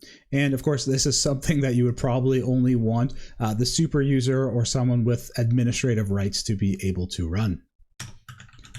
So let's clear that out and we'll go back up to the root directory. So the next folder we'll look at is the lib folder. And if we just list out the contents of it, this is actually full of all of the libraries that those binaries are going to make use of. So these are the dependencies or external code that those binaries require. So both the binaries in the bin folder and the sbin folder will make use of these libraries. Let's go back up to the root folder. So the next folder we'll take a look at is the user folder. So let's change directory into there.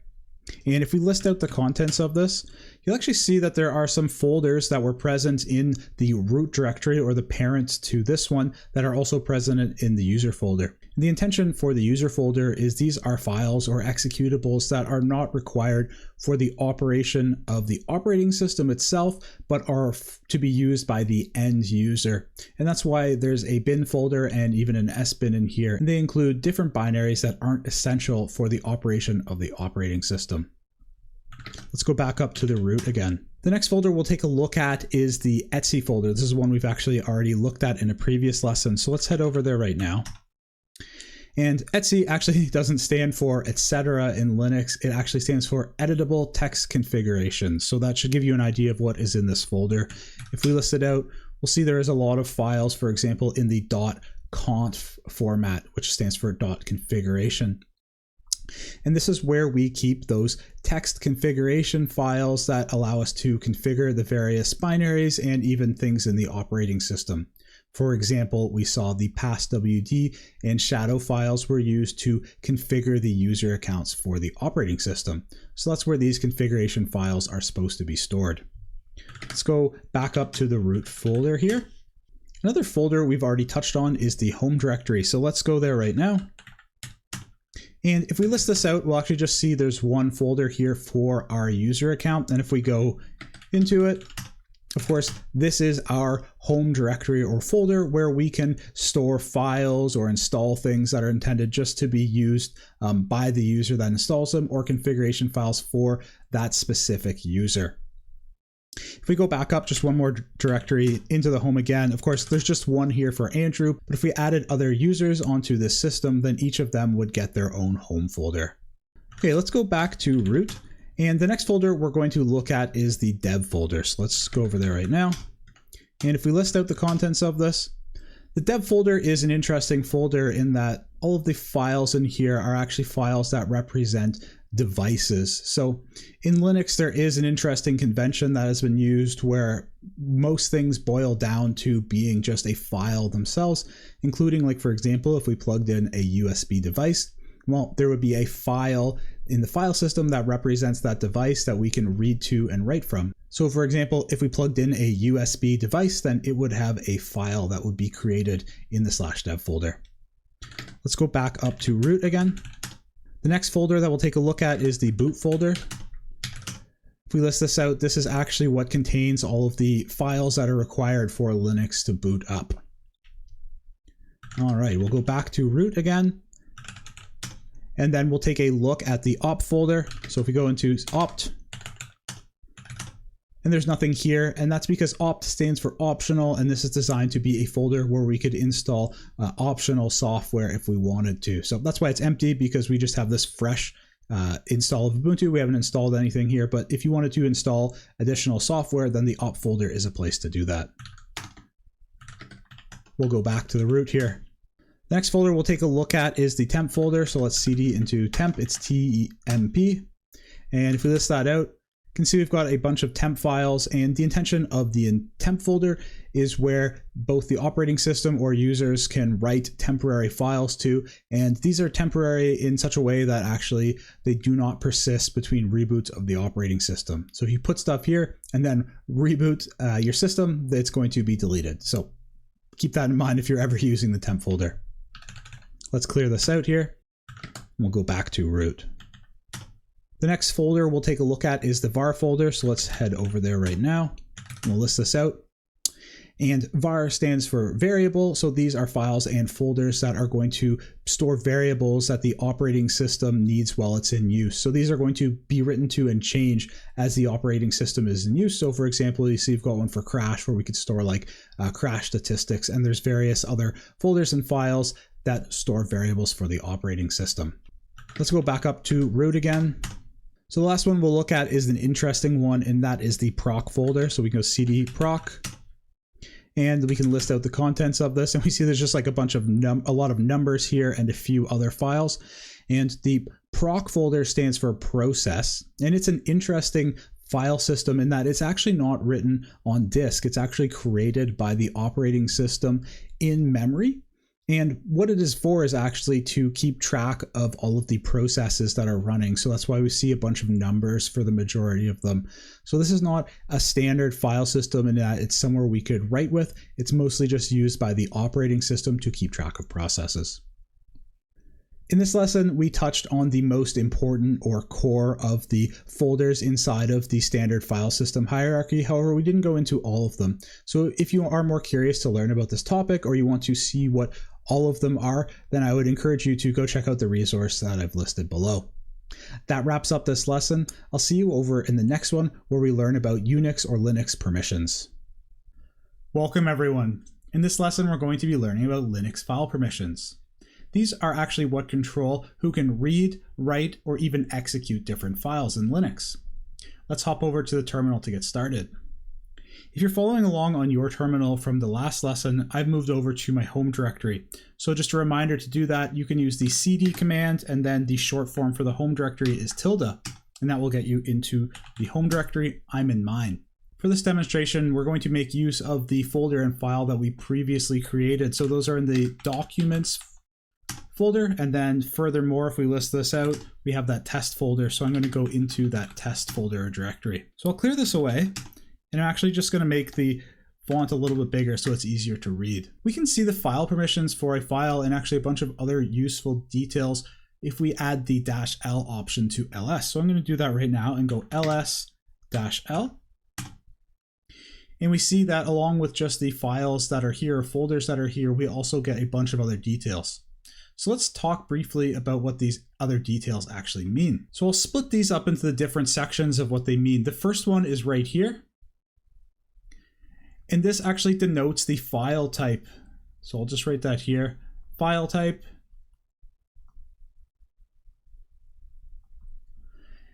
And there's a few different types of files, but the two main ones that you're going to see is this dash, which is for regular files, or a D for directories. The next section here, which goes from here all the way down over to here, these are the file permissions themselves. And we'll actually go into more details in this lesson about what each of these mean, but let's take a look at the rest first. So the next one here, where it says Andrew, this is the owner of the file. So since I created this file, I'm going to be the owner. For yours, it's of course going to say the username that you created. The second one here, which is Andrew as well, this is actually the group for this file. And we haven't actually talked about groups in Linux yet, but they actually are kind of just what they sound like. They're a group of users. And the reason that we would do this is because we can add users to a group and then give files permissions to the group that is associated with that file. And it's a really easy way for us to, for example, give different access to files for a group of users without actually having to do it for each individual user. So it is an administrative tool. Next thing that we have right here is the file size. So this is just the size of the file. And then here we have the creation date. So this is when I created this file.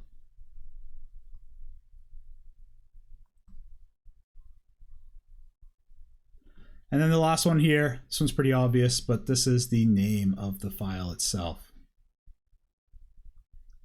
Okay, so now that we know these different properties that are listed when we see ls-l, let's talk more specifically about the file permissions. So within the file permissions, there's actually another 3 groups that we'll call out. So we've got one right here, another one right here, and then the last one is right here. So the first one right here that I'll just bring an arrow down here so we have some room. These are the permissions for the owner of the file. So I'll just write that here, owner. And then this one right here, bring it down so we have some space. These are the permissions for the group that's associated with the file. And then this last one right here, this one is for everyone else. So for security and access, this is an important one to pay attention to because essentially this is what lets anyone be able to interact or access with this file. Inside of each sets of these permissions, there are 3 properties that can either be turned on or off essentially. And those are R for read, W for write, and X for execute, so whether it's executable. So you can see in the owner of this group, it is able to read and write, which makes sense, and not execute because this is a text file, so it's not executable. The group is able to read and write, and then everyone is just able to read. So one way that you will hear the permissions be talked about is actually with a numbering system. So for example, this file right here would have 664 permissions. And that's kind of confusing when you first hear about it, but if you actually break it down, it's not that complex. Essentially, the way that it works is each set of permissions, so that's the owner, group, and everyone, well, you basically just add up the binary value if you assigned a binary digit to each of these. So read, that gets 4. Write, if it's on, that gets 2. And X, if it's on or executable, that gets 1. So that's how we get a 6 for the first one. We have read and write, 4 plus 2 is 6. For the group, we have read and write, 4 plus 2 is 6. And then for the last one, for everyone, we just have 4. So that allows everyone to read it. And this numbering system comes into play if we want to change these permissions. We'll need to know how to calculate them using this numbering system here. So I'm going to clear this off the screen here, and then let's take a look at how we could actually go about and change these permissions, change the user, and change the group. So the first thing that I'll show is if we wanted to, for example, change the permissions of this file. So let's say, for example, we did not want to allow everyone to be able to read it. We wanted only the owner or the groups to be able to read it. So if we just do ls-l, actually again really quickly, you can see that we have read, write, and read, which we calculated as that 664 permissions. So the command that we can use to change the file permissions is the chmod command. So that's chmod. And the way that this command works is we'll then specify the first argument, which is the permissions in that numerical format that we want for the file. So if we want to leave the owner and group permissions the same, then those would just be 6. And if we want to get rid of all of the permissions for everyone, we could put 660. And then we need to put the file that we want, so that's that test. And I'm going to use tab to complete it. And now if we go ls-l, now we can see that actually not everyone has those read permissions, only the owner and the group do. The next thing we'll take a look at is how to change the owner of this file. And we do that with the chown command, that's chown. So we'll go chown. Then we need to specify the user that we want to set as the owner of this file. So I'm going to change it to root. And then we just need the file name. So it's test.txt.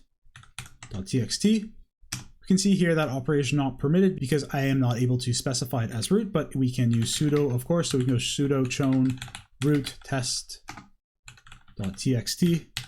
And if we give my password, then it's going to allow us. And if we go ls-l here, you can see that now root is the owner. So I'll just clear this out quickly. You can also use the change group command to change the group. So that is chgrp. And we're going to change this to the root group. We're going to need to use a sudo for that as well. So we'll go sudo chgrp root, and that's that test.txt. Now if we go ls-l again, you can see that the owner and the user are root. So I'll just clear this away again quickly. And if we now try and read out the contents of this file, so we go cat test.txt, we can see that we have permission denied. And that's because if we just go ls-l again and take a quick look, Well, now the owner of the file is root, and the group that's associated with the file is also root, and we took away the read capabilities for everyone else. So that's what's denying us now from being able to read this file. So I'm just going to give a quick hands-on assignment right now, and I'll get you to pause the video after I explain it and then try and do it yourself. So what I'll get everyone to do, if you want to follow along, is go back and change the owner and the group of this back to yours. So for me, it would be Andrew, so whatever your user is, and then modify the permissions so that the owner can read and write, the group can only read, and everyone can read. So you'll need to calculate those file permissions yourself to be able to do that. So pause the video here and then come back when you're done. Okay, so I'm going to show my solution of how to do that now. You may have done yours in a different order, and that is totally okay. But the very first thing that I'm going to do here is I'm actually going to change the owner back to myself. And then I'm going to change the group as well.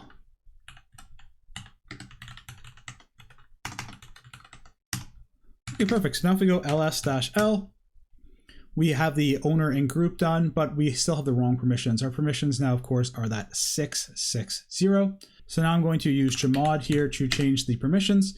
And we said that we wanted read write for the owner, which it is that. And of course, that read write is 4 plus 2 plus 0, which is 6. And then we wanted just read capabilities for the group, so that is 4. And then we wanted everyone to be able to read as well. So that is another 4. Remember, the read is the 4, the write is the 2, and the executable is the 1. So we add whichever of those that we want to be turned on. So in our example, it's 644. And then of course we need the file name, which is test.txt. So now if we just run a quick ls-l here, and we see we get those proper file permissions and the owners back. There's one last thing I want to show before we wrap up this video. So if we go back up one more directory into that documents and we go ls-l just to see what a directory looks like. Of course, we can see here, because it is a directory, we have this D turned on. And just the other one thing I want to call out is that directories are generally executable. And this is what allows the owner or the groups or everyone to actually be able to go in and traverse that directory. So if we want to give access to a directory, then it will be executable. So understanding and setting the file permissions are very, very critical in Linux, because these are actually then what controls the access that various users have to files and are what actually allow us to perform security and have people not be able to just access all of the files in the file system. That wraps up this video here. I'll see you over in the next one. Shell, welcome everyone. In this lesson, we're going to be learning about writing bash scripts. Now, bash is actually one of the most common languages used for a shell inside of a terminal in Linux. And up until this point in this section, we've actually been using bash inside of our shell. However, we have mostly just been issuing it one-line commands. So when we run a command, we hit enter and it runs what we typed in. And then if we want to string together multiple things, like for example, we want to make a directory inside of a directory, well, we have been stringing together multiple commands to be able to do that. So we could, inside of our terminal, actually chain together multiple commands and then have those run one after another. However, this can be cumbersome and it's not easily reproducible. So one thing we can do to actually automate tasks inside of Linux is we can write these scripts inside of a text editor and then save them, and we can recall these scripts later to be able to automate tasks and have them run through a set string of commands. And that's what we're going to be taking a look at in this lesson. So as with some other topics in this course, writing bash scripts could be something that you took an entire course itself on. And my intention for this video is just to introduce you to some of the core ideas behind bash scripting and how you can start to use it to automate tasks. If it's something you're interested in learning more, then I'm going to link some resources both from TCM Academy and then also out from on the web that you could use to learn more about bash. This is really just going to scrape the surface of it. So with that being said, let's hop over to the terminal now and start writing our first script. To give you an idea of what this script is going to do, I'm going to introduce a scenario of something that you would maybe frequently repeat. and that's going to be backing up a folder. So if we actually go to the root directory and list that out, we have that confidential folder that we created in the last ticket interrupt. One thing that we would maybe like to do is take a backup of that, maybe a daily backup. So what I'm going to do for this lesson, so I'm not constantly having to type sudo when I'm teaching, is I'm going to switch over to root. So I'm going to do that with sudo su root. And if you want to, you're more than welcome to also switch over to root and then switch back to your user. Or if you want, you can just use sudo for all of the commands. So I'll switch over to root. What I'm going to do is I'm going to make a directory called backups. Use a capital. And let's just say every day we want to create a folder inside of backups that has the current date as the name of the folder, and we'll copy the contents of that confidential folder over into that newly created folder inside of backups. So we know pretty much all of the commands that we could manually do this every day, but of course that would get a little tedious every day to have to run through those. Maybe it would be like 6 or 7 or 8 commands to do that every day. So what we can do, and what we're going to do in this lesson, is we could write a script that automates all of that, and then it would be as simple as just calling that bash script, and it would take care of that backup process for us. So I'm going to put this script in the opt folder. You could really put it anywhere. I'm just choosing to put it there. So what I'm going to do is I'm going to cd over to opt, and I'm going to edit this script in the GNOME text editor. If there's another text editor you're more comfortable with, like Vim or something like that, you're more than welcome to do that. So to launch that from the terminal again, it is gnome-text-editor, and I'm going to pass it in the name of the script. So we'll just call it backup. And then the file extension for bash scripts in Linux is .sh. So it's best practice and sometimes necessary at the start of all scripts in Linux to add what's called a shebang. And the shebang does 2 things. One, it indicates that this is actually an executable script. And the second is it tells the computer what interpreter or language it should be using for that script. So shebangs start with 2 special characters in Linux. So it's going to be the hash sign and then the exclamation mark. And then after that, we can specify the interpreter or language to be used. So for us, it's /bin/bash. After the shebang, what I'm going to do actually is add a comment that just tells readers and also as a reminder to ourselves exactly what this script does. So if you're not familiar with comments, they're a way that we could leave human readable text inside of the script that's essentially ignored by the computer. To add a comment in bash, we just use the pound or number sign, and then we can write our text here. So let's write out what this script is going to do. So this is a script to back up the contents of /confidential to /backups/ and we'll just go date here, and we'll say where date is the current date of the backup. Perfect. So that helps us remember what the script is for, and if anyone comes back and reads it, they'll get an idea of that. If we were to try and tackle this task manually, we actually know most of the commands that we would need to do. If we were doing this manually, one of the first things that we would do is to create this folder. So we would maybe do something along the lines of make dir, and then we would go like backups, and we would actually start typing out the date. So something like 2024, and then, maybe month or day. And that would allow us to make the directory. Of course, since we're having the computer do this for us and it's going to be running the exact same script every day, we need a way to tell it to make the directory for the current day. And one of the easiest ways to do that is for us to actually use a variable that when the script starts up, it checks what the date is, saves that into a variable that we can then use later in our commands like make directory, for example, to have it create the directory for the specific date. So let's do that right now. I'm just going to add a comment so that it makes it easier for our code to write. So we can say like storing the current date. So the first thing we'll need to do actually before creating a variable even is to find out a command that displays the current date. And the way that I actually did this and to figure out how I wanted it in the formatting that I did is I just went out to Google.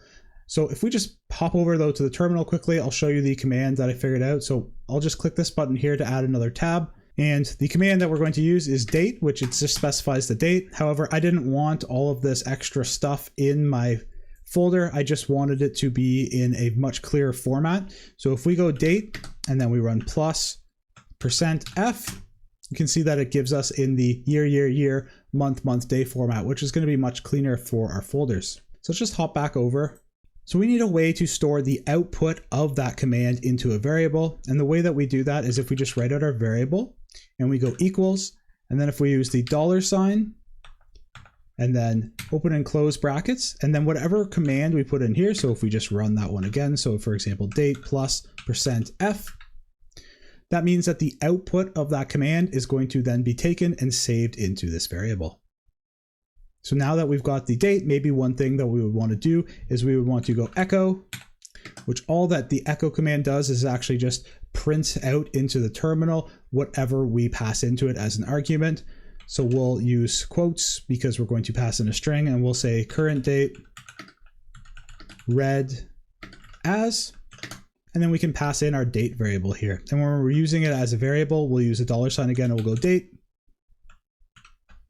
and we'll close those brackets. So just to really quickly recap why we're putting the $, in front of the variable. So we have this $date. In Bash, if we want to reference a variable and use the actual value that's being stored inside that variable, then we put a $sign in front of that variable. And essentially what that is telling the script is that when it comes across this $sign and then the variable, find what the value that's stored in the variable and use that in this location. So in our example, it would of course be that year dash month dash day format, but really it could be whatever is held inside of this variable. It could be a number or any other format. So what we can do now is I'm actually just going to hit Control S to save this, and we'll head over to our terminal here. I'll switch over to root in this terminal as well, just to make it a little bit easier.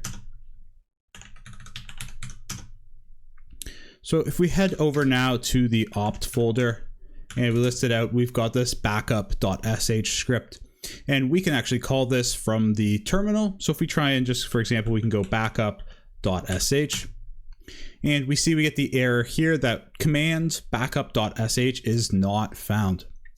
And the reason for this is that our shell is actually configured to look in specific locations when we run a command for the underlying binaries or scripts that are actually going to be executed when we issue that command. And the variable that stores these is called the path variable, and that is PATH, all in capital letters. And we can actually take a look at the contents of this variable if we go echo, and then we'll use the $, and then path. And then inside of this is all of the locations that our shell is going to look when we issue a command to see if it can find the underlying binary or script for that. So for example, you see we've got like user local sbin here. We've got user/bin. And you may recall from the Linux file system hierarchy video that these were all the standard locations where those executables would run. So for example, we have the command whoami, and of course that runs and shows us we are root. And if we want to know where exactly the underlying binary for this whoami that we're running, we can use the which command, which whoami, and it shows us that that is in user/bin, which of course is inside of our path. So if we wanted to be able to call this script from anywhere, even inside of the opt folder or outside of it, what we could do is we could add the opt folder to our path, and then any binaries or scripts in there we could then directly call with their name. The other option, if we don't want to do that, is that we can tell the shell to actually specifically look in the folder we are in for that script or binary, and we do that by putting a ./ in front of it. So I'm just going to do that right now, and we'll take a look. I'll clear this first. And if we go ./ and then we go backup.sh here, well, now we're getting a different error, but at least it was able to find it. We see we get the error permission denied. And we're getting that error even though we're root. The reason for that is if we just run a quick ls-l again here, can see that taking a look at all of the permissions, even the one for owner, which we're the root here, it doesn't have the X for executable, and none of them do. So for us to be able to actually execute this script, we need to set the permissions so that at least the owner, if not everyone, has executable. A shorthand to do this with chmod, if we didn't want to go and recalculate those numeric permission values, is we can actually make a file executable for everyone by using chmod, and then we can go +x to add executable. And this is going to actually add it for all of those permission groups, so the owner group and everyone. And then we just need to put the file name. So that's that backup.sh. And now if we run ls-l, you can see that we have executable for everyone. And you also see that the color of the file name changed to green. And the way that our terminal is configured to display these file names, the green means that it's actually executable. So it's just a quick way for us to see as well. So now we can actually go ahead and just call this script. So we'll go ./backup.sh and it runs. So that's exactly what we were expecting to see. So we'll wrap up this video here. And then in the next one, we'll continue with writing the script to add the functionality to make the directories we need and copy the files over. So that wraps up this video here. I'll see you in the next one. Welcome everyone. So we're at a ticket interrupt here. Just as a really quick reminder on the format of how these works, I'm going to hop over and read through a ticket that is going to give an example of a real world problem that I think you would need to tackle in a ticket, and allows us to practice some of the skills and different things we've learned in this section so far. So I'll hop over there, read through the ticket, and then once we're done with that, we'll go to a pause here screen. And what I'll invite you to do is, if you would like to try and solve the ticket on your own, which I encourage you to do, pause the video there, go and take a shot at solving the ticket. And even if you can't get it, that's okay. Just take a shot at it. And once you're done, or if you need some help, you can unpause the video and then I will go over the full solution. And also just another reminder that in this ticket interrupt, and like some of the other ones, I haven't actually shown all of the specific commands that you're going to need. So you're going to have to go out and do some research, do some Googling. I think everything that we've learned up until this point will give you enough background information that you could go out and Google to find the specific commands you need to do for the additional details. With that in mind, let's go take a look at the ticket. Okay, so this ticket, the subject is add users to Linux host. And if we take a look, the comment says, "Hello admin, please add 2 users to the Ubuntu Linux host, Bertram and Ehrlich. You can leave all additional details such as last name, room number, and phone numbers blank. Please create a password for each of them and then expire their password, so they need to create one on their first login. Also, please create a new folder in the root directory called confidential. Make root the owner of the folder with full permissions. However, allow Bertram and Ehrlich full permissions to the folder. Ensure that everyone else on the computer has no permissions so they can't access the folder. Thanks." So go ahead and pause it here and I'll see you over in the solution. Welcome back everyone. I'm going to hop over to the Ubuntu VM right now and we'll take a look at solving this challenge. So the first thing I'm going to do is I'm going to launch up 2 things here. So I'm going to launch up a terminal. And the second thing I'm going to do is I'm actually going to open up a notepad here. So we'll go to our text editor. Then I'll create a new note here. And what I'm going to do is just add the quick details of what we need to do for this ticket so we can remember them. So we're going to go add users. And then we're going to be, Bertram is user 1. And then the second one is Ehrlich. Then we need to reset their passwords or expire their password. So expire password. And then it says to create new directory, confidential, in root directory, set owner as root, give Bertram and Ehrlich full permissions, everyone else no permissions. Okay, so there's a few things we need to do, so let's just go over them. First, of course, we need to add these 2 users, Bertram and Ehrlich, and then we need to expire their password. And then after that, it looks like we're setting up a confidential directory in the root directory. We're going to set the owner as root, which we already know how to do. And then we need to give both Bertram and Ehrlich full permissions for access to that directory. But then we need to make sure that everyone else has no permissions. So one of the easy ways that we can do that, of course, is that we can create a group, add Bertram and Ehrlich to that group, and then set the group for that folder to be the group that we created to give Bertram and Ehrlich the full permissions. So there's one extra thing then we're going to have to do here, and that is going to be create a group. And it doesn't specifically tell us to do this, so we can call it whatever we want. Maybe we'll just call it the confidential group. And then we're going to add Bertram and Ehrlich to the group. Perfect. So now that we've got the details of what we need to do, let's start checking them off. Okay, so the first thing we'll do is we'll just add those two users. And to do that, we can use the add user command. It needs to be run as root or with sudo. So we're going to go sudo, and then it's going to be add user, and we'll do Bertram first. And it asks us to create a password here. So I'm just going to use p@ssw0rd exclamation mark for that. You can use whatever you want for it. So we'll go capital P@ssw0rd exclamation mark. Full name, we'll just go with Bertram here. Room number, so it said we use room number and phone numbers blank, so we'll just leave that all blank. And we'll say, yes, this is correct. All right, and I'll clear this, and then we'll just do the next one. So I'm gonna go sudo add user, and it's going to be Ehrlich for the next one. Use the same password, p@sswrd exclamation. Perfect, so that's p@ssw0rd exclamation. So you can use whatever passwords you want for this, and if you were doing this at a real organization, then most likely your organization would have some sort of policy for how we're going to create these initial passwords. What we're going to do is we're going to set it as those, and then it asks us to expire them. So the first time they'll log in, then they will have to set those up. So I'll just put the first name here. It is Ehrlich, and then of course we can leave the rest of these blank.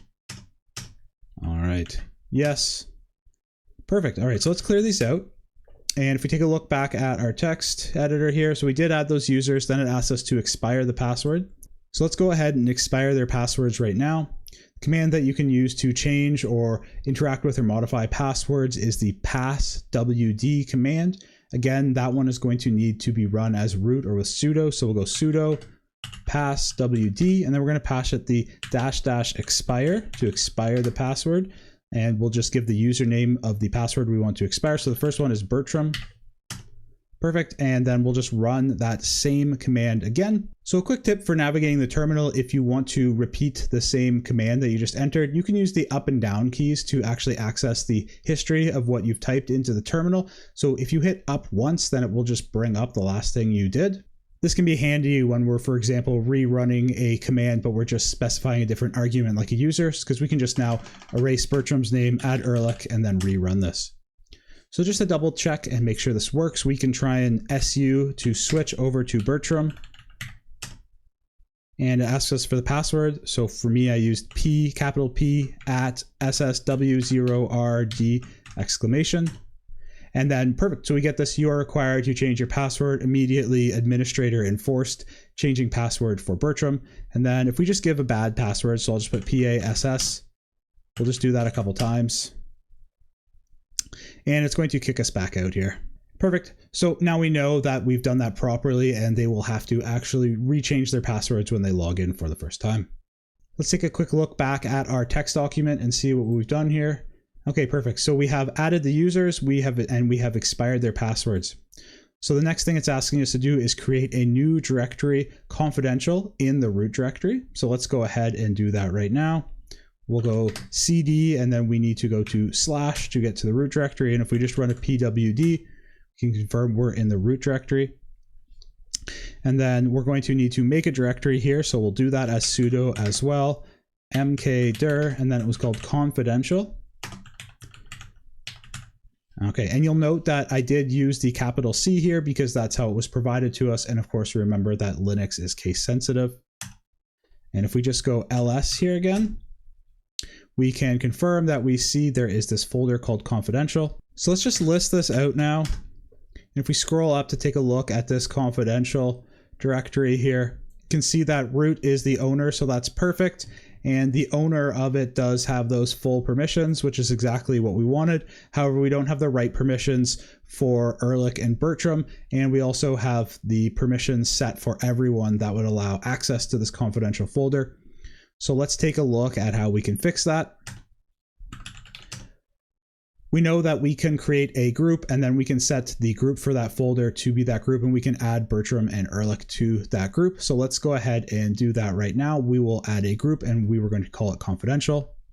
The command for adding a group is called add group, and we'll need to be sudo for that as well. So we'll sudo add group. We're going to call it confidential. The command to add users to a group is usermod, and we need to run that as sudo or broot. So we'll go sudo. It is user mod, and then we need to pass it the options -a and -G, and then we pass it the arguments of the group name and the user we want to add. So the group name is confidential, and we'll go Ehrlich here first. Perfect. And then if we just go up to bring that command back, and I'm going to go and run Bertram now. Perfect. So we've got them added to that group. So you may recall the command to actually change the group is that change group command, which is chgrp. So, and we need to run that as sudo. So we'll go sudo chgrp, and then we need to specify the group name, that's confidential. And then we need to specify either the file or directory for that. So ours was the confidential directory. Hit enter. And now if we go ls-l, scroll up and take a look. Perfect. So we now have root as the owner and confidential as the group. Now the last thing that is incorrect here is we don't have the right permissions for the group and for everyone. So these, remember, right in here, this RWX, that's root, and that's correct because they have all permissions for the owner. However, the group, we're missing the write permission here. We just have the read and the execute. And then we wanted to get rid of all of the permissions for everyone else so that other users cannot access this folder. So let's go ahead and do that right now. I'll clear this out here. And we're going to need to use the chmod command to do this. So we'll go sudo chmod, and then we want the owner, which is root, to have everything. So that is read, write, and execute, which is 4 + 2 + 1 is 7. And then we wanted the group to also have all of the permissions. So that's going to be 7. And then we wanted everyone else to have none. So that's going to be 0. And then we just need to set the name of that directory, which is confidential. And I'm going to use tab to actually auto-complete that. Perfect. So now if, for example, we try and go cd confidential, it's going to tell us that permission denied, which that's exactly what we wanted because we are logged in as Andrew. So I'll just clear this away. So we tested to make sure that everyone doesn't have access, but let's just run a quick test here to prove what we did worked. We'll log in as Ehrlich. We'll have to set a password for that, and that's okay since we expired his, but then we'll check and make sure that we actually have the access as that user to get into that folder. So I'm going to go su Ehrlich, and his password that I set at least was P at ssw0rd exclamation. And then it's going to ask us to change the password. So I'll put that password again. And then I'll just set his new password. You can set it to whatever you want.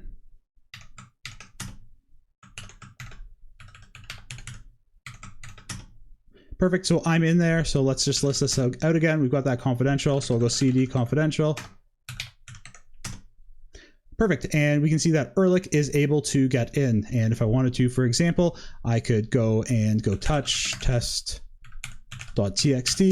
So I can also write to that folder as well. So that wraps up this ticket interrupt. Again, if you didn't get all of these, and that's okay, just take great notes. And then the next time you need to administer users like this, you will have your notes to do it. And if you did do it, then great job. So that wraps up this video here. I'll see you over in the next one. Welcome everyone. In this lesson, we're going to pick up from where we left off in the last video with our bash script. We're going to take a look at now adding the directories using that variable that we created, which stores the date, and then we'll copy the files over from the confidential folder into that directory. So let's hop over to the terminal now and get started. Perfect. So the next thing we maybe want to do is now create this directory. So we can actually do that make dir now. So let's go mk dir. And then the location for that was /backups. And then it was /, and then we want the date. So we can just again call this like this, $date. And let's add a comment here too as good practice. So we'll add a new line and we'll go making directory for the current date inside backups. Perfect. So we can save this, and then I'll just tab over here, and then let's just rerun this again. Perfect. And then if we go back up into the root directory and we go into backups, we've got that directory for the current date. Now that we've got that directory created, our next step is actually going to be to copy the contents of confidential over into that backup directory we created. Let's start with a comment to indicate what we're doing. So we'll go copying confidential directory into backup directory. Perfect. And then the command for making a copy is cp. And we're going to issue it the option -r for recursively. So what this means is if it encounters a folder, it's going to go inside of that folder and also copy the contents of that folder as well. And then we need to pass it the name of the directory or files that we want to copy. So in our example, it is a directory. We're going to go /confidential. And we'll go /*, which is going to say go inside of that and copy everything inside of that directory. And then we need to specify the directory where we want to copy it to. So that directory is that backups / and we'll use the variable sign of date so that it goes into the folder or directory that we just created. So perfect. So now we can just save this, and I'm going to go tab back over to our terminal here. And before we run this script, what I'm going to do is I'm going to go into that confidential folder. And if we list that out, we just have this test.txt that if I cat that out, it's blank. So what I'm going to do just as a demo here is let's create another file and we'll add some text to it. A shorthand or easy way to do this in one line on the terminal is we can actually echo text into a file. So we'll use the echo command and we'll just say like hello backup. Then using the greater than symbol, we can actually take the output of this and actually pass it into a file. So we'll go hello.txt, and since that doesn't exist, it's actually going to be created here. So if we go ls and then we cat out hello.txt, we get hello backup. So let's go over to our opt folder now. And if I just clear this out, we can run that command again. And we can see that our script, once it gets to that make directory command, it actually fails because that file exists. So for our testing, let's go and remove that file, but let's keep that in mind as a way that we can improve our script that we're going to go back and improve it after. So we'll go back into backups and we can use the remove command, which is rm, and we're going to use -r for recursively, and we'll specify that folder. So if we just go 20 and then tab, it will finish for us. And now if we list this out, it's gone. So we can go back to the opt folder now, and we can run that /backup.sh. Perfect. And now if we go into the /backups, list that out, we've got this 2024. So if we change directory into there, list it out, and we can cat, and we've got that hello.txt. So this is working. However, we do have this one issue where if the person runs it again on the same day, then it's going to fail. So maybe we want to put a check in for this and give a warning or something. So let's hop back over to the script and we'll add our last change here. So what I'm going to do is I'm actually going to delete all of this out, and we're going to add in a conditional statement that checks to see if that directory exists, and then based on whether it does, we'll perform one of two actions. If it does not exist, then we'll create it just as we did before, and if it does already exist, we'll print a warning to the user, because what's going to happen is that we'll just copy directly into the directory that already exists, and that's going to actually overwrite the contents of what's in that folder already. So the conditional statement we're going to use is called an if statement. And essentially the way that it works is we call if, and then we give some sort of statement that we want. And if that statement is true, then we execute the code in that. So the syntax, or the way to write this in Bash, is we will write if, and then we put an open and close square bracket. And what we put in that square bracket is the statement that we're checking to see if it's true. And I'm just going to write out the statement that we're going to use, and then I'll go over what it is. So we're going to go exclamation dash D. We're going to go slash backups $date. Okay, so what this is doing is this essentially saying if not directory backups /date. So essentially saying if the directory backups and then using that variable of date does not exist, then this will be true. And so we're going to execute this if statement. So on the next line in Bash, after an if statement, we then put then, and the then indicates what we do or what commands we execute. So we'll go to the next line, and then we use tab to indicate that we are inside of this if statement. So the first thing we're going to do is we'll just do an echo here actually. So I'm going to echo, and we'll say something along the line of maybe backups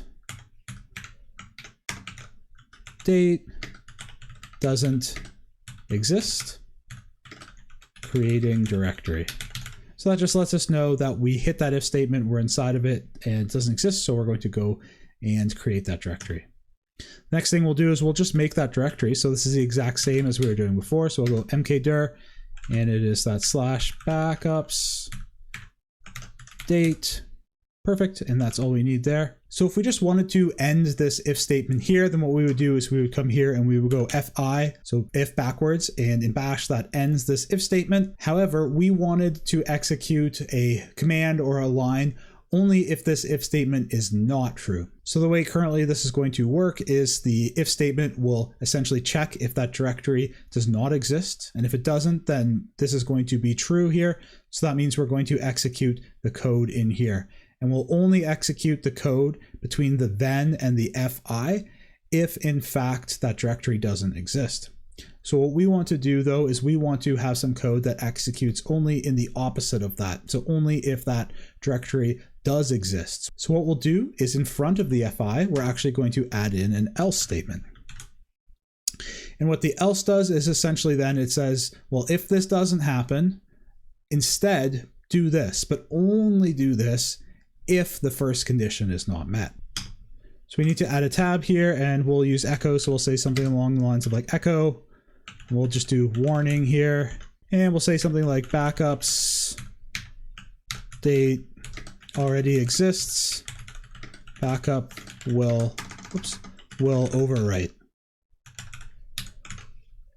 Perfect. So we can save this now, and then let's hop back over and we'll rerun this and see if it works for us. So I'm already in that backups folder actually, and if we just do a quick reminder, let's cat out this hello.txt. It says hello backup. So I'm going to go back actually up to the root folder, and we'll go into confidential. And I'm actually going to remove this hello.txt. And let's create a new hello.txt. So we'll do that with echo. And we're going to go hi overwrite into it. And we'll send that into hello.txt. Let's just cat that out, make sure it's all good. Perfect. So let's go back into the opt folder where we stored this script. And we'll run this backup.sh. Perfect. So that folder already existed, or that directory already existed. So we do get this warning now that backups already exist, backup will overwrite. So let's just double check and make sure that worked. So we're going to go into our backups folder. We've got that folder as we expected with the date. All right, and if we just list this out, we've got this hello. So let's cat out this hello.txt here, and we see that it overwrote it. So that worked as expected. Let's just double check now and make sure that it works when the folder doesn't exist. So let's go up one directory here, and I'm going to delete the folder for today. So that's with this rm-r. I'll use tab autocomplete. We'll delete that.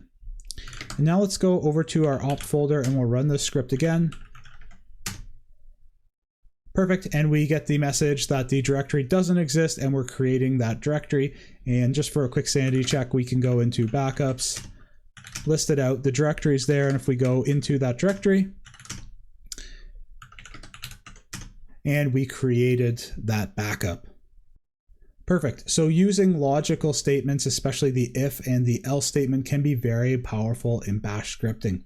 Again, this really just scratches the surface of what's possible with bash scripting. And if you are interested in this, then I would really encourage you to check out the additional resources and try and do some further learning on it. That wraps up this lesson. I'll see you over in the next one where we take a look at how we can actually schedule this script to run automatically. Welcome everyone. In the last couple of videos, we were taking a look at how we could automate performing the backup process of a folder by writing a bash script.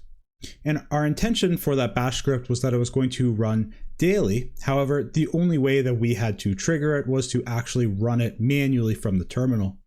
Of course, this isn't going to make for a very good backup process if we have to remember to manually run it every day. And in this video, we're going to take a look at the Linux functionality for scheduling tasks to be run on a set schedule. And those are called cron jobs.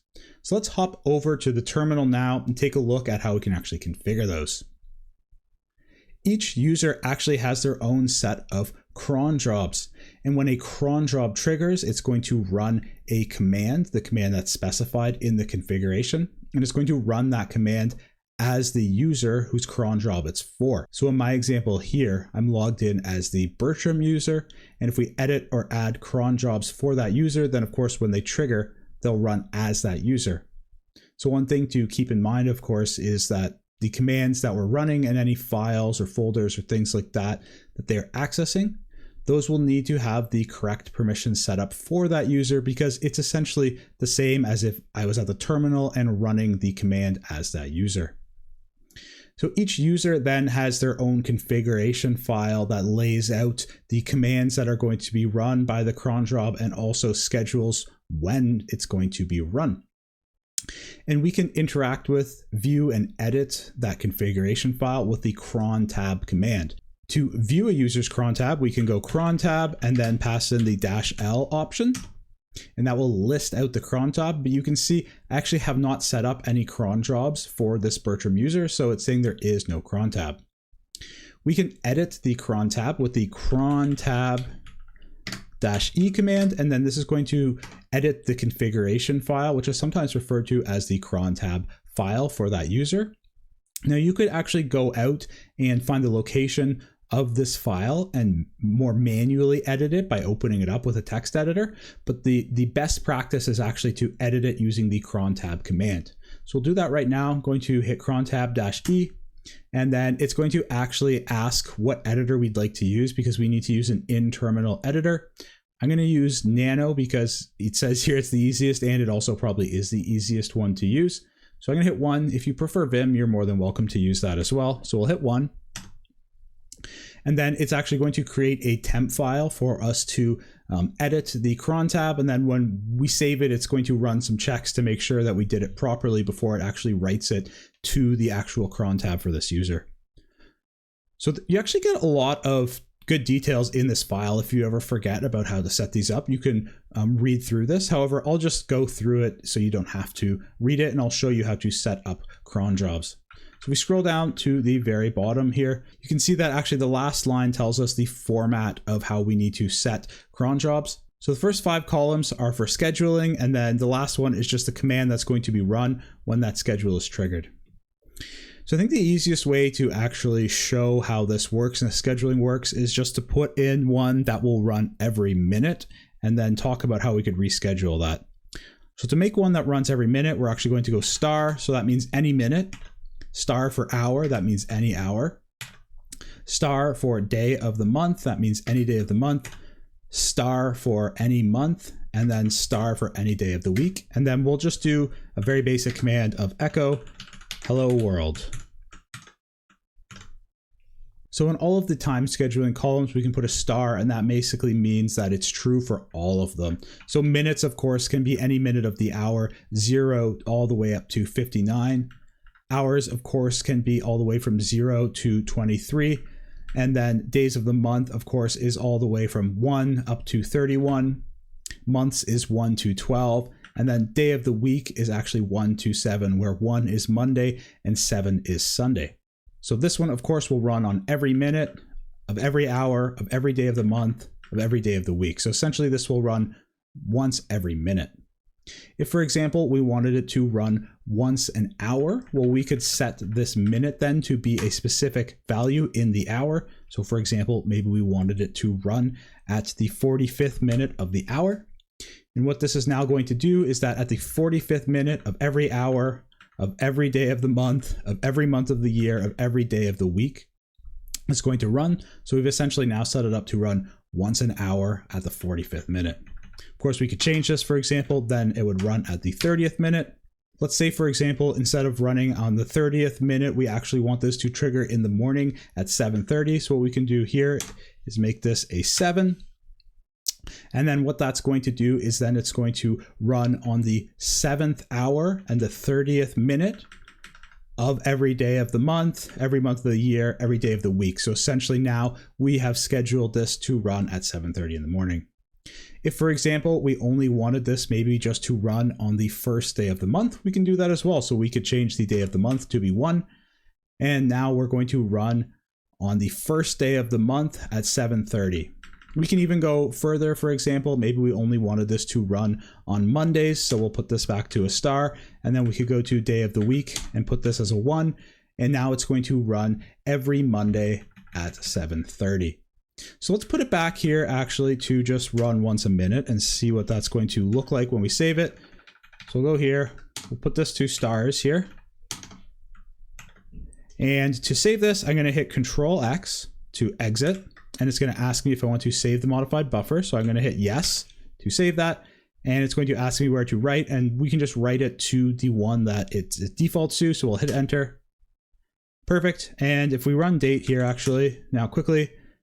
So we're going to see that it's going to trigger. If I just run it again here, that's 5 seconds. So what I'll do is I'm going to give it another 10 seconds and then we'll run this and we'll see how it triggers. Okay, so we just crossed over that threshold. So what we're going to do is we're going to clear this out, and you'll notice it didn't actually display to hello world. And that's because it's not actually going to print out to the terminal. So you'll notice that it actually did not print out to the terminal. And that's because those cron jobs are not actually going to print out to a terminal. They're not attached to a terminal. We can actually take a look though at the logs that are output when that cron job actually runs and make sure that they are in fact running. And the location to view that actually, if you want to cat it out, is going to be cat/var/log/syslog. And I can actually see right here we have this log where as Bertram, it runs the command echo hello world. And so we see that that actually triggered. It's not always best practice to actually run a cron job as a regular user. Generally, it will be better practice to create one of those system or service accounts and have those users actually run the cron jobs. So what we'll do now is we'll take a look at how we can create or edit a cron job for another user. And what we'll do is we will add a cron job for root that's going to go and run that backup script once a day for us. Before we do that, what I want to do though is quickly just go into that backups folder. And if I list it out here, you see we've got the folder from yesterday and one for today for me. So the 28th is today. And what I'm going to do is I'm actually going to go ahead and remove the one for today. So we'll go sudo rm-r and I'll go 24 and then 28th day. Now if we list this out, the one for today is gone. So now when that cron job actually triggers, we can see that it actually ran properly. So I'll clear this out.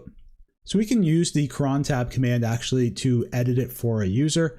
But to do that, we're going to need to either be root or run it with sudo. So I'll go sudo and then it's cron tab -u to specify a different user. Will be root, and then we'll do the -e again. Perfect. So if I scroll down all the way here to where we were, let's take a look at how we can actually run one once a day to write this backup. So for me right now, it is 13:59. So what I'll do is maybe I'll run one to run at 2:02. So that's 3 minutes from now. So to do that, what I'm going to do is I want that to then run at the second minute.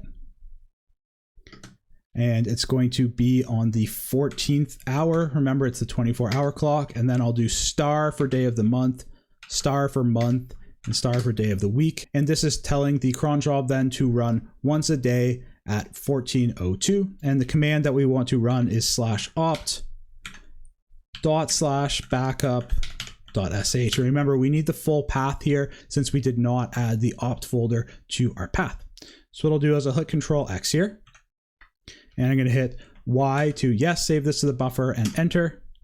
Perfect. And now if we actually go and rerun that again, but we go -L, can see that we have it set there. So for me right now, if I run date, it looks like we've got about 1 minute and 20 seconds until it's going to hit that time. So I'll wait until it rolls over to that time, and then we'll see if that folder got created. Just really quickly, again, we can go ls and confirm it's not here right now. Okay, so we just rolled over to 2:02, so let's run a quick ls here, and we see we have that one created for the 28th to today. So if we just quickly go in there, and it looks like it was able to copy over all of the files. And of course, if we go and take a look at the logs where the cron job's logged to, that's again, if we use sudo and then cat, and it's in that /var /log/syslog. And if we take a look here, we can see there was the run that ran still for the Bertram user hello world, but also at the very top of the hour, the one ran with the .backup.sh, and it ran successfully. So cron jobs are a very powerful tool for us to schedule and automate tasks in Linux. That wraps up this video. I'll see you over in the next one, where we take a look at how we can update and install software on Linux. Welcome everyone. In this lesson, we're going to be learning about how we can use a package manager in Linux to both keep our packages up to date and also to install new packages. And when you hear packages, what we're generally referring to as software. So for example, throughout this section of the course, we've been using the GNOME text editor. This would be an example of a package. Now it came pre-installed on our operating system, but if it didn't, we could use our package manager to install it, and we can also use it to keep it up to date. You may recall from one of the very first lessons in this section of the course when we were learning about Linux distributions, frequently called distros, that one of the main components of a distro is its package manager. One of the most popular distributions or distros of Linux is Debian, and it has spawned many offshoots of distros that are based on Debian. You may hear them referred to actually as Debian based, and Ubuntu is an example of that. Debian makes use of the apt package manager. That's APT. It's an acronym and it stands for Advanced Package Tool. And that's the one that's used in Ubuntu and we'll be taking a look at today. Just keep in mind, if you are using other distros of Linux, then they may not actually be making use of the APT package manager or apt package manager. They may have their own different one. With that being said, let's hop over to the terminal now. So one of the really great things about the apt package manager is that it actually keeps track of all of the packages that are available, what version they are, what dependencies all those packages need, and where we can actually go out and install those. So where we can pull down those packages from the internet. In order for our local apt tool to stay up to date, we actually need to make sure we sync it with those external repositories that are out in the internet. So that's the very first thing you should actually do generally before you're going to make any upgrades or install any new software. So I'm going to go ahead and show you how to do that right now. Anytime you're going to use the apt command, you're going to need to do that with sudo or broot. It requires those root privileges to be able to make changes with apt. So I'll run our first command here to actually update our apt repository. So we're going to sudo apt update. And it's of course going to ask me for the password. And I'll just let this run through. You can see here, it's actually was able to pull down those updates, and then it also gives us this information here. There's 12 packages that can be upgraded, and you can run apt list upgradable to see them. So let's do that right now. I'm going to go sudo apt list, and we'll go --upgradable. Perfect, and this gives us a list of packages that can be upgraded. So I'm just going to pause here and we'll just do a really quick recap here because this is something that I actually sometimes got confused with, and that's the difference between update and upgrade. So update is just telling the apt tool that we have locally on our computer what are the most recent versions of all of the software, what dependencies do they have, and also where can you go out and get this software. So after we ran update, you'll notice that it was able to go and pick up and see that there are some outdated versions of the software that we can upgrade. So when we use upgrade command, that's actually then going to go and upgrade our software, which means install the newest versions and any dependencies that they require. So let's take a look at how we can do that. So we can go and update all of those packages that need to be updated by running the sudo apt upgrade command. So we'll just do that right now. And it gives us a heads up actually that there's going to be 12 packages that are going to be updated, and that's those 12 that we saw. So what we can do now is we could hit yes and it will go through that, but I just want to show a shortcut here in case you don't want to wait for it to app prompt you. So I'll hit no, and I'm just going to clear this away. And what I'm going to do is I'm going to run that command again, but say for example, we would like to not actually have to sit here and wait until it pops that up and we just want it to run through that for us. We can use the -y option, and that's going to then not prompt us to hit yes for any of these yes or no questions. And this can be great also if you're running this as part of a script or something. So let's run this now. And you can see it automatically just goes out and it installs all of the packages that we need. Perfect, and that ran successfully. So that's how we can update and upgrade. I just want to show one other thing here quickly. So something you'll commonly see is that if you're going to run an upgrade, of course you want your repository to be updated because you want to know if there's any new updates. So frequently you'll see this done in one line. So what you'll see is it'll be sudo apt update, and then you'll see this and, which essentially means in bash, so run the very first command, and then after that's done, just go ahead and run the second command. So then you would run sudo apt upgrade. And if we run that, then that would allow us to both first update and then upgrade. So I'll hit run. You can see here, it actually doesn't find anything because we just ran them all, but that's how we could do it in one line. So that's how we keep our repository up to date and also how we upgrade packages. And it's really good to get in the habit of doing that pretty frequently because this is what installs updates that both allow us to have new features and bug fixes, but it also keeps our system secure by getting any security patches or things like that for our packages. The next function we'll take a look at of the apt package manager is how we can actually install packages as well. So we do that with the sudo apt install command, and then we need to know the name of the package. So one package that I like to use instead of the GNOME text editor is a text editor called gedit. So I'm just going to show how we can install that right now. It's with gedit here. Perfect. So I was able to find that package and we can install it. Before we do, I just want to discuss what's being shown on the screen here and how this is a really nice feature of the apt package manager. So it actually knows the dependencies that we're going to need for this package itself. So gedit is relying on some underlying libraries or dependencies. That's that external code for it to be able to run. And the package manager knows that these dependencies are required for that package and also that we don't have them installed on our system. So it's suggesting that we should go and install those additional dependencies. And it even has some suggested packages, which are additional plugins. And it's just giving us a warning here that it's going to install these additional packages and how much space that's going to take. So I'm going to hit yes, actually, and we'll just let that run through. Perfect. And we were able to install gedit. So now we could launch it and use it. So let's just launch gedit here to make sure it's working. You can see we get this text editor that's not all too different from the GNOME text editor. Perfect. So we can actually also use the apt package manager to uninstall packages if we no longer need them. So let's take a look at how to do that. It would be sudo apt, and then the command is remove, and then the package name. So let's just go ahead and remove gedit actually. And it's going to tell us how much disk space will be freed. So let's hit yes. Perfect. And if I just clear this away now and we run gedit, actually see that it's not there. So we are not able to actually run this command because it has been removed.